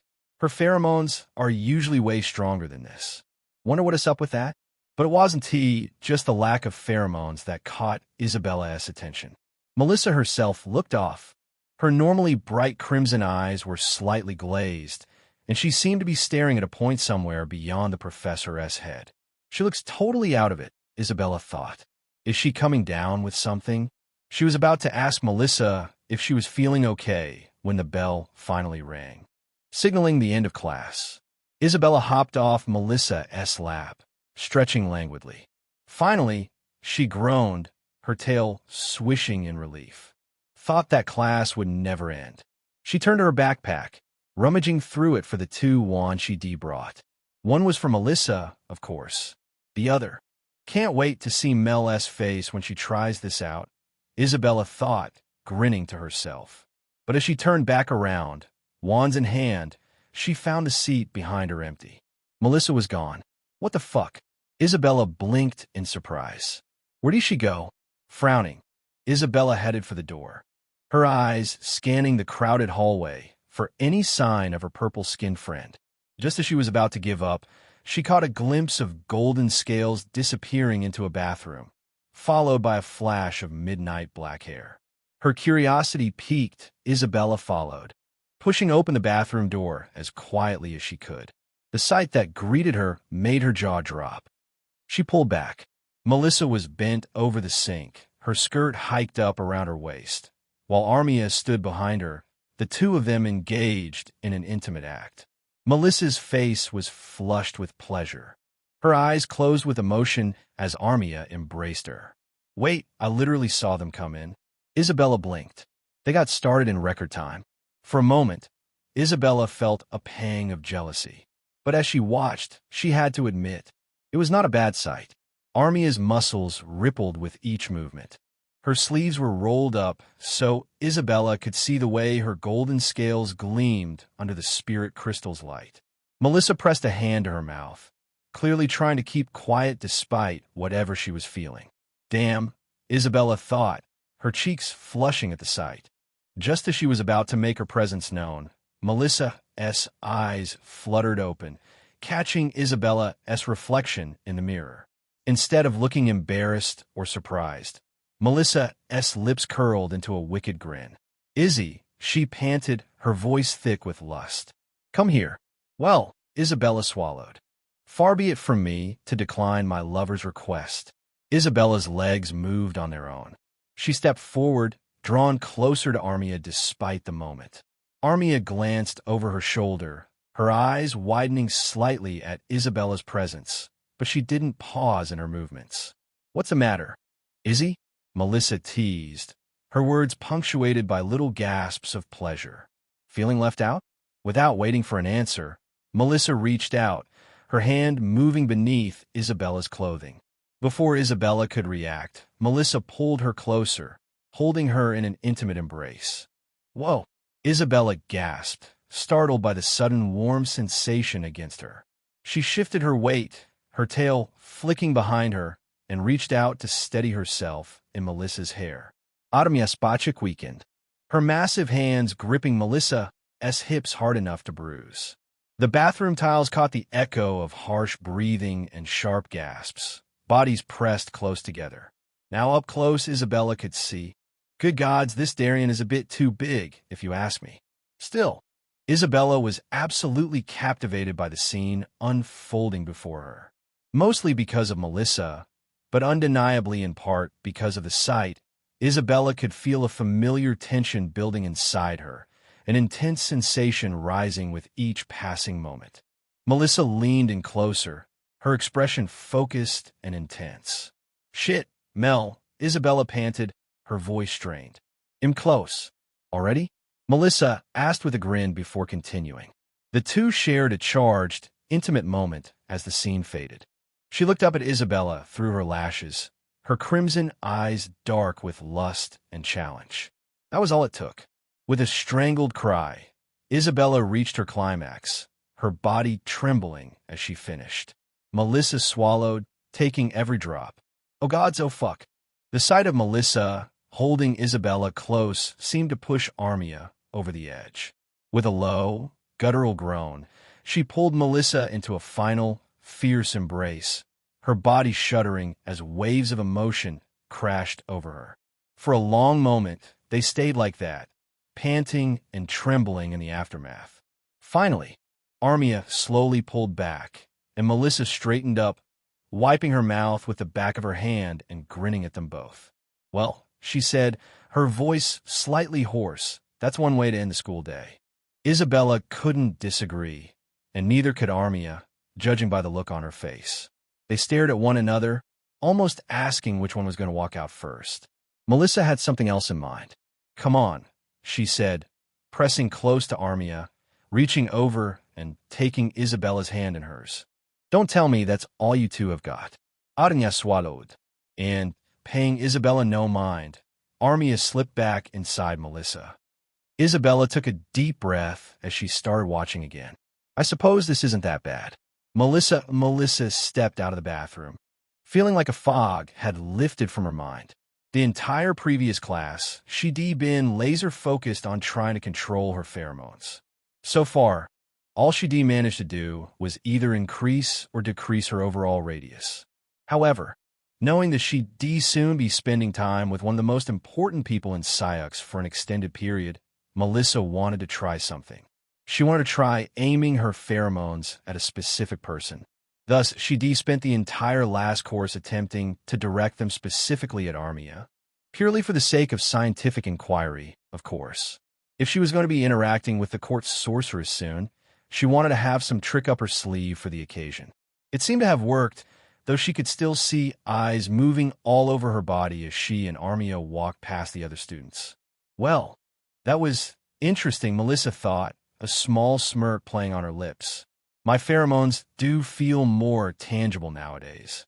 I wonder why. She glanced back at Armia, who was still looking a bit dazed. Isabella trailed behind them, an uncharacteristically thoughtful expression on her face. Huh, wonder what got her so quiet, Melissa mused. As if on cue, Isabella cleared her throat, drawing both their attention. She reached into her bag and pulled out 2 wands, holding them up with a flourish.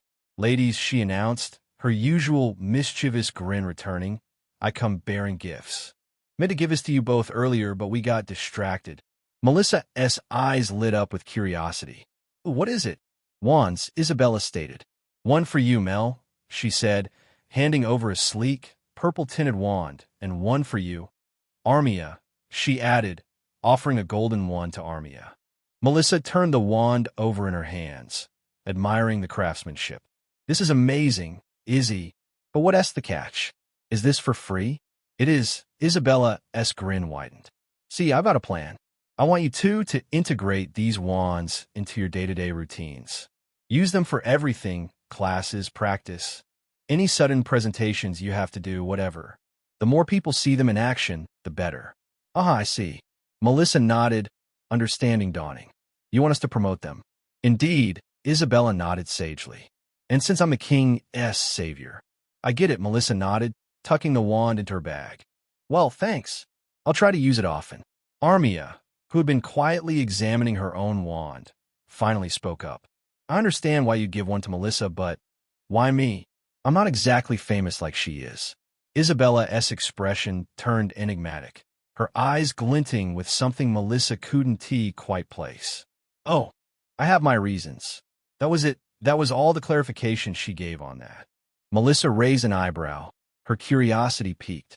What you up to, Izzy? But, still, Armia put the wand away and bowed her head. In any case, thank you. If they're as useful as you've been shouting for ages now, I'm sure they'll be of help. You're welcome. Chapter 111. Interspecies discussions. Armia lay on her bed. In one hand, she was holding a stuffed lion wolf. In the other, she was holding Isabella's wand, fiddling with it. The golden finish gleamed in the soft light of her room, and she couldn't help but admire the craftsmanship. It was surprisingly sturdy as she found out from giving it a few squeezes, likely reinforced to withstand Armia's Darien strength. So this wasn't a spur-of-the-moment thing? She had this made specifically for me. Armia wasn't too sure what to make of that. I have to admit, Armia thought, however, it does look special. I haven't actually gotten a chance to use these things yet. She found herself smiling. I'm actually kind of excited. As she examined the wand, her mind drifted back to the events in the bathroom earlier that day. The memory of the heated intimacy she had shared with Melissa, how they had worked in tandem, her moving with Melissa from behind while the Nym attended to Isabella with her mouth. Almost against her will, Armia's thoughts wandered further. She found herself imagining something inappropriate with Isabella, picturing those firm kitsune muscles in an unwanted, intrusive way. No, Armia shook her head violently, trying to banish the image. Isabella's annoying, irritating. I don't want that. But even as she tried to convince herself, a small part of her couldn't help but wonder. A knock at the door startled Armia out of her reverie. She quickly composed herself, smoothing down her skirt and clearing her throat. "Come in," she called, her voice only slightly strained. Darien poked his head in, a folded piece of paper in his hand. "Hey, sis," he said, holding out the letter. "This just came for you." Armia took the letter, her brow furrowing in curiosity. Darien looked down and then up. "Oh, and by the way, you've got a little situation," he stated casually, a mischievous grin spreading across his face. "Don't go walking out of here like that." Armia's face flushed. Darien. Hey, you have a crush on that Nym girl." He dodged the pillow Armia threw at him. "Get out." "Armia graud." Darien laughed as he ducked out, closing the door behind him. "Love you too, sis." Armia shook her head, letting her weight fall back against her pink bed. "Ugh." As her brother's footsteps faded, Armia examined the envelope. Whoa, that's one important-looking seal. With slightly trembling hands, Armia broke the seal and unfolded the letter. Her eyes scanned the elegant script, her heart rate picking up with each line. "Dear Miss Duskscale," it read, "I hope this letter finds you well. Our conversation at the recent gala left quite an impression on me, and I find myself with an offer I believe you might find intriguing. I will be visiting Saïx Academy in a few days and would very much like to discuss this opportunity with you in person. Yours sincerely, General Neil Ironheart." Armia read the letter twice more, her mind whirling with possibilities. An offer? From General Neil himself? This could be huge. She thought back to their conversation at the gala, how the general had seemed genuinely interested in her thoughts. At the time, she had assumed it was mere politeness, but now, what is this about? That question brought no answer, but a mix of excitement and nerves fluttered in her stomach. "I guess I'll find out soon." Melistaire wiped the sweat from his brow, his purple skin glistening under the hot sun. The construction site was buzzing with activity all around him, the familiar sounds of hammering and shouting filling the air. Usually, this would be Melistaire well in his element. But today, something was off. "Fuck," he thought, gritting his teeth as he caught yet another group of workers glancing his way and whispering. Can't a Nym just do his damn job in peace? He understood, however, that he was definitely asking for too much. Ever since the news had broken about Melissa saving the king's life, Melistaire's life had become complicated over these last handful of days. His daughter's sketched face was plastered across every newspaper in Saïx. And, well, as soon as people heard the Melissa in question had the surname Blackflame, it didn't take long for people to put two and two together. Thus, Melistaire began to hear so much about it all that he pretty much had the whole night memorized. Or at least the parts that mattered. The king and queen arrived, Melissa sat to eat with them. The king collapsed, Melissa saved him. I'm proud. Obviously, I'm proud of her. But holy crap, can I just work? Oi! Melistaire, a voice called out. He turned to see Goran, one of his Nym co-workers, grinning at him. How does it feel to be the father of a hero? Bet you're living large now. Melistaire forced a smile, though it felt more like a grimace. Just the same as always, Goran. Now, if you don't mind, I've got work to do. But Goran was T done. Come on, mate. You must be proud. Your little girl, saving the king himself. But she has got all sorts of fancy suitors and knocking down your door now. He sighed. My daughter's business is her own, he said firmly, turning back to his work. I'm just glad she's doing well for herself. Now, if you don't mind, I've got work to do. But Goran was T done. He sidled closer, his voice dropping to a conspiratorial whisper. Come on, mate.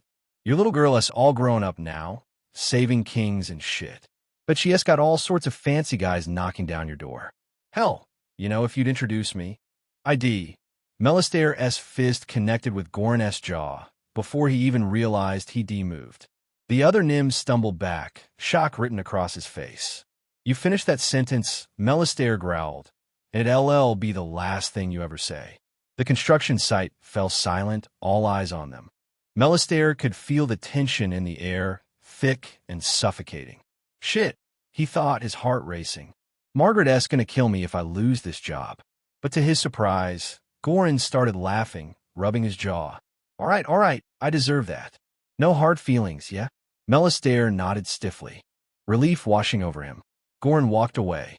As the other workers slowly returned to their tasks, he couldn't help but notice the approving looks some of them were giving him. Maybe I should have done that sooner, he mused, picking up his hammer again. As he said before, he was proud of Melissa. But with that pride came worry, a deep, gnawing concern that kept him up at night. She's got a target on her back now, Melistair mused, his brow furrowing as he hammered a bit harder than necessary. Every noble with a grudge, every shadow mage with a score to settle, they'll all be gunning for her. And it wasn't just Melissa he was worried about. Melistair was no fool. He knew that his family's newfound fame could be a double-edged sword. Already, he'd noticed strange looks from some of the humans in town who knew him, even though he'd made a point of keeping his head down these last 8 years. And now, I might have a target on my back too, he realized, a chill running down his spine despite the heat. If someone wants to get to Melissa, he shook his head, trying to banish the dark thoughts. No use dwelling on what-ifs.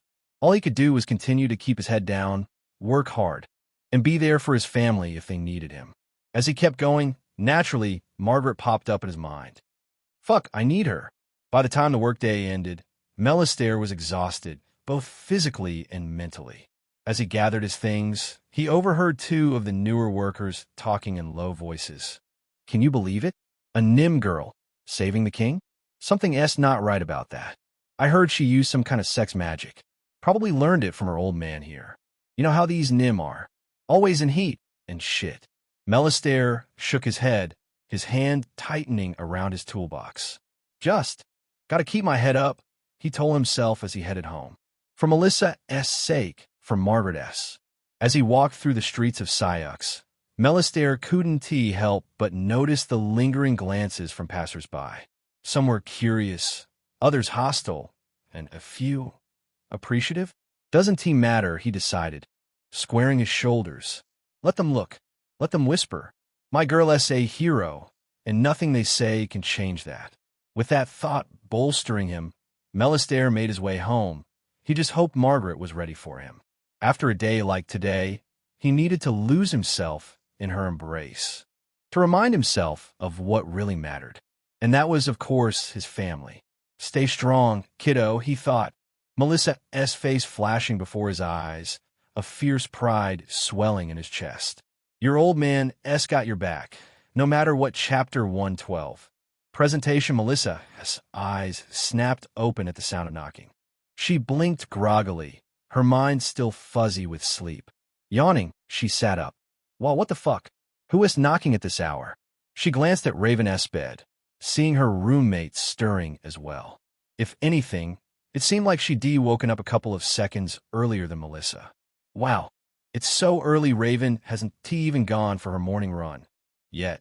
I've got it, Melissa mumbled, swinging her legs out of bed and padding towards the door. She opened it, expecting maybe Isabella with some ridiculous new scheme or Armia with a sudden study crisis. Instead, she found herself face to face with a black-robed figure, a glinting dagger already moving towards her throat. Instantly, she threw herself backward, the blade whistling past her ear close enough to slice off a strand of her hair. For a moment, it was like time froze. Melissa was leaning back. That knife was so close she could almost feel it, and the hooded figure's eyes almost burned through Melissa's own. Shit! The Shadow Mage assassin surged forward, clearly intent on finishing the job. Raven, we got company. Raven was out of bed in an instant, her own dagger appearing in her hand as if by magic. She lunged at the assassin from behind, forcing him to spin and parry her strike. Melissa used the distraction to finish her spell. She started casting one the instant she laid eyes on this guy. Ignis, Vora, Kotol, she yelled, and a wall of blue flame erupted between them and the assassin. TSK. He clicked his tongue, raising his hand. As he began drawing a spell sign, dark energy swirled around his fingers. Melissa formed a barrier with a rushed incantation, and her hand moved like she was having spasms. At the same time, Raven rushed forward. The spell from the assassin dissipated when it hit Melissa's magical shield. Raven closed the gap and plunged her dagger right into the guy's abdomen. Ack! And that was all he managed to get out before Melissa retaliated with her personal favorite spell for these circumstances. Old reliable, huh? Here you go. Asshole. Idemi. Nerka. Varfal. A sphere of blue flame fell out from Melissa's hand and launched itself at the man. She had no idea why the spell did so much damage, why the spell hurt its opponent so much. But Melissa couldn't deny its effectiveness. The assassin screamed as the spell hit him. After a brief moment, he crashed to the floor, twitching twice before going limp. For a moment, Melissa and Raven just stood there, panting heavily as they stared at the fallen assassin. Well, Melissa said finally, that is one way to wake up, I guess. Raven snorted. Are you okay? She asked quietly, her eyes scanning Melissa for injuries. Yeah, I'm fine, Melissa assured her. You? Raven nodded, before turning back toward the dead assassin. Just then, they heard footsteps approaching. Melissa tensed, ready for another fight, but instead of another assassin, a very confused-looking courier rounded the corner. The man stopped short, his eyes widening as he took in the scene before him. Two girls in pajamas and a very dead, black-robed figure on the ground. He stammered, clutching his mailbag tightly. He looked back and forth between the body and Melissa. I have a delivery for Melissa Blackflame? Melissa brightened up a bit. Yeah, that's me. She stepped forward. What is up? The courier stared at the body for another moment before shaking his head and handing over an envelope. Thanks, Melissa said casually. Have a nice day. And the courier practically ran away. Melissa leaned against the classroom wall, her eyes fixed on Armia as the Darien girl stood in the center of the room, holding Isabella's wand in the air. She was tracing some spell signs, magical embers bouncing off the wand on occasion. Melissa couldn't help but notice the looks Armia was getting from their classmates. Some looked like they felt threatened, others looked curious. You know, Armia did make it to the semifinals of that tournament. I wonder if she developed any sort of reputation off that. Or maybe they're only curious about the wand. It was Isabella's gaze that really caught Melissa's attention, though. The Kitsune's eyes kept darting to Armia, her gaze traveling up and down the Darien-esque form with an intensity that was hard to miss. Melissa could have sworn she saw Isabella trying to peek under Armia's skirt, almost like she was hoping for a glimpse of something. The thought of it made Melissa smirk, but surely she had to be wrong. They can barely stand each other, so I'm probably reading too deeply into it. Shaking her head, Isabella's voice broke through Melissa's thoughts. So, what about that letter from this morning? What was it about? Melissa pulled it out of her bag and handed it over for Isabella to read. Turns out the court sorceress is coming back to Sayuk soon. Armia's eyes widened. She stopped her practice to ask, the court sorceress? The one who is supposed to be your new tutor? Melissa nodded. Yep. According to the king, she has already been told about the tutorship and is excited to work with me. We're supposed to start in a couple of days. Isabella whistled low. Dem, Mel. So, you're really moving up in the world, huh? First, saving the king. Now, private lessons with the court's sorceress. What's next? Gonna take over the throne? Please, don't even joke about that. I'm still not clear on what this place's treason laws are like. Melissa snorted. Just then, the classroom door swung open, and their professor strode in. The chatter died down as he made his way to the front of the room, his robes swishing dramatically. All right, settle down, he called out, his voice carrying easily over the last few whispers. I have an announcement to make. For our next assessment, you'll be participating in paired demonstrations. A murmur of interest rippled through the class. The theme, the professor continued, will be magical parries. You'll be expected to showcase your ability to defend against and counter various types of spells. To keep things fair, we'll be drawing straws to determine the pairs. Melissa exchanged glances with her friends. Please, don't put me with someone I don't know. The professor began moving through the class, holding out a bundle of straws for each student to choose from. Melissa watched as her classmates drew their lots, some looking pleased, others disappointed. When it was her turn, Melissa reached out and plucked a straw from the bundle. Okay, so my partner should be whoever has my color. Mine's blue, so it took a bit. One classmate after another, nobody had blue. Until, what the? She couldn't help but mutter when she saw her designated partner. The girl she'd been paired up with looked like she was thinking the same. Jalen? You gotta be kidding me. She couldn't believe her luck. Jalen had been avoiding her for years, ever since Melissa and her family had moved in with Javer. Now, they were supposed to work together? Well, Melissa thought, sighing, that should be fun. She glanced over at her friends. Now, Isabella's eyes were far less subtly on Armia, mainly because they ended up paired together. Well, looks like we'll be working together. Looks like I'm stuck with you, more like. Isabella just smirked at that. Right, the kitsune said, her tail swinging side to side mischievously. Just try not to fall in love, okay? Armia made a gagging noise. Raven, meanwhile, was standing off to the side, completely expressionless. Miss Nightsong, the professor called out, it seems we have an odd number today. You'll be allowed to do your presentation solo. Raven nodded, looking neither pleased nor disappointed by this turn of events. As the class broke into their assigned pairs to begin planning, Melissa took a deep breath and made her way over to Jalen. The human girl was studiously avoiding eye contact, her posture stiff and unwelcoming. Hey, Melissa said, forcing a smile. Looks like we're partners. Any thoughts on how we should approach this? Jalen finally looked at her, her blue eyes cold. Just don't get in my way, she said, her voice barely above a whisper. I don't need your help to excel at this. Melissa raised a brow. Wonderful start.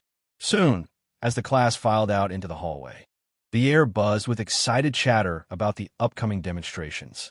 Melissa found herself standing beside Raven, watching Armia and Isabella, both of whom seemed to be pointedly avoiding eye contact with each other. So, Isabella purred, her tail moving back and forth as she looked away from Armia. Looks like you got stuck with the Ice Queen. Hamel? Melissa sighed, running a hand through her hair. Yeah, this is going to be interesting.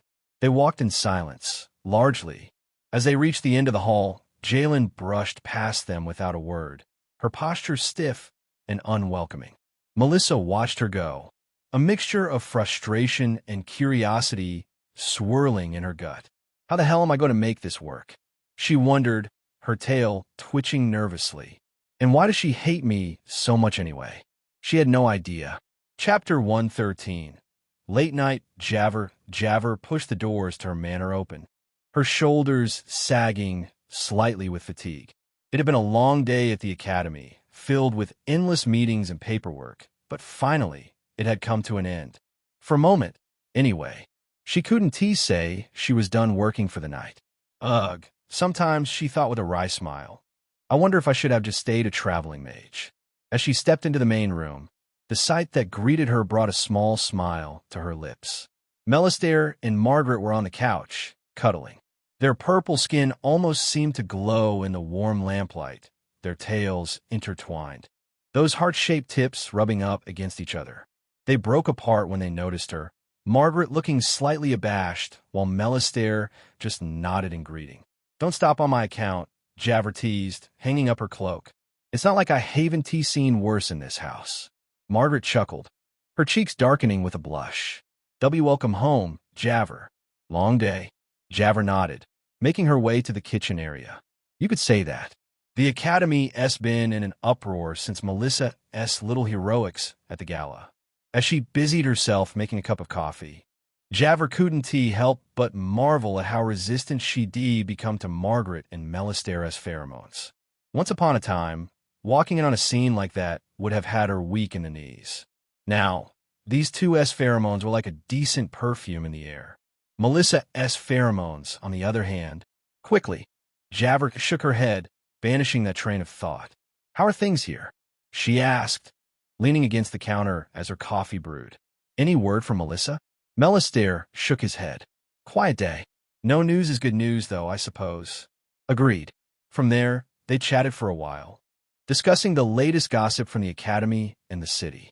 Javert could feel the tension of the day slowly melting away, replaced by the warmth of companionship as she went about making her drink. She walked over to the glass doors separating the main room from the garden and stared out for a moment. Suddenly, she felt arms wrap around her from behind. Margaret, and her incredible breasts, pressed against her back, her breath warm on Javert's ear. "You know," Margaret murmured, her voice low and sultry, "if you're looking to relax, you're welcome to join us." Javert's breath caught in her throat. "That's new." Javert blinked. "Us?" "Sure." She'd spent time with Margaret plenty of times, but never with Melistaire. And obviously never with both of them together. For a moment, Javert was tempted. Very tempted. Even though she was firm in her preference of women. The thought of joining in on Margaret and Melistaire's evening rituals admittedly didn't repulse her. But responsibility nagged at her. And eventually it won out. I can't," she said reluctantly, her voice slightly strained. "I have more work to do tonight. Can't afford to get distracted." Margaret's lips brushed against her neck, sending a shiver down Javert's spine. "Are you sure? We could just have a quickie." Javert chuckled, turning in Margaret's arms to face her. "Margaret, darling, we both know there's no such thing as a quickie with you. The whole manor knows about your all-night sessions. I'm pretty sure the neighbors do too, with how loud you get." Margaret ducked her head, pulling her face out of Javert's sight, so she couldn't see the embarrassment on it. Melistaire laughed from the couch, not even bothering to deny it. "Another time, perhaps," Javert said, pressing a quick kiss to Margaret's cheek. "Go on, enjoy your evening, and try to keep it down, The girls need their sleep." With bashful grins, Margaret and Melistaire headed upstairs, their tails intertwined once more. Javert watched them go, a mix of fondness and something else, regret, desire, swirling in her chest. This night almost went very differently, she thought, turning back to her now-ready coffee. "If I didn't have to head out again." She shook her head. "Well, unfortunately, I do." Javert climbed the last few rungs of the ladder, pulling herself onto the roof of a somewhat tall building. The cool night air was a welcome respite after the stuffy confines of the manor. "No matter how many times I do this," she thought, "I'll never get used to sneaking out like some rebellious teenager." Her eyes scanned the rooftop, quickly spotting a figure crouched near the edge. Raven's dark clothing made her nearly invisible against the night sky, but Javert knew what to look for. "Right on time," Javert said softly as she approached. "Any movement?" Raven shook her head, her eyes never leaving the building across the street. "Nothing yet, but they're in there." "I know they are." Javert nodded, crouching down beside her student. This was one of the shadow mage hideouts Raven had pointed out shortly after Javert fought Miria. One of many. It had been, of course, a huge part of why Javert had opted not to have Raven thrown into a dungeon. And now, looking at the place from above, she felt certain she'd made the right choice. "Run me through the plan one more time," Javert said, her voice barely above a whisper. She was the one who came up with the plan, but she wanted to make sure Raven remembered it. "I'll approach first cloaked. They know me, or at least They think they do. Once they open the door, we move in fast and hard. No merci. Javert nodded. It's going to be tight quarters combat in there, Raven noted. These places are usually tiny. We'll need to be careful with our spells, then. No wide area effects. Understood, Raven said, already pulling her cloak tighter around herself. Are you ready, Professor? Javert took a deep breath, centering herself. Indeed. Let us do this. They made their way down to street level, Javert hanging back as Raven approached the nondescript door. She watched as Raven knocked in a specific pattern.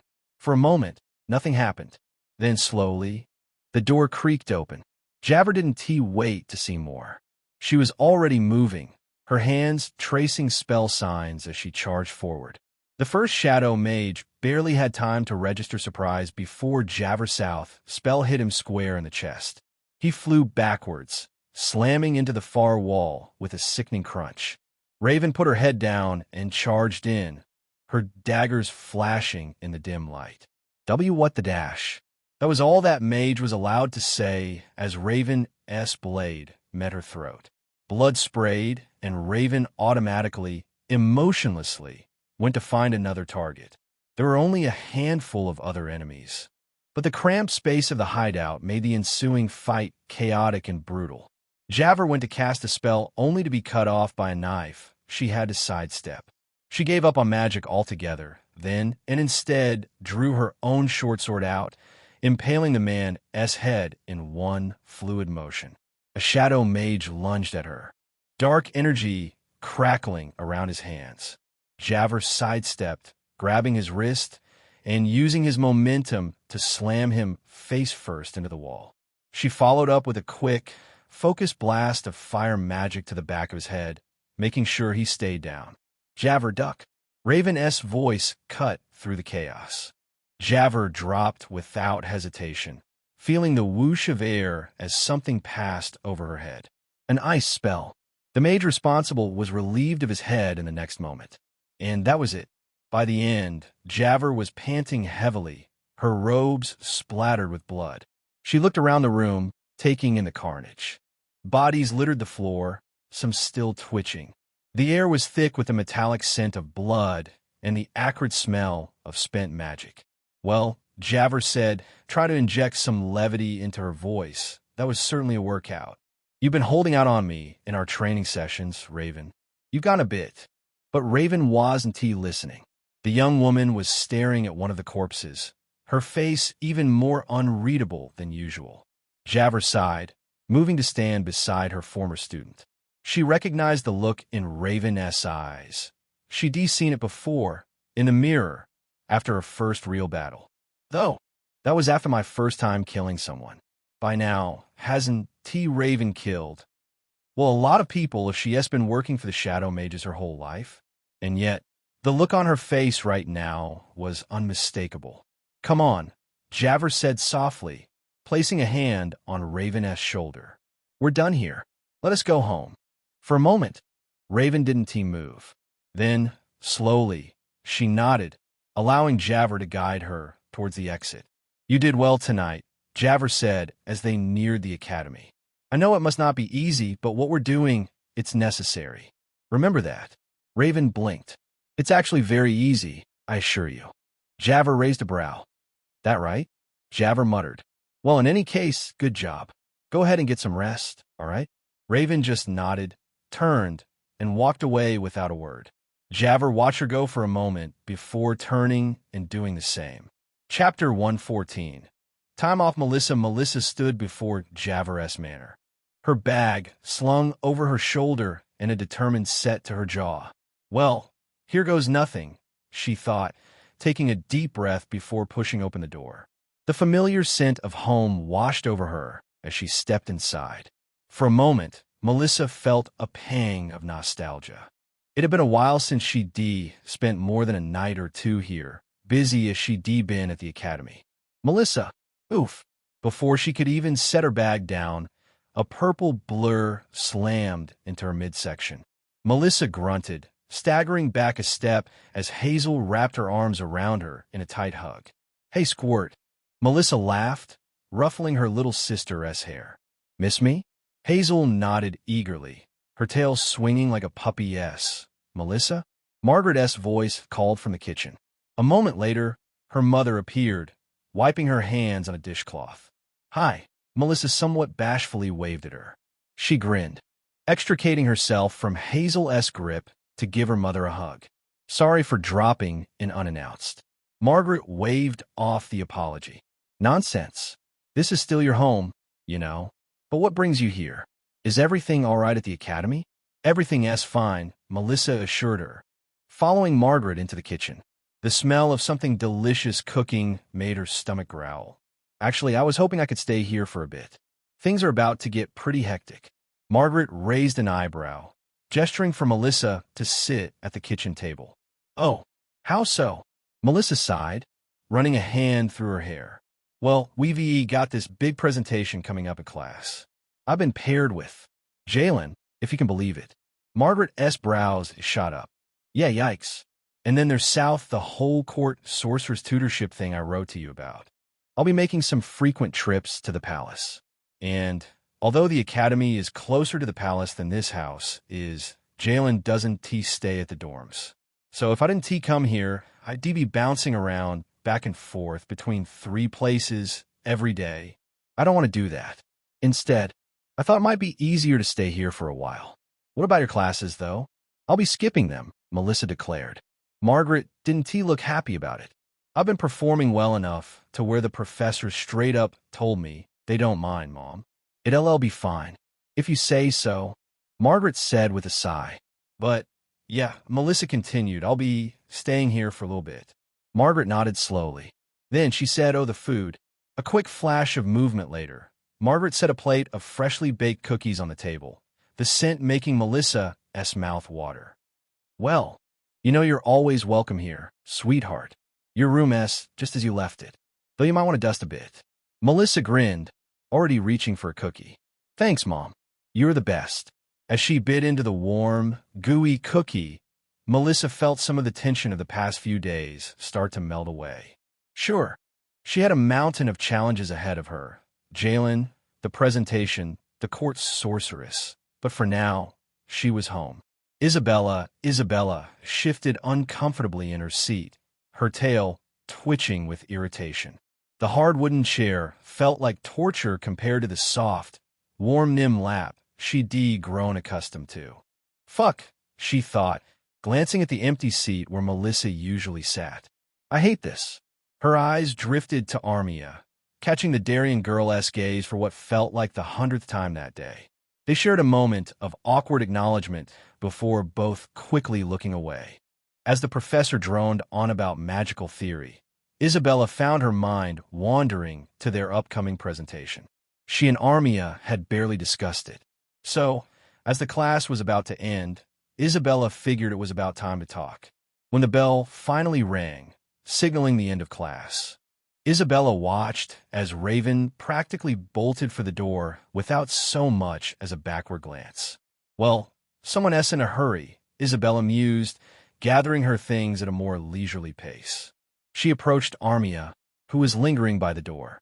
So, Isabella said, forcing a casual tone about this presentation. Any brilliant ideas? Armia's tail swished nervously. She looked away. I haven't really tried any magical parries yet.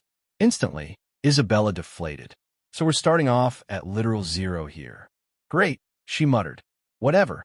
I'll teach you how to do it. I'm going to guess the answer is yes. But are you free in the evenings? Why are you guessing that? Armia raised a brow. Isabella smirked. Because the girl you'd usually spend your evenings with during that time won't be around much. So yeah, Armia instantly blushed. Yes, I will be. Cool. See you tomorrow. And with that, Isabella walked away. This is going to be a disaster, Isabella thought as she headed home, her frustration mounting. Why do I have to get paired with her? Ugh, she's nowhere near my level. Melissa soon, the time had come. Melissa paced the hallway outside Jalen's room, her tail swishing nervously behind her.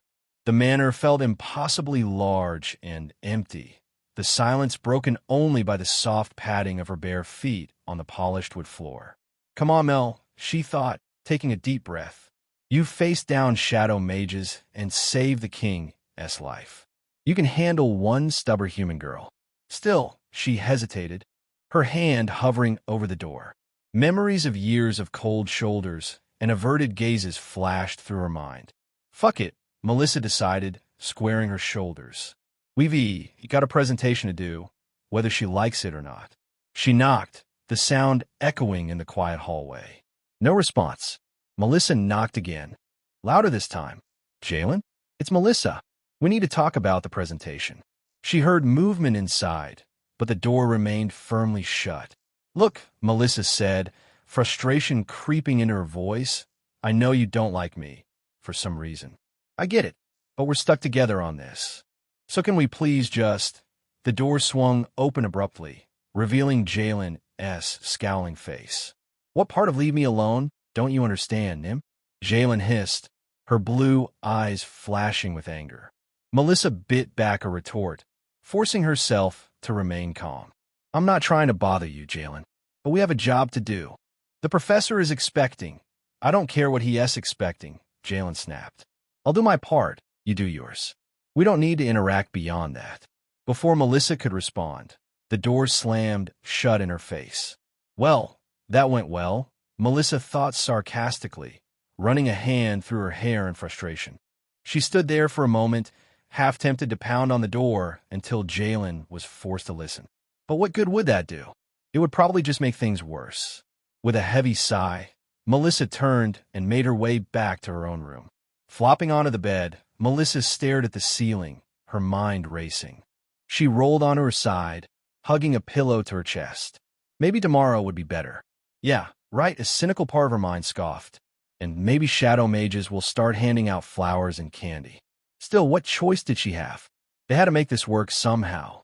As Melissa drifted off to sleep, her last thoughts were of spells and strategies, ways to break through Jalen's icy exterior. Their presentation depended on it, after all. Tomorrow, she promised herself. I'll try again tomorrow, and the day after that if I have to. I'm not giving up that easily. For now, though, Melissa had something else she wanted to do. She made her way to Javer's study, knowing the professor kept an extensive collection of magical texts. Scanning the shelves, Melissa pulled out a few promising volumes on defensive magic. Settling into a comfy armchair, she began to read. Her crimson eyes darted across the pages, absorbing information on magical theory and practical applications of parry spells. Ventus, Spyrare, Defendera, Melissa murmured, practicing the incantation under her breath. Her fingers traced the air, mimicking the spell sign described in the book. As she delved deeper into the subject, Melissa felt a familiar excitement building. The complexity of the magic, the intricate interplay of different schools of magic. It was fascinating. Maybe I can create my own variation, she mused, her mind already racing with possibilities. Lost in her studies, Melissa barely noticed the hours slipping by. It was only when she yawned, her eyes starting to blur, that she realized how late it had gotten. Well, at least I've made some progress, she thought, gathering up the books to take back to her room.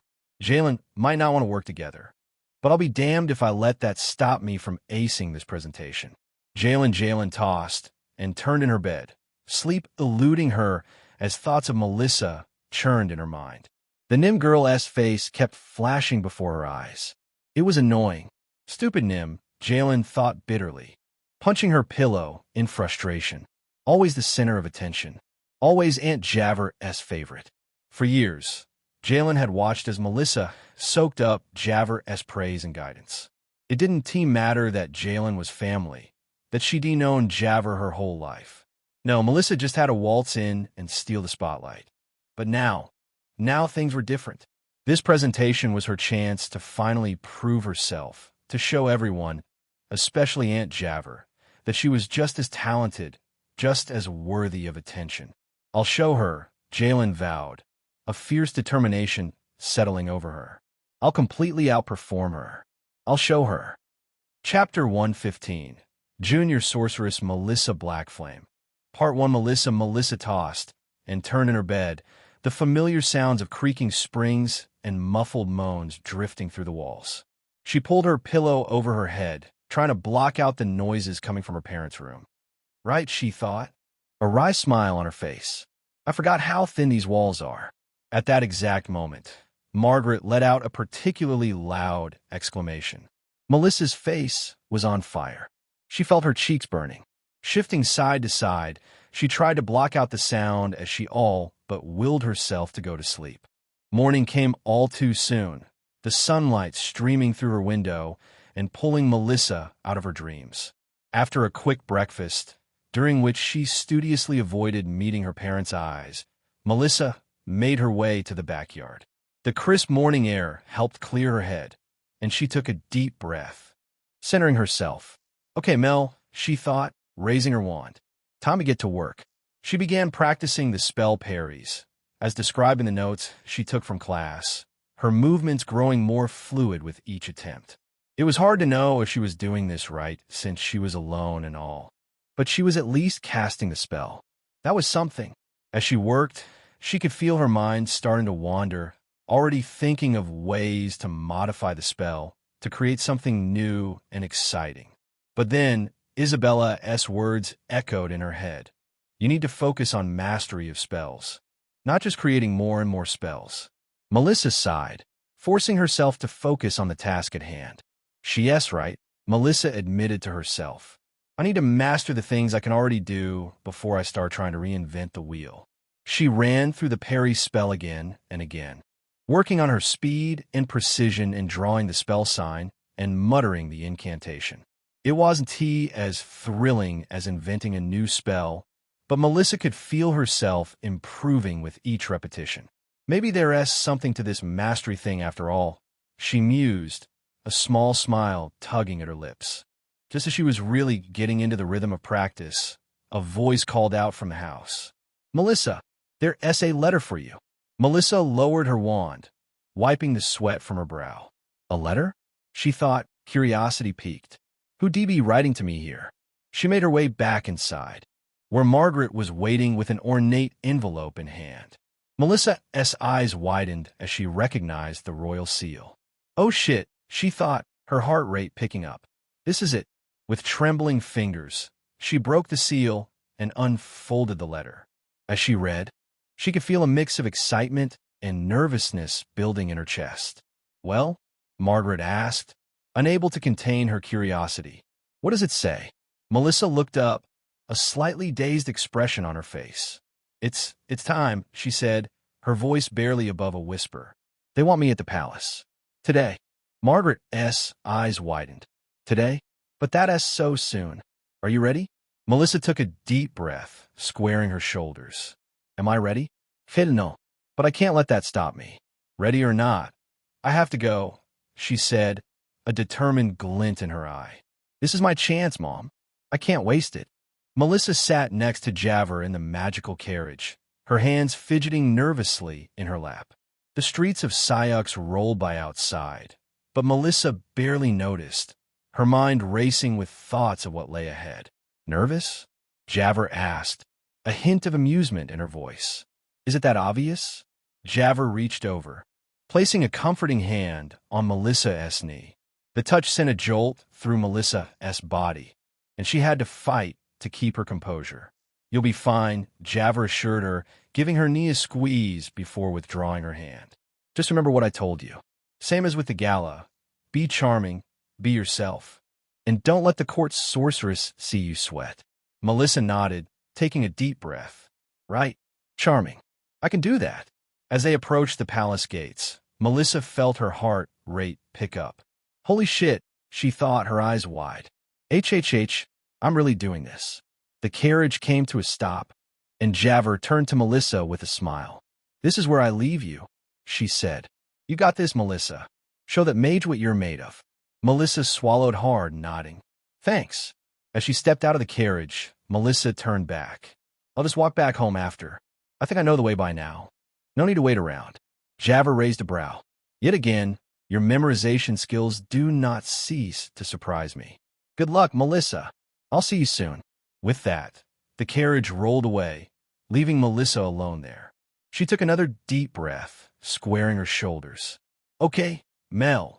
Time to, be charming again. A knight stood at attention by the gate, his armor gleaming in the morning sun. Melissa approached him, trying to project confidence she didn't entirely feel. "Good morning," she said, her voice only wavering slightly. "I am Melissa Blackflame. I'm here to see the court sorceress." The knight's eyes widened slightly at her name behind his helm. "Kulme." He gestured for her to follow, leading her through the gates and into the palace proper.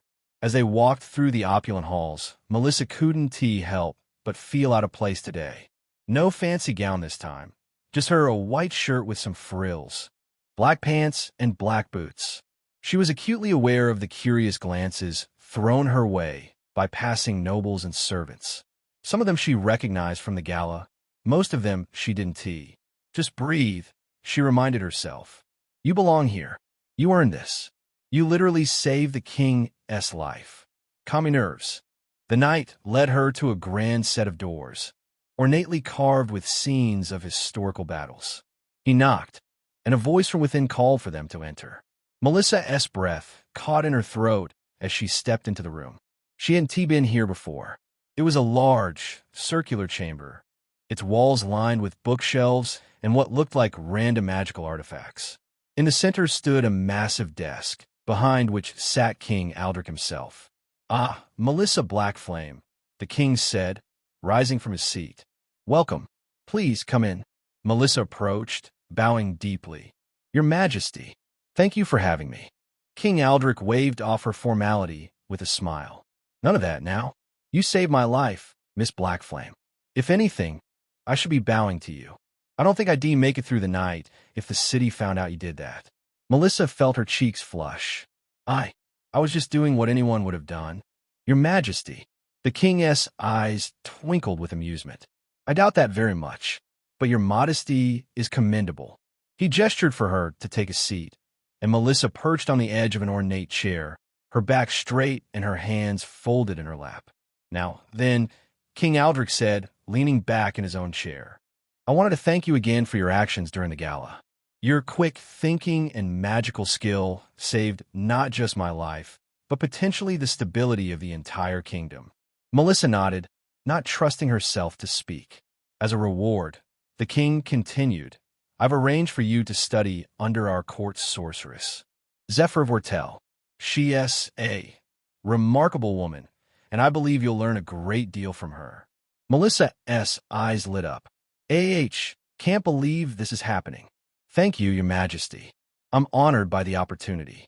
The king's expression turned slightly apologetic. "I must warn you, however, Zephyra is a very busy woman with many responsibilities. I was only able to secure 4 weeks of her time for your tutelage. After that, well," he gestured vaguely, "we have a war she needs to continue helping with." Melissa felt a pang of disappointment, but quickly pushed it aside. 4 weeks with the current court sorceress is still a lot. "I understand, Your Majesty," she said, nodding. "I'm grateful for any time at all. I promise to make the most of it." King Aldrich smiled, clearly pleased by her response. "Excellent. I have no doubt you will. Now then, shall we go meet Zephyra?" Melissa's heart leaped into her throat as she followed the king out of the chamber and down a winding corridor. They passed countless doors and hallways, each feeling more grand than the last, until finally coming to a stop before a simple wooden door. The king knocked, and a voice from within called out, "Come in." As the door swung open, Melissa's eyes widened. The office before her was a chaotic mess of books and scrolls. A couple of broken spirit crystals littered the side of the room. In the center of it all stood a woman with raven black hair and piercing amethyst eyes. An exceptional pair of boobs. Wow, Melissa blinked. Clad in a sleek, black dress that hugged her healthy figure perfectly, Zephyr Vortel, the court sorceress of Syux, looked up from the tome she was reading. Her eyes landed on Melissa, and a slow smile spread across her face. Well, Zephyr hissed out, her silky voice sending shivers down Melissa's spine. "So this is the famous Nim mage I've heard so much about." Melissa swallowed hard, suddenly very aware of her racing heart and the heat rising to her cheeks. Oh fuck, she thought, her nim nature responding to the sheer presence of the woman before her. Right? Right? Your pheromones. She inhaled sharply and reeled them in. Control. Control. That's your greatest tool, Mel. Use it wisely. King Aldrich cleared his throat. Zephyra, this is Melissa Blackflame. I trust you'll take good care of her during her time here. Zephyra's smile widened, her eyes never leaving Melissa's. Oh, I intend to, Your Majesty. I intend to. With that, the king left Melissa there, and Melissa felt like she was about to be eaten or something. Chapter 116. Junior Sorceress Melissa Blackflame. Part 2 as the king excused himself, leaving Melissa alone with the court sorceress. She couldn't shake the feeling that the next 4 weeks were going to be intense, to say the least. Be charming. Javer's voice echoed in her head like the words of a divine being. Be yourself. Taking a deep breath, Melissa stepped further into the office. It's an honor to meet you, Lady Vortel, she said, her voice steadier than she felt.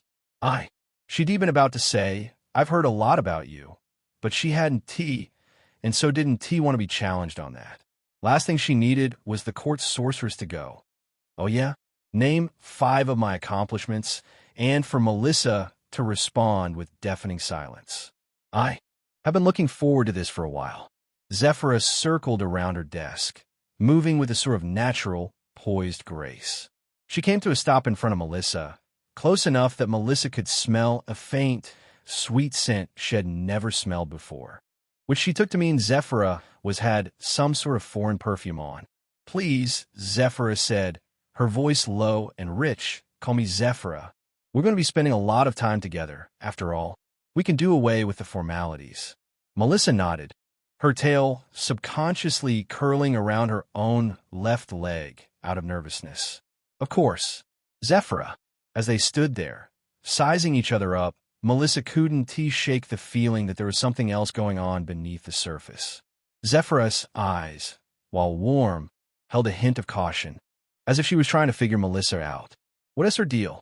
Melissa wondered, fighting the urge to squirm under the sorceress's intense gaze. Is she worried about me? Threatened by me? Or something else? She thought back to the nobles at the gala, the way they looked at her with a mix of awe and fear. Was Zephyr the same?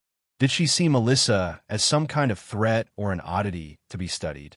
Fuck, I hope not, Melissa thought, biting her lip. I just want to learn from her, not be treated like some kind of freak. Aloud, she said, I'm really excited to work with you, Zephyra. Honestly, I've heard you're an amazing sorceress. The best in the kingdom. It was a bit of flattery, but Melissa figured a little of that couldn't hurt, especially if it helped ease whatever tension was brewing between them. Zephyra's lips twitched, as if fighting back a smile, as if the prideful part of her had momentarily forgotten this caution she had. I don't know about the best, she muttered, waving a hand dismissively. But I do all right, I suppose. Her eyes flicked over Melissa's form, taking in her simple outfit and nervous stance.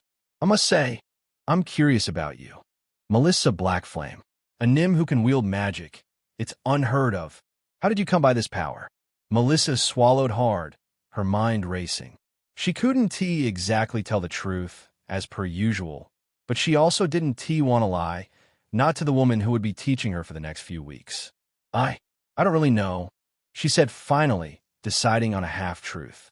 I've always been able to do it, ever since I was a kid. It just came naturally to me. Zephyra's eyebrows rose, a flicker of interest sparking in her gaze. Fascinating, she murmured, tapping a finger against her chin. And have you had any formal training? Any teachers or mentors? Melissa shook her head. No, not really. I mean, Javer, Professor Folden, has been helping me since I came to the academy. But before that, it was just me figuring things out on my own. Zephyr nodded, as if this confirmed something she already suspected. I see. So you're largely self-taught. Impressive. But there was something in her tone, a hint of reservation that made Melissa's stomach clench. She doesn't trust me. Clearly, Melissa realized, a sinking feeling settling in her gut. She thinks I'm hiding something, which I am, or that I'm dangerous somehow. She wanted to protest, to assure Zephyra that she had nothing to hide, that all she wanted was to learn and grow as a mage. But before she could find the words, Zephyra let out a soft sigh. "Well," she said, her voice brisk and businesslike, "I suppose the best way to assess your skills is to see them in action. Come, let us head outside. I want you to show me what you can do." Melissa blinked, taken aback by the sudden shift in topic. But she nodded, falling into step behind Zephyra as the sorceress led the way out of the office. As they walked, Melissa couldn't help but feel a twinge of apprehension. She was beginning to get worried that Zephyra's curiosity would get in the way of Melissa receiving a proper tutoring. "Guess I'll just have to prove myself," she thought, squaring her shoulders as they stepped out into the bright sunlight of the palace courtyard. "Show her that I'm not a threat, that I'm here to learn, not cause trouble. If that's even something I can prove." Armia stood at the door of the summer household, her heart pounding with a mixture of anticipation and nervousness.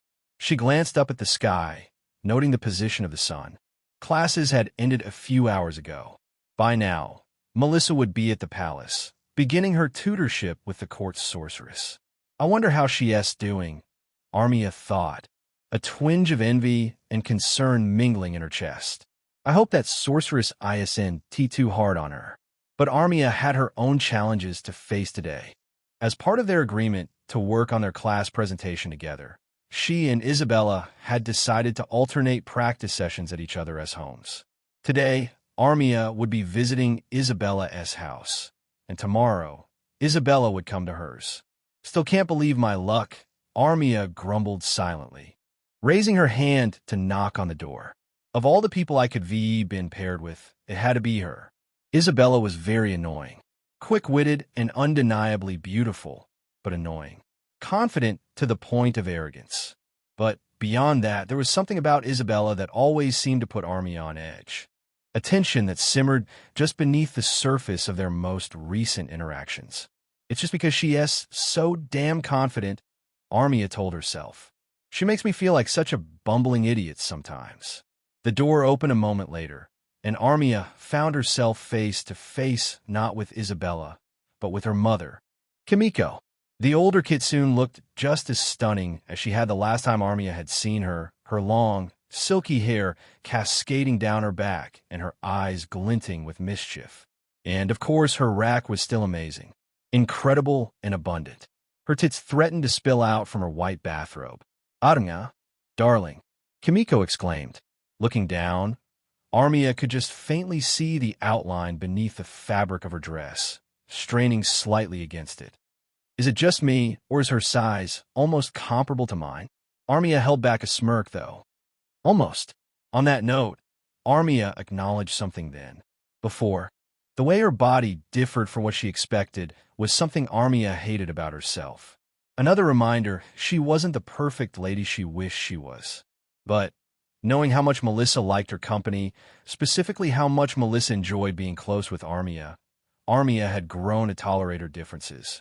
Kulmeen, we've been expecting you." She stepped back, allowing Armia to enter the house. As she did so, Kimiko's gaze raked up and down Armia's body, taking in every inch of her muscular frame. Armia felt a blush rising to her cheeks, suddenly self-conscious about her appearance. "Stop it," she scolded herself. Tried to ignore the way Kimiko's attention made her skin tingle. "She's just being friendly. It doesn't mean anything." "Isabella is just finishing up getting ready for your practice session," Kimiko said, closing the door behind them. "Why don't you make yourself comfortable in the living room while I go make some coffee for you two?" Armia nodded, not trusting herself to speak. As Kimiko sashayed away towards the kitchen, Armia couldn't help but stare at the sway of her hips, the way her tail swished back and forth like a mesmerizing pendulum. Her ass was just as tantalizing as her boobs. "Fuck," Armia thought, tearing her gaze away with effort. "What's wrong with me? She's Isabella's mother, for the God's sake. Have some self-control, Armie." She made her way into the living room, trying to distract herself by examining the various knickknacks and paintings that decorated the space. But her mind kept drifting back to Kimiko, to the way she had looked at Armia with such blatant appreciation. It's just because I'm tall, Armia reasoned, running a hand through her hair. She is literally a head and a half shorter than me. She is probably just not used to seeing someone my size. But even as she thought it, Armia knew it was a flimsy excuse. Soon, Armia and Kimiko settled onto the couch, coffee in hand, waiting for Isabella to finish getting ready. The older Kitsune's proximity was doing things to Armia, her fluffy tail occasionally brushing against Armia's thigh. So, Armia, Kimiko purred, leaning closer. I hear you've been making quite the impression at the academy. Isabella has told me all about your exploits. Armia gulped, her face heating up. Exploits? What the hell has Isabella been saying about me? I don't know what you mean, she stammered, trying to maintain a modicum of composure. I've just been focusing on my studies. That's all. Kimiko's grin turned sly, her hand coming to rest on Armia's knee. Is that so? Well, I'm sure you and Isabella will have plenty to study together this afternoon. Before Armia could formulate a response, the sound of footsteps on the stairs caught their attention. Isabella descended, and Armia had to admit the time she spent getting ready had paid off. The kitsune looked cute as hell, her hair falling down her back like a pink cape, and her outfit, a brown vest, white shirt, and black pants, hugging her curves in all the right places. Damn, at least she cleans up nice, Armia thought, trying not to stare too obviously. But any appreciation for Isabella's appearance evaporated the moment she opened her mouth. About time you showed up, Scales, she said, her voice dripping with its usual cockiness. I was starting to think you'd chickened out, scared off by my mere aura. Scared off? Repelled is more like it. Armia bristled, standing up from the couch with a huff. As if, she retorted, her competitive spirit flaring to life. Let us just get this over with, shall we? Isabella smirked, leading the way out into the backyard. Armia followed, determined to prove that she could hold her own against the infuriating kitsune. As they took their positions facing each other, Isabella cocked her head to the side. You have a spell sign for your parry memorized, right? She asked, her tone almost condescending. Armia gritted her teeth, nodding curtly. Of course I do. She didn't tea. It would be more accurate to say it was bottled up in her memory rather than burned into it. What kind of amateur do you take me for? Isabella's grin widened, and she shifted into a casting stance. Good. Then you should have no problem keeping up with this. Without warning, Isabella launched into a rapid-fire series of spells, the air around them crackling with magical energy. She muttered the incantations so quickly that to Armia's eyes, it just looked like Isabella's lips were trembling. Armia yelped, scrambling to deflect the barrage with her own magic. What the hell? Isabella? She shouted, barely managing to keep up with the onslaught. Why are you trying to take me by surprise like this? Isabella laughed, the sound sending shivers down Armia's spine, even as it pissed her off. Just want to make sure your reflexes are on point. Army, she teased, her fingers dancing through the air as she wove her spells. Can't have you getting rusty on me now, can we? Armia snarled, redoubling her efforts to counter Isabella's attacks. She was so focused on the magic flying between them that she almost didn't notice when one of Isabella's spells slipped past her defenses. A gust of wind lifting her skirt and exposing her panties for a brief moment. Eek! To her credit, that may have been the most Armia had ever sounded like a proper lady, the way she shrieked. Armia yanked her skirt back down, her face burning with embarrassment. She glared at Isabella. Ashi! What the? The look on the kitsune's face made her pause. For just a second, Isabella's cocky smirk was gone, replaced by something else entirely. Her eyes were wide, her cheeks flushed, and her lips parted slightly, as if in surprise. Armia blinked. The moment passed as quickly as it had come. Isabella's usual smug expression sliding back into place like a mask. What? Isabella snapped, clearly uncomfortable under Armia's scrutiny. It's your own fault for not wearing shorts under your skirt. What kind of warrior doesn't take basic precautions like that? Armia rolled her eyes, biting back a retort. Yes. It's my fault you used a wind spell to pull my skirt up. Lovely. Whatever, she muttered. Let us just keep going. And try to keep your spells above the belt this time. Okay? Isabella raised a brow. No promises. She smirked. Armia just rolled her eyes. Chapter 117. Junior Sorceress Melissa Blackflame. Part 3. Raven lay in bed, staring up at the ceiling. The room felt too quiet, too empty without Melissa's constant chatter and the soft rustling of her tail against the sheets, or her quills scribbling against parchment. Guess I've gotten used to the noise, Raven mused, a wry smile tugging at the corner of her mouth. A sudden knock at the door jolted her out of her thoughts. In an instant, Raven was on her feet, a knife almost materializing in her hand, as if by way of magic. Old habits died hard, and even after all this time at the academy, she couldn't quite shake the instinct to always be on guard. She crept to the door, her footsteps silent on the plush carpet. Taking a deep breath, she yanked it open, ready to face whatever threat lay on the other side. But instead of an enemy, she found herself face to face with Javver. The older woman's expression, a mix of surprise and amusement at Raven's dramatic entrance. Expecting someone else?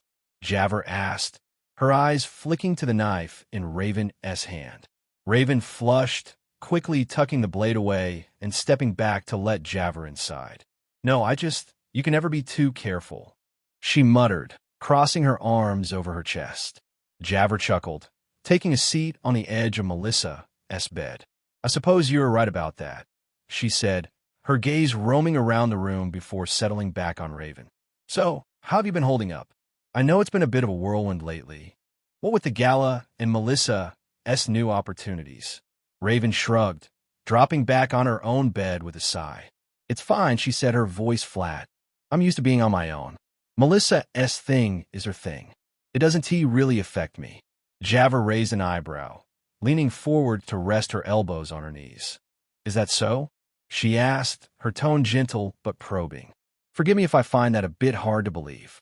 I know you two have grown quite close over the past few months. Raven looked away, her jaw clenching. We're friends, she said, the word feeling strange and unfamiliar on her tongue.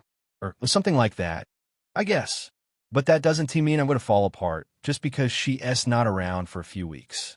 Javver nodded, a small smile playing at the corners of her mouth. Of course not, she said, her voice warm. I never thought you would. But still, it can't be easy being cooped up in here all day with nothing to do. Don't you have any hobbies or pastimes you enjoy? Raven snorted, the sound harsh and humorless. That alone gave Javver the answer to her question. Fair enough, she conceded, standing up and stretching. But you know, there's more to life than just work and survival. Even for people like us. Raven looked up at her, her brow furrowing. People like us? She asked, not sure if she wanted to know the answer. Javver's smile turned sad, her eyes distant. People who have seen too much, she said softly, tilting her head. People who have done things they can never take back. Raven swallowed hard, a lump forming in her throat. She knew all too well what Javver meant. So what do you suggest? She asked, her voice rough. How do people like us find something to live for beyond just surviving? Javver's smile returned, brighter this time. Well, for starters, she said, her eyes twinkling with mischief, we could always go out for a drink. I know a place in town that serves the best whiskey in Syux. What do you say? Raven stared at her for a long moment, trying to gauge her sincerity. But Javver's expression was open and honest, her offer genuine. Fuck it, Raven thought, standing up and grabbing a black cloak from the back of her chair. Not like I have anything better to do. Lead the way, she said, gesturing towards the door. Melissa the sun was high in the sky as Melissa and Zephyra stepped out into the palace courtyard. The air was warm and thick with the scent of blooming flowers, but Melissa barely noticed. Her attention focused solely on the sorceress beside her. Zephyra's eyes narrowed. All right, go ahead. Show me what you've got. Melissa nodded, taking a deep breath to steady her nerves. She'd spent the last 8 years creating and perfecting her own spells. mixing and matching different schools of magic in ways that most mages would never dream of. But now, faced with Zephyr's piercing gaze, she couldn't help but feel a twinge of doubt. What if she thinks they're stupid? Melissa thought, her tail twitching anxiously behind her. What if she laughs at me? Or tells me I'm doing it all wrong? But she pushed those fears aside. Okay, let us get started. Liernus Makorval. As she drew the spell sign, a shimmering ball of light appeared in her palm, pulsing and shifting in time with her heartbeat. It glowed so strongly that it was obvious this thing could light up a dark room. But that wasn't all it could do. This one's a combination of light and life magic, Melissa explained, her voice steady despite her nerves.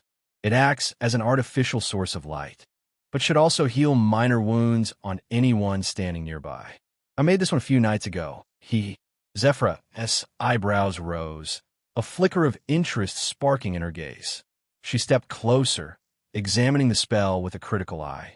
Interesting, she murmured, reaching out to touch the edges of the light. I've never seen anything quite like it. Melissa felt a surge of pride at the praise, but she tamped it down, moving on to the next spell. Just like that, she spent the next several minutes demonstrating her creations. Some of the spells seemed to catch Zephyr's eye, drawing a nod or a thoughtful hum from the sorceress. But others fell flat, earning little more than a blank stare or a dismissive shrug. By the end of it, Melissa was sweating and panting, her magical reserves depleted from the constant casting. Shit, I've just about run out of essence. She looked up at Zephyr, trying to gauge her reaction, but the sorceress's face was inscrutable. Why did you create these spells? Zephyr asked finally, her voice neutral. Well, like I said, that one light spell I made was so... No, I mean all your spells, Zephyr clarified. What was the purpose behind them all? Melissa blinked, taken aback by the question. She'd never really thought about it before, at least not in those terms. For her, magic had always been a source of joy and fascination in this strange place, a puzzle to be solved and a world to be explored. I guess, she said slowly, choosing her words carefully. I guess I just think it's fun, piecing together different types of magic, seeing what works and what doesn't. It's like a game, almost. A challenge to see what I can come up with. Zephyr nodded, her expression unreadable. She didn't smile, but she didn't glare either, leaving Melissa feeling off balance and unsure. What was she thinking? Melissa wondered, her stomach twisting with nerves. Does she approve? Disapprove? I can't tell at all. But Zephyr didn't offer any further insight, simply turning on her heel and gesturing for Melissa to follow. Come, she said, her voice brisk. I have some ideas for your lessons. We can discuss them back in my office. Melissa hurried to keep up, her mind racing as they walked through the palace halls. She couldn't shake the feeling that Zephyr was evaluating her somehow, sizing her up and trying to figure her out. But why? Melissa thought, her brow furrowing. What is she looking for? What does she want from me? Zephyr remained silent, leading Melissa back to her office without a word. As they stepped inside, the sorceress finally turned to face her, a strange, unreadable expression on her face. No, on second thought, I think that's enough for today, she said, her voice carefully neutral. What? Melissa barked out.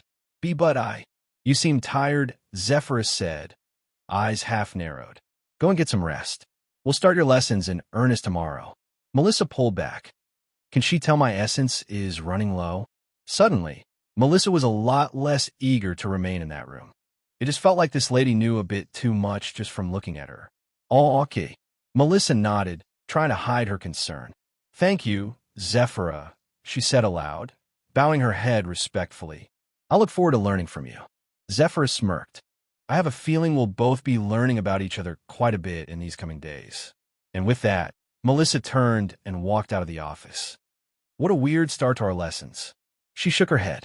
Okay now. Melissa paused. I do remember the way home, right? Chapter 118. Junior Sorceress Melissa Blackflame. Part 4. Isabella, as the sun dipped below the horizon, painting the sky in hues of orange and pink. Isabella and Armia collapsed onto the grass, their chests heaving with exertion. They had been practicing their magical parries for hours, the air around them still crackling with residual energy. Ah, fuck, Isabella panted, wiping the sweat from her brow with the back of her hand. I think that's enough for today. Any more, and I might actually die. Armia nodded, clearly too exhausted to even form words. Instead, all she uttered was, ah. Armia hissed, her muscles clearly aching. For a moment, Isabella just stared at her. The dragon pushed me to my limits. I can't believe it, she thought, a grudging respect for the Darioness stamina and skill welling up inside her. She was that bad, all things considered. Certainly not on Isabella S. level, or Melissa S. for that matter. But what the Darion lacked in talent, she made up for through persistence. That is to say, no matter how many times she failed to parry one of Isabella S. spells, she didn't lose heart. She's got back up and said, let's do that again. Isabella couldn't say she disliked that type of person. As if on cue, the sound of hoofbeats echoed in the distance, growing louder as they approached the summer household. Armia sat up, squinting into the gathering darkness. That'll be my ride, she said, hauling herself to her feet with a groan. Guess I better get going. Isabella watched as Armia gathered her things, an odd feeling twisting in her gut. It was almost like disappointment. I guess it was kind of fun practicing those spells. The sorceress in me just can't resist this sort of thing. She couldn't keep the words from spilling out her mouth. Leaving so soon? She asked, a smirk on her face. And here I was looking forward to some awkward small talk. I'll pass, if it's all the same with you. Kimiko appeared in the doorway, leaning against it with some amusement. Leaving already? Arnya, it feels like you just got here. Armia bowed her head slightly, looking bashful. Thank you for your hospitality, Mrs. Summer. I should really be going. Kimiko waved off her formality with a sultry smile. Please call me Kimiko, and you're welcome back anytime, even if it's not for a class project. Thank you. Armia simply accepted the offer politely. I'm sure I will. Soon, as Armia got in the cart, the memory of what Isabella had seen earlier that day flashed before her eyes. The way Armia's skirt had lifted in the wind, exposing. Good gods, that thing was massive. Isabella's body reacted almost against her will, a hot, heavy pulse of desire settling low in her belly. She bit her lip, trying to ignore the sudden wave of need that rose through her. What is wrong with me? She thought, a surge of panic and confusion welling up inside her. I can't be getting turned on by the Darion, of all people. She her. But even as she tried to deny it, her body continued to react. Objectively, from a purely scientific logical standpoint, it would be odd if I wasn't impressed by such a well-endowed specimen. Such a thing is objectively not common, right? Isabella nodded. This is how anyone would react seeing that monster. See you tomorrow, Isabella. Armia called from the carriage, oblivious to the turmoil raging inside the Kitsune's mind. Try not to miss me too much. Isabella forced a laugh, the sound coming out strained and brittle. In your dreams, Duskscale? She retorted, crossing her arms over her chest. I'll be too busy enjoying the peace and quiet. Armia snorted, rolling her eyes as she urged her horse forward. Whatever you say, genius, she finally said, disappearing into the night as the horses started moving. Isabella watched her go, her heart pounding and her skin prickling with a heat that had nothing to do with the summer air. Zephyra leaned back in her chair, a deep sigh escaping her lips. The Nim's presence still lingered in the room, a faint, enticing scent that made Zephyra's skin tingle. Fuck, she thought, running a hand through her hair. What is it about that girl? She'd been trying to figure Melissa out from the moment she laid eyes on her, searching for any hint of deception or hidden motives. But the Nim seemed genuine, if a bit naive and overeager. Zephyra reached for the report on her desk, the one detailing the events of the gala, the one she received the instant she arrived at the city.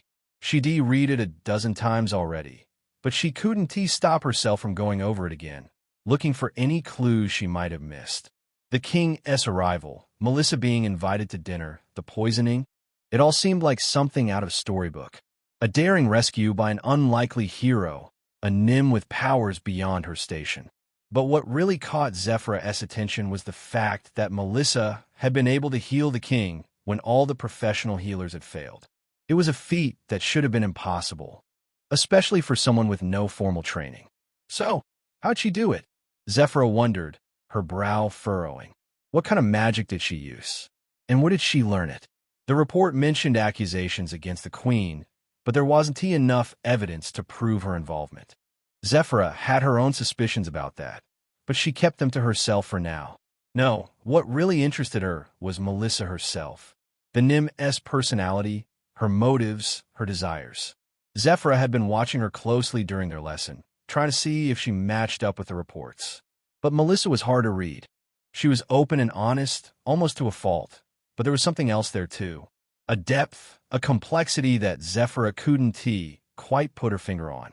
And then there's the matter of her pheromones, Zephyrah thought, a shiver running down her spine. She felt them the moment Melissa had stepped into her office. An intoxicating scent that made her blood run hot. She had tried to ignore it, to focus on the task at hand, but it had been a constant distraction, an alluring song that called to her baser instincts. That is to say, it was hard to think about anything other than overpowering Melissa and taking control of the situation. All throughout the brief period of time they spent together. Now, alone in her office, Zephyrah let herself succumb to the effects of Melissa's pheromones.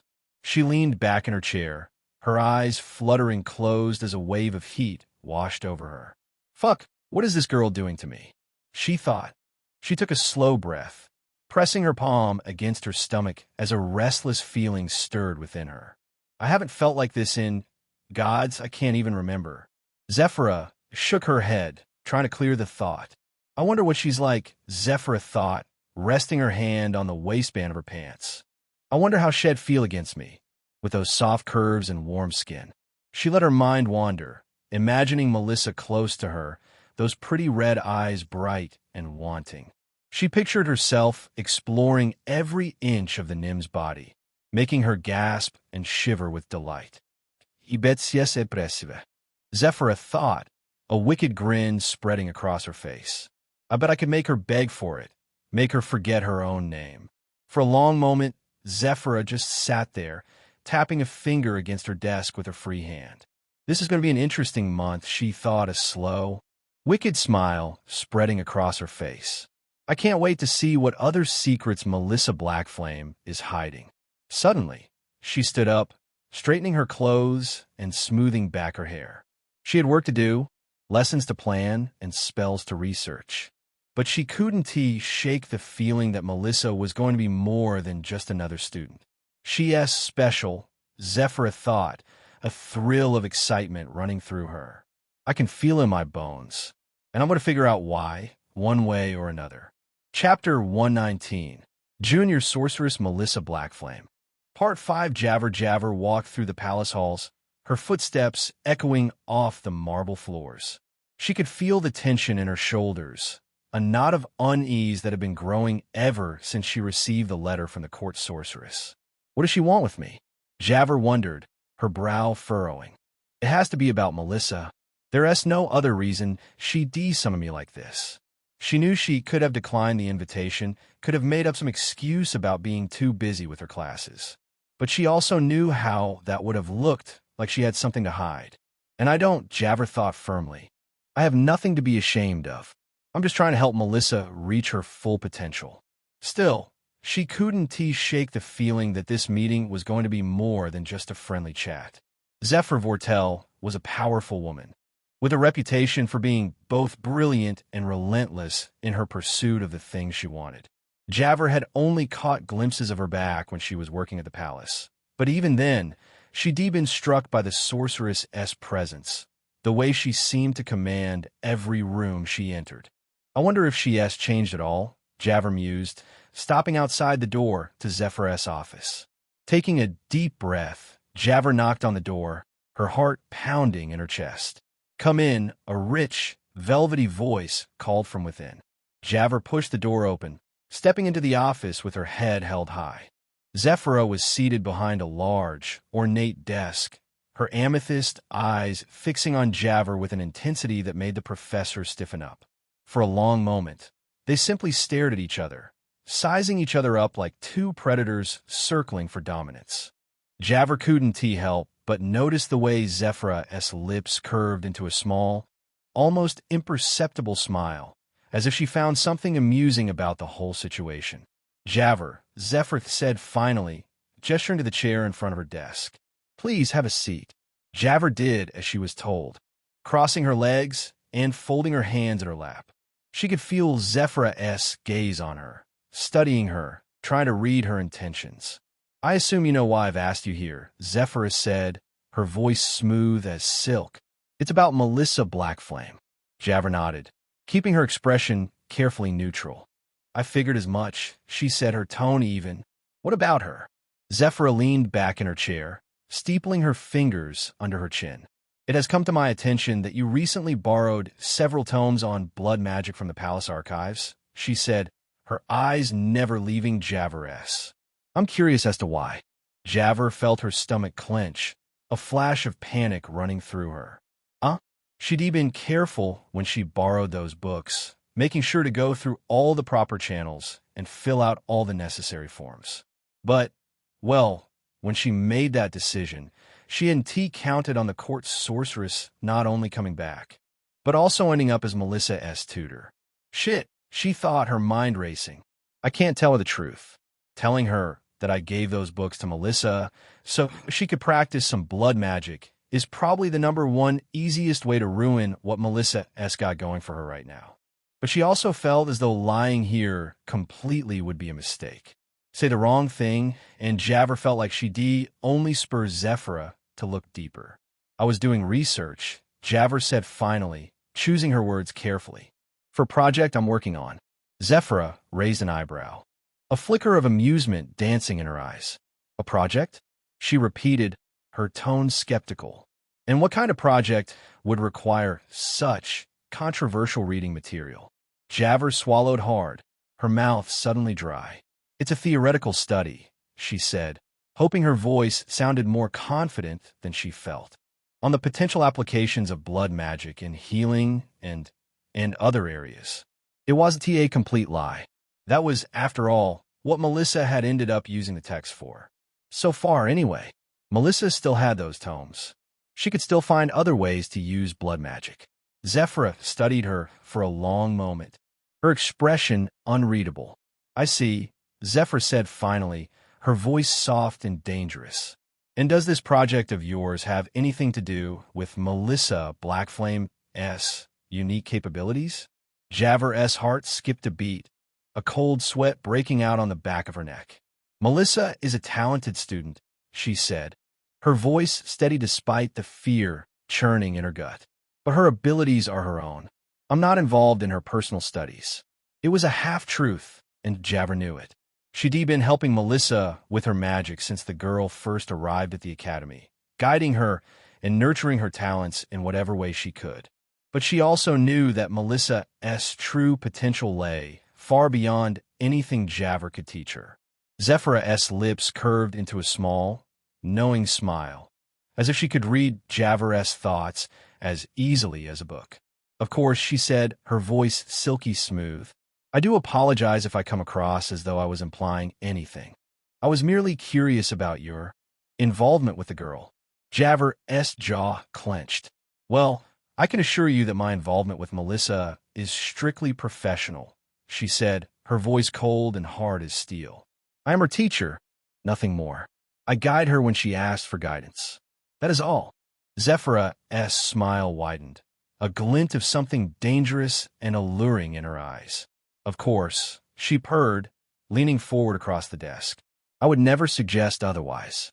But Javert could hear the unspoken accusation in her words, the insinuation that there was something more to her bond with Melissa than met the eye. Well, let her think what she wants, Javert thought, staring back at the sorceress. As long as she doesn't get in the way of Melissa's research, I don't care what she assumes about me. Chapter 120. Junior Sorceress Melissa Blackflame. Part 6. Armia was nervous as she made her way to Headmistress Eliana's office, her mind racing with possibilities. What did she want with me? Armia wondered, her hands tightening into fists. I haven't done anything wrong, have I? She'd been summoned out of the blue, with no explanation given, and the uncertainty was driving her mad. As she reached Eliana's door, Armia took a deep breath, trying to calm her racing heart. I mean, come on. It's not like I'm about to get expelled or anything. Relax. She raised her hand to knock, but before she could, the door swung open, revealing the headmistress herself. Ah, Miss Duskscale, Eliana said, her piercing eyes fixing on Armia with an intensity that made the young Darien want to squirm. Please come in. Armia nodded, stepping into the office with her head held high. She was determined to face whatever this was with dignity and grace, befitting a proper lady. But as she crossed the threshold, Armia's eyes widened in surprise. Sitting in one of the plush armchairs in front of Eliana's desk was none other than General Neil Ironheart himself. Armia's eyes opened widely. Oh, she realized. The offer. From the letter. In all honesty, she'd almost pushed that matter entirely from her mind due to the recent news of her presentation, the one with Isabella. Simultaneously, she both calmed down and started panicking. He stood as she entered, his imposing figure towering over her. Armia couldn't help but feel a flicker of intimidation, even as she tried to maintain her composure. Miss Duskscale, Neil said, his voice deep and resonant. Thank you for coming. Armia nodded, her throat suddenly dry. She glanced at Eliana, hoping for some kind of explanation, but the headmistress's expression was unreadable. General Ironheart has requested a private audience with you, Eliana said, her tone crisp and businesslike. I'll leave you two to discuss whatever matters you need to. Armia's jaw dropped, her eyes widening in shock. She couldn't believe what she was hearing. The headmistress, leaving her own office so that Neil could speak with Armia alone? When the seven hells is going on, she thought, her mind reeling. But Eliana seemed unfazed by the unusual request. She simply nodded at Neil, then at Armia, before sweeping out of the room with a swish of her robes. The door closed behind her with a soft click, leaving Armia alone with the imposing general. For a long moment, Armia just stared at him. He stepped forward, hands clasped behind his own back. I apologize for not coming to see you sooner, Neil said finally, his voice surprisingly gentle. I know my letter must have left you with a lot of questions. Armia swallowed hard, tried to find her voice. It's fine, she said. I understand that you're a busy man, General. Neil's lips twitched, as if he found something amusing about her response. But he didn't comment on it, instead gesturing for her to take a seat in the chair opposite him. Armia did so, perching on the edge of the cushion with her back straight. She couldn't shake the feeling that this was some kind of test, that every move she made was being judged and evaluated. So, she said, trying to keep her voice steady. What did you want to talk to me about? Neil leaned forward, his elbows resting on his knees as he fixed her with an intense, searching gaze. I'll be direct, Miss Duskscale, he said, his voice low and serious. I'm here to make you an offer. He inhaled slowly. I'd like it if you'd marry me. Armia's breath caught in her throat, her eyes widening in shock. Of all the things she expected Neil to say, that had been the last on her list. And marry you? Armia sputtered, disbelief flooding her heart. I don't understand. Neil leaned back in his chair, his expression calm and collected. I know it must come as a surprise, he said, his voice gentle. But hear me out, Miss Duskscale. Your actions at the gala were nothing short of heroic. You saved countless lives that night, including the King's. Armia shook her head, a flush rising to her cheeks. I didn't do much, she said, her voice small. It was Melissa who saved the king, not me. I just did what anyone would have done. Neil's lips curved into a small smile, his eyes crinkling at the corners. Don't sell yourself short, Miss Duskscale, he said, his tone firm but kind. Taking down that assassin was just as important as what your friend did. Without you, Melissa's victory would have been short-lived. It was still hard for Armia herself to see it that way, but, well, she wasn't going to start debating it. I suppose you're right, she said, her voice wavering slightly. But still, I don't understand what that has to do with marriage. Neil's expression turned serious, his eyes boring into hers with an intensity that made her shiver. I couldn't help but feel like your deed were going to go unrewarded, he said, his voice low and earnest. And then I remembered something you said, back at the gala, about how you wanted to become a noblewoman. Armia's eyes widened, her breath catching in her throat. She'd almost forgotten about that conversation, about the way she confessed her deepest desire to this man she barely knew.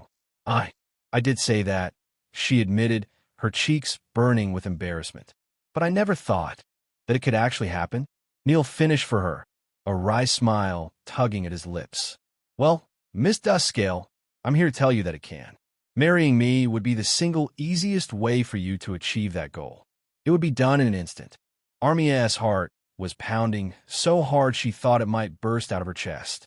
She couldn't believe what she was hearing. But why me? She asked, her voice barely above a whisper. Why would you want to marry someone like me?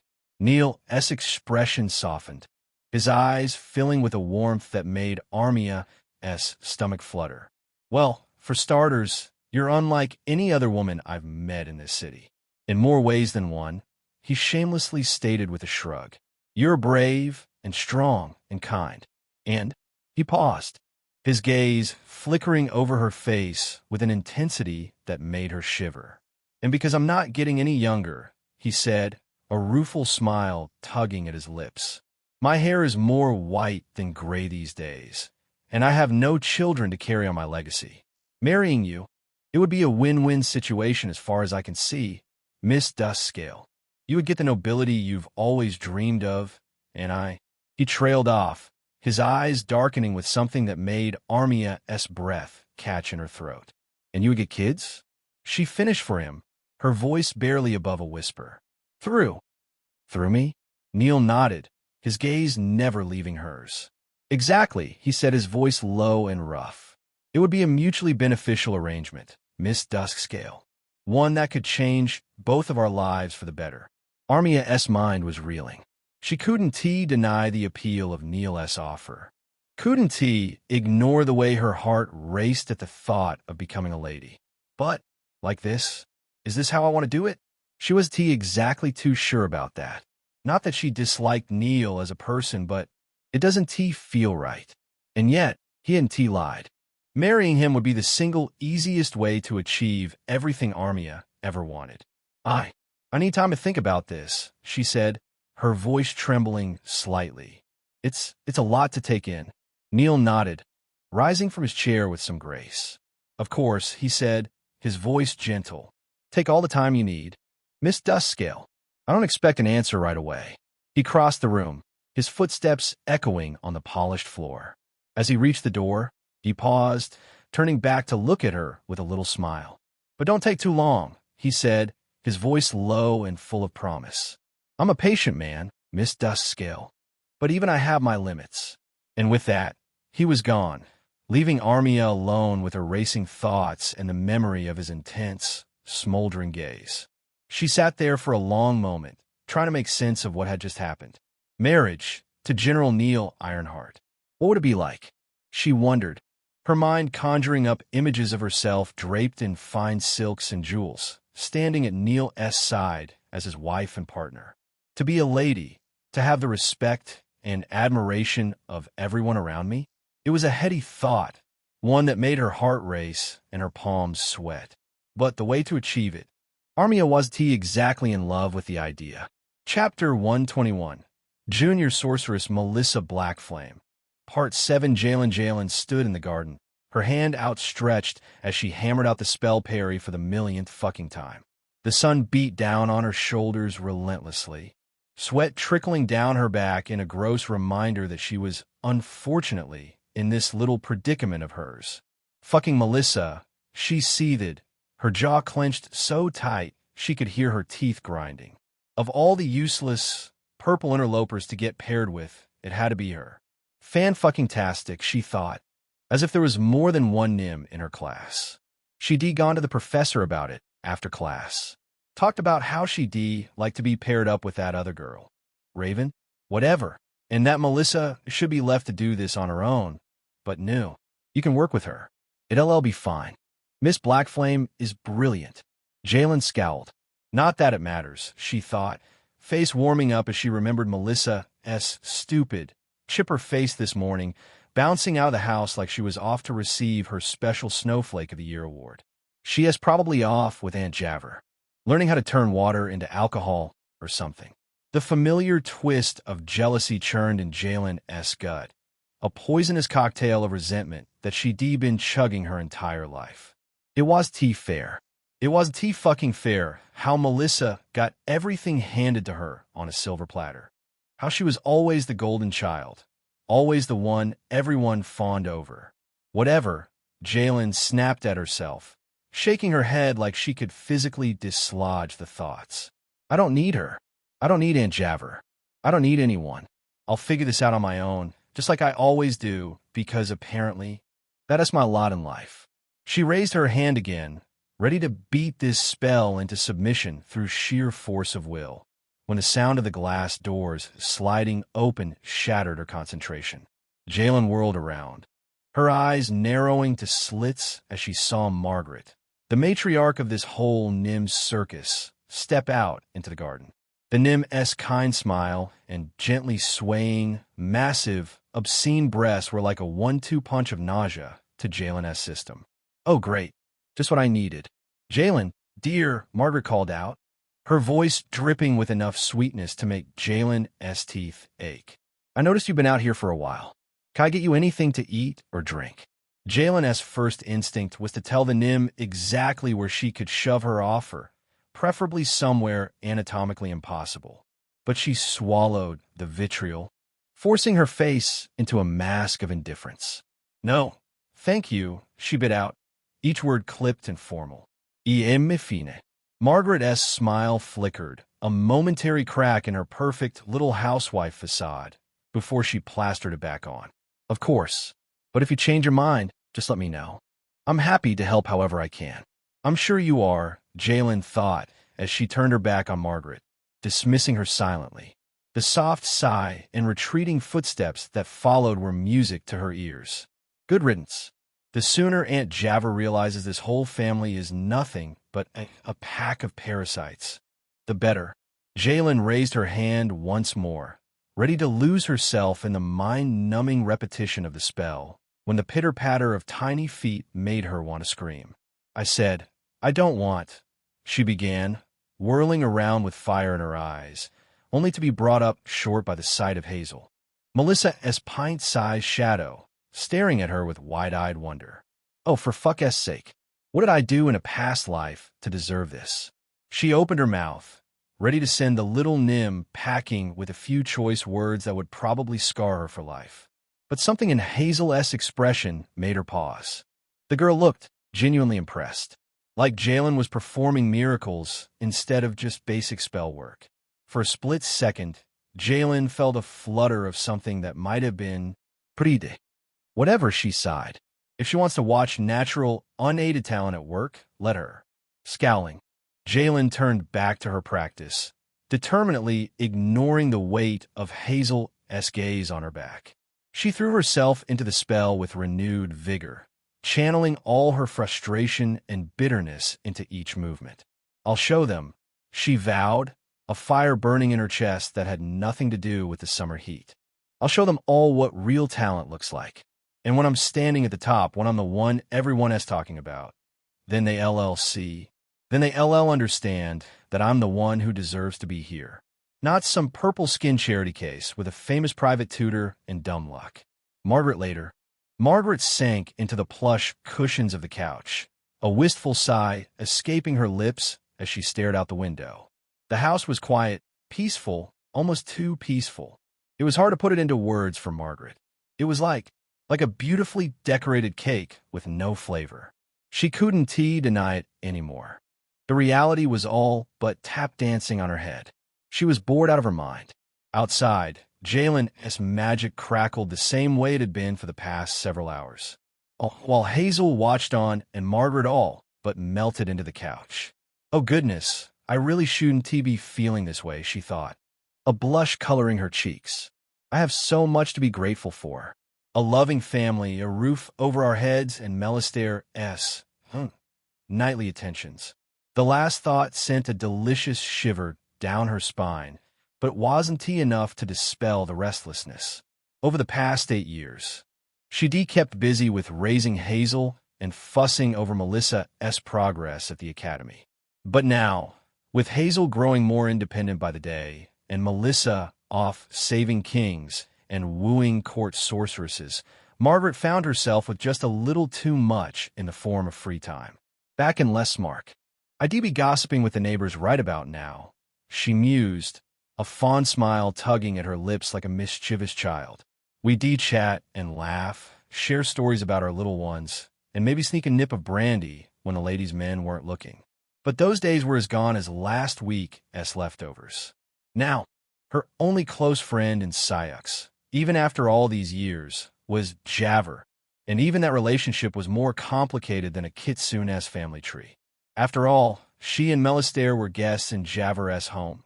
Very long-term, possibly overstaying guests, but guests nonetheless. If there's one thing I wish was different about Syux, Margaret thought, her inner voice taking on a rare note of frustration, it's that I could actually talk to people without them acting like I'm carrying a plague. Everyone around me just sees purple and instantly tenses up. Hate it. She was just about to retreat to her bedroom and lose herself in a trashy romance novel Javer had bought for her, the kind with abs on the cover that would make Melistair jealous, when movement caught her eye. Margaret paused, her brow furrowing in concern as she spotted Jalen in the garden. The girl's face flushed with exertion from her spell practice.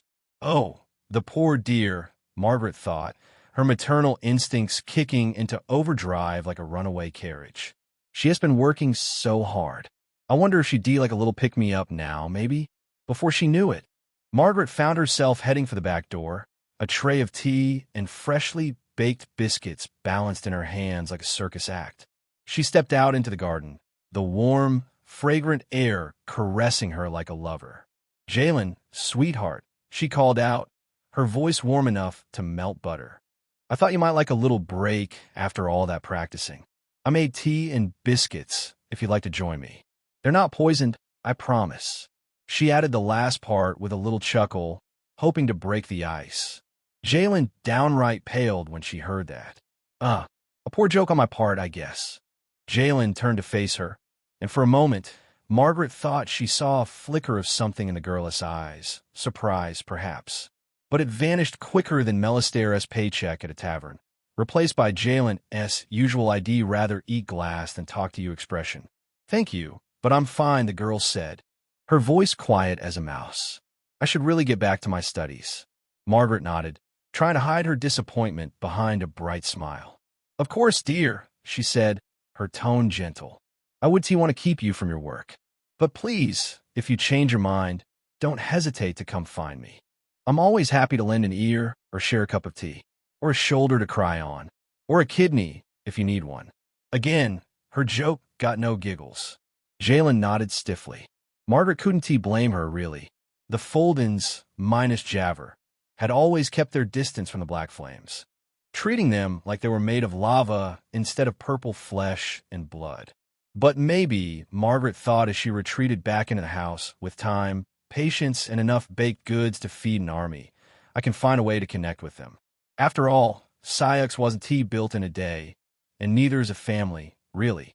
Nim, human or otherwise. Chapter 122, Junior Sorceress Melissa Blackflame.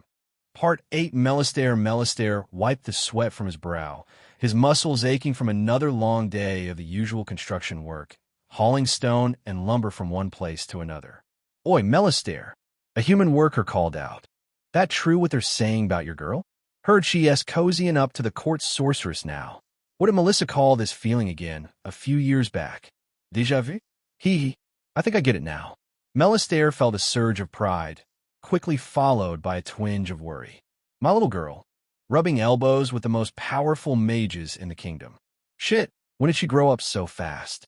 That is what I hear, he replied, keeping his voice casual. Though I try not to pry into her business. Why no? The human laughed, slapping Melistaire on the back with enough force to make him stumble. Right. Well, you must be proud as hell, eh? Your daughter, savior of the king. He heard this same thing around, 1,000 times these past couple of days? This has gotten exhausting so damn fast. Melistaire managed a tight smile, nodding politely as he got back to work. He was proud, of course he was, but it was a little much. At least Margaret's happy, he thought, his mind drifting to his wife's beaming face whenever Melissa's accomplishments were mentioned. Though I swear, if she bakes one more celebratory cake when Melissa's name pops up in the papers, I'll be rolling to work instead of walking. His musings were interrupted by a commotion near the scaffolding. Melistaire looked up to see a crowd gathering around something, or someone. Shit, Tarn's down. Someone shouted. Melistaire's heart leaped into his throat as he recognized the name. Tarn was another Nym working on the site. A good man with a quick wit and an even quicker smile. Without hesitation, Melistaire dropped his tools and rushed over, shoving his way through the crowd. There, lying on the ground and shaking like a leaf in a storm, was Tarn. His purple skin had taken on a sickly gray pallor, and his eyes were glassy and unfocused. Fuck me sideways, Melistaire muttered, kneeling beside his friend. Tarn, mate, can you hear me? Tarn's only response was a weak groan, his body convulsing with another violent shiver. What happened? Melistaire demanded, looking up at the surrounding workers. Rax, Melistaire's Nym friend, walked up. Dunno, man, he said, his thick brows furrowed with concern.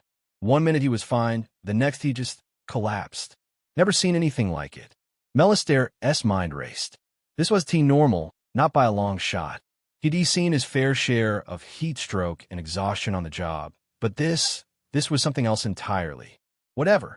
We need to get him to a healer, Melistaire declared, already moving to lift Tarn. Now hold on, just a minute.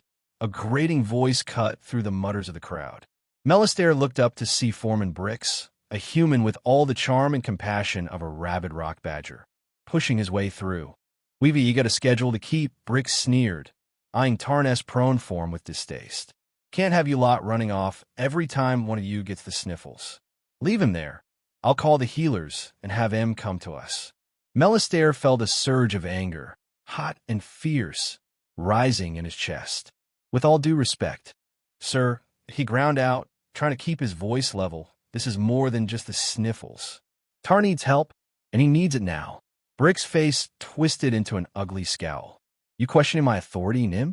Maybe you've forgotten your place. What with all this fuss over your brat? The construction site fell silent, the tension thick enough to cut with a knife. Melistaire could feel every eye on him, waiting to see how he'd respond. Fuck it, he thought, straightening to his full height. My daughter didn't save the king, just so I could kowtow to this prick. My place, Melistaire said, his voice low and dangerous, is helping my friend. You want to fire me for that? Go right ahead. I'm sure the papers would love to hear how the father of the king's savior was sacked for showing basic decency. Brix's face turned an impressive shade of puce, but Melistaire didn't wait for a response. He turned to Rax, who was watching the exchange with wide eyes. Give me a hand, will you? We need to get Tarn to the healer's quarter, fast.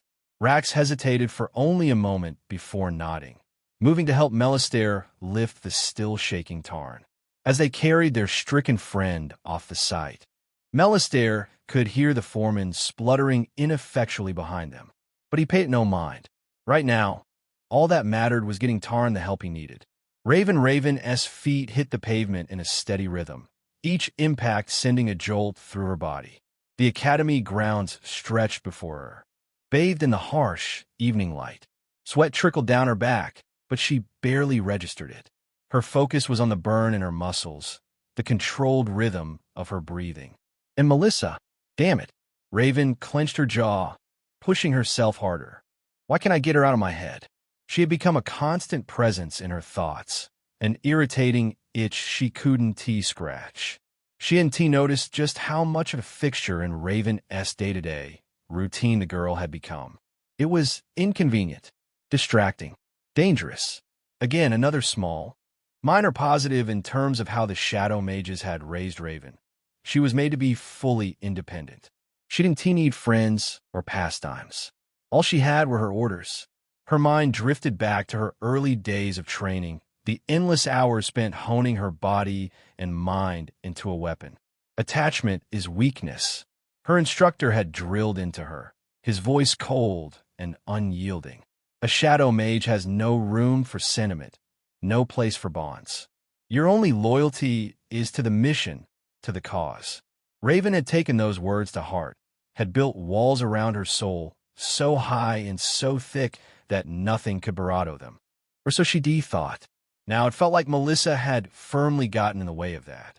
Something she and T noticed until Melissa began this extended break of hers. Raven cataloged her surroundings as she ran, trying to focus on something else. 2 students chatting by the fountain. A professor hurrying towards the main building, arms full of scrolls. A bird taking flight from a nearby tree. She noted each detail automatically, a habit ingrained by years of training. That's right. Focus on running. Just focus on running. But even as she tried to push the thoughts away, images of Melissa flickered through her mind. Her smile, the way her eyes lit up when she talked about magic, the warmth of her touch. Irrelevant. Ignore it. Raven rounded the final corner, legs burning as she sprinted towards her arbitrary finish line. She crossed it, chest heaving, and slowed to a walk. Her body trembled with exertion, pushed beyond its usual limits. Good. Physical exhaustion was preferable to whatever this was. As she approached her dorm room, Raven spotted a figure waiting outside her door. Armia. Raven tilted her head. Melissa not back yet. I know, the Darien shifted, looking rather uncertain. I need to ask you something. Raven raised an eyebrow, waiting silently. Armia took a deep breath. I want you to help me train. With spell parries. You're the best, and I need to improve. Raven blinked, momentarily caught off guard. Of all the possible scenarios she'd run through in her head, this hadn't been one of them. Me? Yeah. Why? She asked, voice flat. Armia's tail twitched. I really want to do well in this presentation, she shrugged. And, She looked away. I want to beat Isabella. Raven pulled back. The presentation is not a competition. No, it is, Armia quickly argued. Or, at least Isabella is treating it like one. And I'd like it if you could help me get an advantage. She shifted again a little. So what do you say? Raven studied the Darien, noting the tension in her shoulders. For a moment, she wondered if she was alone in her feelings.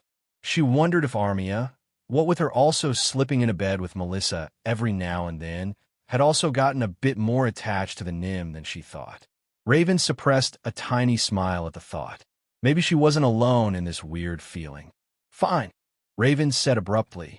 Training grounds. 10 minutes. Armia's eyes widened in surprise, then narrowed with resolve. She nodded once, then turned and strode away. Raven watched her go, mind already cycling through potential training regimens. This partnership could be useful, a way to deal with her boredom, a way to hone her own skills while helping a friend. Friend.